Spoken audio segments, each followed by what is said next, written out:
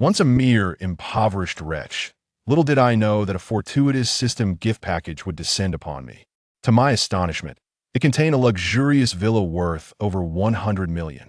With the system in my grasp, the world is at my feet. Chapter 1. The Rent Demand. While indulging in delightful dreams, Su-chun was abruptly roused by a series of urgent knocks on the door. Who on earth is it? Can't anyone allow a person to sleep?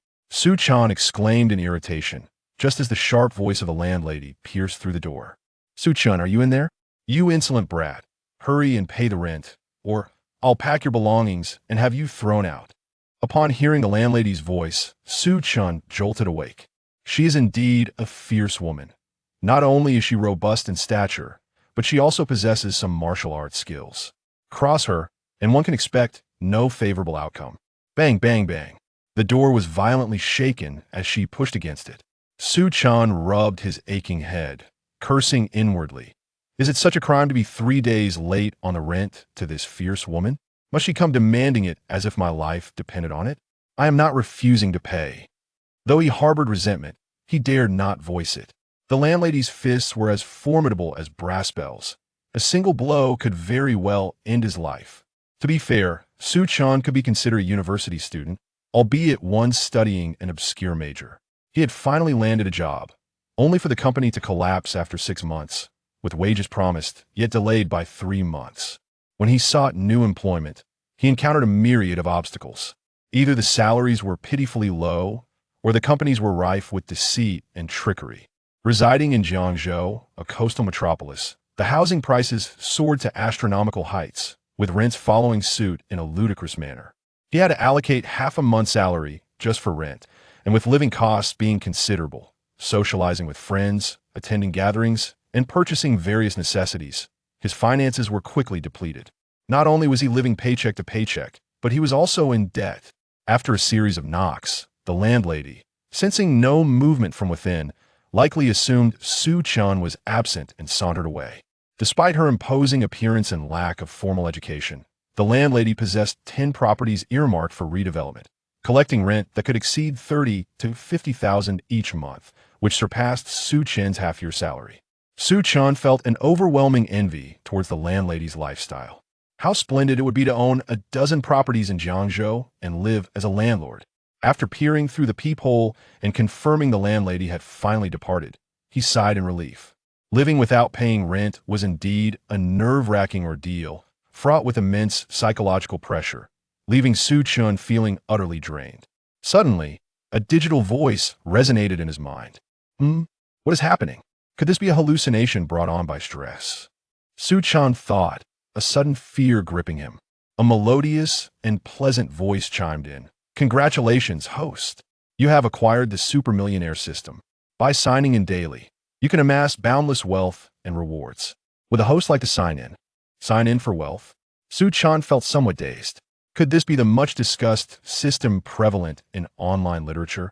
He quickly regained his composure. As an enthusiast of such stories, he understood the essence of system. When one possesses a system, the world is theirs. Perhaps the heavens truly felt pity for his wretched existence and decided to bestow upon him a millionaire system. The enchanting voice of the goddess echoed once more, a reminder for the host. If you do not sign in now, today's opportunity will be forfeited. You'll have to wait until tomorrow to claim it. Does the host wish to forfeit? No, I must sign in. Su-chan exclaimed, revitalized by the prospect. Such a remarkable opportunity to transform his life could not be overlooked. He then shouted towards the heavens. I sign in. I aspire to be a victor in life. Sign in successful. A melodious voice resonated in his mind. The system will promptly dispatch rewards to the host. Please await further details. What rewards? Su-chan inquired, brimming with excitement. Subsequently, following the delightful electronic tones, an interface reminiscent of a gaming system materialized before his eyes. A colossal red envelope adorned the screen. Merely tapping on this envelope would yield the treasures within. Enthusiastic, Su-chan swiftly reached out to tap the void, and soon he was greeted by the delightful sound of clinking coins. A flash of light revealed the envelope had opened, and the voice of the system's enchanting assistant reminded him.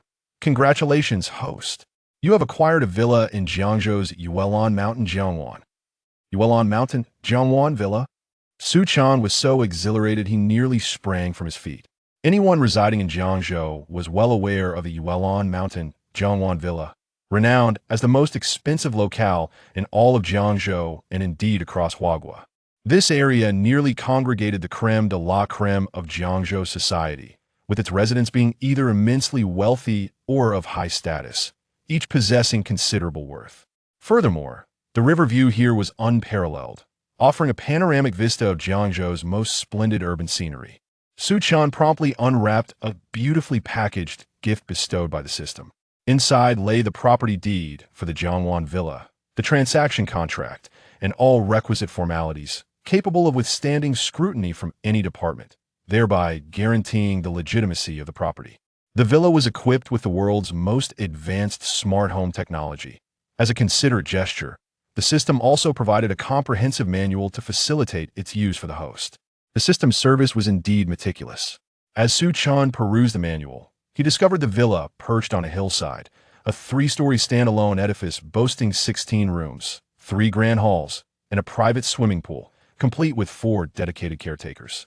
The market valuation of this villa had already surpassed 300 million, and due to its prime location in Yuelon Mountain, it held tremendous potential for future appreciation.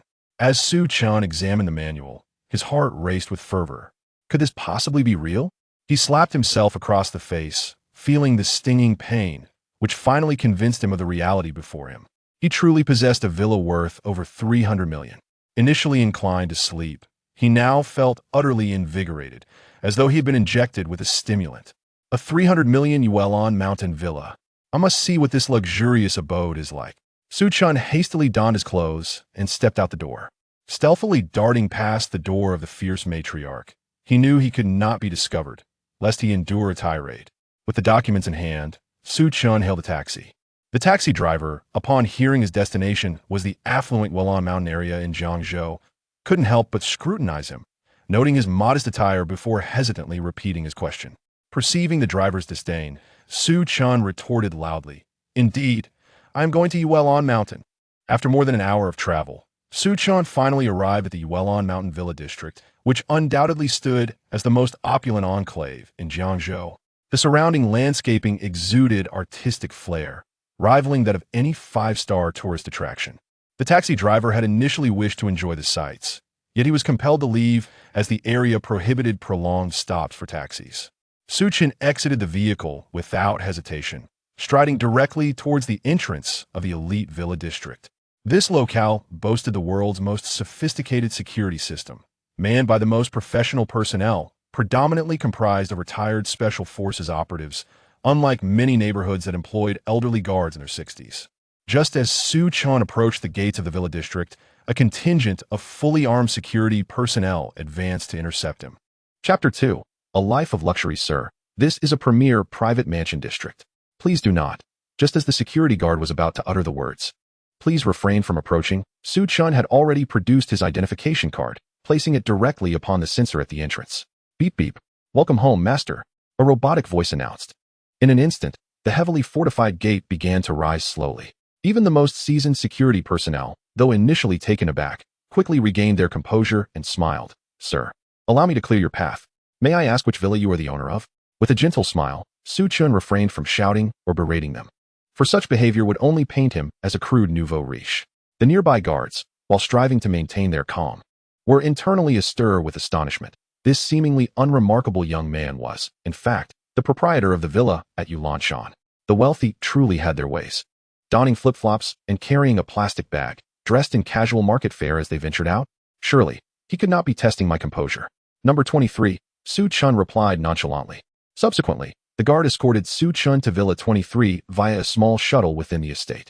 Upon arrival, the guard bowed and warmly welcomed him. "Sir, I am Xiao Chun, responsible for security in the range of villas 20 to 30. Should you require anything, please use the radio to summon me, and I shall attend to your needs immediately." "Understood," Su Chan nodded lightly. As he entered the villa, the guard exhaled deeply. Fortunate was he that this owner possessed a good temperament, for had he reacted harshly to the guard's earlier abruptness, dismissal would have been imminent. Inside the villa, 4 maids stood at attention by the entrance. As Su Chan crossed the threshold, they bowed in unison, exclaiming, "Master, welcome home." Master? Am I truly that old? Suchin thought, a wry smile forming as he waved his hands. Please, do not call me master. Refer to me as young master instead. The four maids nodded in agreement. Yes. Young master. Young master, would you prefer to dine first or take a bath? Inquired the lead maid, a captivating woman in her 30s. Suchin scrutinized the four maids, marveling at their apparent quality. The system's arrangements were indeed considerate. A smile graced his lips. Neither for now. I wish to tour my own home first, he gestured dismissively. The lead maid, named by Yun, promptly presented a pair of clean, cool slippers before him, stating, Please, young master, change into these. Very well. Relishing the 5-star treatment, Suchun discarded his filthy slippers and slipped into the pristine brand-name footwear. The moment he did, a sensation of softness enveloped him, accompanied by a delightful fragrance. At that moment, he truly experienced the joy of affluence. Standing beside the maids was a middle-aged man in his 40s, who bowed and introduced himself, Young Master. I am the butler assigned by the property management to assist you in all matters. I presume you find yourself somewhat unfamiliar with this villa. Allow me to provide a detailed explanation. Suchin marveled at the exceptional service of the Yu Lanshan villa. Every potential inconvenience he might encounter had already been preemptively addressed. Very well, I appreciate your assistance, he replied. The middle-aged gentleman bowed again. No need for formality, young master. It is my duty. He introduced himself as Sun Chung, adding, Should you require anything, simply call for me. All right then, please show me to my rooms. Suchin nodded slightly. Sun Chung led Suchun to the grand hall, where the decor was crafted from imported materials, exuding elegance intertwined with a touch of opulence. In addition to the exquisite materials, all appliances within the villa were outfitted with smart home technology, brimming with modern sophistication. Each device could be controlled via smartphone, and voice commands could be issued while at home.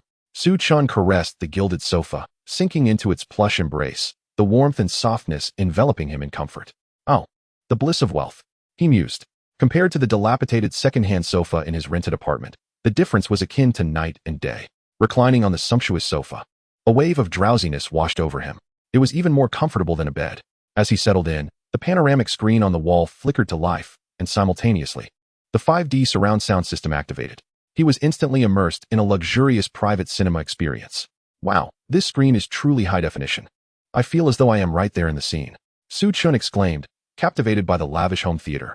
The images of sun-kissed beaches and bikini-clad beauties appeared so lifelike that it seemed they might leap right out of the screen, the crashing waves all too real. Young master, shall we experience the private swimming pool? An hour of swimming daily is exceptionally beneficial for one's health. Sun Chung continued to elaborate. Yes, let us proceed to the next destination. Suchin replied, his face aglow with anticipation. The thought of residing in such a high-caliber home filled him with delight.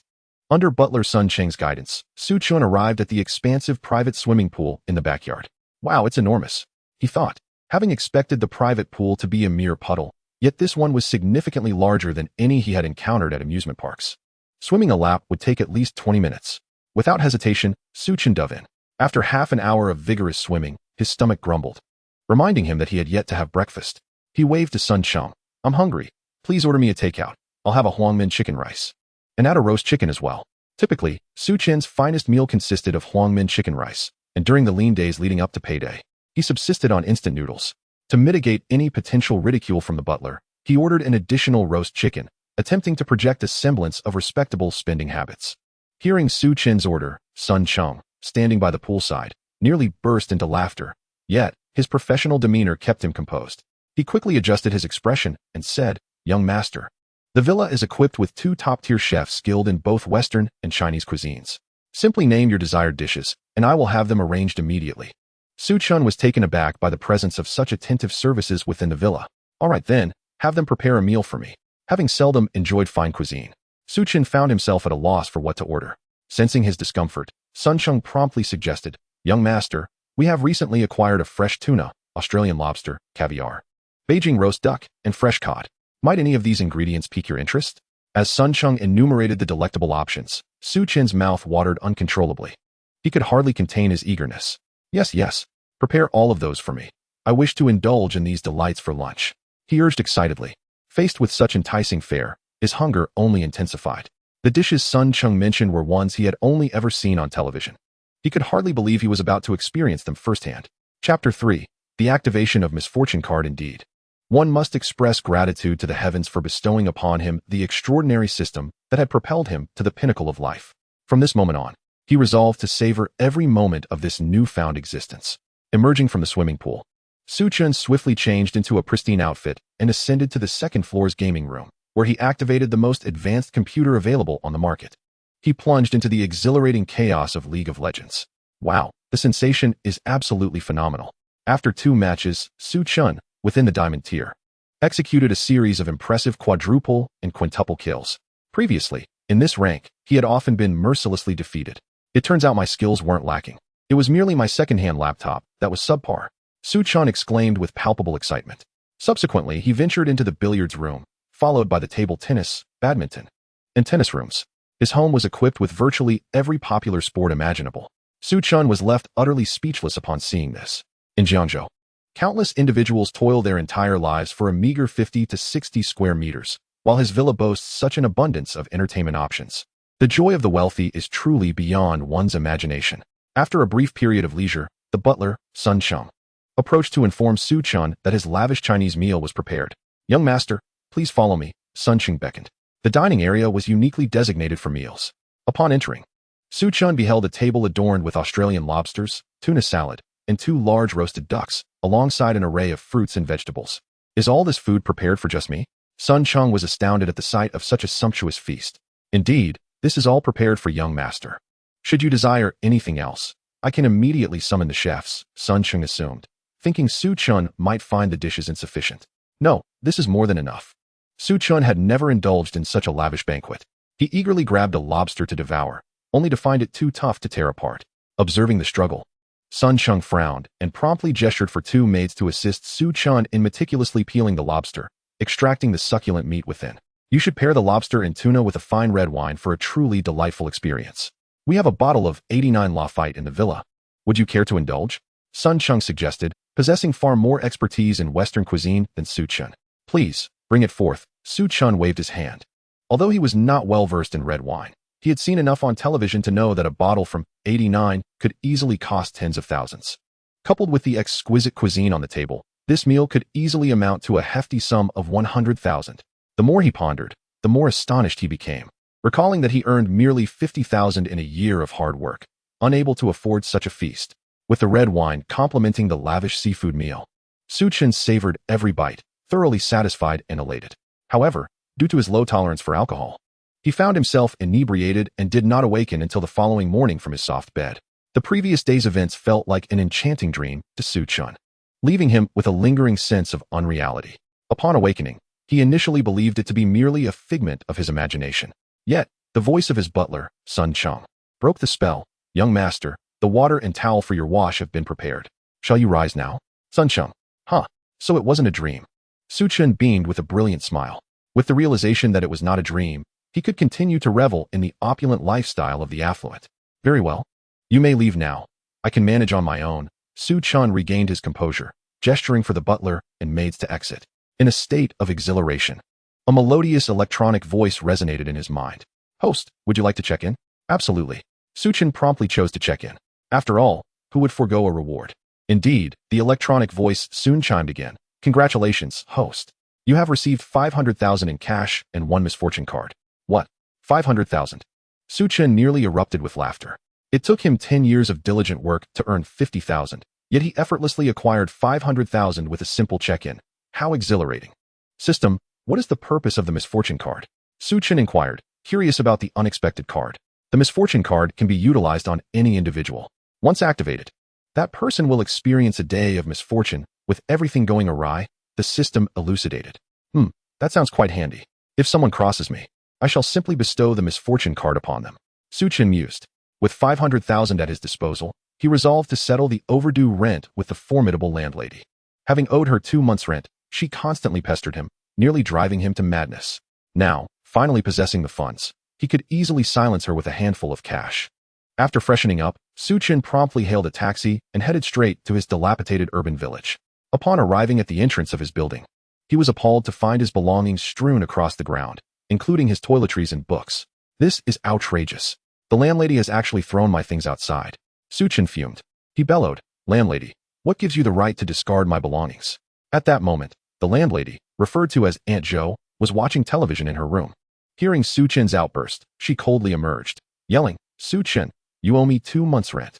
I certainly have the right to throw your things out. If you won't rent, my house cannot remain vacant for free. Who will bear the loss?" Her spittle nearly landed on Su Chen's face. "Is it just 2 months' rent? Must you be so ruthless?" "Landlady," Su Chen retorted. The commotion drew a crowd, with onlookers gathering to witness the spectacle. Aunt Jo, with a disdainful expression, scoffed, "It's just 2 months' rent. If you had it, why not pay me? You poor wretch, if you can't afford it, don't rent." Her words struck Su Chen like a barrage of harsh blows.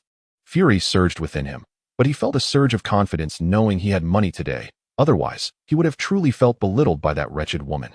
"Give me your WeChat QR code. I will pay you the full 2 months' rent right now," Su Chen declared boldly. Noticing Su Chen's newfound confidence, Aunt Jo's expression shifted slightly, pondering whether this young man truly had the means to pay his rent. If so, throwing out Su Chen's belongings was indeed excessive, especially considering the presence of other tenants that might tarnish her reputation. Yet, she still looked down on him and reluctantly presented her QR code. Su Chen swiftly scanned the code with his phone, transferring the 3,000 in rent. Upon seeing the payment notification, Aunt Jo's demeanor transformed instantly. She beamed like a sunflower. "Oh dear, Sue. Aunt Jo was impulsive. I was in the wrong. Please forgive me this once. I assure you it won't happen again. You can continue residing here, and I'll waive 1 month's water bill." The rapid shift in Aunt Jo's attitude left Su Chen feeling utterly repulsed. Such a contemptuous person was unworthy of his attention. "I think not. This dilapidated environment is not suitable for me. I have already found a place in Yuelon Mountain, and my butler will soon come to fetch me." Su Chen replied coldly. "Yuelon Mountain?" Aunt Jo covered her mouth, laughing. "Su, Yuelon Mountain is the top luxury district in Jiangzhou. With your background, what makes you think you can live there? Don't be ridiculous." Just as Aunt Jo questioned him, a Bentley adorned with the words Yuelon Mountain cruised down the street. A middle-aged man, impeccably dressed in a suit, disembarked from the vehicle and respectfully bowed before Su Chen, saying, "Young master, I apologize for my tardiness. Please forgive me. Take my luggage to the car," Su Chen instructed coolly. "Yes, young master." Sun Chung promptly complied, gathering the luggage. Upon seeing the luxurious Bentley worth several million, Aunt Jo gasped in astonishment, nearly causing her eyes to pop out. Has this young man truly achieved such success? Regret coursed through Aunt Jo. How could she have treated a wealthy individual so rudely? "I'm sorry, little Sue. Aunt Jo has been utterly unreasonable." The fierce woman slapped her own face with considerable force. This woman certainly had a strong hand. Su Chen chose to disregard such shamelessness and commanded Sun Chung, "Let us depart." Subsequently, Su Chen employed a misfortune card against Aunt Jo, with such a blatant disregard for her dignity. There was no way Su Chen would let this wretched woman escape unscathed. System notification, misfortune card is now in effect. Indeed, merely 10 minutes after Su Chen exited the urban village, Aunt Jo tumbled down the stairs, sustaining multiple fractures, and was taken away by emergency services. Chapter 4. Greetings to the President. The system then informed him that by performing good deeds, he could reap substantial monetary rewards. Over the course of a month, Su Chen amassed a fortune, his net worth soaring into the billions. He also became acquainted with a wealthy heiress, Wan Qinghe, assisting her with a matter and becoming a distinguished guest at Huaxing Group. At the Huaxing building, on the 33rd floor, in the office of the vice chairman of Huaxing Group, Wan Qinghe composed herself and addressed the numerous high-ranking officials present. "The president has arrived at Tianyu Media. Let us rally our spirits to welcome him." Yes, the group of Huaxing's executives, brimming with enthusiasm, included Zhao Hongwang's father, Zhao Xiong, the general manager of Tianyu Media. While excited, Zhao Xiong felt a hint of curiosity. Why had the newly appointed president chosen to visit Tianyu Media first instead of heading directly to headquarters? Had the recent significant contracts secured by Tianyu Media caught the new president's attention? It seemed that an opportunity had presented itself for Zhao Xiong. As Wan Qinghe led the esteemed Huaxing executives towards the 9th floor, Zhao Hongwang's security personnel had already surrounded Su Chen. Several guards eyed him menacingly, leaving Su Chen no choice but to obediently walk towards the exit with his resignation letter in hand. "You reap what you sow," Zhao Hongwang boasted triumphantly. "Everyone, stop what you're doing and witness how I, Zhao Hongwang, am expelling this useless fool from the company." Ha! The others, unable to resist, turned their attention to Su Chen, watching him step by step as he exited Tianyu Media. Chen Kursen, observing the scene, felt a mix of delight and regret. Such a splendid establishment as the Victoria restaurant was squandered on this good-for-nothing. Only she deserved it. Before long, Su Chen had exited Tianyu Media. Zhao Hongwang could not contain his laughter. "You think someone like you stands a chance against me? I said I would expel you, and here you are." Out the door, What a delusional waste. Just as Zhao Hongwang finished his taunt, Su Chen's figure caught the attention of Wan Qinghe and her entourage as they approached. "Greetings, President," Wan Qinghe exclaimed with respect. The other Huaxing executives quickly bowed and echoed, "Greetings, President." Their voices echoed throughout the building. Zhao Hongwang and Chun Kersen stood frozen in disbelief at the sight. Su Chan stretched lazily, unperturbed. "You've finally arrived. I've just been expelled from the company." Upon hearing this, the hearts of all the Huaxing executives skipped a beat, especially Zhao Xiong, who was engulfed by a sense of foreboding. "Greetings, President, I am Wan Qinghe, and I assure you I will provide an explanation," she hastily stated. Zhao Hongwang, unable to fathom the situation, frantically exclaimed, "Wan, Dad, what is happening? This guy, Su Chun, is just an ordinary employee at Tianyu Media. How could he possibly be the president? You must have mistaken him for someone else." "Silence. You have no place to speak here." Wan Qinghe shot a cold glare at Zhao Hongwang. With his keen intellect, he quickly deduced that Zhao Hongwang must have had a hand in the president's expulsion. Meanwhile, Zhao Xiong felt a wave of horror wash over him at his son's words, swiftly followed by an uncontrollable fury. He stormed towards Zhao Hongwang, knocking him down with a kick, berating him as he struck. "I'll beat you senseless, you ungrateful wretch. How dare you offend the new president? I must have been cursed to have birthed such a disgrace." As Zhao Xiong pummeled Zhao Hongwang, the employees of Tianyu Media were left in a state of utter confusion. Chun Kersen, overwhelmed, shrieked, "This is impossible. Su Chen cannot possibly be the president. I refuse to believe it.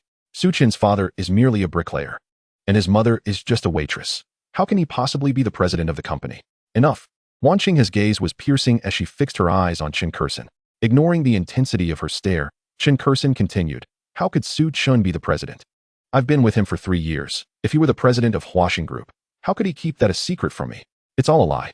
Wan Qinghe's eyes glinted, and she retrieved her phone, accessing Huaxing's official website and presenting it to Chun Kersen.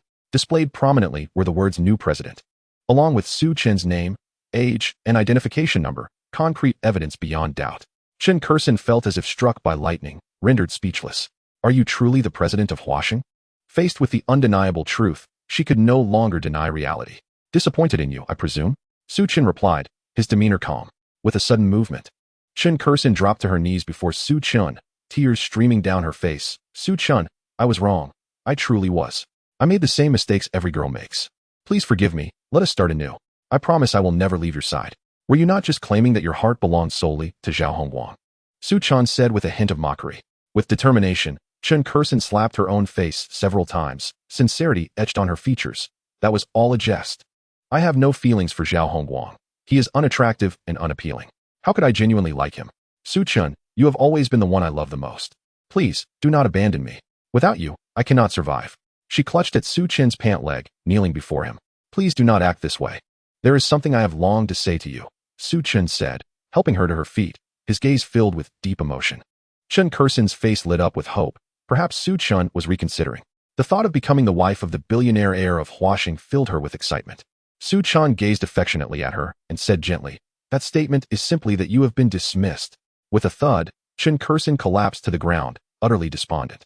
At that moment, Zhao Xiong, having dealt with Zhao Hongwang, rushed to Su Chun to apologize, stating, "President, my son has committed a grievous offense. I leave his fate to your discretion, and I will not utter a word of complaint." Su Chun said nothing but picked up a check and began to write. Once finished, he handed it to Zhao Xiong, stating, "Take this. It is for Zhao Hongwang's medical expenses." Before Su Chun could complete his sentence, Zhao Xiong hurriedly replied, "President, there's no need for that. My wayward son, having offended you, deserves a good beating. How could I let the president bear the cost of his medical bills?" As he spoke, Zhao Xiong felt a sense of relief. Having offered to cover the medical expenses, it seemed the president had not taken the matter to heart. Truly, a person of great stature exhibits such magnanimity. Yet, I have not finished speaking. This check not only covers Zhao Hongwang's medical expenses, but also serves as your severance pay. As both of you are dismissed, if you wish to understand the rationale behind this, it would be prudent to inquire with your son. He informed me that in this company, as long as one holds a high enough position, they can act with impunity. I am the president of Huaxing, and thus my authority reigns supreme here." Su Chun pressed the check against Zhao Xiong's chest, nearly rendering him breathless. Meanwhile, the barely conscious Zhao Hongwang, upon hearing those words, fainted once more. Chapter 5, A Twist of Fate. It is over, utterly over. This was the final thought that crossed his mind before losing consciousness. After completing these actions, Su Chen cast a glance at Wan Qinghe and commanded, to the headquarters. With that, he departed without looking back. Yes, Wan Qinghe and the other senior executives of Huaxing hurriedly followed, leaving Zhao Xiong to await his expulsion by security. President, here are the various enterprises under the group, along with detailed information and documents that require your signature. In the opulent 300-square-meter presidential office, Wan Qinghe respectfully entered holding a stack of papers. Wan Gu, you are a veteran of the company and the right-hand man of the previous president. These trivial matters can be delegated to others, Su Chen replied courteously. Recognizing Wan Qinghe's expertise in the entertainment and media sector, an area in which he himself was rather uninformed. President, you are too kind, Wan Qinghe smiled. For the next few hours, Su Chen immersed himself in the documents. As these matters pertain to annual revenues in the hundreds of billions and the livelihoods of tens of thousands, thus, he needed to be attentive. After reviewing and signing the documents, Su Chen stretched lazily. A phone call promptly came in. Upon answering, it was Shuya inviting him to dinner, to which Su Chen agreed without a second thought. Coincidentally, Shuya had chosen the Victoria restaurant as their dining venue.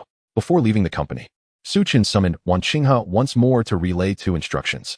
First, there should be no grand announcement regarding his new position as the president of Huaxing. He preferred to remain low-key. Second, any matters that are not of significant importance need not be reported to him, as Wan Qinghe, as vice chairman, had the authority to make decisions independently. Having given his instructions, Su Chen boarded the exclusive elevator in the presidential office, descending directly to the underground parking garage before driving away. Shortly thereafter, he arrived at the Victoria restaurant. Upon spotting Su Chen, Zhao Xiaoyan's heart skipped a beat. Boss, she exclaimed with utmost respect. Please refrain from calling me boss. I have a friend arriving shortly, and I prefer she remains unaware. Su Chen replied as he made his way into the restaurant. Understood, boss, Zhao Xiaoyan promptly acknowledged. As soon as Su Chen entered the restaurant, he spotted Shuya seated with her back to them. My friend has already arrived. Remember what I told you? He whispered to Zhao Xiaoyan before approaching Shuya. Upon sitting before her, he noticed that Shuya had donned light makeup, exuding a mix of purity and subtle allure, rendering her even more beautiful than when he had encountered her at the Supreme auto dealership. Mr. Su, Shuya greeted him with visible excitement. Just call me Su Chen, Mr. Su feels rather formal, he smiled. Then I'll call you Chen Gu, she replied after a moment's thought, her cheeks reddening as she uttered the name. All right, then I'll call you Xiaoya. What would you like to eat? Su Chen inquired, presenting the menu to her. Upon hearing Su Chen's address, Shuya felt a wave of shyness wash over her as she absent-mindedly accepted the menu. After some mutual inquiries, they finally settled on their orders, 2 steaks, several appetizers, and a bottle of red wine, totaling 4,500. Waiter, we'll settle the bill first, Shuya called for Zhao Xiaoyan. I'll take care of it, Su Chen said, pulling out his phone. No, I insist on treating you. If you pay, I'll be upset, Shuya said, firmly blocking Su Chen with one hand while looking earnestly at him. Recognizing her determination, Su Chen relented, setting down his phone and turning to Zhao Xiaoyan. I recall your restaurant has a promotion for lucky customers to dine for free, along with complimentary items. Is that still ongoing? Zhao Xiaoyan immediately understood, retracting the payment device. Yes, sir, that promotion is still available. I just forgot to check your number. I'll do so right away. Does your establishment truly offer this? I haven't seen any signs, Shuya remarked, her expression adorably puzzled. Perhaps you simply overlooked it, Su Chen smiled. Within a minute, Zhao Xiaoyan returned, her face alight with excitement, holding a bottle of red wine.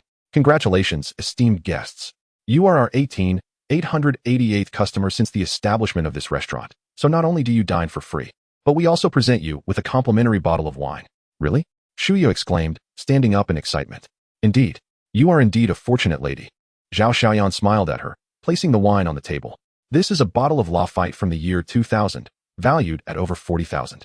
Wow, Lafite. Shuya recognized the brand of the wine. Let me see how much the 2000 Lafite costs, she said, quickly searching on her phone. Upon seeing the price, her hand trembled, nearly dropping the device. 43,888? That's exorbitantly priced. No, we can't accept it, she insisted, hastily picking the bottle back up. This left Zhao Xiaoyan momentarily bewildered, unsure of how to proceed. Su Chen smiled at Shuya and remarked, Xiaoya, since the restaurant has this policy, we should graciously accept it. Otherwise, it would put the waiter in a difficult position. Indeed, ma'am, the wine is a must for you. If you refuse it, my boss will scold me, Zhao Xiaoyan added, glancing at Su Chen. In that case, we must accept it. Shuya reluctantly placed the wine back on the table. Chen Gu, did I embarrass you? She asked shyly after Zhao Xiaoyan left. Why do you say that? Su Chen inquired, puzzled. I've never encountered a wine this expensive. Did I appear foolish just now? Shuya lowered her head in embarrassment. Not at all. You were quite adorable, Suchin genuinely expressed. Adorable, Shuya repeated the word. And the two engaged in light conversation. As they were nearing the end of their meal, Shuya's phone rang. Hello, Xiaoya, where are you? What? You're at the Victoria restaurant? Perfect timing. I just woke up and haven't eaten yet. Wait for me. I'll be there shortly.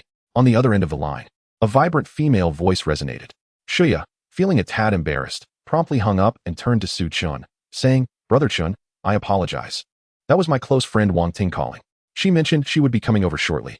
Not a problem, Su Chun replied nonchalantly.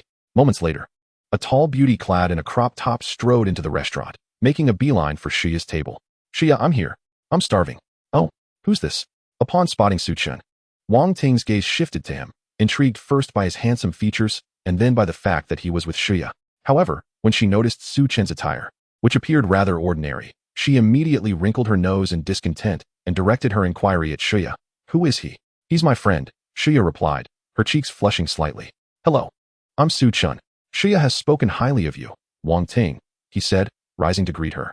Uft, Wang Ting scoffed, casting a dismissive glance at Su Chun before seating herself beside Shuya. Su Chun, unfazed, resumed his seat. Ting Ting, apologized to Brother Chun, Shuya said, glaring at Wang Ting. Visibly upset, Wang Ting waved her hand dismissively. Shuya, stop teasing. I'm your good sister. Shouldn't you side with me instead of an outsider? Oh wow. This place has some good food. There's a bottle of Lafite 2000 here.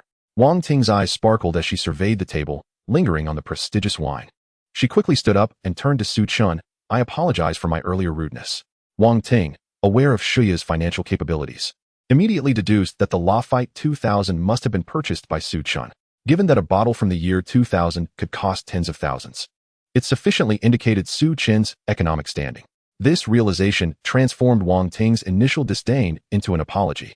Su Chun, understanding Wang Ting's shift in attitude, gestured towards the wine and remarked, there's no need for an apology, as the Lafite is complimentary from the restaurant. Complimentary?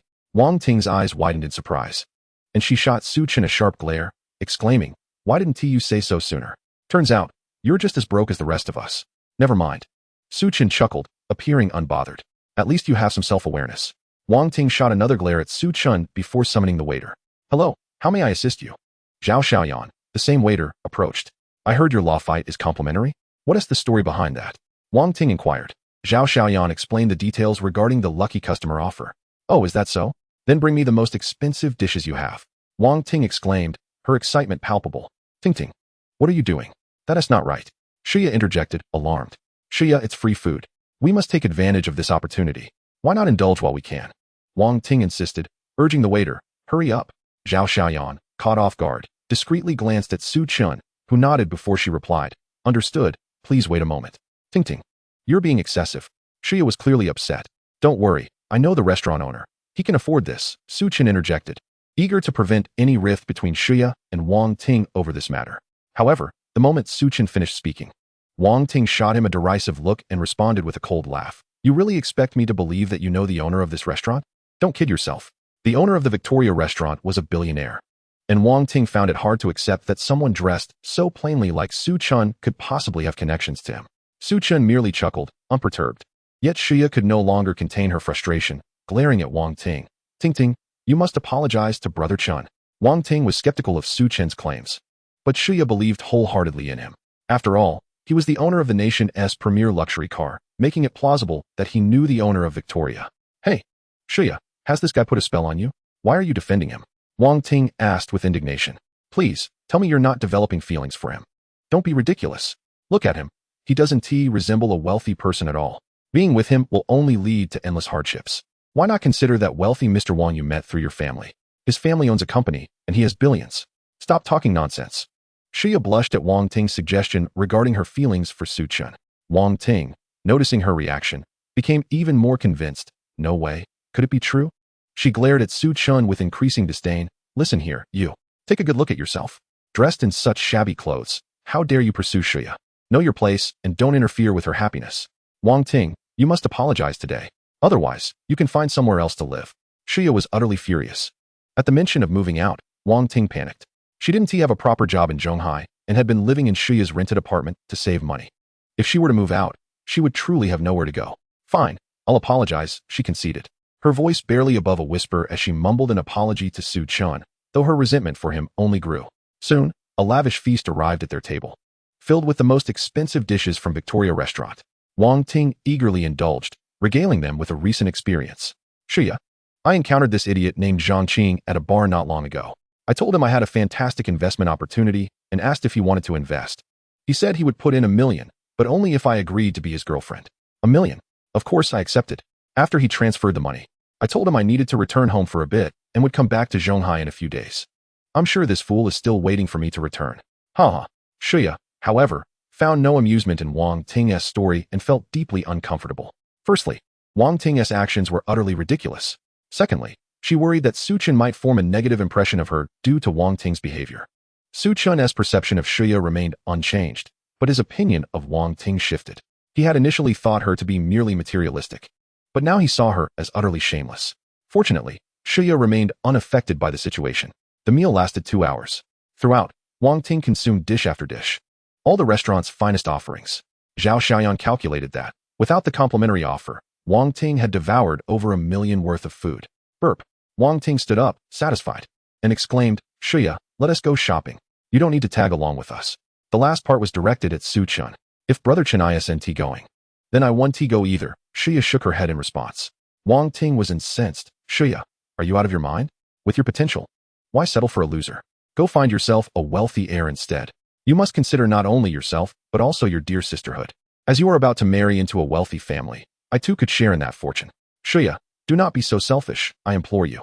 She then shifted her gaze towards Su Chun and said, be sensible and leave quickly. Your presence is a hindrance. Su Chun ignored Wang Ting. Wang Ting, you despicable creature. I have finally tracked you down. Prepare to face your doom. At that moment, a voice brimming with fury erupted from behind Wang Ting. A tall man clad in black, his face contorted with rage, strode towards them. His eyes were ablaze with anger and resentment as he fixed his gaze on Wang Ting. Zhang Qing. Upon seeing him, Wang Ting trembled, her complexion draining of color. Damn it, you wretched woman. If it weren't for my brother spotting you at the Ma Ji bar last night, embracing another man, I might have believed you had returned to the countryside. Zhang Qing lunged forward, delivering a punch squarely to Wang Ting's face. You deceitful woman. How dare you swindle my money? I will not let you off lightly. He followed up with 2 resounding slaps across her face. Zhang Xiao, I was wrong. Please stop hitting me, I apologize. Wang Ting pleaded, attempting to distance herself from him. Where's my money? If I do not reclaim that 1 million today, I swear I will make you regret it. Zhang Qing's expression was one of ferocity. Chapter 7. Shuya's Dilemma. Wang Ting stood frozen in place, her eyes unfocused. Ting Ting. Hurry and return the money to him. Shuya urged anxiously. Slut, are you deaf? I told you to repay the money. Zhang Qing delivered another slap to Wang Ting's face. She cried out in pain, her face a mask of despair as she exclaimed, I have no money. I truly have nothing. That 1 million was lost in gambling. I am penniless. What? Shuya was taken aback. Zhang Qing, however, was undeterred. He seized Wang Ting by the hair and began dragging her towards the exit. No money? I will sell you to a brothel. He threatened. Did you not seem to enjoy the company of men? I shall ensure you have your fill. No, please. Don't. Wang Ting screamed in terror. Xiaoya, save me, please get the money. Shuya's face was etched with panic. Where am I supposed to find $1 million? You don't have it, but Wang Xiao does. His family is wealthy. Surely he would lend you $1 million. Wang Ting insisted hastily. This would mean persuading Wang Xing to lend her money, which was far more than a simple request for a loan. Wang Ting was clearly suggesting that Shuya sell herself. Xiaoya, do not hesitate. Can you bear to see me like this? We have been best friends for over a decade. Wang Ting wept. Shuya felt torn. She wanted to rescue Wang Ting, yet felt utterly powerless. Borrowing money from Wang Xing was out of the question. Asking Su Chun for money was unthinkable, especially since Wang Ting had wronged him. What to do? What to do? Shuya was in a state of desperation. Stop. I can cover her debt. Su Chun interjected, halting Zhang Qing. He then regarded Wang Ting with a calm demeanor, stating, on the condition that you sever all ties with Shuya. Otherwise, the repayment will be doubled. Agreed. I promise. Wang Ting readily acquiesced without a second thought. Shuya trembled slightly, gazing at Wang Ting in disbelief. Zhang Xiao, did you hear that? He said he would help me pay back that $1 million. His name is Su Chun. Do not mistake him. Wang Ting was oblivious to Shuya's expression, her focus solely on Zhang Qing. Zhang Qing stared at Su Chun in astonishment. Brother, are you certain you want to help her repay the money? This woman is not to be trusted. I am certain, but my motivation is not her. I simply do not wish to complicate matters for Xiaoya. Su Chun replied coolly. Zhang Qing glanced at Shuya, then back at Su Chun, a look of admiration crossing his face. Brother, you are something else. Xia felt a flush of warmth rise to her cheeks. Su Chun transferred the 1 million to Zhang Qing. Ding. The system announced, the host has resolved a friend's dilemma, allowing the light of righteousness to shine upon the earth. The host is rewarded with a Patek Philippe Ref 151 watch. Present the order number at the Zhonghai Patek Philippe boutique to claim your prize. The mechanical voice echoed, yet Su Chun felt no stir of emotion, even suppressing a laugh. Finally, a modest reward.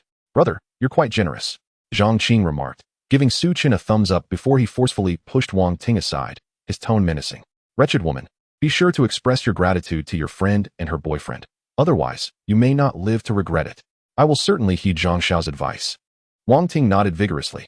However, once Zhang Qing departed, Wang Ting's demeanor shifted dramatically. She glared at Xia, visibly displeased. Xia, why didn't you prompt him to bring out that million sooner? I endured an unnecessary beating because of you. Humph, I don't care. You owe me at least 100,000 in medical expenses. Xia could no longer tolerate Wang Ting's shamelessness. Why should I allow Chen Gu to use his money to save you? We are supposed to be the best of friends, she retorted coldly. Wang Ting wore an expression of entitlement. Not anymore, Xia replied with a frosty demeanor. Wang Ting initially appeared taken aback, then her face twisted in anger. Who would want to associate with you, you pauper? If it weren't for your beauty and the possibility of marrying into wealth, do you think I would waste my time with you? Depart. From this moment on, we share no connection whatsoever. Su Chen interjected. Are you certain you want to sever ties with Xia? I am absolutely certain, Wang Ting responded disdainfully, eyeing Su Chen. That 1 million was probably all you had. Wasn't he it? Only a dimwit like Xia would be attracted to someone as destitute as you. It's good to be clear about cutting ties with Xia. Su Chen nodded, maintaining his composure. Then, please settle your dinner bill. Wasn't that dinner complimentary? Besides, who says I have to pay just because you say so? Who do you think you are? Wang Ting retorted arrogantly. Because he is the owner of our Victoria restaurant. Zhao Xiaoyan arrived, accompanied by several security personnel. At these words, both Xia and Wang Ting were left in stunned silence. What? He is the owner of Victoria restaurant? Wang Ting exclaimed in shock, pointing at Su Chun. This revelation implied that Su Chun was not only wealthy, but a billionaire. Hello, Mr. Su. Zhao Xiaoyan was the first to bow respectfully to Su Chun. Greetings, Mr. Su. Subsequently, all the staff at Victoria paused their tasks to respectfully greet him. Wang Ting was utterly dumbfounded. Xia's gaze towards Su Chun was filled with complexity. Madam, your total bill amounts to 1,880,000 yuan. Please settle it. Zhao Xiaoyan handed the receipt to Wang Ting. Several security personnel encircled her. 1,880,000? Wang Ting's mind reeled. She noticed the watchful security and quickly turned to Xia, pleading, Xiaoya, we are best friends. Please help me out. Xia's expression remained indifferent. Do I know you that well? You should settle your bill promptly. Xiaoya, please. I beg you, help me. Over 1 million. How can I possibly pay? Wang Ting's face was a picture of desperation. Xia ignored her completely. Manager Zhao, if she cannot pay her bill, we will proceed with legal action. We run a legitimate business and are not afraid of those who dine and dash. Su Chun remarked casually as he took Xia's wrist and exited the restaurant. With a resounding thud, Wang Ting collapsed onto the ground, feeling as though her life had plunged into darkness. Brother Chun, I will repay you that 1 million. After exiting the restaurant, Xia spoke earnestly to Su Chun. Let us not mention such matters between friends, Su Chun replied with a serious expression. Xia stuck out her tongue, hesitating to bring up the topic again. It was still early, and they could wander a bit longer. Upon checking the time, Su Chen noted it was only 8:30 in the evening. All right, Xia agreed cheerfully. Not wishing to part ways with Su Chen just yet, the two strolled through the city until they arrived at a watch specialty store. Brother Chun, I need to buy a watch. The other managers at the dealership have theirs. They say personal presentation is quite important. Xia pulled Su Chen into a Cartier store. Before long, she selected a watch priced around 4,000 and adorned her wrist, asking Su Chen, does it look good? It looks great, Su Chen nodded. This model would undoubtedly suit you well, Brother Chen. With a smile, Xia retrieved another watch from her bag and handed it to Su Chen. Brother Chen, I know you don't need these things, but I still want to thank you. She gazed at Su Chen, her eyes filled with affection. Su Chen naturally accepted the watch and tried it on, showing it off to Xia. Thank you. This is the finest gift I have ever received. Xia beamed with joy. As long as Brother Chen likes it. Chapter 8. The bill, 1,800,000. As Su Chen exited the Cartier store, he spotted the same model watch on display for 17,000. This girl. Su Chen looked at Xia's pure and innocent face, feeling a stir of emotion. How dare you walk so closely with another man? A furious male voice erupted nearby, just as Su Chen and Xia stepped out of the store. Turning around, Su Qin saw a fashionably dressed man in his late 20s glaring angrily at Shuya, his left arm linked with a flamboyantly made-up woman. Wang Xing. Upon seeing the man, Shuya's eyes flickered with disdain, and she replied coldly, Wang Xing, I've told you many times, aside from that one date, we have no relationship. You have no right to speak to me like that. Humph. From the moment you went on that date with me, you became my woman. If my friends see you with another man, where will I put my face? Wang Xing's expression twisted with indignation. Brother Chun, let us go. Don't pay him any mind, Shuya urged, pulling Su Qin to leave. Leave? Did I say you could go? Stop right there. Wang Xing blocked their path, his gaze lingering on the Cartier watch on Su Qin's wrist. Damn it. A loser wearing a Cartier watch dares to compete for a woman with me? Get lost. Su Qin glanced at Wang Xing dispassionately. Is your watch really that valuable? What does a mere watch signify? Wang Xing brandished his watch, boasting, Patek Philippe. Worth 128,000. Compared to your worthless piece, mine is far superior. Do you think you're worthy of competing with me for a woman? I expected it to be more expensive. It's only over 100,000, Su Qin scoffed.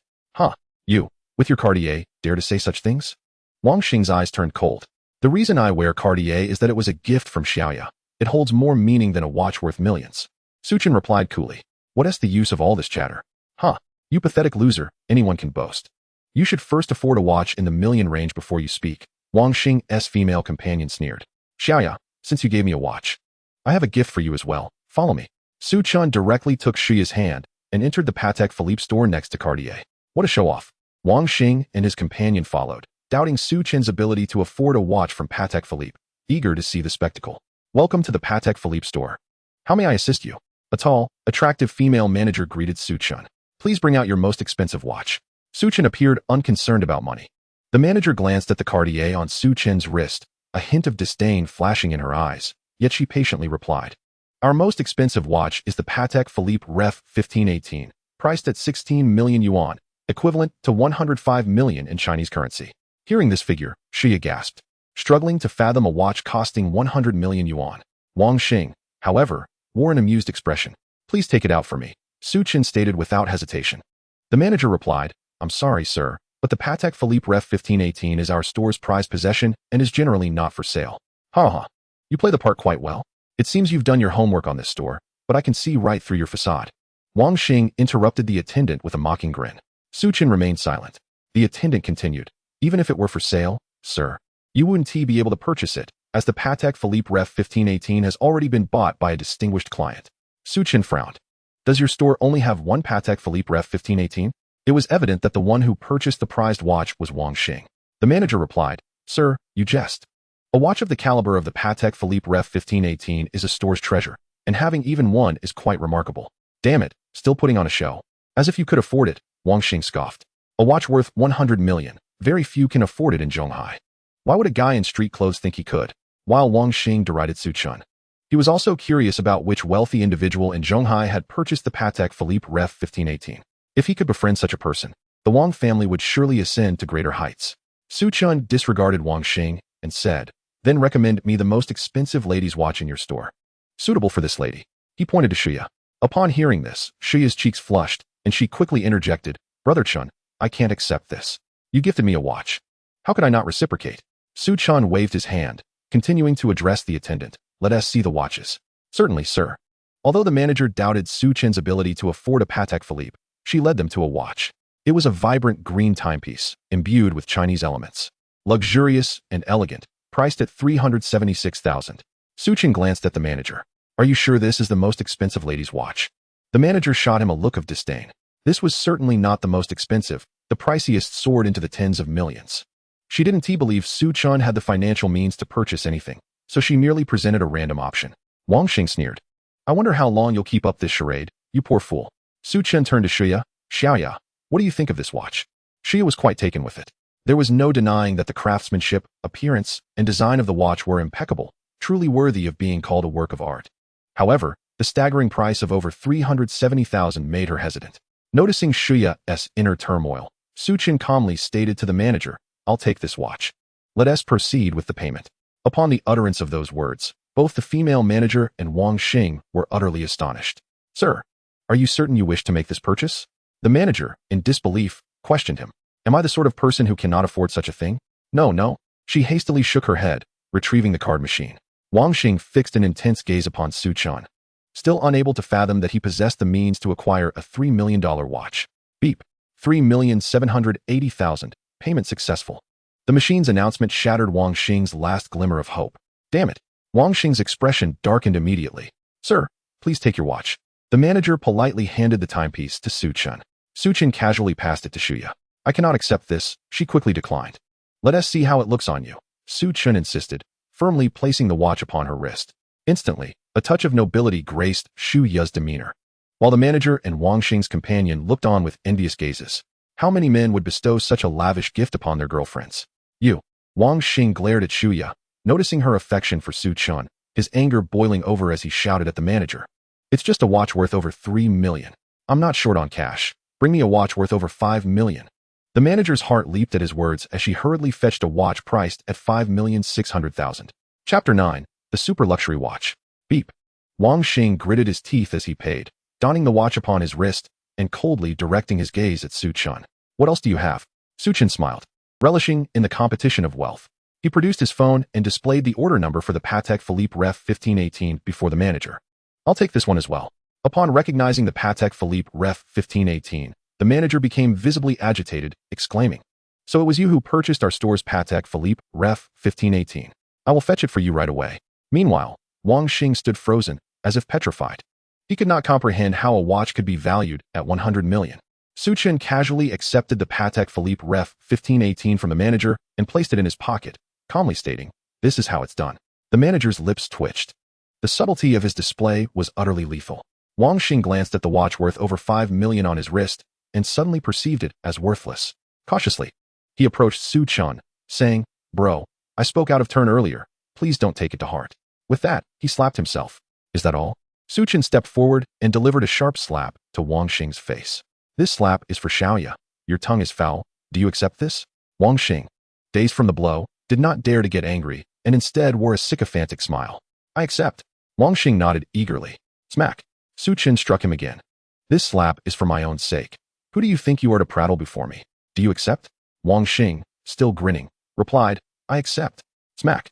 Smack. Su Chen unleashed 2 more slaps upon Wang Xing's face. These 2 slaps are merely because I find you distasteful. Do you accept? I accept. Wang Xing gritted his teeth inwardly, yet maintained a cheerful facade. A watch worth 100 million was sufficient to affirm Su Chen's status. Wang Xing realized he could not afford to offend him. Just accept it. If you dare to harass Xiaoyu again, it won't be merely a few slaps. Now leave. Su Chen turned away, his demeanor indifferent. Rest assured, I, Wang Xing, guarantee there will be no next time. With that, Wang Xing scurried away, tail between his legs. Shuya gazed at the dashing and domineering Su Chen, her beautiful eyes shimmering with admiration, imprinting his image firmly in her heart. The pair strolled through the city for a while longer before Su Chen escorted Shuya downstairs. Brother Chen, would you like to come up for a drink? Shuya gazed at him tenderly, her eyes sparkling, a hint of nervousness in her expression. Why this question again? No, you should rest early. After contemplating for a moment, Su Chen declined. Good night, Brother Chen. Shuya embraced him warmly before turning to ascend the stairs. As she turned, Su Chen noticed a flicker of sadness in her expression. This girl, he sighed, shaking his head as he made his way home. As Su Chen neared his residence, he spotted an elderly man in his 60s sleeping on a park bench, a half-full bag of cherries at his feet. Old man, why are you sleeping here at this late hour? Su Chen approached and gently roused him. The old man rubbed his eyes and smiled. Well, I haven't tea sold out yet. I live in the outskirts, and it costs over $10 for a return trip. I couldn't bear to spend that. So I decided to sleep here tonight and continue selling tomorrow. Without a moment's hesitation, Su Chen declared, I'll take the rest. You'll take it all? The old man was taken aback, then hesitated before saying, Young man, I appreciate your kindness, but you surely can't eat this many cherries. It would be a shame for them to spoil. I could sell you 2 or 3 pounds. Su Chen replied, Don't worry, old man. I won't waste them. If I can't finish them, I'll take them to the office tomorrow. My colleagues love these.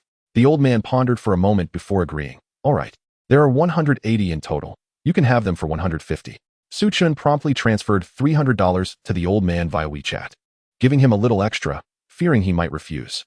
Old man, you should head home early. I'll be taking these, Su Chen said, lifting the bag and walking away. By the time the old man realized he had received extra money, Su Chen had already vanished into the distance. Tonight, I encountered a kind soul. The old man reflected with genuine gratitude. Ding. The system's voice echoed. The host has aided the elderly, allowing the light of righteousness to shine upon the earth. The host is rewarded with the mastery of national martial arts. A warm sensation enveloped Su Chen's entire being. Once the warmth dissipated, he discovered that his physique had become significantly more toned and robust, with his vision remarkably enhanced. 8 Extremes Fist, Qingyi Fist, Taiji Fist, Yu Family Fist. Su Chen simultaneously realized that his mind was now brimming with an abundance of martial arts knowledge, all of which he mastered with exceptional skill. The mastery of national martial arts. Su Chen weighed the bag of cherries, finding it as effortless as lifting a bottle of water. These cherries are impressive, yet regrettably without practical application. Su Chen shook his head in disappointment. In a lawful society, fighting was prohibited, and as long as he could pay swiftly, there was no need to resort to violence. Miss Li, you cannot escape. You should obediently go meet young Master Zhou. Just as Su Chen pondered this, he noticed a group of 7 or 8 men clad in black suits pursuing a young woman. What luck, just when I need it. Su Chen sprinted forward, clutching the cherries. Bang! Just as a burly man in black was about to seize the girl, Su Chen executed a swift and stylish kick, sending the man flying several meters away and rescuing the girl. Wow, that was spectacular. Watching the man being sent tumbling, Su Chen felt a slight shock within. Who does this wild kid think he is, meddling in the Zhou family's affairs? Get lost. The burly man in black stared at Su Chen, who stood defiantly between them, causing them to halt in their tracks. One of the older men in black regarded Su Chen coldly. Is it not inappropriate for so many to bully a mere girl? It was then that Su Chen caught a glimpse of the girl's face. Her long, dark hair flowed like ink, her features were exquisitely delicate, and her skin was as fair as snow. She was undeniably the most beautiful girl Su Chen had ever encountered. The girl, feeling somewhat anxious, hid behind Su Chen, initially intending to flee, yet found an inexplicable sense of security in his presence. Who do you think you are, wild brat? The Zhou family's affairs are beyond your meddling. With that, 7 or 8 men in black lunged towards Su Chen. Be careful. The girl's expression was filled with concern. Yet, Su Chen showed no fear. Instead, he launched into action. In less than 10 seconds, all the men in black lay sprawled on the ground, groaning in pain. I haven't even exerted myself, and you've already fallen. How disappointing, Su Chen remarked, feeling unsatisfied. You're quite the tough one. We'll see about this. The older man struggled to rise from the ground, casting a venomous remark at Su Chen before retreating with his subordinates. Thank you for helping me. My name is Li Chuan, the girl said, her eyes sparkling as she gazed at Su Chen. She had never encountered someone as handsome and capable as him before. Su Chen, he introduced himself before heading toward his rental apartment, with Li Chuan cautiously following behind. Why are you following me? Su Chen asked, slightly bewildered. I have nowhere to go, no money, and no identification, Li Chuan admitted, a hint of embarrassment in her voice. Chapter 10, The Master of National Martial Arts. Su Chen pondered for a moment. I'll find you a hotel outside. I'll cover the expenses. However, Li Chuan grabbed his arm. I can't. I'm afraid they'll come looking for me again. Su Chen raised an eyebrow, sensing that she was trying to latch onto him. Su Chen's residence was in an old, run-down complex, comprising 7 floors. He lived on the 3rd floor in a 1-bedroom apartment, simply decorated but impeccably clean. You can sleep in the bed tonight. I'll take the sofa, Su Chen stated as they entered the apartment. Coming from a wealthy family, Li Chuan had never seen such a modest place, yet she felt a warmth in its simplicity. Thank you for taking me in, she expressed gratefully. Ding.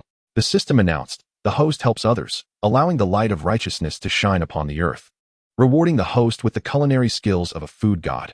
Su Chen muttered to himself, bemused by the increasingly peculiar rewards. However, he was hungry and decided to test his newfound culinary prowess. Are you hungry? I'm going to prepare some dinner, he inquired of Li Chuan. A little, she replied. Su Chen instructed Li Chuan to find a seat while he busied himself in the kitchen, using the available ingredients. He whipped up a dish of shredded pork with green peppers and another of stir-fried potato shreds. Dinner is served, he announced, handing Li Chuan a pair of chopsticks. Though she was hungry, her mind was preoccupied, and she had little appetite, merely taking a token bite. However, upon tasting the food, her expression froze in amazement. She had never tasted anything so delicious. With graceful movements, Li Chuan quickly polished off a bowl of rice, yet still felt unsatisfied, hesitating to ask for more. Su Chen, noticing her subtle desire, graciously refilled her bowl. Before long, her second bowl was emptied as well. Fortunately, she had a modest appetite, though she longed for more. Her stomach simply could not accommodate it. Your cooking is truly delightful, she remarked, gently patting her round belly in sincere admiration. It was even more delectable than the meals she had enjoyed at 5-star hotels. Thank you for your kind words, Su Chen replied with a faint smile.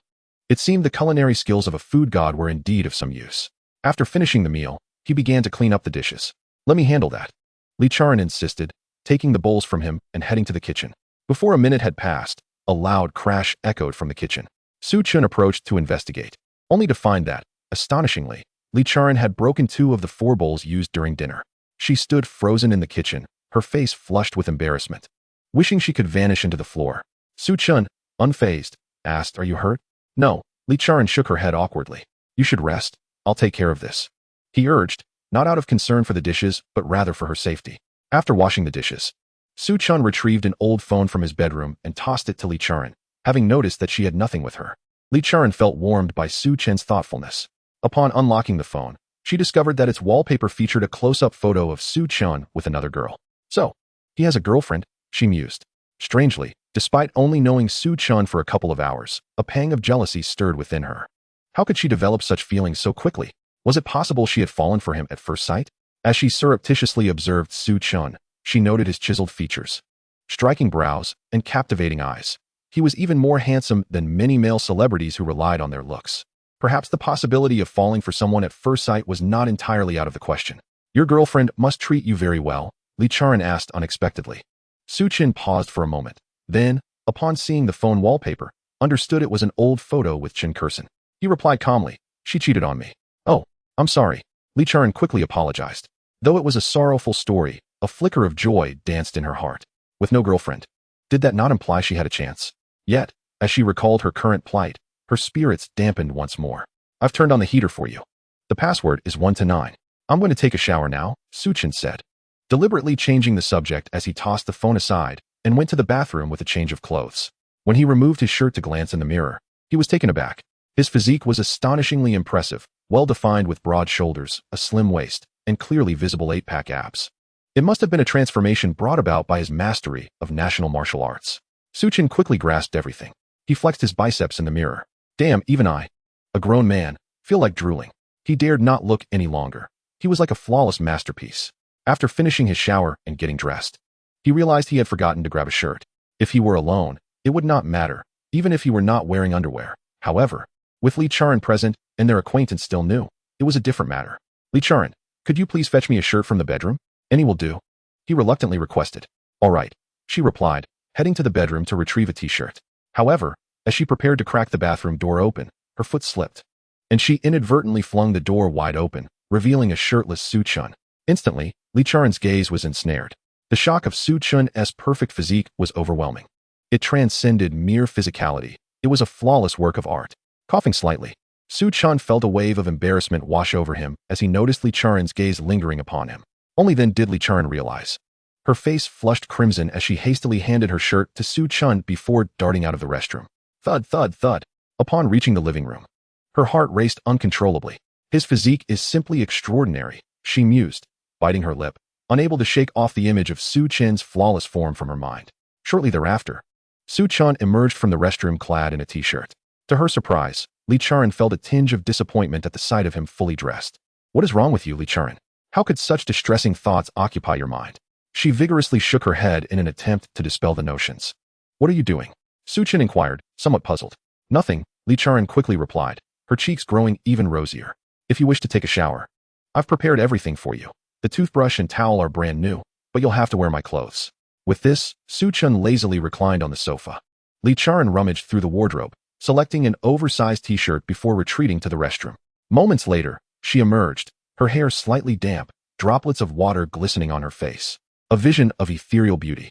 Clad in Su Chun's oversized t-shirt that fell to mid-thigh, her long, fair legs shimmered enticingly under the light, exuding an air of relaxed elegance. Su Chun found himself momentarily entranced by her appearance. Noticing his gaze, Li Charan straightened her posture, feeling a flicker of pride. "Your physique is commendable. Mine is not lacking either," she thought, a hint of conceit bubbling within her.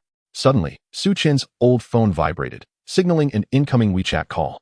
Hesitating briefly, Li Charan accepted the call. "Li Charan, what on earth happened tonight? I instructed you to accompany young Master Zhou, and yet you ran off. He claims your departure dampened his spirits and is now quite upset." A furious voice echoed from the other end. Li Charan clenched her teeth, remaining silent. The voice on the line sighed. "Did you not promise to assist your father this time? Why did you flee? Do you realize that your actions have squandered all of your father's efforts?" "Dad, I agreed to help you meet that blind date. But you failed to inform me that it was Zhou Long. Are you not aware of the kind of person he is? He has ruined countless good girls over the years. He is nothing but a scoundrel, a demon. You are essentially pushing your daughter into a pit of fire. Li Charen's voice quivered with anger. After a brief pause, her father replied, Zhou Long is the heir of the Zhou family, representing their prestige. Sometimes, playing along is quite normal. Do not take it to heart. Besides, once you marry him, he will naturally behave himself. Are you still defending Zhou Long?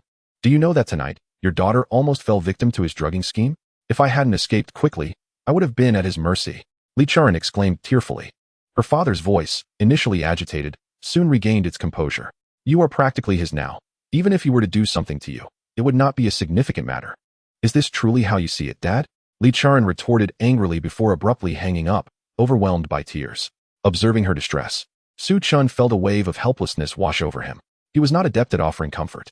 Here, take some tissues, he said, handing her a pack. Her tear-streaked face was heart-wrenching. After a while, Li Charen managed to calm herself. I'm sorry for having you witness such a spectacle, she said. What happened? Su Chun inquired. Wiping her tears, Li Charen explained. My father has faced significant financial setbacks over the past 2 years, accumulating substantial debts. With the company on the verge of being mortgaged, he placed all his hopes on me, believing that a marriage could salvage the business. Tonight was a blind date he arranged for me. I did not refuse because I knew my comfortable life was afforded by my father.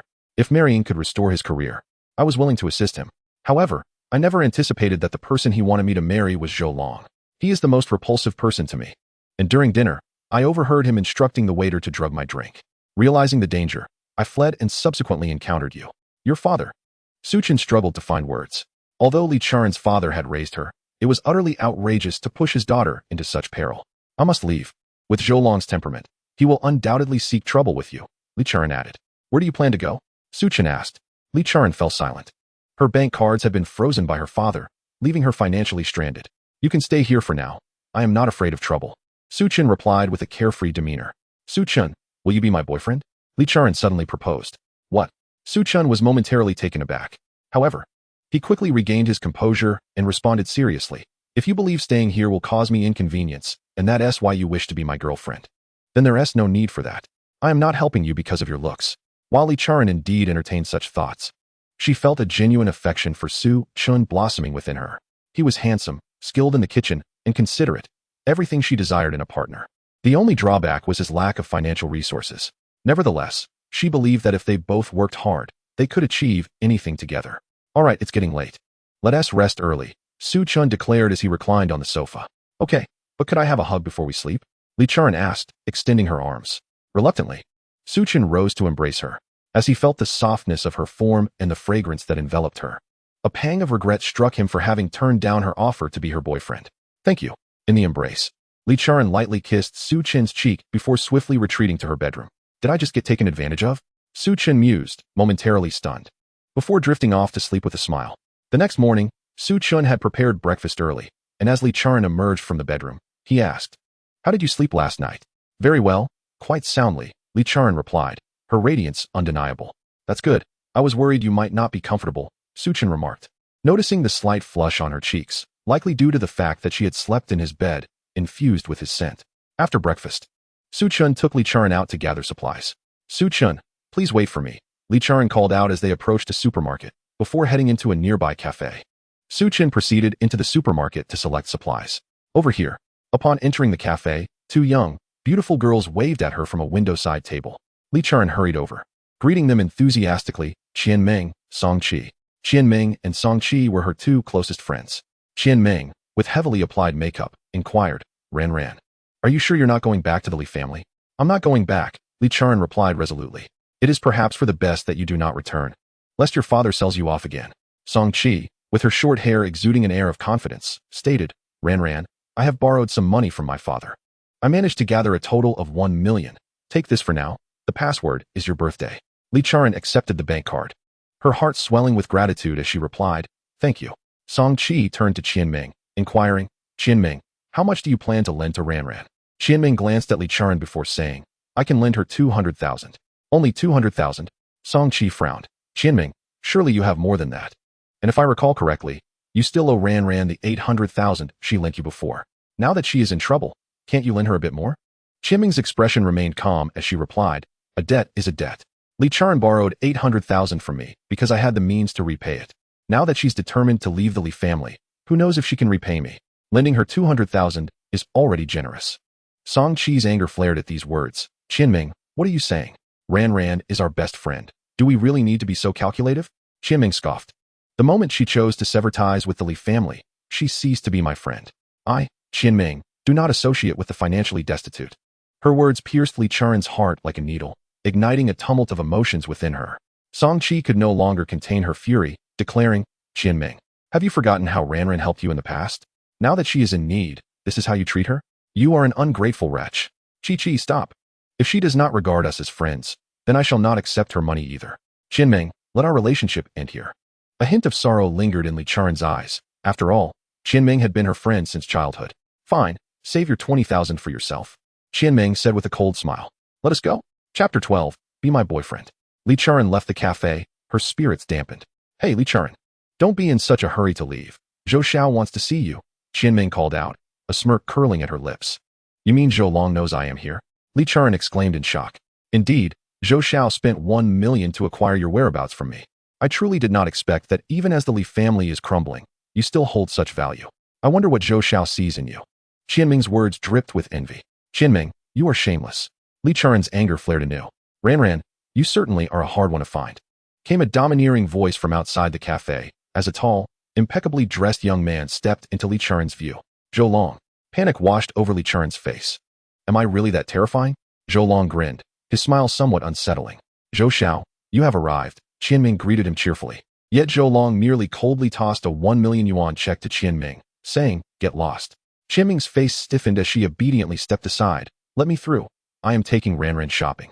Song Chi positioned herself between Li Charan and Zhou Long, her expression one of displeasure as she glared at him. Suddenly, with a resounding slap, Zhou Long struck Song Chi across the face. Wretched girl, if you don't want to die, keep your distance. After this display, Zhou Long's demeanor shifted. He turned to Li Charan with a softer expression. Ran, you have made your point. Come back to the Zhou family with me. I truly have feelings for you. Li Charan embraced Song Chi, then shot a cold glare at Zhou Long. Unless I am dead, do not even think of touching me. Ran, your words wound me. Zhou Long stepped closer, reaching out as if to caress her cheek. Get away. Li Charan grabbed a decorative item from the table and struck Zhou Long's hand with it. Shouting in fury, Zhou Long stepped back, his expression turning icy.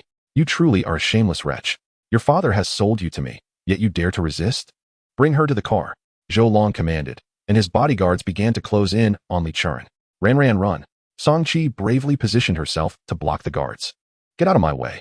A burly bodyguard swiftly shoved Song Chi aside, reaching for Li Charan. Do you know how to write death if you dare to touch mine? Just as the bodyguard was about to seize Li Charan, a cold voice resonated from behind the crowd. In an instant, a shadow dashed forward, sending the bodyguard flying. Su Chen appeared before Li Charan.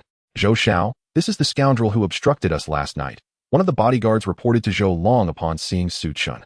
Friend, do you know what happens to those who try to steal women from me? Zhou Long glared at Su Chen, exuding an air of superiority. I do not know, nor do I wish to. Su Chen replied with a scoff. Quite arrogant, but I hope you can remain so in the moments to come.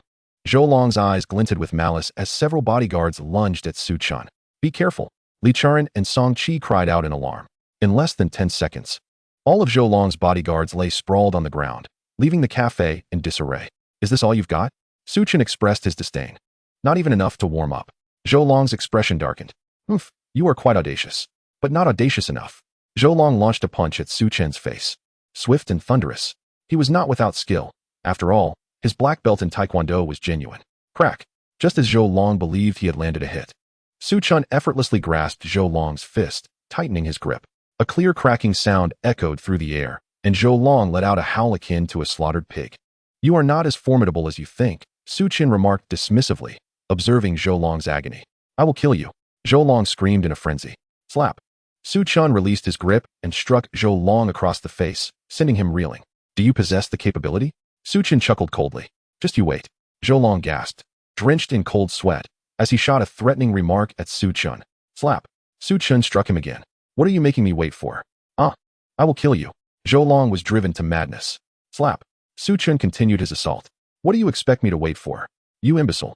I am from the Zhou family of Zhonghai. We possess assets worth hundreds of billions, capable of easily disposing of you. Zhou Long's face contorted in rage. Slap. Su Chen delivered yet another blow. I ask you, what should I be waiting for? Pain gradually overshadowed Zhou Long's fury as he felt tears welling in his eyes. Aye. Zhou Long realized his eyes were damp. I am asking you, what should I be waiting for? Su Chen landed another slap on Zhou Long's face. His expression devoid of emotion. Unable to endure any longer, Zhou Long began to plead, Big brother, I was wrong. It is all my fault. I should not have tried to take your woman. Please let me off this time, and I promise not to trouble you again. He had encountered arrogance before, but never had he met someone as audacious as Su Chen. He was thoroughly cowed. Why didn't you say so earlier? Is it necessary to endure so many slaps? Su Chen chuckled, his laughter imbued with a hint of innocence. I was foolish. Please spare me, big brother. Zhou Long resembled a docile little lamb. Get lost. Su Chen retorted. With a whoosh, Zhou Long darted out of the cafe, fearful that Su Chen might change his mind. Su Chen, I'm sorry for causing you trouble again, Li Chuan said, biting her lip, her face etched with regret. Hee, it has nothing to do with you. I just find that idiot rather annoying, Su Chen replied with a smile. As the two conversed, Song Qi assessed Su Chen from head to toe. His looks were undeniable, his skills remarkable, and his personality intriguing. Indeed, a man of interest. The only drawback was his rather ordinary attire. Handsome, I'm Ranran's best friend. My name is Song Qi. It's my first time meeting you. What is your relationship with Ranran? A curious expression graced Song Qi's face.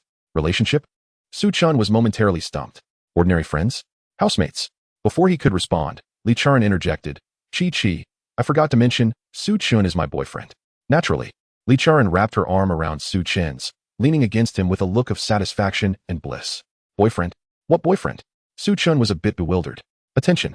The host currently has two choices. Choice 1. Assist Li Chuan and acknowledge that you are her boyfriend, rewarding you with a set of the Cloud Top Manor, valued at 4.7 billion. Choice 2. Expose Li Chuan, rewarding you with a broom, valued at 1 billion Huaxia coins. The mechanical voice of the system echoed in Su Chen's mind once more. Is it possible to play like this? Su Chen was slightly astonished and silently contemplated choice 1. Indeed, I am Ranran's boyfriend. He altered the way he referred to Li Chuan. Attention. The host has assisted a friend in completing a cover-up, allowing the light of righteousness to shine upon the land, rewarding the host with the Cloud Top Manor. Ranran, you are indeed deceiving me, are you? Song Qi looked at the two with suspicion. Qi, when have I ever deceived you? Li Chuan countered. After pondering, Song Qi concluded that Li Chuan had indeed never lied to her, thus accepting Su Chen's identity. However, noticing Su Chen's plain attire, she grew a bit concerned for Li Chuan and asked, Su Chen, what do you do for a living? Chapter 13, What is arrogance? Li Chuan perked up her ears, as she was also unaware of Su Chen's profession. I run a small business. I own a restaurant and an entertainment company, Su Chen replied calmly. However, upon hearing this, Song Qi furrowed her brow. Based on Su Chen's description, he shouldn't be dressed so simply. Could he be a conman? Song Qi's wariness surged. Recalling recent news reports about men who exploited their good looks to deceive others for money and romance, Li Chuan was exactly the type to fall for such tricks. With that thought, Song Qi's fondness for Su Chen waned, and she retorted with a hint of sarcasm. I truly didn't see that coming.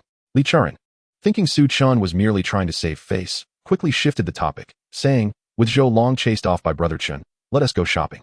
Song Qi agreed. Reluctantly, Su Chen picked up a bag of supplies and accompanied the two women on their shopping spree. Song Qi delighted in trying on clothes, visiting one store after another. Yet she didn't purchase anything, not for lack of desire, but because she had lent all her money to Li Chuan. Soon, Song Qi emerged wearing a qipao, exquisitely crafted with innovative design that perfectly showcased her figure. Ranran, does it look good? She asked. Li Chuan nodded. Su Chen, what do you think? Song Qi turned to seek Su Chen's opinion. Su Chen cast a casual glance, noting how the qipao accentuated Song Qi's alluring curves. However, he felt little interest and replied nonchalantly, it's all right. Observing Su Chen's indifferent demeanor, Song Qi inwardly scoffed.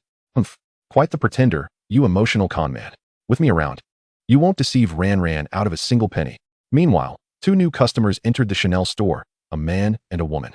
The man exuded an air of affluence, draped in luxury brands, while the woman, heavily made up, radiated a seductive arrogance. Welcome, Mr. Xia, Miss Fangqin. The female manager of Chanel greeted them with fervent enthusiasm. As soon as the woman entered the store, her gaze fell upon Song Qi, and she cooed to the wealthy man, Xiago, I want that dress. All right. I'll buy it for you. Xiago signaled the Chanel manager with a glance. The manager promptly approached Song Qi, saying, I'm sorry, miss, but that qipao you're trying on has already been requested by someone else.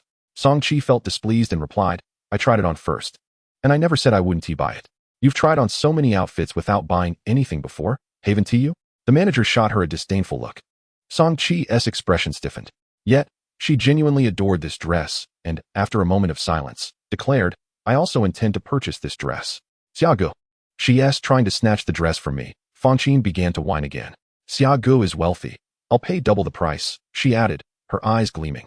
The manager responded, well, this lady has already expressed her desire for the dress. Why not let her have it? Song Chi, feeling quite dissatisfied, retorted, just because Mr. Xia and Miss Fangqin are regulars at your store, spending millions each year, that doesn't justify this. Hearing this, Fangqin beamed with pride and remarked, if you don't have money, you should keep your opinions to yourself. Isn't it better to just act humble? You. Song Chi felt her blood boil. Under ordinary circumstances, she would have readily spent hundreds of thousands to silence the manager, but now, with all her money lent to Li Chuan, she found herself at a loss. If you've worn it long enough, it's already soaked in your poor scent, Fangqin taunted. Fuming, Song Chi gritted her teeth. Yet she found herself powerless. Li Chuan hesitated before deciding to use the 1 million Song Chi had lent her to restore her friend's dignity. Just then, Su Chun interjected.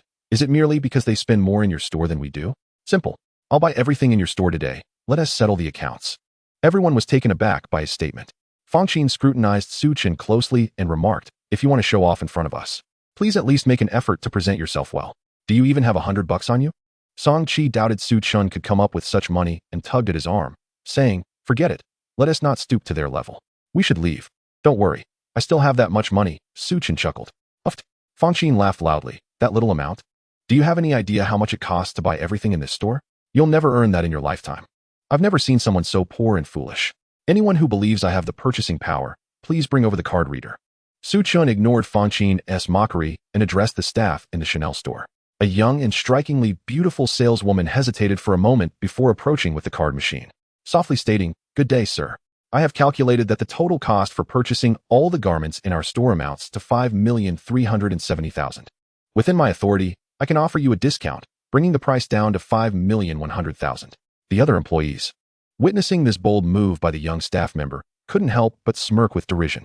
Yang Jing, are you out of your mind? Given his appearance, it would be a miracle if he could afford even a single piece, let alone an entire collection. Dream on. They sneered, clearly a new hire, always daydreaming. Yang Jing, your actions have left me questioning your professional judgment. Yang Jing bit her lip, feeling that Su Chun had spoken up, and not wanting him to appear pitiful by being ignored. She never truly believed he would buy all those clothes. Swish.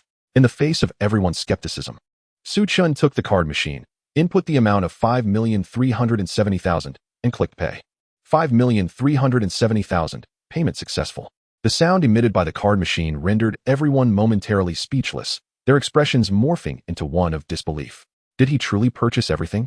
Fangqin's eyes nearly bulged in astonishment.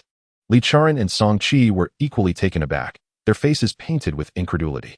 Damn it, it seems we have a wealthy patron incognito. Xia Ji's complexion turned slightly pale. Ruan, Song Chi, see if there are any other garments you fancy. If so, take them. The remaining items can stay in the store for now. Su Chun calmly instructed the two women. Su Chun, I adore you, Song Chi declared, abandoning her previous perception of him as a mere charlatan, and began selecting the clothes she favored. Li Chuan squeezed the 1 million yuan that Song Chi had lent her, her expression somewhat conflicted. This 1 million was intended for Su Chun. She had assumed Su Chun lived in humble circumstances, only to realize how mistaken she was. Faced with a handsome and talented Su Chun, Li Chuan felt a pang of inferiority. No wonder he had so readily declined her offer of being his girlfriend last night. It seemed he deemed her unworthy. A bittersweet feeling filled her heart. Brother, I apologize for my earlier misjudgment. I truly regret my previous assumptions. Xiaogu approached Su Chun, awkwardly confessing. Meanwhile, Fangqin had shed her earlier arrogance, retreating like a timid quail. Su Chun chose not to respond. Xia Ji's discomfort deepened. Brother, we were the foolish ones just now. We won't disturb you any longer. Goodbye. He hastily led Fangqin out of the store. Chapter 14. All purchased. The female manager from Chanel also intended to engage Su Chun in conversation, but he ignored her completely, turning to Yang Jing and inquiring. It should be fine to temporarily leave the unsold clothes in the store, correct? In the past, Yang Jing would have lacked the authority to make such decisions. But having just completed a monumental order worth over 5 million, she felt quite confident in her response.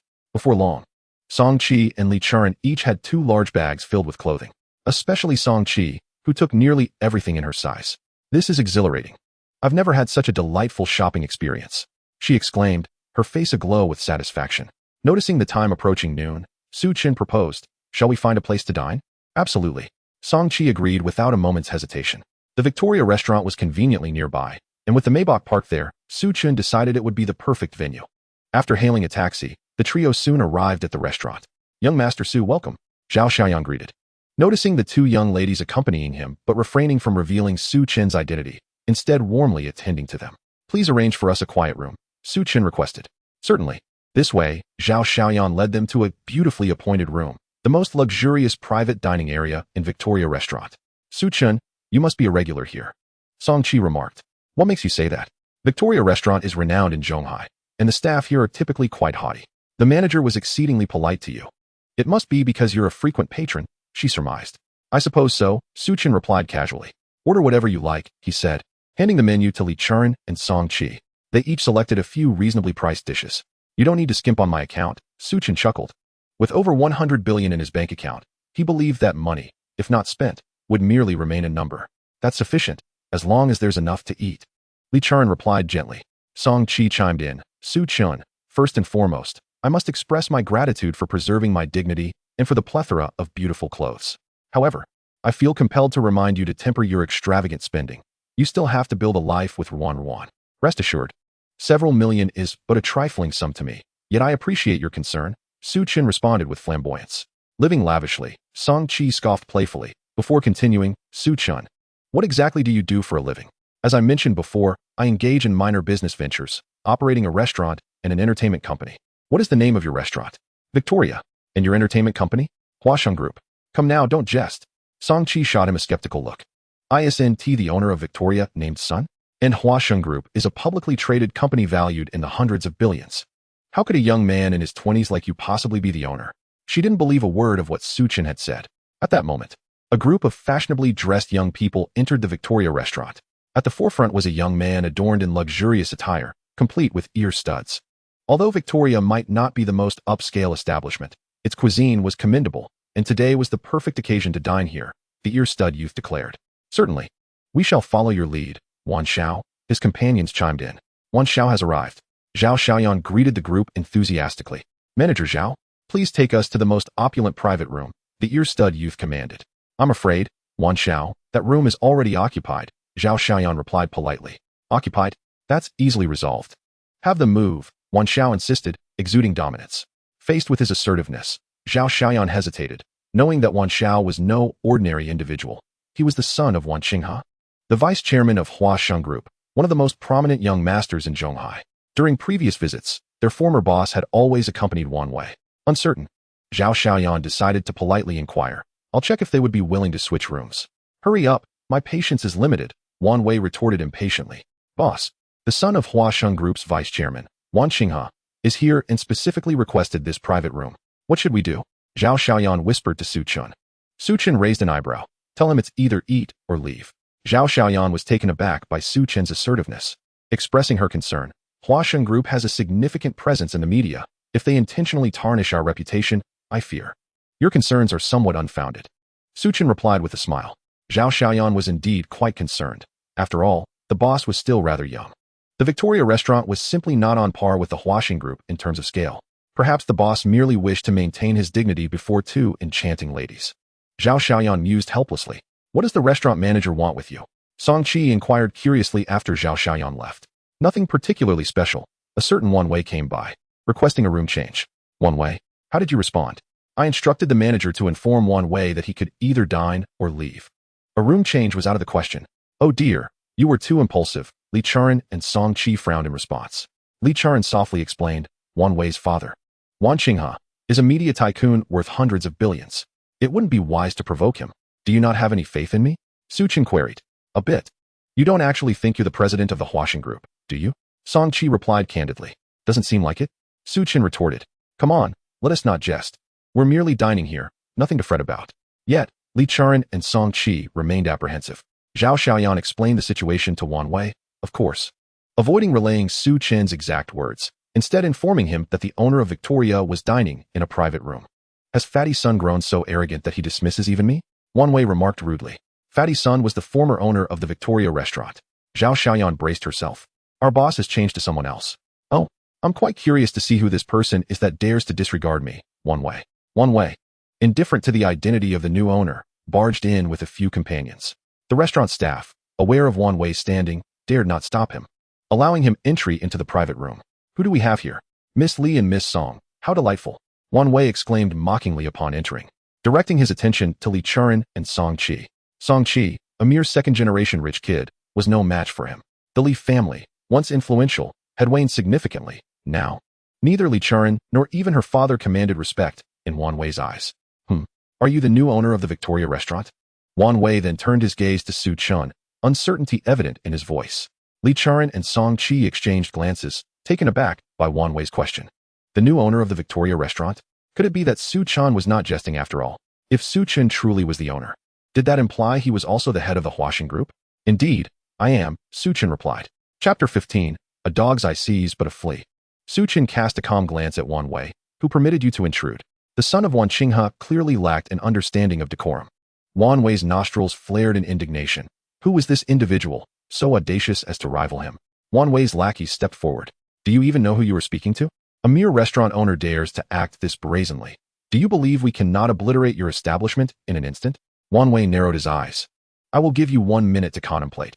Either serve me tea and apologize, or I shall destroy your restaurant. Such arrogance. Does your father know of your behavior?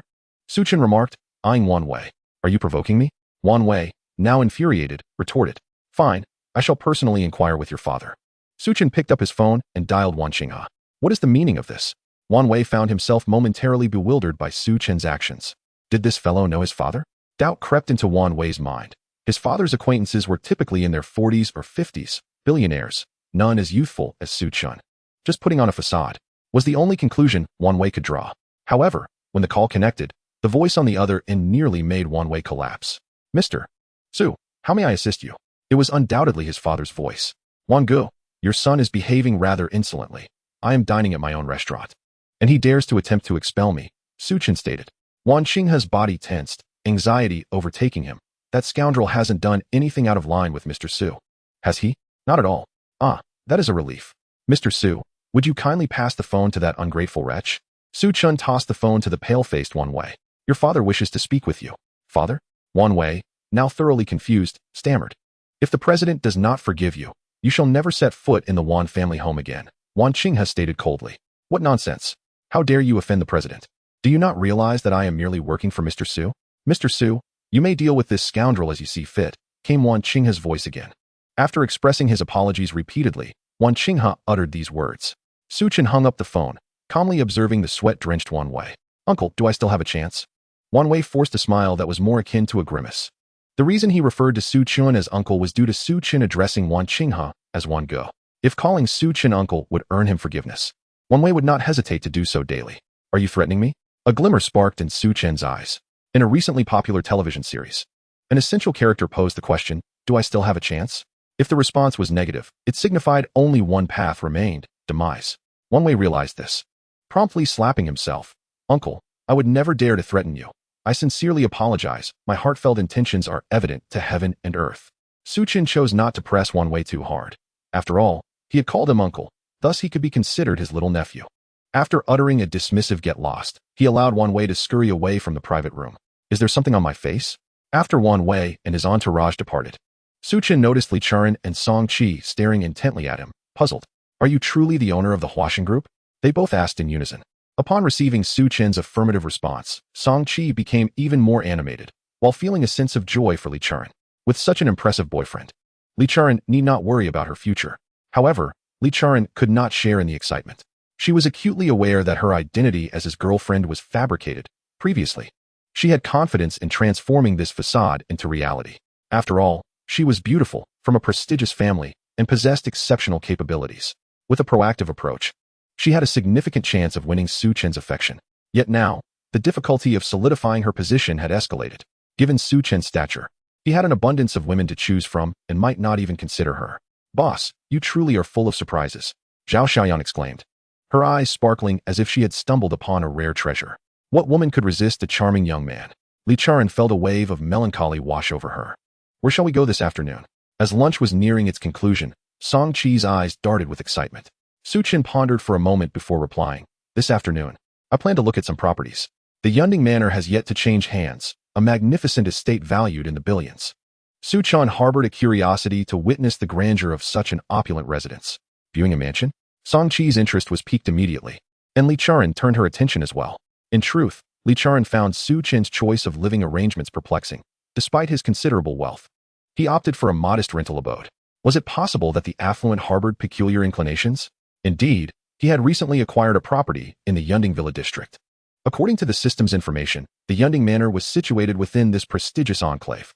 Over the years, due to the vigorous development of the Wanrong Group, the Yunding Villa district had eclipsed Tangchuniping to become the most expensive area in Zhonghai. The Yunding Villa district? The properties there are all priced in the hundreds of millions. Song Chi exclaimed. However, I hear the scenery is breathtaking, nestled between mountains and rivers, surpassing even Tangchuniping. I must visit this premier mansion, Song Chi declared, her eyes gleaming with anticipation as she gazed at Su Chen. He made no objections and drove them in his Maybach. Did we not just take a taxi here? Song Chi inquired. Su Chen explained, one evening, I indulged a bit too much in libations and left my car here. To carelessly abandon a vehicle worth millions. How extravagant. Song Chi rolled her eyes. In the car, Li Charan remained quiet, lost in her thoughts. Meanwhile, Song Chi continued to express her curiosity. I've heard that houses in the Yunding Villa district are categorized into 4 grades based on their location and environment. The lowest grade starts at several billion. The third grade is a bit pricier, around 10 billion. The second grade nearly touches the ceiling of Zhonghai's real estate prices, hovering around 20 billion, with only 10 units available. The first grade is truly extravagant, a manor priced at 40 billion, which remains unsold. The Wanrong Group has publicly declared that only the wealthiest in China may reside in the Yunding first grade manor. Su Chen, what grade is your house? You'll find out once we arrive, Su Chen replied casually. Song Chi, interpreting his words as an indication that he had merely purchased a 3rd or 4th grade property, refrained from pressing further, merely expressing her excitement. If I could stroll through the Yunding Manor, that would be a tale I could boast about for a lifetime. That should pose no challenge, Su Chen replied nonchalantly. Do you know the owner of the Yunding Manor? Wait, isn't it still on the market? Are you acquainted with someone at the Wanrong Group? Song Chi speculated continually. As they traveled, a phone call came through. Hello, Mr. Su. When will you be coming to collect your property? A young and courteous voice inquired. I'm on my way, Su Chen responded. All right, Zhou Huaxian awaits your arrival. The call ended, and through the rearview mirror, Su Chen noticed the surprised expressions on Li Charan and Song Chi's faces. Before he could inquire, Song Chi exclaimed incredulously. You know Zhou Huaxian? What's the matter? Su Chen asked, puzzled. Zhou Huaxian is the son of Zhou Beixiong, the chairman of the Wanrong Group, one of Zhonghai's top young elites, rivaling Wang Sickhong from Beifang Yida. They say he is the northern Sickhong and southern Huaxian, Song Chi explained. Despite being from wealthy families, both she and Li Charan felt dwarfed in comparison to Zhou Huaxian.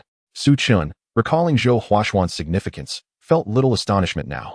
He was a billionaire with a colossal company and resided in a mansion worth tens of billions. Actually, it makes sense that Zhou Huaxian knows you, given your status as the head of Huaxian Group. It seems we truly can explore the Yunding Manor today, Song Chi mused, her eyes sparkling. She nudged Li Charan, saying, Ran, are you excited? The Yunding Manor. Just wait until I post about it on social media. Those jealous girls will be outraged. Li Charan, however, felt no excitement. The more accomplished Su Chen became, the more she sensed the widening chasm between them, leaving her feeling unworthy. Song Chi noticed Li Charan's demeanor and, after a moment of confusion, understood.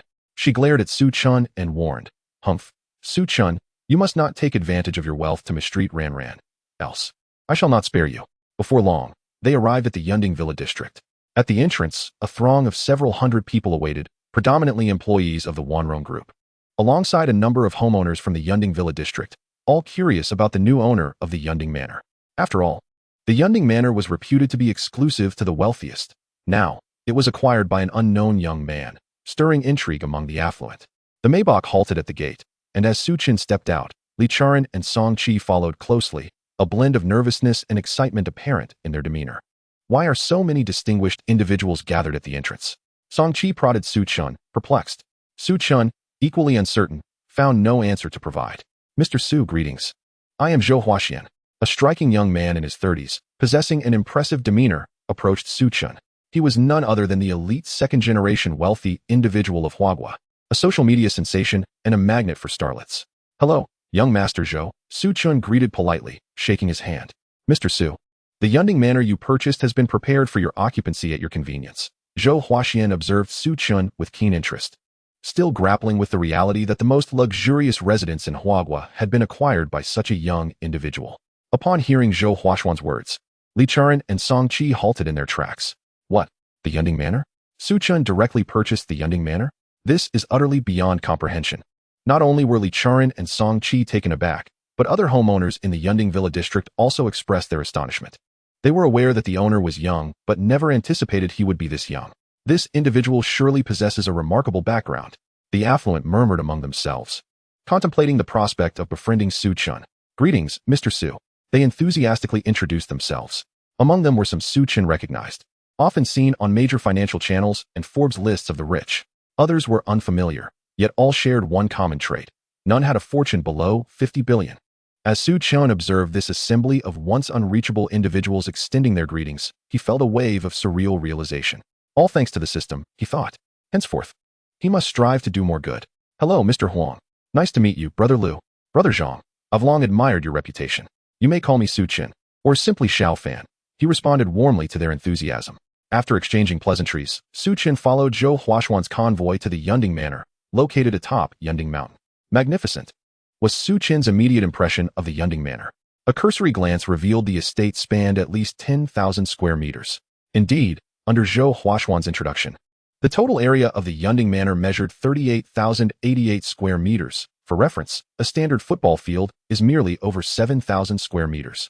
The residential area within the estate comprises a total of 88 rooms, while the leisure zone boasts amenities such as a swimming pool, a football field, a basketball court, and a golf course, among others. The daily caretaking staff alone numbers as high as 30. Upon entering the residential area, Su Chun was subtly taken aback by the opulent decor and arrangements. It was evident that wealth dictated every aspect of this place. Even a single component might equate to an ordinary person's lifetime earnings. Confronted with such extravagant splendor, Su Chun deemed the excess shameful. Yet, he found himself quite enamored. Noticing the satisfied expression on Su Chun's face, Zhou Huaxian finally breathed a sigh of relief. He then guided Su Chun through the various rooms, with one particular collection room leaving a profound impression on him. Inside, an array of treasures awaited, antique calligraphy, paintings, and rare artifacts. Zhou Huaxian mentioned that the items within were valued at approximately 800 million. Were these gifts? Su Chun inquired, casually lifting an 8 million yuan diamond and weighing it in his hand. Zhou Huaxuan's eyelid twitched slightly. The information regarding the sale of the Yunding Manor had been quite explicit. Purchasing the property came with 800 million worth of collectibles. How could this young master be unaware? Did it imply that he had not even glanced at the sales information before finalizing the transaction? Quite extravagant indeed. Zhou Huaxian had previously thought spending millions on a meal was lavish, but encountering Su Chun revealed to him a whole new level of luxury, one that surpassed his understanding. After introducing the estate, Zhou Huaxian exchanged contact information with Su Chun and departed. Comfortably, Su Chun selected the bedroom with the finest view and reclined upon the bed. During the afternoon, Song Qi busied herself with photography around the estate, while Li Charan took it upon herself to tidy up the manor, though it was unnecessary, as Wanrong Group had provided a staff of 50 for Yunding Manor, including housekeepers, bodyguards, and chefs. Aside from the bodyguards, who were predominantly burly men, the housekeepers and chefs were strikingly beautiful young women. Su Chun did not intervene with Li Charan's activities, as he had sensed some of her thoughts. If he were to inhibit her from doing anything, she would likely feel even more unsettled. Sometimes, being overly exceptional is not necessarily a blessing. He mused with a self-deprecating shake of his head. As evening approached, Song Qi left the estate, primarily to afford Li Charan and Su Chun some privacy, and secondarily, to eagerly regale her circle of friends with tales of her experiences at Yunding Manor. When Su Chun asked Li Charan what she desired for dinner, he noticed a peculiar change in her demeanor. Is something the matter? He inquired with concern. After a moment's hesitation, Li Charan replied, My father has asked me to return home, and he mentioned wanting to meet you. It seems Zhou Long has informed him about us. Go ahead. What is there to worry about? Su Chun replied nonchalantly. Li Charan nodded, casting a grateful glance at him. She understood that Su Chun felt no obligation to attend. His choice to do so stemmed from a desire to spare her any discomfort. Chapter 17. Outrageously affluent. After some contemplation, Su Chun realized that, as he was still masquerading as Li Charan's boyfriend, it was only fitting to make a gesture when meeting her parents. Thus, he selected 2 items from the collection room before driving his Maybach to the Li residence. Li Charen's father, Li Hongyao, had initially made his fortune in logistics, reaching a peak net worth of 10 billion. Though he had since declined, he still resided in a luxurious mansion spanning 5 to 600 square meters. On this day, apart from the immediate family, Li Hongyao's older brother, Li Hongming, and younger sister, Li Hongjiao, were also present in the Li household. They constituted the decision-making body of the family, united in their aim to marry Li Charen to Zhou Long to salvage the Li family's fortunes. Humph, second brother. Look at the daughter you've raised so well. Not only has she refused Zhou Xiao, but she has also conspired with unsavory characters to assault him. Were it not for Zhou Xiao's magnanimity in offering us another chance, I would not let that little wretch off so easily. Li Hongming remarked curtly to Li Hongyao. The little wretch he referred to was, of course, Li Charen. If Li Charen still refuses to marry Zhou Xiao tonight, I will not hesitate to apply family discipline. We raised her like a little princess in the Li family. Now that we are in dire straits, how can she refuse to lend a hand? Besides, marrying Zhou Xiao would be a boon for her. The Zhou family possesses nearly 100 billion in assets. Her refusal is nothing short of ludicrous. Li Hongjiao added. Equally forceful, Li Hongyao sighed, stating, Ranan claims she has found a boyfriend and insists she will not marry anyone else. Humph, just a shield, is it? Does your daughter truly believe we are fools? Li Hongjiao scoffed. If that young man has any sense, he will discreetly remove himself from Li Charen's life. Otherwise, I shall not hesitate to break his legs. Li Hongming said coldly. At that moment, Su Chun had arrived at the Li family villa with Li Charen. The three Li siblings observed through the window. Upon seeing Su Chen's Maybach, their disdain for him only deepened. While a 2 to 3 million yuan Maybach might be considered luxurious by many, the Li siblings held it in contempt, especially compared to Zhou Long's vehicle, which was worth several million. The disparity was glaringly apparent. As Su Chun followed Li Charen into the Li family villa, the three siblings settled into their positions, watching with cold indifference and remaining silent. It was Li Charen's mother who emerged from the kitchen, drawn by the commotion, and scrutinized Su Chun with interest. With striking eyebrows and bright eyes, he exuded an air of confidence. Li's mother found herself quite pleased with this prospective son-in-law, her face breaking into a warm smile as she addressed Su Chun. You must be Su Chun? May I call you Xiao Fan? Hello, auntie. Please feel free to address me however you wish, Su Chun replied politely. Ah, what a courteous young man, Li's mother remarked, growing increasingly satisfied. However, a shadow of concern crossed her mind as she recalled her husband's intentions, prompting her to glance at Li Hongyao to gauge his reaction. With a stoic expression, Li Hongyao addressed Su Chun directly. I am Ranan's father. I believe you two are not suited for each other. You may leave. He was direct and unyielding. Li Charen felt a pang of disappointment. Ranan, you have no say here. Be quiet. Do you think bringing a shield will exempt you from marrying Zhou Xiao? You are sorely mistaken. Li Hongjiao's face bore a chilling indifference. Li Charen, it is one thing to conspire with unsavory characters to injure Zhou Xiao. But now you casually bring a man home. Do you not regard us elders? Li Hongming added with a similarly stern demeanor. Ranan, who are they? Su Chun did not immediately respond to Li Hongyao's inquiry, but glanced at Li Hongjiao and Li Hongming. One is my third aunt, and the other is my uncle. He replied. Li Charen was perplexed by Su Chen's question. Are they related by blood? Su Chen continued. Yes, Li Charen responded, even more bewildered. This is rather peculiar. Where can one find an elder who would push their own niece into a pit of flames? Su Chen's expression was one of confusion. Initially, Li Hongming and Li Hongjiao were at a loss regarding Su Chen's meaning, but suddenly, it dawned on them. He was mocking the two of them. You little brat. Who do you think you are to speak to us with such disrespect? Do you believe I could prevent you from leaving the Li family estate? Li Hongjiao's expression turned grim. Are you insulting me? Su Chen raised an eyebrow. And what of it? Who do you think you are? Li Hongjiao retorted disdainfully. Smack. Before she could finish her sentence, Su Chen stepped forward and delivered a resounding slap across Li Hongjiao's face. And who are you to insult me? A hint of frost glimmered in Su Chen's eyes. The attitude of the three Li siblings towards Zhou Long revealed that they were bullies who preyed on the weak. If Su Chen displayed any semblance of weakness, they would undoubtedly dismiss him. Moreover, given Su Chen's current status, there was no need for him to lower himself. You dare to strike me? Li Hongjiao covered her face, her eyes wide with disbelief. As an elder to Li Charen, she expected Su Chen to show her some courtesy. You should consider your own status before insulting me. Su Chen replied with an air of pride. Upon hearing this, the Li siblings, who were already on the brink of rage, suddenly calmed down, beginning to scrutinize Su Chen seriously. Could it be that he wasn't merely a shield for Li Charen, but rather a wealthy heir? However, despite their best efforts, they could not recall any affluent young man named Su Chen from Zhonghai. Yet, Su Chen's demeanor instilled a newfound wariness in them. After a cold snort, Li Hongjiao fell silent. Su Chen then turned his attention to Li Hongyao, saying, Uncle, I respect you because you are Ranran's father. However, the mere pronouncement from you that I should part ways with Ran is unacceptable. There was a slight awkwardness in Su Chen's voice. After all, he and Li Charan were not actually in a romantic relationship, nor did he harbor any such intentions. Li Hongyao, taken aback by Su Chen's earlier action, pondered for a moment before responding. The reason I disapprove of your relationship is that Ran is already engaged to someone named Zhou Long, the heir of the Zhou Corporation. I am aware. I just gave him a good thrashing today, Su Chen replied calmly. What? You struck young Master Zhou? The three Li siblings were even more astonished. Competing for my girlfriend? He should consider his own worth, Su Chen boasted defiantly. The three siblings were now thoroughly perplexed by Su Chen's character.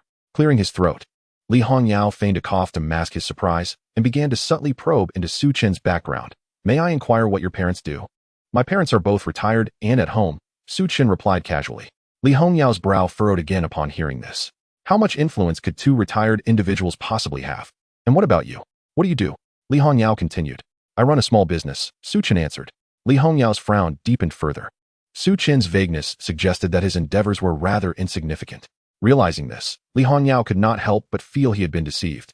With this thought in mind, he could no longer restrain himself and ordered the security to throw Su Chen out. Chapter 18, The Supermansion. However, before he could voice his command, Su Chen retrieved two items from his tote bag. The first was a pair of jade bangles, and the second was a painting. Uncle and aunt, these are gifts for you. Su Chen presented the items to Li's parents. Li's mother picked up the jade bangle, examining it closely. It was lustrous, verdant, exquisitely crafted, and sparkled brilliantly under the light. Li Hongjiao could not help but glance over. After a couple of looks, she recognized the bangles and exclaimed, Isn't this the exquisite natural jade bangle spring abounds that Zhou Huaxian, the heir of Wanrong Group, purchased recently? Her words instantly captured the attention of Li Hongyao and Li Hongming. They examined the bangles closely and indeed found them strikingly similar to the pair valued at 40 million. Rumor had it that these bangles were housed within the Yunding Manor, part of the collection of its owner. Li Hongming murmured. After casting a penetrating gaze at Su Chen, Li Hongyao unfurled the painting.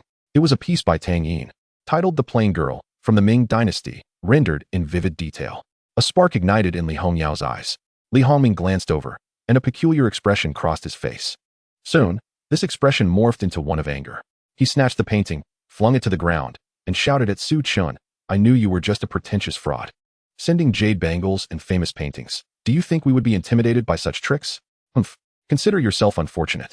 The Plain Girl by Tang Yin was already gifted to the second son by young Master Zhou. You think you can deceive us with a fake? Li Hongjiao was seething with rage. Shouting, Security, beat him to a pulp. Stop. As security rushed into the villa, Li Charan instinctively moved to protect Su Chen. You treacherous ingrate. You would protect this little thief? Li Hongjiao ground her teeth in fury. The sting from Su Chen's slap still lingered on her face. Now was not the time to seek revenge. Su Chen furrowed his brows, not anticipating that his casual display of two collectibles would stir such a commotion. Addressing the crowd, he asserted, I can assure you that both the jade bangles and the painting are authentic. Wanrong Group has no reason to present counterfeit goods. Huh, still trying to argue? Second brother, bring out the plain girl that young Master Zhou gifted you. Li Hongjiao seethed with hatred. Soon, a painting identical to the one Su Chen had brought appeared before him. Su Chen studied it intently and smiled. Smile now, but you will weep later, Li Hongjiao retorted coldly. At least attempt to make it convincing. Do you think everyone is like young Master Zhou, casually gifting paintings worth millions? Li Hongming scoffed. Paintings worth millions? Su Chen scoffed, seizing Zhou Long's plain girl and, with a swift motion, tore it in half before the astonished eyes of the crowd. What have you done? You must compensate. This is worth millions. The three Li siblings were nearly beside themselves. Compensate. No problem. $100 should suffice. Su Chen pulled a piece of thread from the torn painting and displayed it before them. Synthetic nylon thread. Yes, quite right, worth $100. The three siblings stood dumbfounded, especially Li Hongyao, whose complexion shifted dramatically. The painting Zhou Long had gifted him was indeed a counterfeit. If Su Chen's plain girl was genuine, then what did that say about the one Zhou Long had given? The expressions of the three siblings shifted dramatically. However, they soon dismissed the notion. Li Hongming sneered. Do you think this proves that your plain girl is real? Unfortunately, the genuine spring abounds is housed at Yunding Manor. Your painting is just as fake. Do you think you can intimidate us with two counterfeit items? Not a chance. Su Chen maintained a calm demeanor as he remarked. This jade bracelet and the calligraphy were acquired by me at the Yunding Manor. A chuckle escaped from the three Li siblings, with Li Hongjiao's eyes glinting with derision as she retorted, You might as well claim to be the owner of Yunding Manor. Indeed, If you're going to puff up just because someone called you fat, then I might as well declare myself Zhou Beixiong. Li Hongjiao dismissed Su Chun with even greater disdain. Hongjiao, there's no need to waste more words on him. Just have security throw him out. Li Hongming couldn't be bothered to spare Su Chun another glance. The music resumed, the dance continued. Suddenly, Su Chun's phone rang. The contact read Zhou Huaxian. Mr. Su, I apologize for the intrusion. I was wondering if you have some time recently, as my father would like to invite you to dinner. Zhou Huaxian's polite voice resonated through the line. Such a mysterious and affluent young man had even captured the interest of Zhou Beixiong himself. Security, throw him out. Li Hongjiao was utterly indifferent to Su Chen's actions. Mr. Su, have you encountered any troubles? Zhou Huaxian inquired promptly. Just a minor inconvenience. Su Chen replied with a slight blink. Zhou Huaxian immediately raised his voice through the phone. Mr. Su is our esteemed guest. I kindly ask this friend to give the Zhou family some consideration. Without hesitation, Li Hongjiao shot back. The Zhou family? Nonsense. I will do as I please. The leverage of Zhou Huaxian faltered, and a chill crept into his tone as he stated, is the face of the Wanrong Zhou family not sufficient? The Wanrong Zhou family? Li Hongjiao initially intended to continue her tirade, but upon hearing those 4 words, she fell silent. Even Li Hongming and Li Hongyao wore expressions of anxiety, who was unaware that the Wanrong group's Zhou family held significant power in Zhonghai. Any ordinary business that offended the Zhou family in Zhonghai would see its demise. And the Li group was precisely such an ordinary business. Li Hongyao tentatively asked into the phone, which member of the Wanrong Zhou family are you? Zhou Huaxian. The voice on the other end took on a firmer tone. The heir of Wanrong? The 3 Li siblings could no longer maintain their composure, each breaking into a cold sweat. Su Chan was actually acquainted with the heir of the Zhou family. Moreover, Zhou Huaxian had mentioned on the phone that his father was preparing to invite Su Chen to dinner. Who exactly was Zhou Huaxian's father? He was one of the top 3 tycoons in the real estate sector of Huaguo, the richest man in Zhonghai, Zhou Beixiong. I'll let you know about the dinner once I've thought it over. Su Chun concluded the call. At that moment, the glances the 3 Li siblings cast towards Su Chun shifted dramatically. Was everything he had previously said genuine? Certainly. Another possibility loomed, that Zhou Huaxian on the other end was merely putting on an act. With that thought, Li Hongjiao regained some of her bravado and sneered. You think hiring someone to impersonate Zhou Huaxian will intimidate us? Before Su Chun could respond, the phone rang again. Mr. Su, there's a document requiring your signature. When would you be available? If you're not busy, I could deliver it personally. The caller was Wan Qinghe. Su Chen pondered for a moment, instructing Wan Qinghe to come directly to the Li family villa before hanging up. The voice sounded somewhat familiar. Li Hongyao noted with a hint of contemplation. It seems to be Wan Qinghe's voice, Li Hongming mumbled. The Li group had collaborated with the Huaxian group on several occasions, and they had encountered Wan Qinghe a few times, thus they were not entirely unfamiliar with his voice. However, how could such a prominent figure be so courteous to a young man? Chapter 19, Bestowal. Could it be yet another ruse? The 3 Li siblings found themselves at a loss, frozen in place. After a brief moment, a horn blared outside the Li villa. Wan Qinghe stepped out of a Rolls Royce and, upon spotting Su Chun in the villa, approached him directly. President, I have brought the documents for your signature. Wan Qinghe stated respectfully, offering a document to Su Chun while not even casting a glance at the Li siblings. Although they had collaborated before, the Li siblings were of too low a status for him to remember. President, the sight of Wan Qinghe in person, coupled with his address to Su Chun, left the Li siblings utterly dumbfounded, their minds buzzing. After signing the document, Su Chun tucked away the jade bracelet and calligraphy, stating coolly, Since you believe this to be a forgery, I shall take it back. Ran, let us go. With that, he took Li Charan by the hand and headed toward the exit of the villa. Meanwhile, the astute Wan Qinghe had already pieced together the situation. Walking up to the 3 Li siblings and pointing at Su Chen's retreating figure, saying, Allow me to introduce you. This is our Huaxian group's president, Su Chun. By the way, I heard that President Su has recently acquired Yunding Manor at a transaction price of 47 billion. Instantly, the 3 Li siblings were engulfed in regret. Li Hongjiao touched her cheek, seemingly feeling less pain than before. The next day, when Su Chen awoke from the luxurious bed at Yunding Manor, he discovered that Li Charan had already left, leaving him a message. The message expressed her gratitude for his care over the past 2 days, indicating that she felt their disparities were too great and that she needed to become more exceptional to be worthy of him. Su Chan gazed at the message, feeling a surge of emotion. Indeed, exceptional individuals often find themselves in solitude. Upon entering the living room, he found that the housekeeper had prepared breakfast, a delightful array of options. After finishing his meal, Su Chan wandered around the manor, engaging in golf, kicking a ball, and swimming, ultimately finding such a lifestyle to be rather mundane. Fortunately, Qi Xiaoqing called him, inviting him for a day trip to their alma mater. Suchin readily agreed. Driving the Maybach, he soon arrived at the rendezvous point with Qi Shaoqing. Here's the key. Qi Shaoqing tossed the key to the Batmobile to Suchin. What's wrong? Don't want to drive it? Suchin queried in confusion. This place is overwhelming. Qi Shaoqing gestured to his waist. The allure of this car is too great. Drunken girls keep leaning on it. I had no choice but to take them home. But who knew it's all a ruse? The girls are far too scheming. Qi Shaoqing wore a look of someone who had taken advantage of a situation while feigning innocence. Don't even start. Suchin shot him a glare. Subsequently, Suchin took the Batmobile while Qi Shaoqing drove the Maybach, both cruising flamboyantly toward Zhonghai University. Along the way, the Batmobile once again became the center of attention, the most striking vehicle on the roads of Zhonghai. Fortunately, when Suchin and his companion arrived at the parking lot of Zhonghai University, there weren't many people around. Otherwise, it would have inevitably caused quite a stir. Upon entering the university, a refreshing breeze greeted them. Suchin and Qi Shaoqing felt a sense of exhilaration. Watching female celebrities might provide amusement, but if one truly sought beauty, it was found within universities. It was summer, and alluring long legs were everywhere. Qi Sr.? As they strolled, a slightly surprised voice came from behind Qi Shaoqing. Qi Shaoqing turned to look. Standing 3 meters away was a stunning beauty, around 7 meters tall. With fair skin, exquisite features, and dressed in a short skirt, an absolute campus belle. Suyin? Qi Shaoqing asked uncertainly. I didn't expect Qi Sr. to remember me. Are you here to visit the school? The girl, referred to as Su Yin by Qi Shaoqing, responded. As her gaze fell upon Suchin, a glimmer of light sparkled in her beautiful eyes as she inquired, Senior Qi, is this your friend? He is truly handsome. Qi Shaoqing cast a glance at Suchin, curling his lips in a wry smile. Indeed, being in the company of this fellow relegated him to the role of a mere backdrop. Having indulged in his silent musings, Qi Shaoqing proceeded with the introductions, stating, This is my brother, Suchin, who also happens to be your senior, graduating in the same year as I did. And this is Su Yin, our junior and the vice president of the student council. We got acquainted during an investment solicitation. Hello, Senior Suchin. My name is Su Yin, with the Su from Suchin and Yin meaning beautiful. It is a pleasure to meet you. Su Yin earnestly extended her hand. Suchin, with Su from the two trees. Anshin meaning morning, Suchin reciprocated with a brief handshake. Too bad we are not from the same graduating class. Otherwise, I could have met Senior Suchin sooner. Su Yin remarked, her large eyes sparkling. The young lady had a flirtatious way of speaking that left Suchin slightly flustered, prompting him to offer a modest smile. Su Yin, have there been any interesting activities at school lately?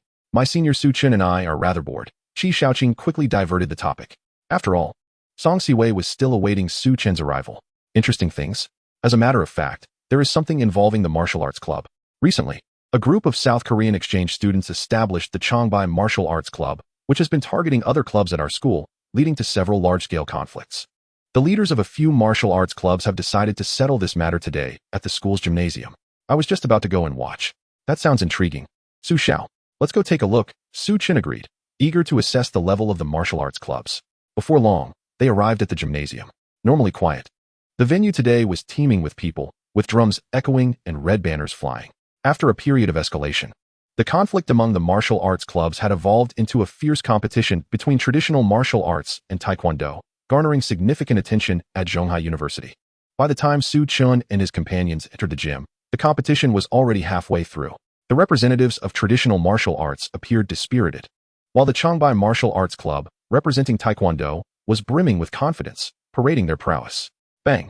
Another member from the traditional martial arts club was kicked off the stage, as the tall South Korean exchange student gave a thumbs down, declaring in halting Chinese, Forgive my candor, but traditional Chinese martial arts are all rubbish. Forgive my candor, but traditional Chinese martial arts are all rubbish. Faced with the arrogant words of the imposing South Korean student, the members of the traditional martial arts club were furious but found themselves momentarily at a loss for a rebuttal. Lacking the skill to match their opponent, they felt powerless. The Zhonghai students who had come to watch were equally dejected, struggling to accept the humiliating defeat. I'll do it. A girl clad in a pristine training outfit, with a well-proportioned figure and a ponytail, gracefully leaped onto the stage, her striking features exuding a hint of determination. In the end, it was she who stepped forward, leaving the leaders of the martial arts clubs utterly embarrassed. Upon seeing the ponytailed girl ascend the stage, the other club leaders wore expressions of shame. Go, Xinyao. Senior. You can do it. The crowd erupted into a thunderous chorus of cheers. 8 extremes. Xinyao, I humbly request your guidance. Xinyao stood firm on the stage, clasping her fists in salute to the South Korean youth, her expression grave. Here we are at Zhonghai University, with tens of thousands of students. Yet it comes down to a little girl to take the lead. I feel embarrassed for all of you, the South Korean youth, Choi Hyung-kyung mockingly retorted. Defeat me, and then you may have someone stronger from Zhonghai's martial arts club step forward. Defeat me, Shin Yao replied coldly. Upon hearing her words, the expressions of the martial arts club members fell even more shamefully. They were all aware that Shin Yao was, in fact, the foremost master of traditional martial arts at Zhonghai. Is that so? I shall see who dares to challenge me after I defeat you, Choi Hyung-kyung declared, his voice booming as he lunged toward Shin Yao. Bang, bang, bang. Shin Yao countered his strikes, and the two became embroiled in a fierce clash. These South Korean exchange students were indeed audacious, Chi Shaoqing observed, his tone growing colder. Su Si sighed beside him, saying, these exchange students possessed genuine skills. And with the backing of the South Korean Martial Arts Association, they dare to act so recklessly. Su Xiao, should I gather some people and give them a beating while no one is watching? Damn it. How dare a few Koreans act so lawlessly on our turf? Chi Shaoqing whispered. Su Chun chuckled softly. There's no need for that. Such actions would only make them think we lack grace. Mainly, seeing them so arrogant is quite displeasing to me, Chi Shaoqing replied with a grimace. Bang. The battle on the stage had intensified. After a clash of fists, Shin Yao staggered back 3 steps, her chest heaving as her breath grew unsteady. Choi Hyung-kyung, on the other hand, retreated only a single step, a smug expression on his face. Little girl, it's time for you to get off the stage, he said with a triumphant smile, launching another punch. His movements swift and fierce, like a raging storm. Shin Yao's expression shifted as she gritted her teeth to defend herself. It was a loss. Su Chin sighed softly. While Shin Yao's strength was commendable, capable of defeating 5 or 6 ordinary opponents, Choi Hyung-kyung was no mere showpiece, and with his physical advantage, Shin Yao was naturally at a disadvantage. As expected, after Shin Yao blocked the 10th punch, she could not muster her strength in time and was struck in the abdomen by Choi Hyung-kyung's kick, rolling off the stage. With Shin Yao's defeat, traditional martial arts from Zhonghai suffered a complete loss. The supporters of traditional martial arts among Zhonghai students were despondent. Was traditional martial arts merely for show? Unable to stand up to Taekwondo? Haha, I told you so. Traditional Chinese martial arts are all rubbish. Choi Hyung-kyung laughed heartily. Even I, the vice president of Changbai Martial Arts Club, can defeat hundreds of traditional martial arts students. You all should hurry and join our Changbai Martial Arts Club if you wish to learn real skills. Upon hearing this, many Zhonghai students and martial arts club members fell into deep contemplation. We want to sign up. A few brightly dressed female students rushed to the Changbai Martial Arts Club's area. Some Zhonghai students glared indignantly at them. Uff, traditional martial arts were already weak. Why can't we learn something better? The flamboyant girls retorted defiantly. How shameless. They are stepping on our faces. Yet they still seek to curry favor with Changbai Martial Arts Club. Su Yan's brows furrowed, her face tinged with anger. There are so many Chinese people. It's inevitable that a few fools will emerge, Chi Shaoqing remarked, equally incensed. When he turned to look for Su Chun, he found that Su Chun had already stepped away, striding toward the stage. What's Su Xiao up to? Chi Shaoqing muttered. Others also noticed Su Chen's actions, their faces filled with confusion. Who says traditional martial arts are ineffective? With the gaze of the crowd upon him, Su Chun ascended the stage and calmly declared, Who is this guy? Does he want us to suffer more humiliation? I don't recognize him. He doesn't seem to be a member of our school's martial arts club. Su Chen's words stirred quite a commotion in the gymnasium. Chi Shaoqing looked on, his face a mask of disbelief. What on earth is Su Xiao doing? Is he really going to challenge? Su Si nervously asked Chi Shaoqing. Don't ask me. I have no idea what Su Xiao is up to, Chi Shaoqing replied with a wry smile. On stage, Choi Hyung-kyung, who was about to step down, glanced at Su Chun. Another fool seeking humiliation. National martial arts, Su Chun.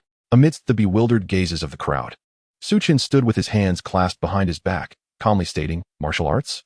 It's all just rubbish. With that, Choi Hengjiang hurled a retort and immediately charged at Su Chun. With a swift motion, Choi Hengjiang executed a front flip midair, showcasing an impressive display of agility, then snapped his left leg around, unleashing a whip-like kick aimed directly at Su Chun. It was clean, decisive, and imbued with tremendous force. Alas, this friend was in peril. Many members of the Martial Arts Society broke into a cold sweat for Su Chun, for it was this very move that had bested numerous presidents of the traditional Martial Arts Society. Bang! Choi Hengjiang's whip kick sliced through the air with a resounding crack, poised to collide with Su Chen's head. In that moment, Su Chen finally made his move. He slowly extended a hand, effortlessly flicking it aside, evading the kick, and striking Choi Hengjiang squarely on the face. Smack! A crisp sound echoed throughout the gymnasium. followed by Cui Hengjiang's towering frame being sent sprawling into the ranks of the Changbai Martial Arts Society, causing chaos and screams to erupt. He had won. He had actually triumphed. After a brief 2 seconds of stunned silence, the gymnasium erupted into deafening cheers. The students of Zhonghai University gaped in disbelief, struggling to comprehend the scene before them.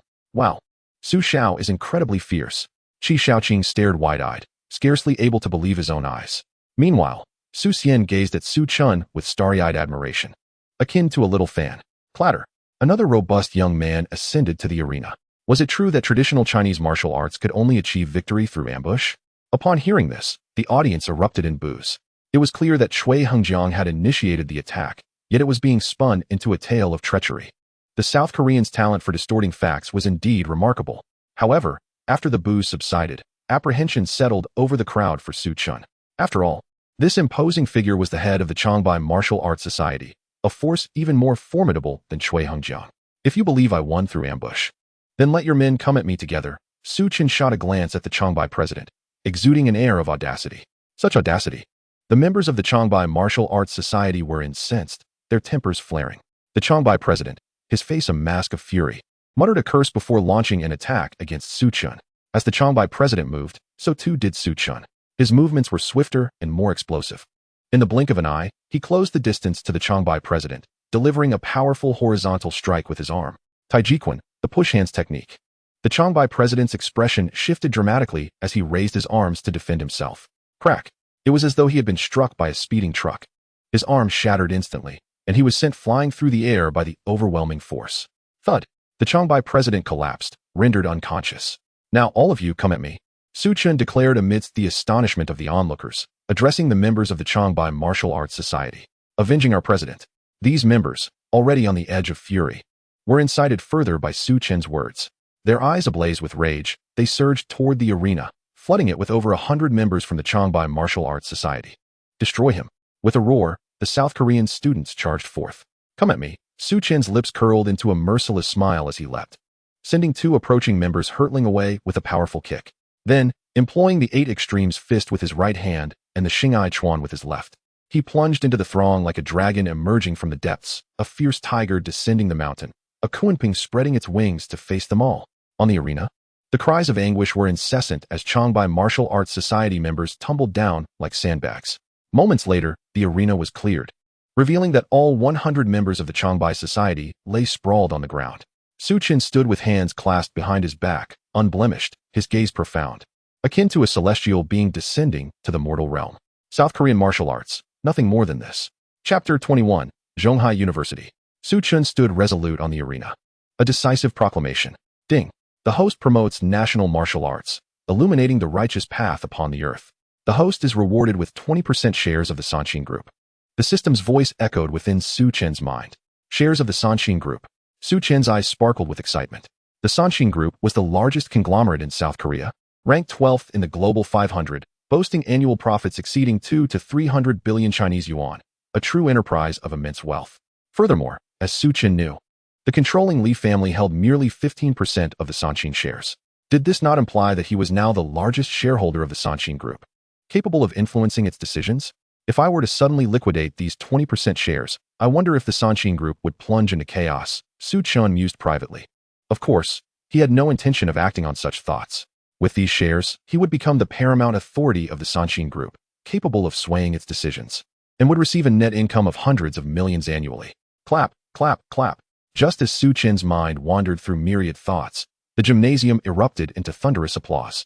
The clapping was continuous, as every student of Zhonghai was swept into a state of exhilaration. Hundreds of members of the traditional martial arts society gazed at Su Chun with the same reverence one might reserve for legendary figures like Wang Feihong or Hui Yuanjia. Su Chun offered a friendly smile to the crowd and leapt down from the arena. Su Xiao, you are truly impressive. Qi Shaoqing gave Su Chun a thumbs up. At that moment, a fragrant breeze swept past him. Su Yin dashed to Su Chun, enveloping him in a grand embrace. Senior Su Chun, you are amazing. After the embrace, Su Yin felt a twinge of awkwardness, hastily releasing Su Chun, her cheeks flushed, lacking the courage to meet his gaze. I'm sorry, I lost control just now. Su Chun stroked his chin, pondering whether this could be considered an advantage taken. Senior Su Chun, you helped us teach a lesson to those arrogant South Korean students, restoring our school's dignity. I would like to invite you to dinner as a token of gratitude. Su Yan's tone was sincere, laced with anticipation. Senior, could you teach me martial arts? Before Su Chun could respond, another melodious voice chimed in beside him. Xin Yao approached, her eyes filled with admiration for Su Chun. Am I really that old? Su Chun chuckled. Xin Yao, slightly embarrassed, replied, I didn't know how to address you at first. So I resorted to calling you senior. Considering your remarkable prowess. My name is Su Chun, and you must be Xin Yao. Your 8 extremes fist is quite commendable. Su Chun remarked with an appreciative glance. Xin Yao blushed even deeper, saying, compared to Senior Su, I am nothing at all, which is why I wish to learn from you. Please, just call me Chen Gu, and as for learning martial arts, I need to think it over. We can discuss it later, Su Chen replied after a moment of contemplation. All right then, may I invite you to dinner now, Chen Gu? Xin Yao inquired once more.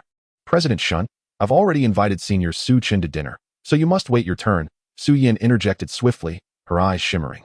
The surrounding Zhonghai students witnessed the 2 school beauties inviting Su Chen one after the other, their hearts filled with envy. Were this any other day, such occurrences would cause a considerable stir. Yet at this moment, everyone felt it was quite ordinary. Then let us all go together, shall we? Qi Shaoqing stepped forward and spoke. Neither Xin Yao nor Su Yan had any objections, so the 4 of them, under Su Yan's arrangement, arrived at the finest Chinese restaurant near Zhonghai University. Along the way, both Xin Yao and Su Yan displayed extraordinary enthusiasm towards Su Chun, showering him with endless questions. To which Su Chun patiently responded, taking great care of both of them. In no time, the quartet reached the restaurant recommended by Su Yan, aptly named Maple Bridge Night Mooring. After Su Yan selected a private room, the 4 settled in to await their meal. While waiting for the dishes to arrive, Su Yan excused herself to the restroom for a touch-up. Just as she finished, a few droplets of water splattered onto her face. She glanced to the side and saw several flamboyantly dressed girls finishing up at the sink, carelessly flinging their hands and splashing water everywhere, much to Su Yan's misfortune. What are you staring at, flat-chested? One of the provocatively dressed girls, with an alluring figure and striking makeup, caught sight of Su Yan's gaze and shot her a fierce glare. Initially, Su Yan had no intention of engaging with these girls, but upon hearing the derogatory remark, her patience wore thin. Excuse me, I may be cup, thank you very much. Do you not see there are others around? Is this how you behave? The flamboyant girl, undeterred, retaliated by splashing water directly onto Su Yan's face. Enraged, Su Yan pushed the girl, causing her to almost stumble. You dare to push me? Get her! The girl shrieked, her voice piercing. In response, Su Yan swiftly raised her leg and kicked the girl, sending her crashing into her companions. Seizing the opportunity, Su Yan slipped away. That was close. Upon entering the private room, Su Yan patted her chest. What happened? Su Chun and the others inquired with concern. Su Yan recounted the incident in the restroom. Clever move, the trio praised her decisiveness. If it weren't for that swift kick, we might have been in real trouble. I just hope this doesn't lead to any complications. Su Yan expressed a hint of worry. No need to fear, with Su Xiao around. He is formidable. Qi Shaoqing exaggeratedly draped an arm around Su Chun. Both Su Yan and Xin Yao chuckled. However, Su Yan still harbored a slight concern. She feared the flamboyant girl might have some connections. At that moment, even Su Chen's skills might not suffice. Furthermore, Su Yan worried about dragging Su Chun and the others into trouble. After a few more minutes, their ordered dishes were served, and the 4 happily indulged in their meal and conversation, allowing Su Yan to temporarily forget the earlier incident. However, midway through their meal, the door to the private room was violently kicked open. Which scoundrel dares to hit my woman? A dozen fierce-looking figures stormed into the room. Leading them was a tattooed, bald man in his 30s, his face twisted with malice as he fixed his gaze on Su Chun and the others. Su Yan was startled, and upon seeing this man, her heart sank, giving rise to ominous thoughts. The bald man, known as Brother Scorpion, was the notorious leader of a gang near Zhonghai University, infamous for his ruthless nature and lawlessness. With his entrance, the previously light-hearted atmosphere in the room shifted dramatically. This little wench hit me. The flamboyant girl clung to Brother Scorpion's arm, pointing a manicured finger at Su Yan in a feigned innocent manner. Brother Scorpion's eyes lit up at the sight. A real gem. He licked his lips and said, You have some guts to hit my woman, but considering you are also a woman, I'll give you a chance. Su Yan's heart flared with anger. She understood the implications of Brother Scorpion's so-called chance. Just as she was about to retort, Su Chun firmly gripped her shoulder. With a cold demeanor, he directed a single word at Brother Scorpion, scram. You little punk, where do you think you're talking to? How dare you act so arrogantly in front of me, Brother Scorpion? Brother Scorpion's nostrils flared in indignation. As the notorious bully of the college town, who would dare to belittle him? Check for yourself. To the astonishment of both Su Yin and Xin Yao, Su Chun removed his Patek Philippe ref. 1518 watch from his wrist and tossed it into Brother Scorpion's hands. What is so special about a broken watch? Brother Scorpion sneered, yet he began to investigate. Patek Philippe, Ref. 1518. Priced at 16 million USD. Instantly, Brother Scorpion's expression froze in disbelief. This piece was worth 16 million USD? That was nearly 100 million in Chinese currency. A shiver ran down Brother Scorpion's spine as he looked back at Su Chun, who seemed to radiate an aura of grandeur. Brother Scorpion, it's just a watch. From the looks of you, are you still going to help me seek revenge? The flamboyant girl sensed the tide turning and leaned in closer to Brother Scorpion, whispering sweetly in his ear. Brother Scorpion glanced at his woman and the dozen or so subordinates around him. Gritting his teeth, he said, "My friend, I am Wang Xie of Shengshi Entertainment. That lady beside you indeed hit my woman, so I must seek justice today. Please grant me this favor. And if I refuse?" Su Chun replied coolly. Wang Xie's forehead twitched. "Friend, if you refuse this favor today, I will have no choice but to ask Wan Xiao for assistance in reclaiming this justice. You must know Wan Wei, the only son of Wan Qinghe of Huaxing Group." Upon hearing Wan Wei's name, Qi Shaoqing's brows furrowed. He was one of the most prominent young masters in Zhonghai, and his father, Wan Qinghe, was a media tycoon with an extensive network. Although Qi Shaoqing suspected Su Chun had an extraordinary background, he couldn't be certain it could overshadow Wan Wei's influence.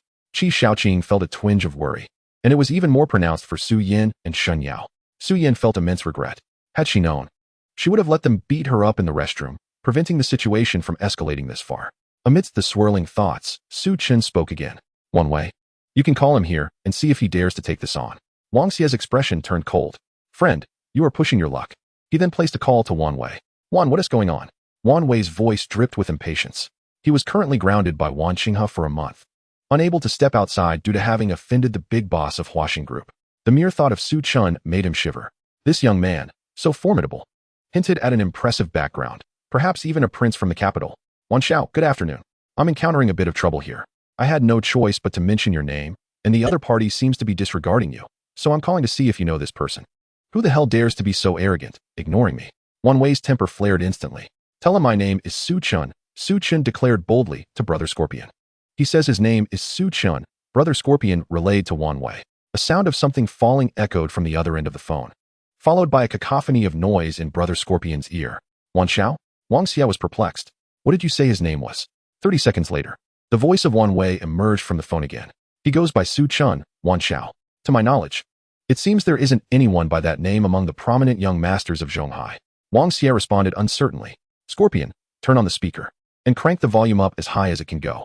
Another incomprehensible statement came from the phone. Nevertheless, Wang Xie complied, increasing the volume to its maximum. "Wang Xie, are you trying to get me killed? Do you have any idea that Su Xiao could obliterate me with a mere flick of his finger? Mark my words. If Su Xiao is displeased in any way because of you today, I will annihilate you in an instant, scattering your ashes to the wind." Wan Wei felt utterly exasperated. Wang Xie stood frozen in place, and when he looked at Su Chun again, it was no longer merely a matter of encountering a wealthy man. It was infused with sheer terror, who was unaware that Wan Wei, the illustrious young master, had an immense ego. To provoke Wan Wei to utter such words in public implied a background that reached far into the heavens. Gulping audibly, Wang Xie realized he was just a thug, far too intimidated to challenge someone as formidable as Su Chun. With a resounding slap to his own face, he then looked at Su Chun with a pleading expression. "Su Xiao, I failed to recognize your grandeur and inadvertently offended you. I implore you, treat me as if I am inconsequential, and let me go." Wang Xie's actions left his underlings bewildered, particularly the flamboyant woman, who was incensed, exclaimed, "Brother Scorpion, what do you mean? He is just some rich second-generation kid. Is it really necessary to be this fearful? You have over 100 brothers. You could eliminate him in a heartbeat. Damn it, it's all your fault." Brother Scorpion retorted angrily, grabbing the flamboyant woman's hair and yanking it hard, sending her crashing to the floor. "Useless." The flamboyant woman sprang back up, retaliating with a fierce kick to Brother Scorpion before storming out of the private room. Brother Scorpion stood there, awkwardly awaiting Su Chun's decision. "Get lost, and don't let me see you again," Su Chun said coldly. Brother Scorpion's body tensed, and he quickly replied, "Understood, Su Xiao. I promise to vanish from your sight henceforth. Here is your watch." With that, Wang Xie swiftly exited the private room with his underlings. Before leaving the restaurant, he made sure to settle the bill on Su Chun's behalf. Once Wang Xie departed, the expressions of the other three in the room towards Su Chun transformed drastically. "Wow, Su Xiao, you're truly impressive. Even Wan Wei was completely subdued by you. Honestly, what is your true identity?" Qi Shaoqing inquired, astonished. Faced with their curious gazes, Su Chun decided to come clean. Wan Wei's father is the vice chairman of the Huaxing Group, and I am the president of Huaxing. The president of Huaxing? What? Qi Shaoqing exclaimed, nearly jumping up from his seat. It was no wonder Qi Shaoqing was taken aback. The Huaxing Group was a publicly traded company valued at hundreds of billions. How old was Su Chun? He was the head of this colossal enterprise. While young masters of Zhonghai's age were still busy courting internet celebrities and flaunting luxury cars, Su Chun stood unrivaled among them. I heard many big-name stars work for Huaxing. Doesn't that mean you can meet them anytime, Brother Chin? Su Yin chimed in enthusiastically. Su Chun paused momentarily. His role as president of Huaxing was more of a figurehead, and he hadn't kept track of which stars Huaxing had signed. Shun Yao pouted and remarked, now that you're so wealthy, you wouldn't look down on the tuition I gave you, would you? You still plan to teach me, right? Su Chun looked perplexed. He hadn't even agreed to take on a disciple yet. Su Xiao, what a treasure you have. You managed to intimidate that scorpion guy? Qi Shaoqing exclaimed, picking up a Patek Philippe Ref 1518 watch. Oh, just a watch worth 100 million. Su Chun replied nonchalantly. Qi Shaoqing shuddered and quickly placed the watch onto Su Chun's wrist. Subsequently, the four of them finished their lunch amidst laughter and camaraderie. Hey, Dad. I'm only 22 this year, and I plan to pursue further studies. Why are you so eager for me to go on blind dates? Chapter 23. The Invitations from Two School Beauties. I'm not going. I said I'm not going. It's pointless. You must go? Dad, are you even being reasonable? Dad, I actually have a boyfriend already. It's impossible for me to go on blind dates. What? You want to meet my boyfriend? After leaving the restaurant, Su Yin received a phone call from her father, who mentioned that he had prepared a blind date for her, the son of the manager at his workplace. Hanging up the phone, Su Yin felt a wave of bitterness. She had just been forced to lie about having a boyfriend. And now her father expected her to bring him along to meet. Where was she supposed to find a boyfriend now? As Su Yin's gaze fell upon Su Chun, an idea sparked in her mind, and she timidly said, Brother Chun, could you pretend to be my boyfriend just for tonight during dinner to help me get through this with my dad? He was willing. Qi Shaoqing pushed Su Chun forward. With no choice, Su Chun reluctantly agreed to play the role of Su Yan's boyfriend. Okay, but this is a one-time deal. Su Yan felt delighted yet somewhat disheartened. After all, she was a stunning school beauty, and from Su Chun's tone, it seemed like he wasn't entirely keen on the arrangement. If it happens once, it can happen again. Eventually, what's fake will turn real, Su Yan silently vowed. Brother Chun, my parents have also been pressuring me about blind dates lately. So you'll need to pretend to be my boyfriend then as well, Shen Yao declared with wide, eager eyes. Again, Su Chun felt overwhelmed. When would the system reward him with something to diminish his charm? Since both Su Yin and Shen Yao had classes in the afternoon, they reluctantly returned to school after lunch. On their way to the parking lot, Qi Shaoqing yawned repeatedly. Su Xiao, I didn't sleep well last night. I need to find a place to catch up on some rest. All right. Qi Shaoqing drove straight to a small influencer's home. Once Qi Shaoqing left, Su Chun found himself at a loss for what to do. After some thought, he decided to visit Victoria and buy some fruits as employee perks. Driving to a nearby fruit market, Su Chun began picking out an assortment of fruits, opting for the most expensive options available: cherries, durians, and purple grapes. Money was no object. Hey, handsome, let me take care of that for you. At the checkout, a striking woman appeared before Su Chun, pulling out her phone to offer to pay while throwing him a flirtatious glance. Su Chun glanced at the woman, who was in her 30s, dressed in designer clothes, but exuded an oily demeanor. Disgusting. Su Chun quickly replied, No, I'll pay for it myself. The woman's eyes sparkled with interest, but she looked a bit displeased and said, Don't be so quick to refuse, darling. It would make me unhappy. Su Chun felt a chill run down his spine and replied coldly, I said I don't need it. The woman's eyebrows arched as she pulled out a bank card from her LV bag. Is this not enough? Here, 500,000. Take it. Su Chun's expression momentarily faltered. What do you mean? The woman replied with a smug smile. Can't you see? I want to financially support you, as long as you provide satisfactory services. Anything you desire shall be yours. As she spoke, she reached out a hand towards Su Chun's chest. With a sense of incredulity, Su Chun swiftly swatted her hand away. Please, have some self-respect. I am not interested in such matters. Oh, still unsatisfied with the amount? How greedy. If 500,000 isn't enough, then let it be 1 million. The woman rummaged through her bag for a bank card, her face brimming with determination. You can't even afford to support me? Step aside. Losing interest in prolonging the conversation, Su Chun shoved the woman aside. Ouch, she exclaimed dramatically.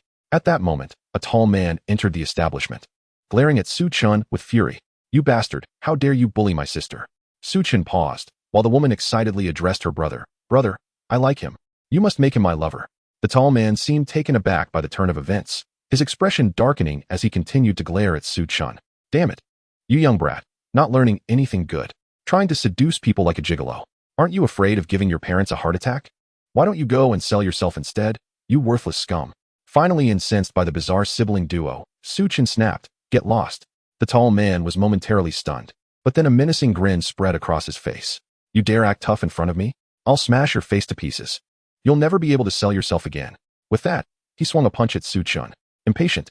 Su Chun responded with a swift kick that sent the tall man flying. You think you've got what it takes? I'll have someone kill you, the tall man shouted, clutching his chest.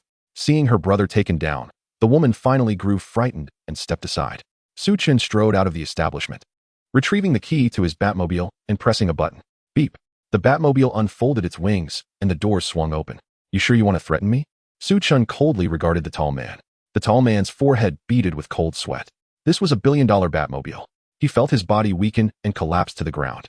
The striking woman, witnessing this scene, was left utterly dumbfounded, finally comprehending what Su Chun meant by being unable to afford her. Indeed, he truly could not be supported. Simultaneously, waves of fear surged within her.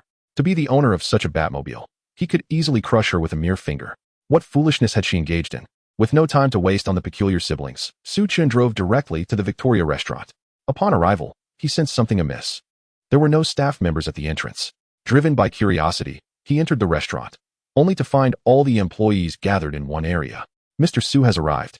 Someone exclaimed upon spotting him, greeting him with respect. What is going on? Su Chun furrowed his brow. It's about Mr. Su. Zhao Xiaoyan approached with a worried expression. According to her account, a South Korean star had visited during lunch, and while a waiter was serving, the star had discreetly groped the waitress. Infuriated, the waitress had splashed a glass of red wine on the star, leading to a heated argument. Does he think this is South Korea? Su Chun's temper flared slightly. As the owner of this restaurant, you must provide an explanation. A woman in her 30s, impeccably made up and stylishly dressed, asserted herself towards Su Chun. Who are you? Su Chun cast a curious glance at her, puzzled as to why she, clearly of Chinese descent, would defend a South Korean. The woman raised her chin with pride. I am Yang Jinjin, manager of Mr. Park Hoon-sung. As she spoke, Su Chun's gaze drifted towards the South Korean star. He looked somewhat familiar.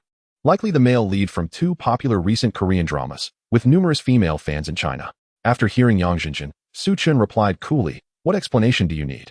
He took advantage of my restaurant's waitress. I've shown him enough courtesy by not breaking his hand. Yang Jinjin scoffed. What kind of person is Mr. Park? How could he possibly take advantage of a waitress? Clearly, it was your staff who was trying to seduce him because of his good looks. When he ignored her, she got angry and spilled wine on him. I did not. He made the first move. The young, beautiful waitress protested weakly. Is there surveillance footage? Su Chun turned to Zhao Xiaoyan. Yes, she quickly responded, retrieving the footage. Indeed, it was Park Hoon-sung who had initiated the inappropriate contact. The evidence was irrefutable. What more was there to discuss? Su Chun regarded Yang Jinjin with a cold stare. Yang Jinjin dismissed the footage, continuing her defense. This footage only captures their backs. What does it prove? Perhaps she was making some suggestive gestures while serving. She pointed an accusatory finger at the waitress. The unfair accusation nearly brought the waitress to tears. I did nothing. I swear. I believe you. Su Chun comforted her, then suddenly struck Yang Jinjin across the face. Slap. Yang Jinjin stumbled back, shocked. What are you doing? You dare hit me? I'm calling the police. She shouted, her voice rising in fury. Yes, I did hit you. Who told you to make suggestive gestures towards me first? Su Chun replied nonchalantly. You're talking nonsense. When did I make any suggestive gestures? Yang Jinjin retorted angrily. Everyone saw it. Su Chun pointed towards Zhao Xiaoyan and the other staff members present. Indeed, we all clearly saw that you were the one making inappropriate gestures towards Mr. Su, and he had no choice but to slap you to shatter your delusions. After all, Mr. Su is quite handsome. Yes, if it weren't for Mr. Su waking you up with that slap, you would have tried to undress in front of him. A chorus of staff chimed in. Come on. If you want to be shameless, I'll be even more shameless. For the first time, Yang Jinjin was left speechless, seething with rage. You shameless Chinese. I will ensure that the Huaxing Group blacklists your restaurant and launch a smear campaign against you online. The usually composed South Korean star, Park Hoon-sung, stood up, threatening in broken Chinese. Do you have connections with the Huaxing Group? Su Chun glanced at Park Hoon-sung. What? Are you scared? Mr. Park is a newly signed artist with Huaxing Media. With just one word from him, the entire Huaxing Group will mobilize to obliterate your restaurant's reputation online. Yang Jinjin boasted triumphantly, believing Su Chun was intimidated. Park Hoon-sung wore a proud expression and declared, If you kneel and lick the soles of my shoes, perhaps I might spare your restaurant. How dare you speak to Mr. Su in that manner? The security guard, already harboring a dislike for Park Hoon-sung, immediately exploded with rage upon hearing those words and delivered a resounding slap to his face. Despite his recent portrayal of a martial arts master in 2 popular Korean dramas, all of that had been executed by a stunt double. In reality, he possessed no martial arts skills whatsoever, and he felt the full force of the guard's blow. How dare you strike a distinguished South Korean guest? I will sue you all, driving you to the brink of bankruptcy. Yang Jinjin fumed. Park Hoon-sung, undeterred, retorted, Aish. I will ensure that the Hwashing group hunts you down, and my fans in Hwagwa will tear you to shreds. Did you just assert that he is a newly signed artist of Hwashing? Well, he is not anymore. Su Chin remarked to Yang Jinjin before picking up his phone to dial. Yang Jinjin dismissed Su Chin's words as inconsequential. How could a mere restaurant owner presume to influence the decisions of Hwashing? It was nothing short of comedic. Park Hoon-sung shared her skepticism, covering his cheek as a malevolent gleam flickered in his eyes. Hello, Mr. Su, came the respectful voice of Won Ching-ha when the call connected. Has the film department signed a South Korean star named Park Hoon-sung? I find him quite disagreeable. Terminate his contract and don't forget to demand compensation for the humiliation he has brought upon our nation, tarnishing the reputation of Hwashing. Su Chin replied coolly. Understood. Upon receiving the instruction, Won Ching-ha immediately sprang into action, summoning the manager of the film department. Won Ching-ha, you certainly put on a good act. But alas, what is your status that you could possibly engage with him? Yang Jinjin scoffed, crossing her arms. Park Hoon-sung, reclining with an air of arrogance, paid no heed to the unfolding drama. However, within a minute, both Yang Jinjin's and Park Hoon-sung's phones rang simultaneously. After answering the calls, their expressions transformed drastically. Mr. Park, you have been dismissed from Hwashing and are facing a 30 million compensation fee. I have been expelled from Hwashing, and they demand a nationwide ban on my participation in the film industry.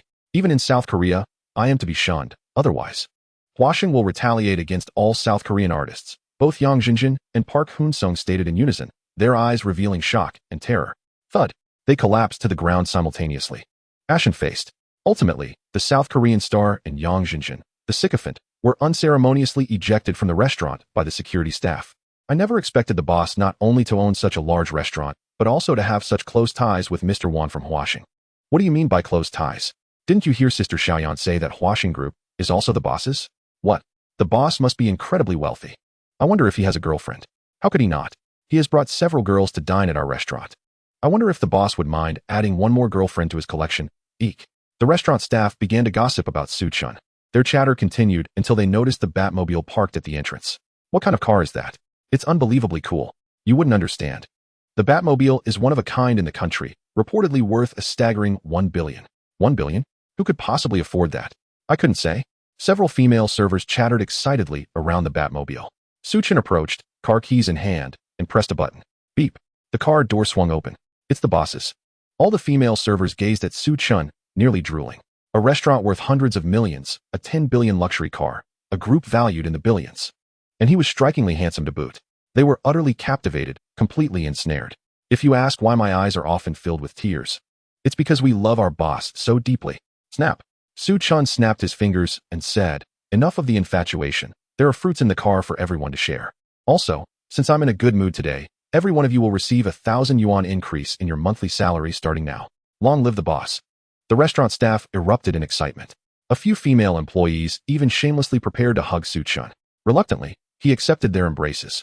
Those who had hugged Su Chun now wore flushed cheeks, resembling tipsy revelers, struggling to walk steadily. What are you doing? Get back to work. Zhao Xiaoyan intervened just in time to defuse the situation. The female servers stuck out their tongues and obediently returned to their tasks. Boss. I would like a hug too, Zhao Xiaoyan suddenly said, her face flushed with shyness as she addressed Su Chun. He swiftly made his escape. Chapter 25. Are you sure you want someone to deal with me? Ding. The host has raised employee salaries, allowing the righteous light to shine upon the earth, rewarding the host with 10 Rolls-Royce Phantoms. Just as Su Chun was about to drive away, a message entered his mind. In the face of 10 Rolls-Royces, each worth 7 to 8 million, Su Chun felt no stirrings in his heart. He even considered laughing. What would I do with so many Rolls-Royces?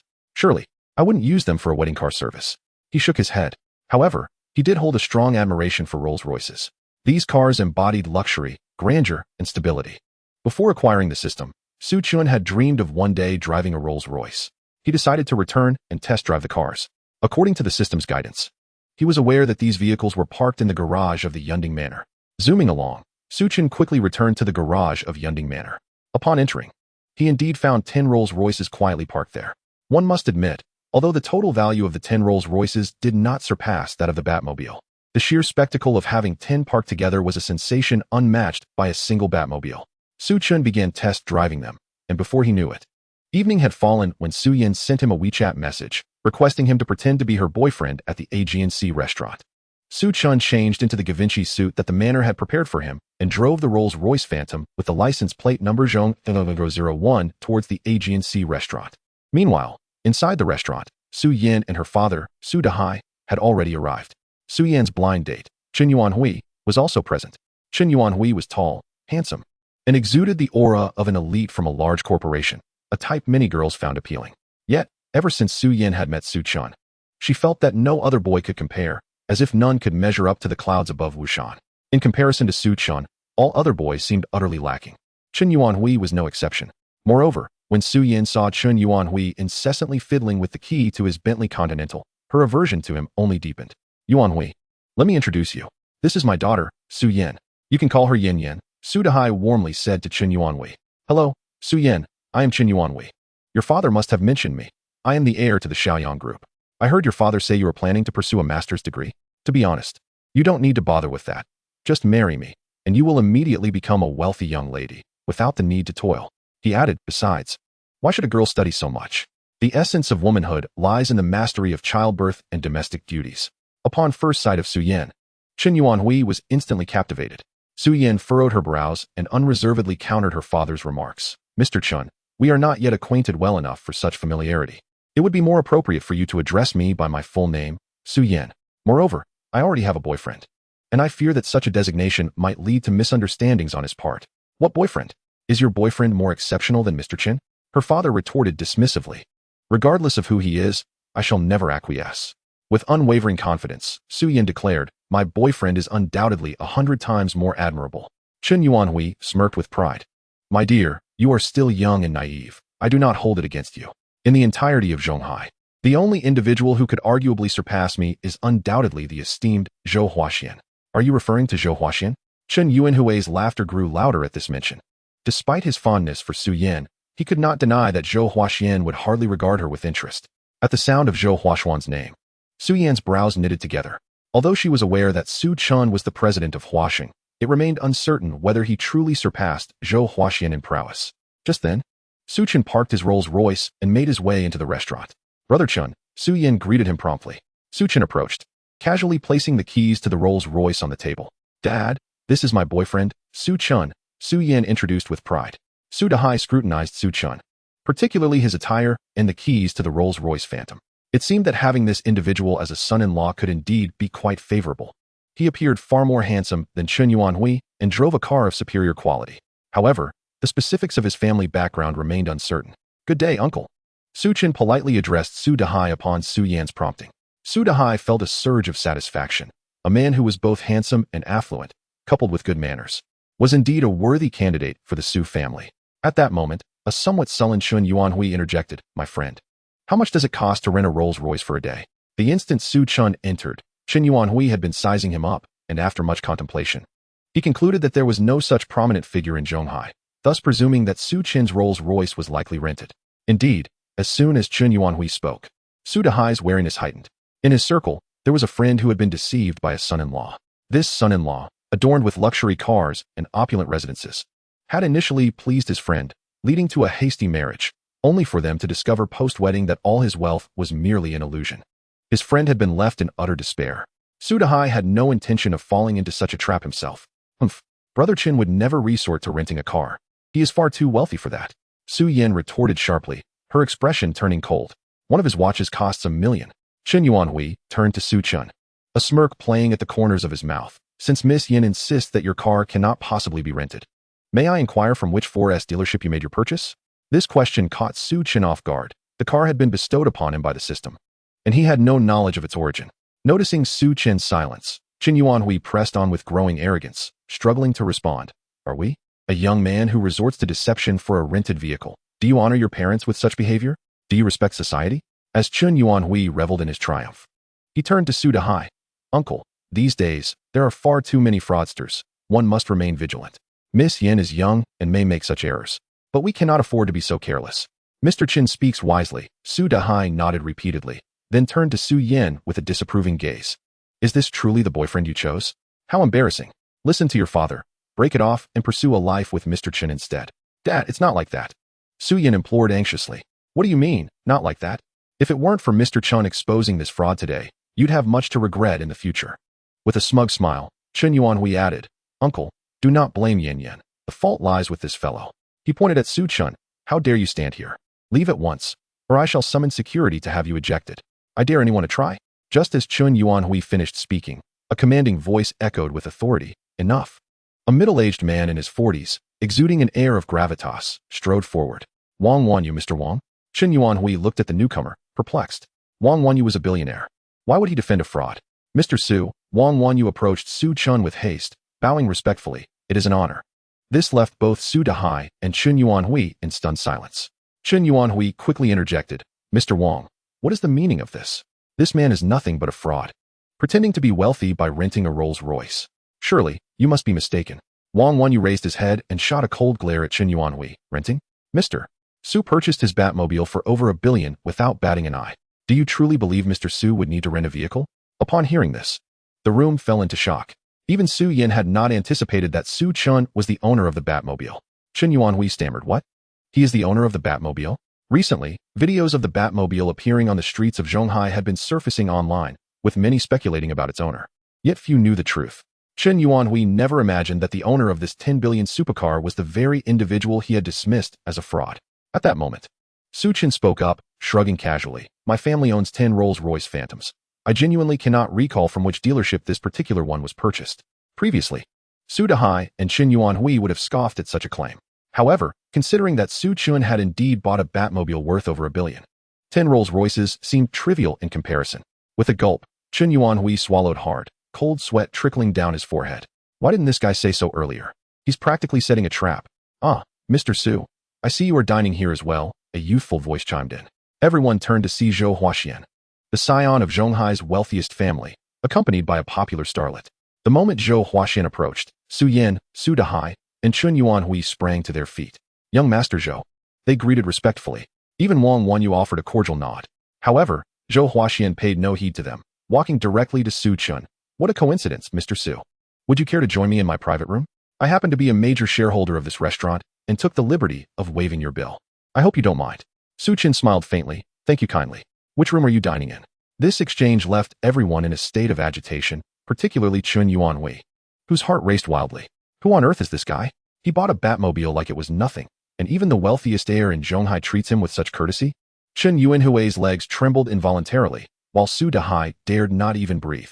The earlier comments made to Su Chen weighed heavily on his conscience, and he harbored intense resentment towards Chen Yuanhui. If it weren't for you, Chen Yuanhui, we could have been on much better terms. Wang Wanyu, however, remained composed. After all, a wealthy young man whose background remains elusive certainly possesses a more formidable aura than Zhou Huaxian. Zhou Huaxian chuckled and remarked, in the Supreme Hall, had I known that young Master Su would be attending, I would have reserved it exclusively for you. Who are these individuals? As he shifted his gaze towards Su Chen and the others, he continued, this is Su Yin, my girlfriend. Su Chen introduced Su Yin, hesitating momentarily when it came to her identity, as he was merely acting as Su Xian's temporary boyfriend for a day, after which he would depart. Oh, so you are my sister-in-law. Greetings, sister-in-law, Zhou Huaxian exaggeratedly exclaimed. Su Xian's cheeks flushed. First, she cast a meaningful glance at Su Chen, then softly greeted, hello, young Master Zhou. This is Uncle Su. Su Chen introduced Su Dahai. Greetings, Uncle. Zhou Huaxian courteously acknowledged him. This single greeting nearly sent Su Dahai soaring with delight, his face glowing with excitement as he responded, young Master Zhou, you are too kind. He then glanced at Su Chen, growing increasingly pleased. If it weren't for Su Chen being his son-in-law, would the son of the illustrious richest man in Zhonghai address him as uncle? Dream on, young Master Su. There's no need for an introduction. I am already acquainted with young Master Zhou. Wang Wanyu interjected as Su Chen was about to introduce him. Young Master Zhou, President Wang. The two exchanged pleasantries. However, Su Chen did not introduce Chen Yuanhui. Zhou Huaxian, perceptive as he was, instantly grasped that Su Chen harbored an aversion towards this individual. He directed a cold gaze at Chen Yuanhui and said, Friend, this is not a place for you. Kindly leave. Chun Yinhui's face turned crimson with embarrassment as he trembled while exiting the restaurant, feeling as if he had lost face in front of his grandmother. Subsequently, Zhou Huaxian invited Su Chun and the others into the emperor's hall. Wang Wanyu, unwilling to partake in this gathering, made his exit. Su Dehai also refrained from joining, first sternly warning Su Yan, Yen, when with young Master Su, be sure to temper your little temperaments, otherwise I want to spare you. Then, with a beaming smile, he turned to Su Chun and added, good son-in-law, Yin can be a bit willful at times. Do not indulge her, handle her as you see fit. With that, Su Dehai left the restaurant, content, posting a message in the family's WeChat group, proclaiming his daughter's newfound boyfriend's remarkable qualities. The emperor's hall at Aegean Sea was indeed far superior to the ordinary tables outside, exuding an air of elegance and understated luxury. Inside the room were Zhou Huaxuan's entourage, a group of affluent second-generation heirs. This is Su Chun, young Master Su. Let us raise a glass to him. Zhou Huaxian rallied the group. Although the wealthy heirs found Su Chun unfamiliar, they raised their glasses in respect as their leader had spoken. Everyone is being too courteous, Su Chun said as he lifted the glass of red wine Zhou Huaxian had poured for him, toasting with the group. After a sip, the conversation flowed naturally, revolving around luxury cars, beautiful women, and exquisite watches. One of the wealthy heirs, eager to impress, cheerfully announced, I just acquired a Patek Philippe 5002P watch yesterday. He showcased the watch with pride. Xiao Zhuang, impressive. That piece is worth over 17 million. It's a rarity, another remarked. Not bad, Xiao Zhuang replied modestly, his gaze discreetly drifting towards Su Chun. He was genuinely curious about Su Chin's identity and why Zhou Huaxian treated him with such deference. Flaunting the watch was also an attempt to gauge Su Chin's reaction, but he received no response. This guy, Xiao Zhuang muttered under his breath, suddenly noticing Su Chun's wrist. Oh my goodness, he exclaimed involuntarily. What is going on with Xiao Zhuang? The other wealthy heirs questioned, puzzled. Xiao Zhuang stood up, craning his neck towards Su Chun, and politely asked, young Master Su, is that a Patek Philippe Ref 1518 you have? The mention of Patek Philippe Ref 1518 startled the group of affluent heirs. Indeed, Su Chun replied with a smile and a nod. How much did you purchase it for? I believe it's a prized possession in the Patek Philippe store and not for sale, Xiao Zhuang inquired eagerly. About 100 million, Su Chun replied nonchalantly. Young Master Su, you are truly affluent. The group of wealthy heirs collectively admired Su Chun. Even Zhou Huaxian couldn't help but cast an admiring glance at the Patek Philippe Ref 1518. As the evening progressed, Zhou Huaxian offered Su Chun another toast, saying, young Master Su, my father is hosting a banquet tomorrow night. I wonder if you would grace us with your presence? Zhou Huaxian found Su Chun quite to his liking, and Su Chun, without hesitation, replied, as young Master Zhou invites. I shall certainly attend. After enjoying a few more bites, Su Chun noticed that Su Yan appeared somewhat uncomfortable in the surroundings. He stood up and raised his glass to the group, saying, I have a few matters to attend to, so I shall take my leave. Young Master Zhou, enjoy your meal and drinks. After exchanging a few more polite words, Su Chun exited the private room. As soon as Su Chun departed, the group of wealthy heirs could no longer contain their curiosity and hastily inquired of Zhou Huaxian, young Master Zhou, who exactly is this young Master Su? He can afford a watch worth 100 million, yet we have never heard of such a prominent figure in Zhonghai. Zhou Huaxian donned a contemplative smile. I too was unaware of young Master Su's existence in Zhonghai until he made a significant purchase of the Yunding Manor, which brought him to my attention. To be honest, I still find it challenging to fathom this individual. So, he is the one who bought your family's Yunding Manor. I suspect he must be from the capital, Xiao Zhuang remarked, gesturing upwards. The affluent heirs understood Xiao Zhuang's implication. In any case, when dealing with young Master Su, let us be as courteous as possible. Should anyone provoke him, do not blame me for expelling them from our circle, Zhou Huaxian asserted firmly. Understood, the wealthy heirs nodded in agreement. Apologies. I sense that the previous environment may have made you uncomfortable, Su Chun sincerely addressed Su Yan as they exited the restaurant. Su Yan was momentarily taken aback, her face reflecting her gratitude. She had not anticipated Su Chun would notice such a detail. To be honest, I can only be considered a minor second-generation heir. Sitting alongside a super-rich individual like Zhou Huaxian does make me a bit anxious. Are you not at ease with me? Su Chun replied with a sudden smile. Because you are so gentle, Su Yan said, beaming a sweet smile at Su Chun. Su Chun shook his head. It was the first time someone had described him in such a manner. Shall I escort you home, or what shall we do next? Su Chun asked, letting the breeze dissipate the lingering scent of alcohol from his body. Why should I have you take me home? You can still pretend to be my boyfriend for another 4 hours. Su Yan gazed at Su Chun with watery eyes. Well then, where shall we go next? Su Chen's response left Su Yin slightly disappointed. The ideal response would have been, I can be your boyfriend indefinitely. However, Su Yin kept such thoughts to herself, knowing well that she was not worthy of Su Chen.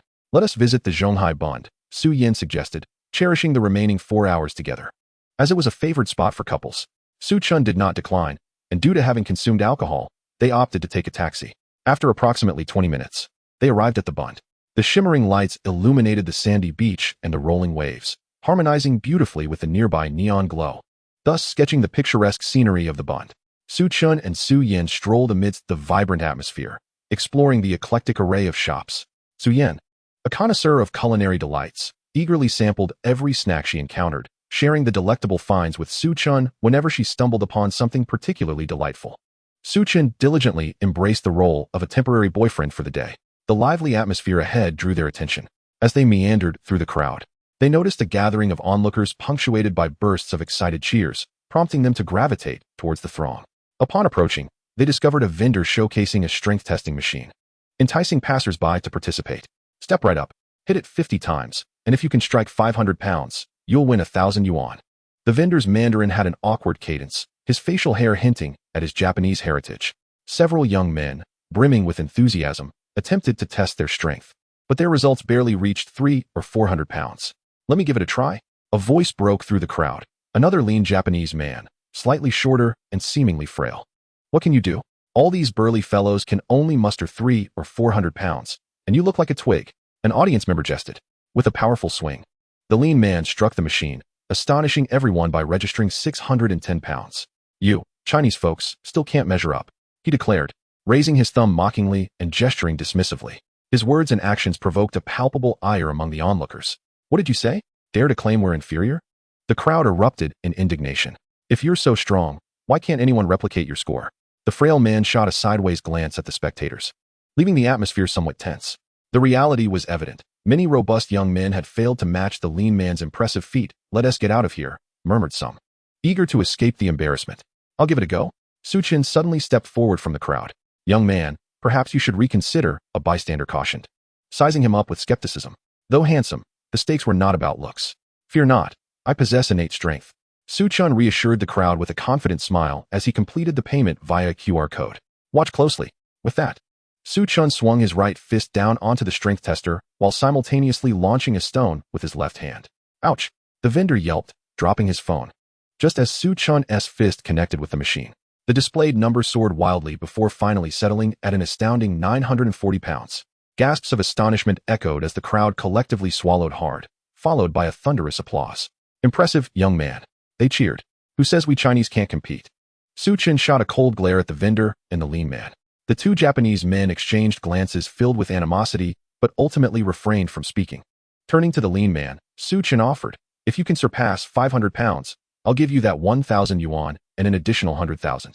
The lean man, taken aback, exchanged a furtive look with the vendor. All right, deal. He approached the machine once more. What's going on here? A spectator questioned in confusion. After all, the lean man had previously achieved 600 pounds, so hitting over 500 should not be a challenge. Was this a setup? Su Chen merely smiled in response. At that moment, as the lean man roared and swung his fist, Su Chen once again struck the vendor's phone with a stone. Bam! Upon impact, the machine registered a dismal 230 pounds, a performance worse than any prior attempt. What in the world? The crowd murmured in disbelief. It must be his phone malfunctioning, someone noted, recalling the vendor's two dropped phones, leading to a collective realization. That scoundrel must be manipulating the numbers. A nearby elder exclaimed angrily. No, that is not true. The vendor panicked, sensing the rising fury of the crowd. These two are clearly in cahoots. With the crowd closing in, the vendor, terrified, swiftly brandished a concealed knife hidden behind the machine. Get lost, all of you. You fools, he shouted, brandishing the weapon in the air. The crowd recoiled in fear. Suddenly, Su Chen leaped forward, delivering a precise kick that sent the knife flying from the vendor's hand. Take him down. The onlookers surged forward, delivering a flurry of punches and kicks to the vendor, including the previously mocking lean man, until the police arrived.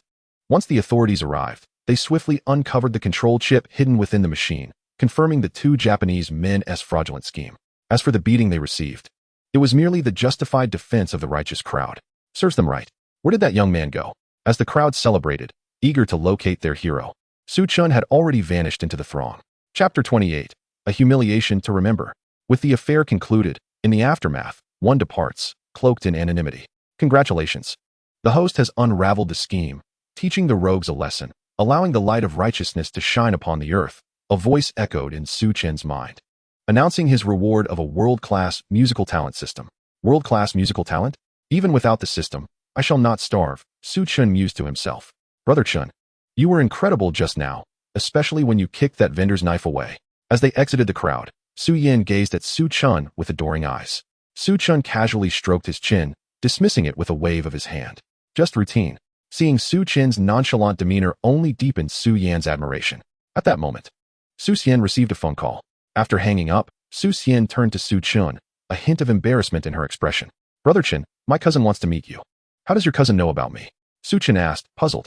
Well, my dad mentioned in the family group chat that I had found an exceptional boyfriend, which piqued their curiosity, Su Xian explained.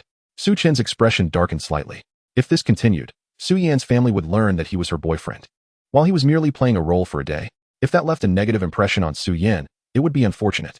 Brother Chen, you really don't have to go, Su Xian quickly reassured him, noticing his discomfort. No worries, let us go, Su Chen replied, adhering to his principle of seeing things through to the end. Thus, the two hailed a taxi towards Su Yan's cousin's residence. En route, based on Su Yan's description, Su Xian revealed that her cousin, Su Yu, had always been competitive with her since childhood, especially in terms of appearance and academic performance. Unfortunately, Su Yan outshone her in both regards. Eventually, Su Yu found herself a rather wealthy boyfriend, regaining her sense of self-respect. She found pleasure in flaunting her boyfriend's wealth and accomplishments before Su Yan. I suspect my cousin overheard my father praising her for being so exceptional, which may have stirred some concern within her. Su Yan gazed tenderly at Su Chen, a smile playing on her lips. Coincidentally, Su Yu's husband had also purchased a residence in the Yunding Villa district, albeit the 4 least expensive units, and they were on an installment plan. Upon arriving at their destination, Su Yan pressed the doorbell, and a servant opened the door. Oh, Yin Yin has arrived. Su Yu appeared to be 2 or 3 years older than Su Yan, dressed elegantly for the evening, her face adorned with makeup, and she was accompanied by a man in his 30s with a receding hairline and a slightly plump physique. Cousin, brother-in-law, this is my boyfriend, Su Chen. Summoning her courage, Su Yan linked her arm with Su Chen's left and approached the couple. Su Yu's eyes brightened as she assessed Su Chen, with a chiseled visage and striking features. He was far more handsome than her own husband. A pang of jealousy struck her. However, she had not chosen her husband for his looks, but rather for his wealth. So she squinted and inquired, so, how did you both arrive? We took a cab, Su Chen replied candidly. Really? Su Yu's interest piqued. Despite her uncle's praises of Su Chen's excellence, it turned out he was merely a poor fellow who couldn't even afford a car. Her earlier worries were unfounded. Recently, the pace of events had slowed, allowing for quicker updates. I seek a wave of 5-star reviews. Come on, folks, let's go for it. Of course, any suggestions can be written in the comments. Dogon reads them daily. Huh, you came by cab? The balding man, Lu Donglai, who was linked with Su Yu, burst into laughter. Cough, cough. Su Yu cleared her throat, giving Lu Donglai a sidelong glance. Try not to be so obvious, it's quite embarrassing. Her smile broadened as she remarked, indeed, he is quite the catch. But tell me, Su Yan, what is your boyfriend's occupation? Su Chen pondered for a moment before responding. I own 2 companies and am a major shareholder in a foreign enterprise. This answer made Su Yu cautious, and she probed, and what is your annual income? A few hundred billion, perhaps. Su Chen replied without hesitation.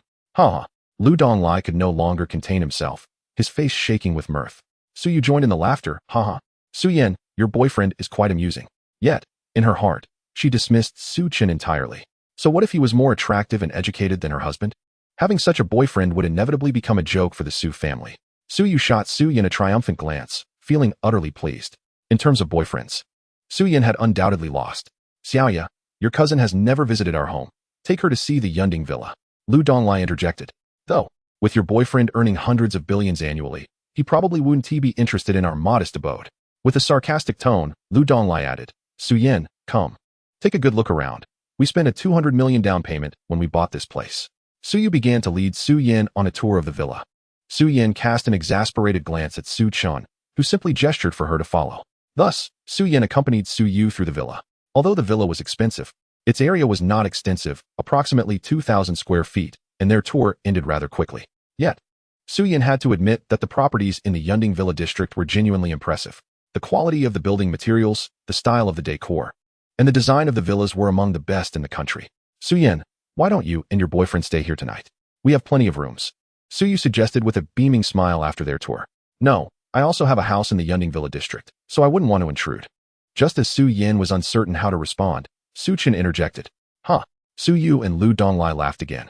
Su Yu shot a disapproving look at Su Chen, saying, Su Yan's boyfriend, you might want to tone it down.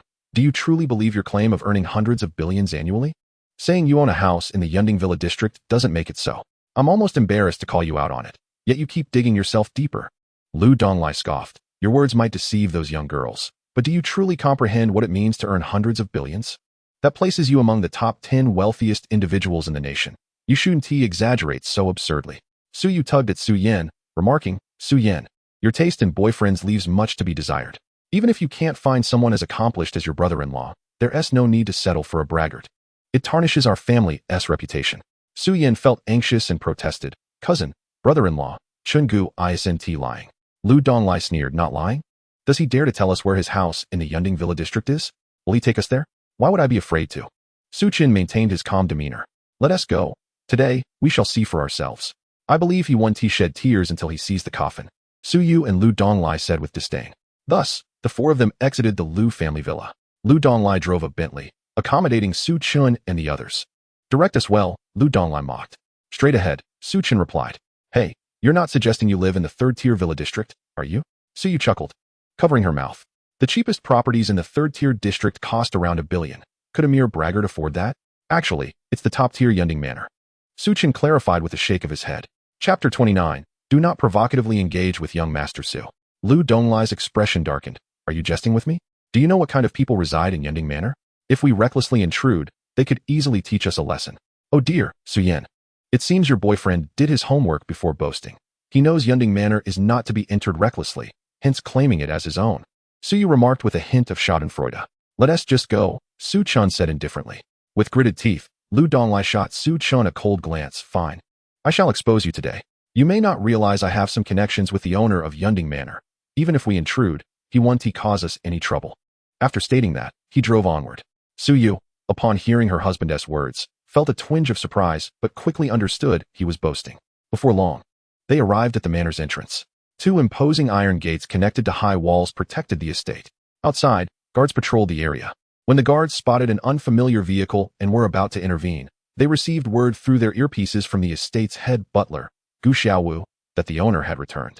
Immediately, the guards straightened, swiftly opening the iron gates. Lu Donglai observed the scene with growing apprehension, wondering if the owner of Yunding Manor had indeed met him before. However, he quickly reassured himself. Only those who own properties in the Yunding Villa district could drive into the area. Perhaps the owner of Yunding Manor wished to make a friend of him, a fellow property owner. With that thought, Lu Donglai puffed out his chest, feeling increasingly proud. At the same time, a glimmer of scrutiny flickered across Su Chen's visage, a thought crossing his mind. Let's see how you feign ignorance now. Binley arrived at the parking area of the estate.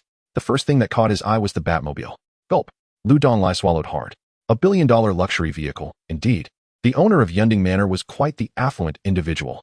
Following that were 9 Rolls-Royce Phantoms, lined up in a row, which similarly sent a jolt through Lu Donglai's heart. Upon exiting the car, he discovered a gathering of 40 to 50 individuals standing in 2 neat rows. At the forefront was an exceptionally graceful and stunning beauty clad in a qipao. Instinctively, Lu Donglai assumed she was the owner of Yunding Manor. Thus, with a greasy smile plastered on his face, he approached the qipao-clad beauty with small, eager steps. Internally, he felt an overwhelming sense of pride. However, the beauty in the qipao hardly spared him a glance, almost jogging to stand before Su Chen. She bowed deeply, addressing him with utmost respect. Boss, you have returned. Hello, boss. The 40-plus estate servants bowed in unison, proclaiming loudly, their voices echoing across the parking area. Both Lu Donglai and Su Yu were left in a state of shock. Witnessing this scene, they were utterly dumbfounded. They had calculated every possibility, yet never anticipated that Su Chen was indeed the owner of Yunding Manor. What about their earlier comments? The two exchanged a bewildered glance. Boss, who are they? The estate steward, Gu Xiaowu, inquired curiously, observing Lu Donglai. Oh, they are my friends. Friends? They can't even recognize the owner of Yunding Manor? Gu Xiaowu muttered silently to herself. Do you wish to come inside? Su Chen asked, glancing at the perspiring Lu Donglai and Su Yan. Initially, The pair contemplated finding a crevice to hide in and vanishing from Su Chen's sight as swiftly as possible. However, they were both concerned about potential retaliation from Su Chen and were also eager to see what the so-called finest mansion in Huawei looked like. Thus, they awkwardly nodded. Is that permissible? Su Chen beckoned Su Xian to lead the way, with Lu Donglai and Su Yu discreetly trailing behind. Once inside, Lu Donglai and Su Yu were instantly captivated. Though similar to the Yunding villa, the design, style, and decor of Yunding Manor were far superior to any other villa. It truly deserved its title as the nation's premier luxury residence. The two couldn't help but express their admiration. Yet, the thought that the house belonged to Su Chen left them feeling quite conflicted. Young Master Su, we were indeed blind to the grandeur before us and spoke foolishly. We hope you won't hold it against us. Lu Donglai approached Su Chen, his head bowed in a gesture of apology. For the sake of Xian, I shall refrain from holding a grudge against you, Su Chen replied, his expression nonchalant as he waved his hand dismissively. Su Yin felt a rush of sweetness at his words. Thank you, young Master Su, thank you. Lu Donglai and Su Yu felt as if they had been granted a reprieve. Are you hungry? Shall I prepare some dinner? Su Chen inquired of Su Yin and the others. In truth, he felt a bit peckish himself. Gu Xiaowu immediately sprang into action, preparing to instruct the kitchen to whip up some dishes. I'll handle it myself, Su Chen interjected, stopping Gu Xiaowu. Brother Chen, you can cook? Su Xian exclaimed, her mouth agape in surprise. Lu Donglai and Su Yu turned to look as well. Since my cousin is here, it is only fitting that I cook personally to show my respect, Su Chen smiled. Upon hearing this, Su Yin felt a warm glow within her. For her sake, Su Chen, a billionaire, was willing to step into the kitchen. Could it be that Brother Chen actually harbored feelings for me? The thought flitted through Su Yan's mind, causing her cheeks to flush. Meanwhile, Su Yu felt a pang of jealousy. Despite being married to Lu Donglai for quite some time, he had never done anything for her, let alone cook. Unbeknownst to Su Chen, the two women were swirling in their own emotional turmoil as he donned an apron and headed to the kitchen. After a flurry of activity, 4 dishes and a soup emerged: 8 treasure duck, crystal shrimp, songjiang fish, and a simple seaweed egg drop soup. The sight of these dishes left everyone astonished. These were renowned dishes from Zhonghai, and while they were not overly difficult to prepare, achieving the right flavors was no small feat. However, they held no high expectations for the taste, as no one would expect a billionaire to possess exceptional culinary skills. Let me have a taste, Su Yin exclaimed eagerly, for this was a meal prepared by Su Chen himself. She picked up a shrimp with her chopsticks and placed it in her mouth, her expression instantly freezing. This was simply too delicious. How is it? Not too shabby, I presume. Su Chen wiped his hands and smiled. Absolutely fantastic. Su Yan's eyes sparkled. Observing Su Yan's reaction, Lu Donglai and Su Yu exchanged incredulous glances. Could it really be that extraordinary? They picked up their chopsticks and sampled the dishes. Stunned, they locked eyes in mutual confirmation. This was a culinary experience unlike any they had ever encountered. Su Yu eagerly picked up another piece of songjiang fish, equally moved to tears by the exquisite flavor. Amid the revelry of flavors, Su Yu's heart felt bitter. Why was it that Su Yan's boyfriend was not only handsome and wealthy, but also possessed such extraordinary culinary skills? The jealousy was overwhelming. What followed was a delightful feast, with the sounds of chopsticks clattering against bowls resembling a battlefield. In less than 10 minutes, the trio, who had initially claimed to be on a diet, devoured all 4 dishes and the soup. Each of them rubbed their full bellies, licking their lips, still craving more.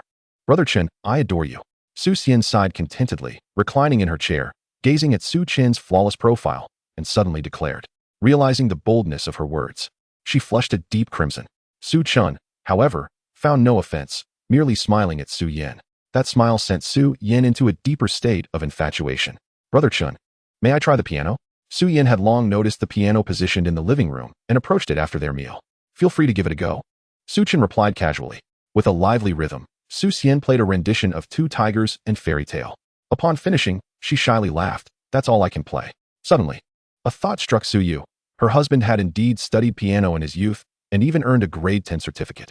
Darling, why don't you give it a try? Su Yu nudged Lu Donglai. She hoped desperately that her husband could surpass Su Chen in some aspect, thus restoring her sense of balance. Lu Donglai entertained the thought as well, not wanting to appear as a mere underachiever in front of Su Chen, the illustrious heir of the Lu family. Allow me to showcase my modest skills. Lu Donglai seated himself at the piano, fingers dancing over the keys as he played the classic piece Autumn Whisper. The notes flowed like a gentle stream, melodious and enchanting. Upon concluding his performance, Lu Donglai straightened his posture, feeling quite proud of his extraordinary rendition. As he returned to Su Yu's side, she swiftly wrapped her arm around his, casting a glance at Su Yan. At least her husband possessed some talents that surpassed Su Chen's. She inquired, Su Xiao, I see there is a piano at your home. Surely, you play occasionally? Just a little. Su Chen shook his head. Well, just a smidgen, at a world-class level of mastery. Then why not play us a piece? Su Yu couldn't help but interject. All right then. Su Chen took a seat beside the piano. The three of them displayed expressions of eager anticipation. With a gentle tap, Su Chen's fingers began to dance lightly across the keys, unleashing a rendition of Whispers of Autumn. His fingers floated like ethereal spirits over the piano, each note cascading forth in a melodious rhythm, both swift and measured. As the music enveloped them, it was as if they had transcended to an alternate realm, a dreamlike world imbued with the essence of autumn. The melody lulled them into a state of tranquility, sweeping away the fatigue of the mind. When the final note faded, the trio remained with their eyes closed, savoring the lingering beauty of that enchanting world. After a considerable pause, they gently returned from their reverie. Surely, that was the pinnacle of piano artistry, Lu Donglai murmured to himself, although reluctant to admit it. He recognized the undeniable truth. Meanwhile, Su Yu felt as if she had turned into a lemon, overwhelmed by a profound acidity of envy. Is Su Yan's boyfriend not simply perfect? How could anyone compare? Lu Donglai and Su Yu ultimately decided to make a discreet exit. Nothing compares. Best to avoid further embarrassment here. Time to return and ponder life. Due to the lateness of the hour, Su Chen found it impossible to escort Su Xian home and thus arranged for her to stay at the estate. What does Brother Chen mean by this? Su Yan entered the bedroom designated by Su Chen and noticed 2 pillows on the bed. A wave of nervousness washed over her, mingled with anticipation. Her mother had always told her that when a girl encounters an exceptional boy, she must seize the opportunity early. And was there any boy more remarkable than Su Chen? Certainly not. In preparation for the delightful events that might unfold, Su Yan retreated to the bathroom to freshen up. After drying herself, she climbed into bed, leaving only her head exposed, awaiting Su Chen's arrival. 10 minutes passed. Half an hour. An hour. Yet, Su Chen did not appear. Where could he be? Su Chen had fallen asleep. Romantic pursuits hold no interest for me. The next morning, Su Chen awoke to find Su Xian sporting dark circles under her eyes. Silly Chun, foolish Chun, Su Yan muttered silently, cursing Su Chen for making her wait so long the previous night only for him to not show up. It dawned on her that she had been overly sentimental, feeling a twinge of embarrassment when recalling last night's events. She finished breakfast as Su Chen listened to her mention she had classes that day. He casually chose a Rolls-Royce to transport Su Yan to Zhonghai University. Su Yan disembarked, feeling melancholic that her time with her boyfriend had come to an end. After dropping her off, Su Chen pondered how to pass the day. He had come to realize that the life of the wealthy is often unadorned and monotonous. At that moment, a phone call interrupted his thoughts. Hello.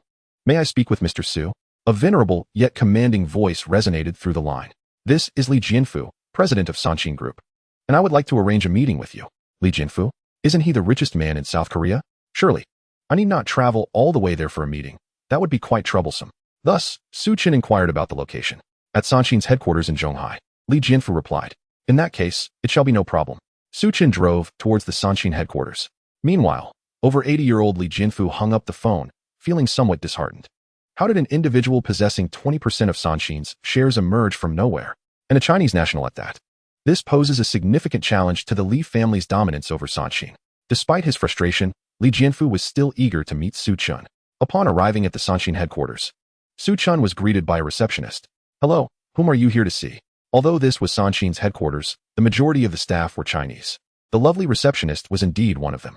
My name is Su Chen, and I am here at the request of your president, Li Jianfu, Su Chen replied. The receptionist was momentarily taken aback. The president personally summoned you? Had it not been for the Rolls-Royce keys in Su Chen's hand, she might have dismissed him as mad. Consequently, the receptionist decided to verify with the president's secretary. With a polite smile, she said, I will notify the president's secretary right away. Please do, Su Chen replied, tucking away the car keys and taking a seat on a nearby sofa. Su Chen. After a minute or two, a man in a suit, of similar age to Su Chen, approached him, speaking with uncertainty. Zhang Yang. Su Chen recognized the newcomer and frowned. This was a former college classmate who had a penchant for showing off during their university days, leading to numerous clashes between them. And they had lost all contact after graduation. Su Chen had not anticipated encountering Zhang Yang here. Oh, are you here looking for a job? Zhang Yang scrutinized Su Chen, crossing his arms and looking down at him with a condescending expression. I heard Chen Kursen dumped you? You haven't lost your job too, have you? Why don't you take a step back? Su Chen retorted, disinterested in engaging. Zhang Yang let out a cold laugh. Su Chen, you might not have expected this, but I am now part of the Human Resources Department at Sanqin Group. If you wish to join Sanshin, you'll have to pass through me first. Otherwise, there's no chance at all. However, out of respect for our past as classmates, you merely need to send a message in our group chat, admitting you once looked down on me and now seek my forgiveness. I will let you off the hook for today's interview. Is your chatter never ending? Suchin glanced at Zhang Yang with impatience. I now extend you the opportunity to apologize in the group chat for your past behavior, or else you can get lost from Sanshin. Zhang Yang burst into laughter. You think you can tell me to leave Sanshin? Let us see if you can even get in first. Suchin, I never knew you could boast so much. Believe it or not, the opportunity is yours. With that, Suchin lazily leaned back on the sofa. Chapter 31. Greetings, boss. Zhang Yang pulled out his phone, ready to share Suchin's recent remarks in their college group chat to let their classmates mock him accordingly. Sure enough, as soon as the message was sent, responses flooded in. Haha, has Suchin lost his mind in the real world, telling Yang to leave Sanshin? How ridiculous. He thinks he is someone important. Yang is the HR supervisor at Sanshin's headquarters, not the president. Besides, Yang Ji's father is a leader in Sanshin's administration. Suchin is just jealous of Yang. Following a barrage of replies denigrating Suchin, Zhang Yang gleefully remarked, take a good look at the responses, Suchin. Suchin chose to ignore him. This time, Zhang Yang grew irritated, grabbing Suchin by the collar with a menacing expression. Show me. Stop. At that moment, an ancient and imposing voice resonated from behind Zhang Yang. He turned to see the CEO, and a shiver coursed through him. It was none other than Li Jianfu, the president of the Sanshin Group, who was as elusive as a dragon, seldom appearing at Zhonghai Company for years. This was disastrous. Having the CEO witness him striking someone would surely lead to his demise. Zhang Yang felt an overwhelming sense of unease, directing his ire towards Suchin. If it weren't for Suchin, he would not have been caught in this compromising situation. Though he yearned to deliver a punch to Suchin, he understood the futility of such an action and reluctantly released his grip on Suchin's collar. Mr. Li. Zhang Yang hastily attempted to explain in Korean, but Li Jianfu paid him no heed. Instead, he approached Suchin alongside senior executives from Sanshin. Slightly bowing as he spoke in impeccable Mandarin, I apologize, Mr. Su, for my tardiness. My sincerest apologies for our delay. The dozens of senior executives behind Li Jianfu bowed in unison, respectfully echoing his sentiments. Suchin adjusted his attire, casting a glance at Zhang Yang and declared, effective immediately. You are terminated. Pack your belongings and leave. I mean it. With that, Suchin departed, leaving Zhang Yang in a state of despair, alongside the administrative director assigned by Li Jianfu to handle the situation. Uncle Song, what on earth is happening? Zhang Yang queried, addressing the administrative director, who happened to be his father's former superior. Uncle Song, whom Zhang Yang referred to as such, recoiled as if from a plague, insisting, don't call me Uncle Song, we're not that close. Unwilling to relent, Zhang Yang pressed on, Uncle Song, that man just now was my university classmate. I know his family circumstances inside and out. Why is Mr. Li being so courteous to him? Could there be a mistake? With an expression of exasperation, Uncle Song replied, do you have any idea who you're looking down upon?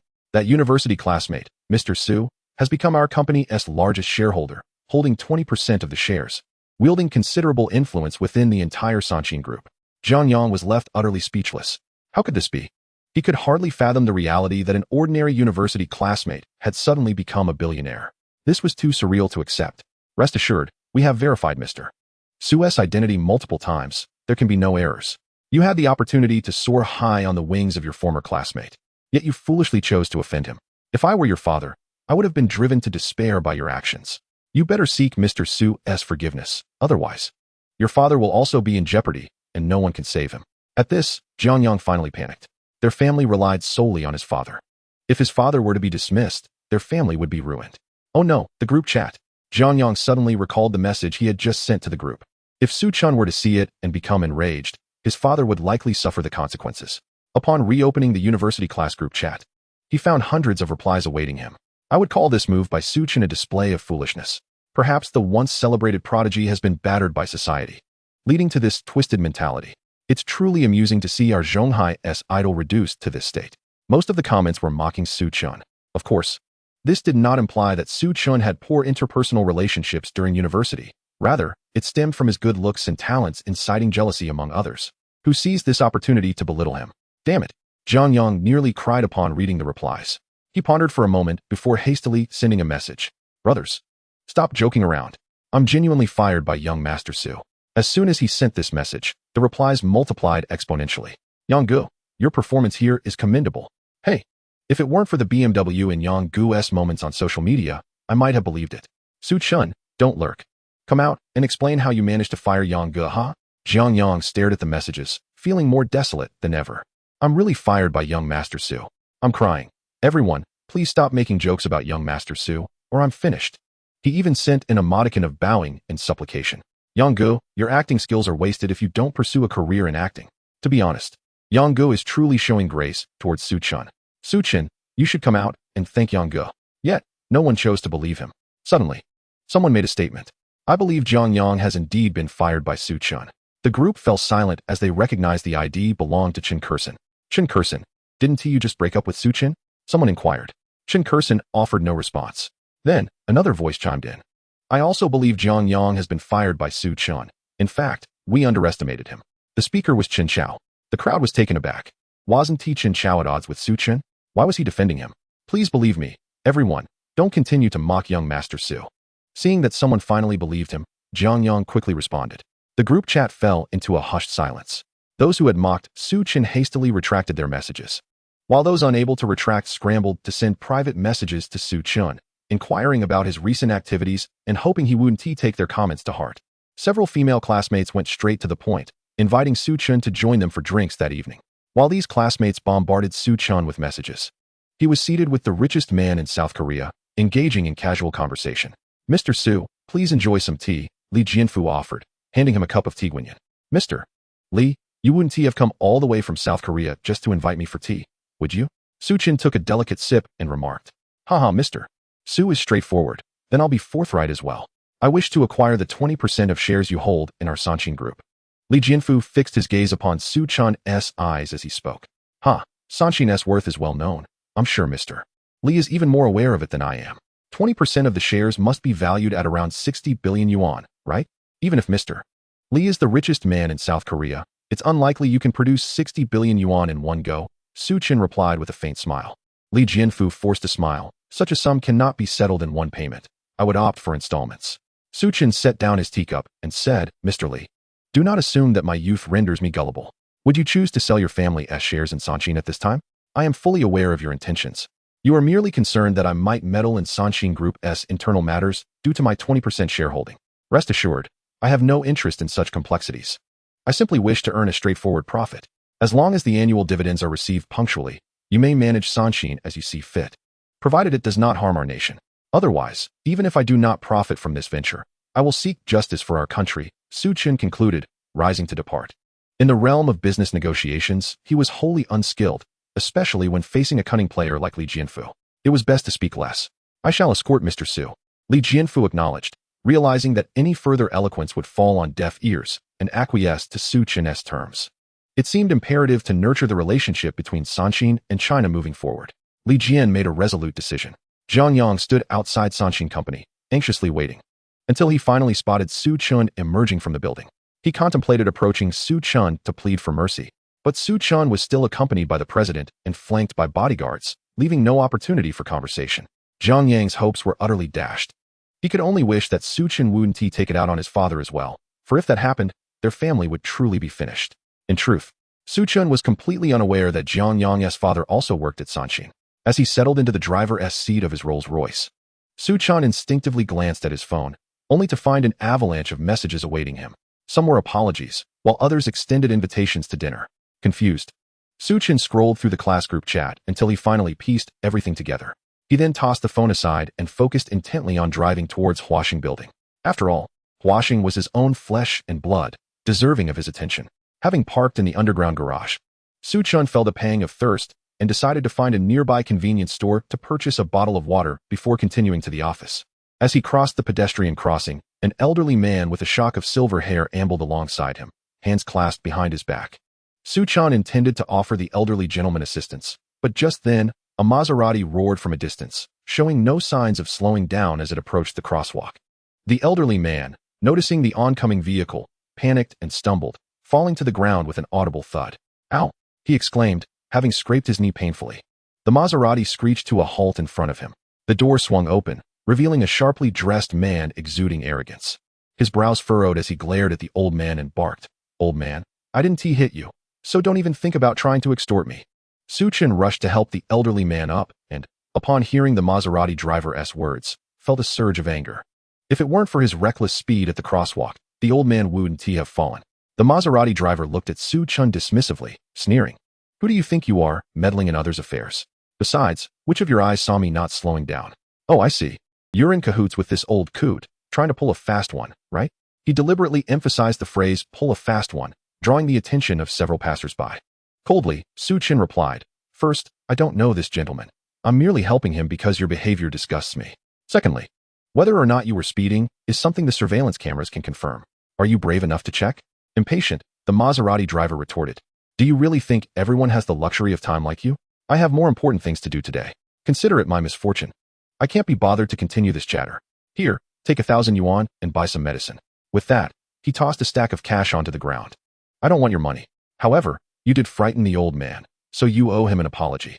At that moment, the elderly gentleman regained his composure. You old fool, apologize? Dream on. The Maserati driver sneered, a glint of malice flickering in his eyes. Apologize. Su Chun, uninterested in further dialogue, seized the Maserati driver by the collar and lifted him off the ground, delivering his demand coldly. The Maserati driver, taken aback by Su Chun's strength, panicked and hastily stammered, I apologize, I apologize. Say it, Su Chun insisted, hurling him down in front of the elderly man. With clenched teeth, the Maserati driver thought it wise to avoid further conflict and addressed the old man. Sir, it was my driving that caused you distress. I sincerely apologize. The elderly man, showing grace, nodded in forgiveness and reminded the driver to be cautious in the future, as lives are at stake. The Maserati driver feigned compliance. But once back in his car, he accelerated away, even faster than before. Sighing, the elderly man lamented that his previous advice had fallen on deaf ears. Are you all right, old sir? Su Chun inquired, already anticipating the answer. I'm fine, thank you, young man. Not at all. I'm just glad you're okay. I'll take my leave now, Su Chun replied, satisfied that the old man was unharmed, and continued on his way to Huaxing Building. Ding. The host has assisted a vulnerable elderly person, allowing the light of justice to shine upon the earth. The host is awarded Zhonghai Global Plaza. The system's voice echoed in his mind, momentarily halting Su Chun's steps. Zhonghai Global Plaza, the largest plaza in Zhonghai, spans over 300,000 square meters and is valued at billions, renowned for its exquisite design and decor, even earning a 5-star shopping mall rating. Another feather in the cap for the Su Group, Su Chun mused, stroking his chin as he processed this information. Taking the executive elevator, he arrived directly at the president's office. President Su, Wan Qinghe remarked, having heard the commotion and entered the office. Wan Gu, please attend to your duties. I'm just browsing, Su Chun greeted. Very well, Wan Qinghe resumed his work. Bored, Su Chun occupied himself with games to pass the time. After a few rounds of King's Glory, he stepped outside for some fresh air. Is that you? A voice filled with excitement called from behind as he entered the corridor. Turning around, he was unexpectedly confronted by the Maserati driver from earlier. The driver, clad in an expensive suit adorned with a nameplate, introduced himself as Du Ziding, the head of the Human Resources Department at Huaxing Group. Kid, which department are you from? Didn't he expect to run into me here, did you? A sinister smile crept across Du Ziding's face as he plotted his revenge on Su Chun. I didn't expect to see you here either, Su Chun replied, eyeing the nameplate. Head of HR? Pathetic. No wonder I didn't recognize you. Kid, I'm asking you a question. Which department? Du Ziding, perturbed by Su Chun's nonchalance, pressed on. I don't belong to any department, Su Chun grinned. Du Ziding's brow furrowed. So, you're not one of our employees? You must be here to steal something, right? Security. Get this person. Without hesitation, he cast a baseless accusation. Security personnel on the 33rd floor rushed over upon hearing the commotion. Director Du, how can we assist? For guards inquired respectfully. I suspect he is here to steal something. Arrest him. Du Ziding pointed at Su Chun. The guards exchanged glances, their expressions shifting. If Du Ziding's claim held any truth, they would also bear some responsibility. Chapter 33, Another Dismissal. As they approached Su Chun, Du Ziding couldn't help but wear a smug smile. What are you doing? Suddenly, a sharp voice rang out from behind Du Ziding. President Wan. Du Ziding recognized the voice as belonging to Wan Qinghe, the vice chairman of Huaxing. He quickly turned around, bowing and scraping. Wan Qinghe cast a cold glance at Du Ziding, and as he passed by, he delivered a swift kick that sent Du Ziding sprawling to the ground. Du Zidong wore a bewildered expression, while the 4 security guards exchanged glances of confusion. However, what transpired next sent chills down their spines. Wan Qinghe swiftly approached the young man they had just intended to apprehend, his face etched with concern. President Su, they did not harm you, did they? President Su? Du Zidong's scalp prickled in alarm. This young man was the enigmatic CEO of the company? President Su? I'm fine, Su Chen replied, shaking his head before turning to Du Zitong, stating, this fellow has questionable morals. Terminate his employment. No problem, Wan Qinghe responded without a moment's hesitation. The ground seemed to give way beneath Du Zitong's feet as he collapsed, his complexion drained of color, resembling a specter. This was the end, utterly finished. As for the security guards, Su Chen chose not to hold them accountable, recognizing they were merely pawns in Du Zitong's scheme. Following this brief interlude, Su Chen embarked on a day of idleness at the company. It wasn't until around 5 or 6 in the afternoon that he recalled his promise to attend Zhou Huashuan's father's soiree that evening. Thus, Su Chen took to the road, driving towards the address provided by Zhou Huaxian. The venue for the gathering was the New World Club, located in the suburban area of Jiulong Bay in Zhonghai, a private property belonging to Zhou Huashuan's father, Zhou Beixiong. Consequently, the New World Club was renowned for its exclusivity. Without a fortune in the billions, one could hardly hope to receive an invitation. After approximately 40 minutes of travel, Su Chen arrived at the club. From the outside, it appeared unremarkable, merely a slightly larger, walled estate. However, upon entering, one was greeted by a breathtaking vista, rows of European-style villas, winding pathways shaded by trees, artificial mountains with fountains, and black-clad bodyguards, equipped with earpieces, bustling throughout the grounds. Upon arriving, Su Chen noticed a plethora of vehicles parked outside, ranging from Bentleys to Rolls-Royces, with high-end supercars in abundance. This alone indicated the caliber of guests attending the club. Thanks to Zhou Huashuan's prior arrangements, when Su Chen announced his name, the well-trained security guards allowed him entry without hesitation. Entering the grand hall of the soiree, Su Chen opted to observe quietly, foregoing any message to Zhou Huaxian. The attendees were primarily affluent individuals from Zhonghai, either well-established tycoons or the privileged heirs accompanying their parents to broaden their horizons. As they each occupied their own social circles, they paid little mind to Su Chen, who was a stranger to them. He relished the tranquility. However, this peace was short-lived, as he soon encountered a familiar face, Zhou Long, the very individual who had sought to pursue Li Charan and had been met with a beating instead. Zhou Long was the first to spot Su Chen, accompanied by several wealthy friends, and they were in search of attractive women when they chanced upon him. You bastard, what are you doing here? Zhou Long snarled. His teeth clenched in anger as he recalled the beating he had received from Su Chen. Just thinking about it caused his face to ache anew. What's the matter? Did I not hit you hard enough that day? Su Chen replied lazily, casting a glance at Zhou Long. How dare you speak to Brother Long like that? Looking for a fight, are you? One of Zhou Long's affluent companions interjected, noticing Su Chen's unfamiliarity. Quit your incessant chatter and get lost. Su Chen waved his hand dismissively, akin to swatting a fly. How dare you disregard us? Zhou Long and his entourage were incensed. Yet, given that they were on Zhou Beixiong's territory, they dared not lay a hand on Su Chen, fearing the repercussions should Zhou Beixiong's wrath be incurred. Brother Long, this guy is insufferable, but here we cannot touch him. You must devise a plan, Zhou Long's wealthy friends urged him, their eyes shifting towards Zhou Long. In his fury, Zhou Long's mind sparked with a realization. He fixed a cold gaze on Su Chen and demanded, if you want us to leave, first tell me how you managed to get in here. Anyone invited by the Zhou family possesses an invitation. Where is yours? Zhou Long mused, questioning whether the Zhou family would even extend an invitation to someone as unfamiliar as Su Chen. Indeed, Brad, do you have an invitation from the Zhou family? Another wealthy companion chimed in, seeking to intimidate Su Chen. Su Chen, disinterested, raised a glass of red wine to his lips and began to sip leisurely. How dare you ignore us? If you can't produce an invitation today, I'll beat you up, and the Zhou family won't dare retaliate, the initial wealthy companion shouted. Get your invitation out, stop dawdling. I don't have an invitation. Su Chen finally spoke amidst the rising murmurs. The room erupted in astonishment. What? You dare to be so brazen without an invitation? You must be tired of living. Zhou Long smirked, relishing the opportunity to expose Su Chen. He hadn't anticipated that Su Chen indeed lacked an invitation, which left him vulnerable to their whims. With that thought, Zhou Long extended his hand to strike Su Chen, only to have it swatted away as Su Chen retaliated with a kick. The impact sent Zhou Long flying 3 or 4 meters. How dare you lay a hand on me? Zhou Long's wealthy companions stood in shock at the sudden turn of events. At that precise moment, a middle-aged man in a suit approached, his expression icy. Who dares to cause a disturbance at this soiree? He glared at Su Chen and the others. Manager Fong, you've finally arrived. This guy is causing trouble. We suspect he snuck in without an invitation, and when confronted, he resorted to violence against Brother Long. One of the wealthy companions rushed to explain. Manager Fong was familiar with Zhou Long and his group, and upon seeing Su Chen, who was a stranger to him, he instinctively sided with Zhou Long. My friend, where is your invitation? He inquired. I do not possess an invitation, Su Chun replied with arms crossed, his tone unperturbed. Manager Fong's expression darkened at this revelation. No invitation? How did you gain entry? I was invited by Zhou Huaxian. You may verify with the security guards. Su Chun replied calmly. Manager Fong hesitated. If this individual were truly a friend of Zhou Huaxian, he would indeed be permitted entry without an invitation. And he could not afford to offend him. Don't listen to his bluster. I know this guy. He is just a broke loser. How could someone of Zhou Xiao's stature possibly know him? Zhou Long interjected hastily, malice evident in his eyes. Manager Fong, already skeptical of Su Chun, grew even more doubtful with Zhou Long's endorsement. Glaring at Su Chun, I have met most of Zhou Xiao's acquaintances. When did you come to know him? Chapter 34. Despair of Jiangyang.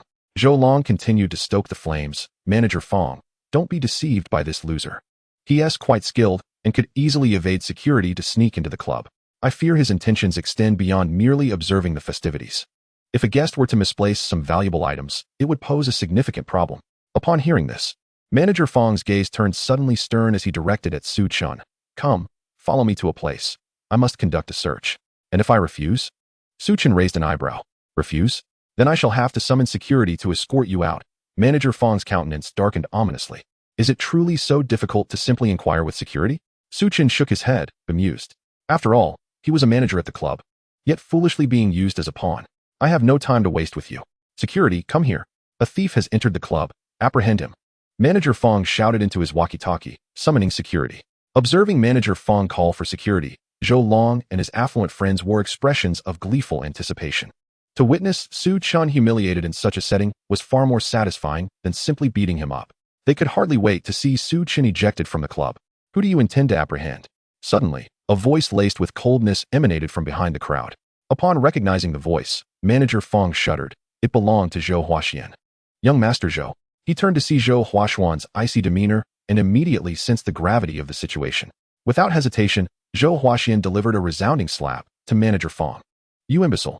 After striking, Zhou Huaxian swiftly approached Su Chun, his expression softened with sincere apology. Su Xiao, my hospitality fell short, resulting in this unfortunate incident. I accept the consequences. With that, he lifted a glass of red wine from a server's tray and, to everyone's astonishment, consumed it in one gulp. What just happened? Zhou Long and his companions were left utterly dumbfounded. Su Chun truly knew Zhou Huaxian, and Zhou Huaxian treated Su Chun with such deference. A wave of unease washed over Zhou Long and his friends. Not to worry, I should have notified you upon my arrival, Su Chun replied with a nonchalant smile. Seeing that Su Chun was unfazed, Zhou Huaxian sighed in relief, then fixed a fierce gaze on Manager Fong. Fong Lei, I require an explanation for today's events.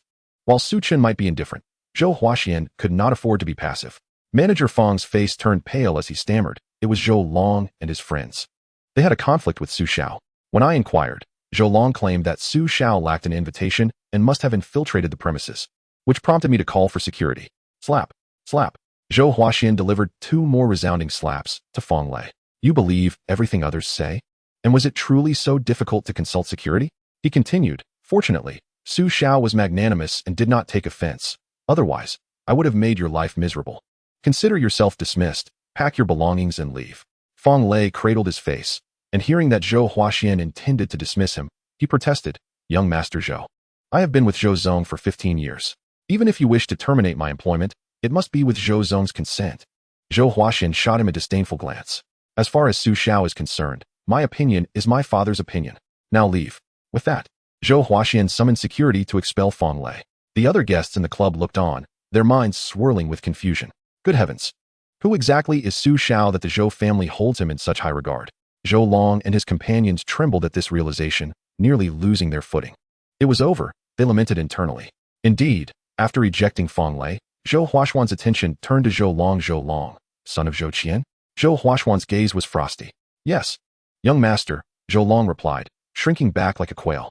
Despite the shared surname, Zhou Huaxian was the pinnacle of elite status in Zhonghai, while Zhou Long was merely second-rate. In Zhou Huaxian's presence, he was but a younger brother among siblings. Slap. Zhou Huaxian unceremoniously struck Zhou Long. What do you think you are, daring to target Su Xiao? Young master, it's all a misunderstanding, Zhou Long stammered, trying to hold his ground. Slap. Slap. Slap. Zhou Huaxian unleashed a flurry of slaps, berating him. A misunderstanding, indeed. Humiliated before the crowd, Zhou Long's temper flared. Young master, I refuse to accept this. He is merely your friend, our families have extensive business dealings. Why must it be this way? Why? Because Su Xiao is the most esteemed guest of our Zhou family. Furthermore, from this day forth, our cooperation ends here. Security. Escort him out. Immediately, security personnel seized Zhou Long and his entourage, ushering them towards the exit. Young master, young master. Upon hearing that Zhou Huaxian was terminating their partnership, Zhou Long nearly broke down in tears, desperately pleading. Yet no matter how he beseeched, Zhou Huaxian did not spare him even a glance. It was all that detestable scoundrel's fault. After being expelled from the club, Zhou Long's face twisted in fury, yet none of his friends dared to speak. A bunch of cowards. Zhou Long glared at his companions with disdain. As his words faded, his phone rang. It was his father calling. Damn it, Zhou Long. What on earth have you done? Now Wanrong Group intends to terminate all cooperation with our Zhou family. Do you realize this could cost us over 10 billion? Zhou Qian exploded in anger. Zhou Long felt aggrieved. Was it merely for offending someone outside their circle? Who could have foreseen it would lead to such a disaster? I only offended a friend of young Master Zhou. A friend? Is it Xiao Zhuang and his crew? Zhou Qian's tone cooled significantly. If it were merely that, there might still be a chance to salvage the situation. No, I know Xiao Zhuang and would never dare offend him. It was an inconspicuous fellow named Su Chun. At the mention of Su Chun, Zhou Long's teeth ground together in frustration. Su Chun, damn it, you fool, you've doomed our Zhou family. Zhou Qian's fury escalated. Zhou Long had not anticipated that mentioning Su Chun would provoke such a reaction from his father. Dad, who exactly is this Su Chun? Why have I never heard of him before? What kind of person? He purchased the Yunding Manor, valued at over 4 billion. One day, while dining with the president of Zhonghai Huaxiao Bank, he informed me that our city has gained a super rich individual with over 100 billion in liquid assets. His name? Su Chun. Zhou Qian's voice trembled with indignation. Dad, I'm really worried now. Zhou Long was genuinely alarmed. A person with over 100 billion in liquid assets? Who knows how much wealth he possesses? Comparatively, their Zhou family, while claiming to be worth 100 billion, would be fortunate to have 10 billion in liquid assets. Don't call me dad. You're the one who is a disgrace. Zhou Qian cursed once more. Meanwhile, the obstinate Fang Lei had learned from Zhou Beixiong that Su Chun was indeed the owner of Yunding Manor and had completely lost hope. Being dismissed was hardly unjust. If there were to be any resentment, it should be directed at Zhou Long, who had used him as a pawn. Damn Zhou Long. Fang Lei seethed with rage. Unbeknownst to Su Chun, the drama surrounding Zhou Long and Fang Lei was far from over. Chapter 35. A reward of 100 billion at the plaza. He was enjoying a sumptuous feast with Zhou Huaxian, sipping red wine, and engaging in light-hearted banter. Throughout this convivial atmosphere, several individuals approached Su Chun to toast him. Some out of curiosity regarding his identity, and others who had crossed paths with him on his first day at the Yunding Manor. Su Chun graciously reciprocated their gestures. After a while, the chairman of Wanrong Group and the initiator of the gathering, Zhou Beixiong, along with a throng of companions, made a grand entrance into the hall. Mr. Su, it is a pleasure to finally meet you, Zhou Beixiong declared as his eyes locked onto Su Chun the moment he entered. He strode over with purpose. Good evening. Mr. Zhou. Su Chun remained composed in the presence of this magnate, who was as renowned as Wang Jiansun of the Beifang Yida Group. Please, just call me Brother Zhou. Zhou Beixiong replied with an unusually warm demeanor. As the wealthiest man in Zhonghai, he had amassed a considerable dossier on Su Chun, the owner of Victoria, the proprietor of the Batmobile, the master of Yunding Manor, with a bank account boasting over 10 billion in cash, the head of Huaxing Group, and possessing a 20% stake in Sanqin Group. Collectively, these assets rendered him wealthier than even Zhou Beixiong himself. Yet, this was not the most daunting aspect of Su Chun. What truly astonished was the simplicity of his family background. What kind of illustrious lineage could ensure such a pristine heritage? Zhou Beixiong dared not ponder further.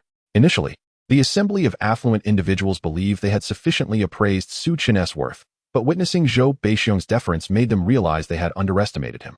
Their curiosity about Su Chun deepened. Meanwhile, Zhou Huaxuan's expression soured upon hearing his father suggest that Su Chun call him Brother Zhou. Did that not mean he would become Su Chun's nephew? What a significant loss. Before the gala commenced in earnest, a charity auction was also scheduled, which was to be a highlight of the evening.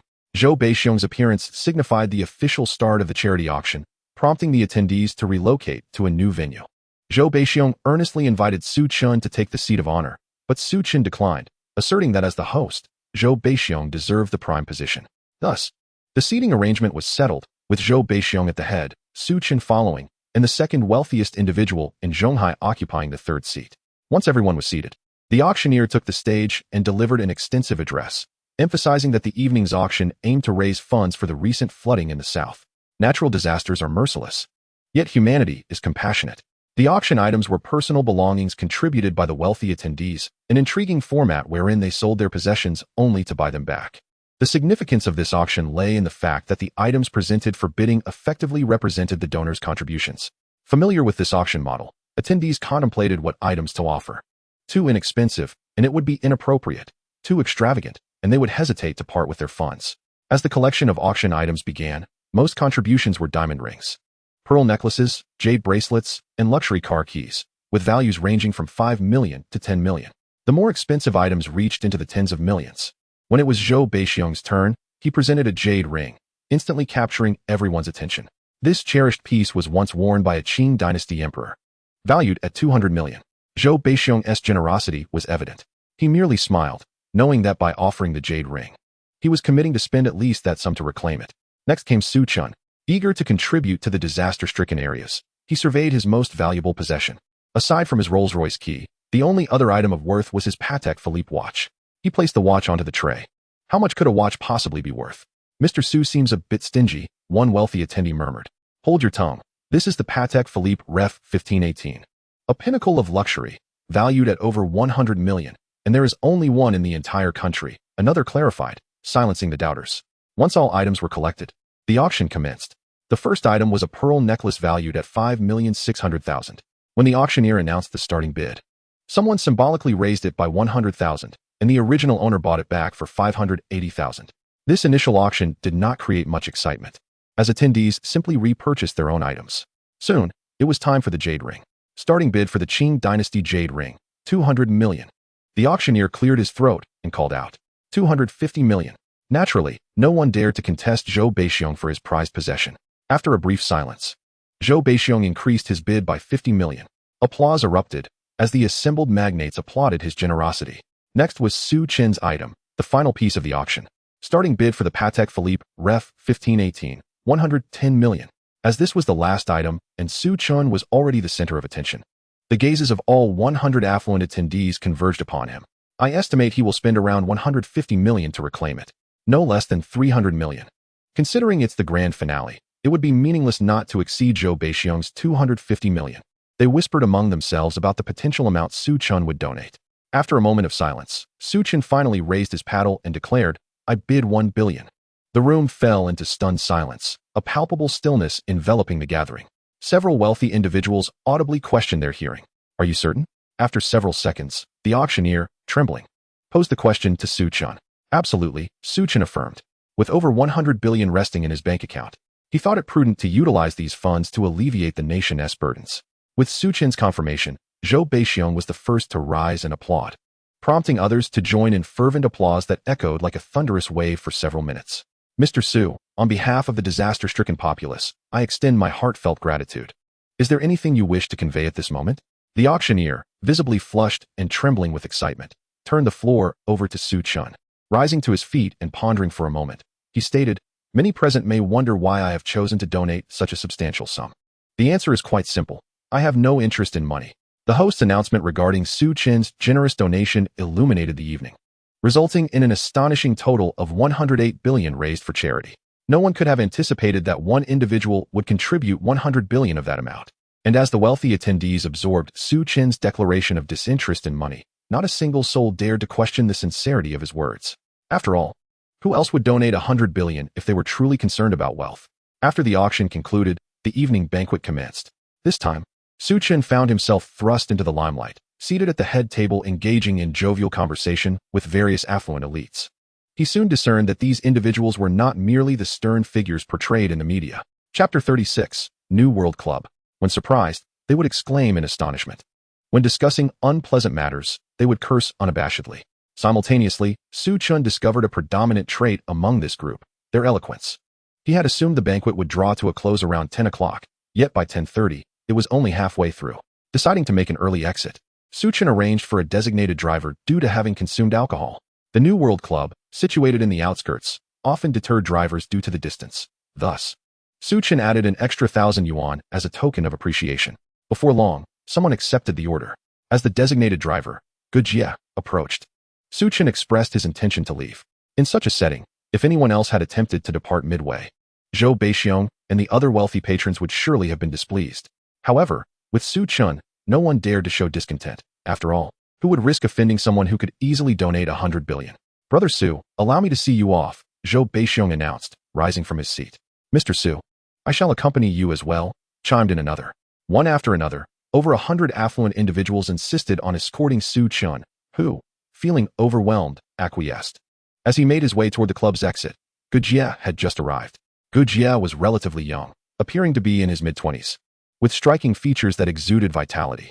He couldn't help but think that today's guest must be of exceptional standing, especially given the club's opulent surroundings and the array of luxury vehicles in the parking lot. Upon seeing a wealthy figure emerge from the club, his heart skipped a beat. Wasn't he that Yang Qi, the CEO of Yulai Technology, a billionaire of considerable wealth? This revelation shifted Gu Jie's perception of the clientele.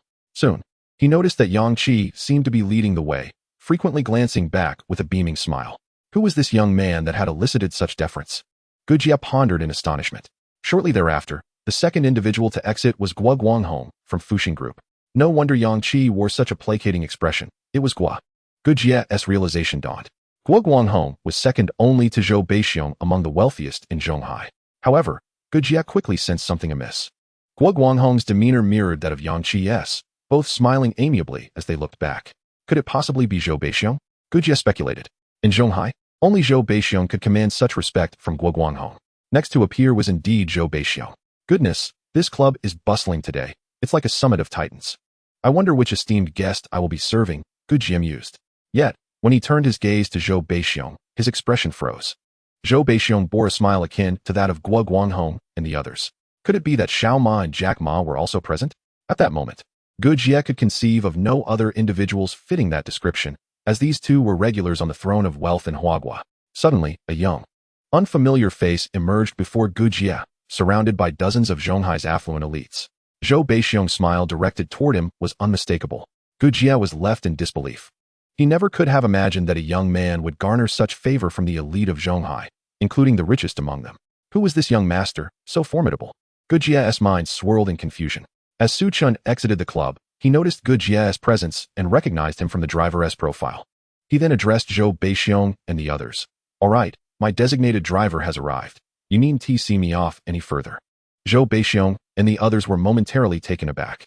Su Chun, a person of such extraordinary wealth, had come without a chauffeur? Had I known, I would have sent Hua Xian to accompany you. Mr. Su, Zhou Beixiong lamented.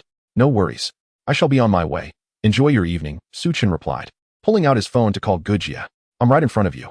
As Gu Jie answered the call and their eyes met, he realized that this astonishing young man was indeed his client for the evening. Mr. Su, he stammered, his voice quivering slightly. Let us go, retrieve the car. Su Chun patted Gu Jie on the shoulder. All right. They approached the Rolls-Royce, and Su Chun tossed the car keys to Gu Jie, asking, You know how to drive this, right? Having seen Zhou Beixiong smiling in Su Chun's presence, the shock of the Rolls-Royce was somewhat diminished for Gu Jie, who nodded vigorously. Yes, I've been trained by the company. Very well, the destination is Yunding Villa District. Once inside the car, Su Chun noticed that Gu Jie appeared quite anxious, his hands trembling on the steering wheel. This wouldn't he do? What if an accident occurred? Thus, he initiated a conversation to ease Gu Jie's nerves. Gradually, Gu Jie realized that although Su Chun's status was intimidating, he was remarkably unpretentious, causing his anxiety to dissipate. 40 minutes later, they arrived at Yunding Manor. Gu Jie was momentarily taken aback upon seeing the Batmobile and 8 other Rolls-Royces parked in the estate. Is this what the life of the wealthy entails? A grand estate and supercars. He was smitten. Suddenly, his phone buzzed with a notification. 1,200 yuan had been received. Observing that Su Chun had settled the bill, Gu Jie retrieved the electric scooter from the trunk, preparing to leave. Please open your WeChat payment code, Su Chun suddenly remarked. Gu Jie, puzzled, displayed his WeChat QR code. A notification chimed. 6,666 yuan had been deposited. Stunned, Gu Jie stammered, Mr. Su, what is this? Oh, during our conversation, didn't you mention that you recently got married? Consider this a wedding gift for your new life together. I appreciate your assistance this evening. Su Chun smiled. Gu Jie's eyes brimmed with emotion. Who dares claim that the wealthy lack compassion? Thank you, Mr. Su, thank you, he exclaimed. Your wife is waiting for you. I won't keep you any longer. Take care on your way back. Su Chun said. I will. As Gu Jie watched Su Chun's departing figure, a singular thought crossed his mind. You truly deserve your wealth. After calming his exhilaration, Gu Jie mounted his electric scooter and rode down the hill. Ding! The host's benevolence illuminates the path of righteousness. A reward of one AW-139 helicopter, valued at 120 million, has been granted. After Gu Jie departed, a voice echoed in Su Chen's mind, with a resounding clang. A helicopter gleaming in metallic brilliance appeared in the parking lot. Mode of transportation 1.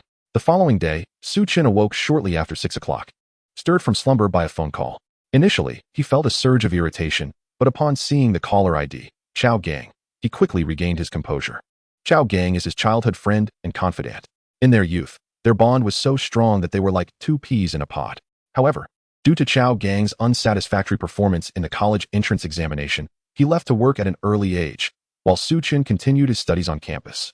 Consequently, their communication dwindled, and they only managed to reunite during the Lunar New Year. Nevertheless, Su Chen never forgot their friendship. He understood Chao Gang's character well. If he called at this hour, it undoubtedly meant an urgent matter.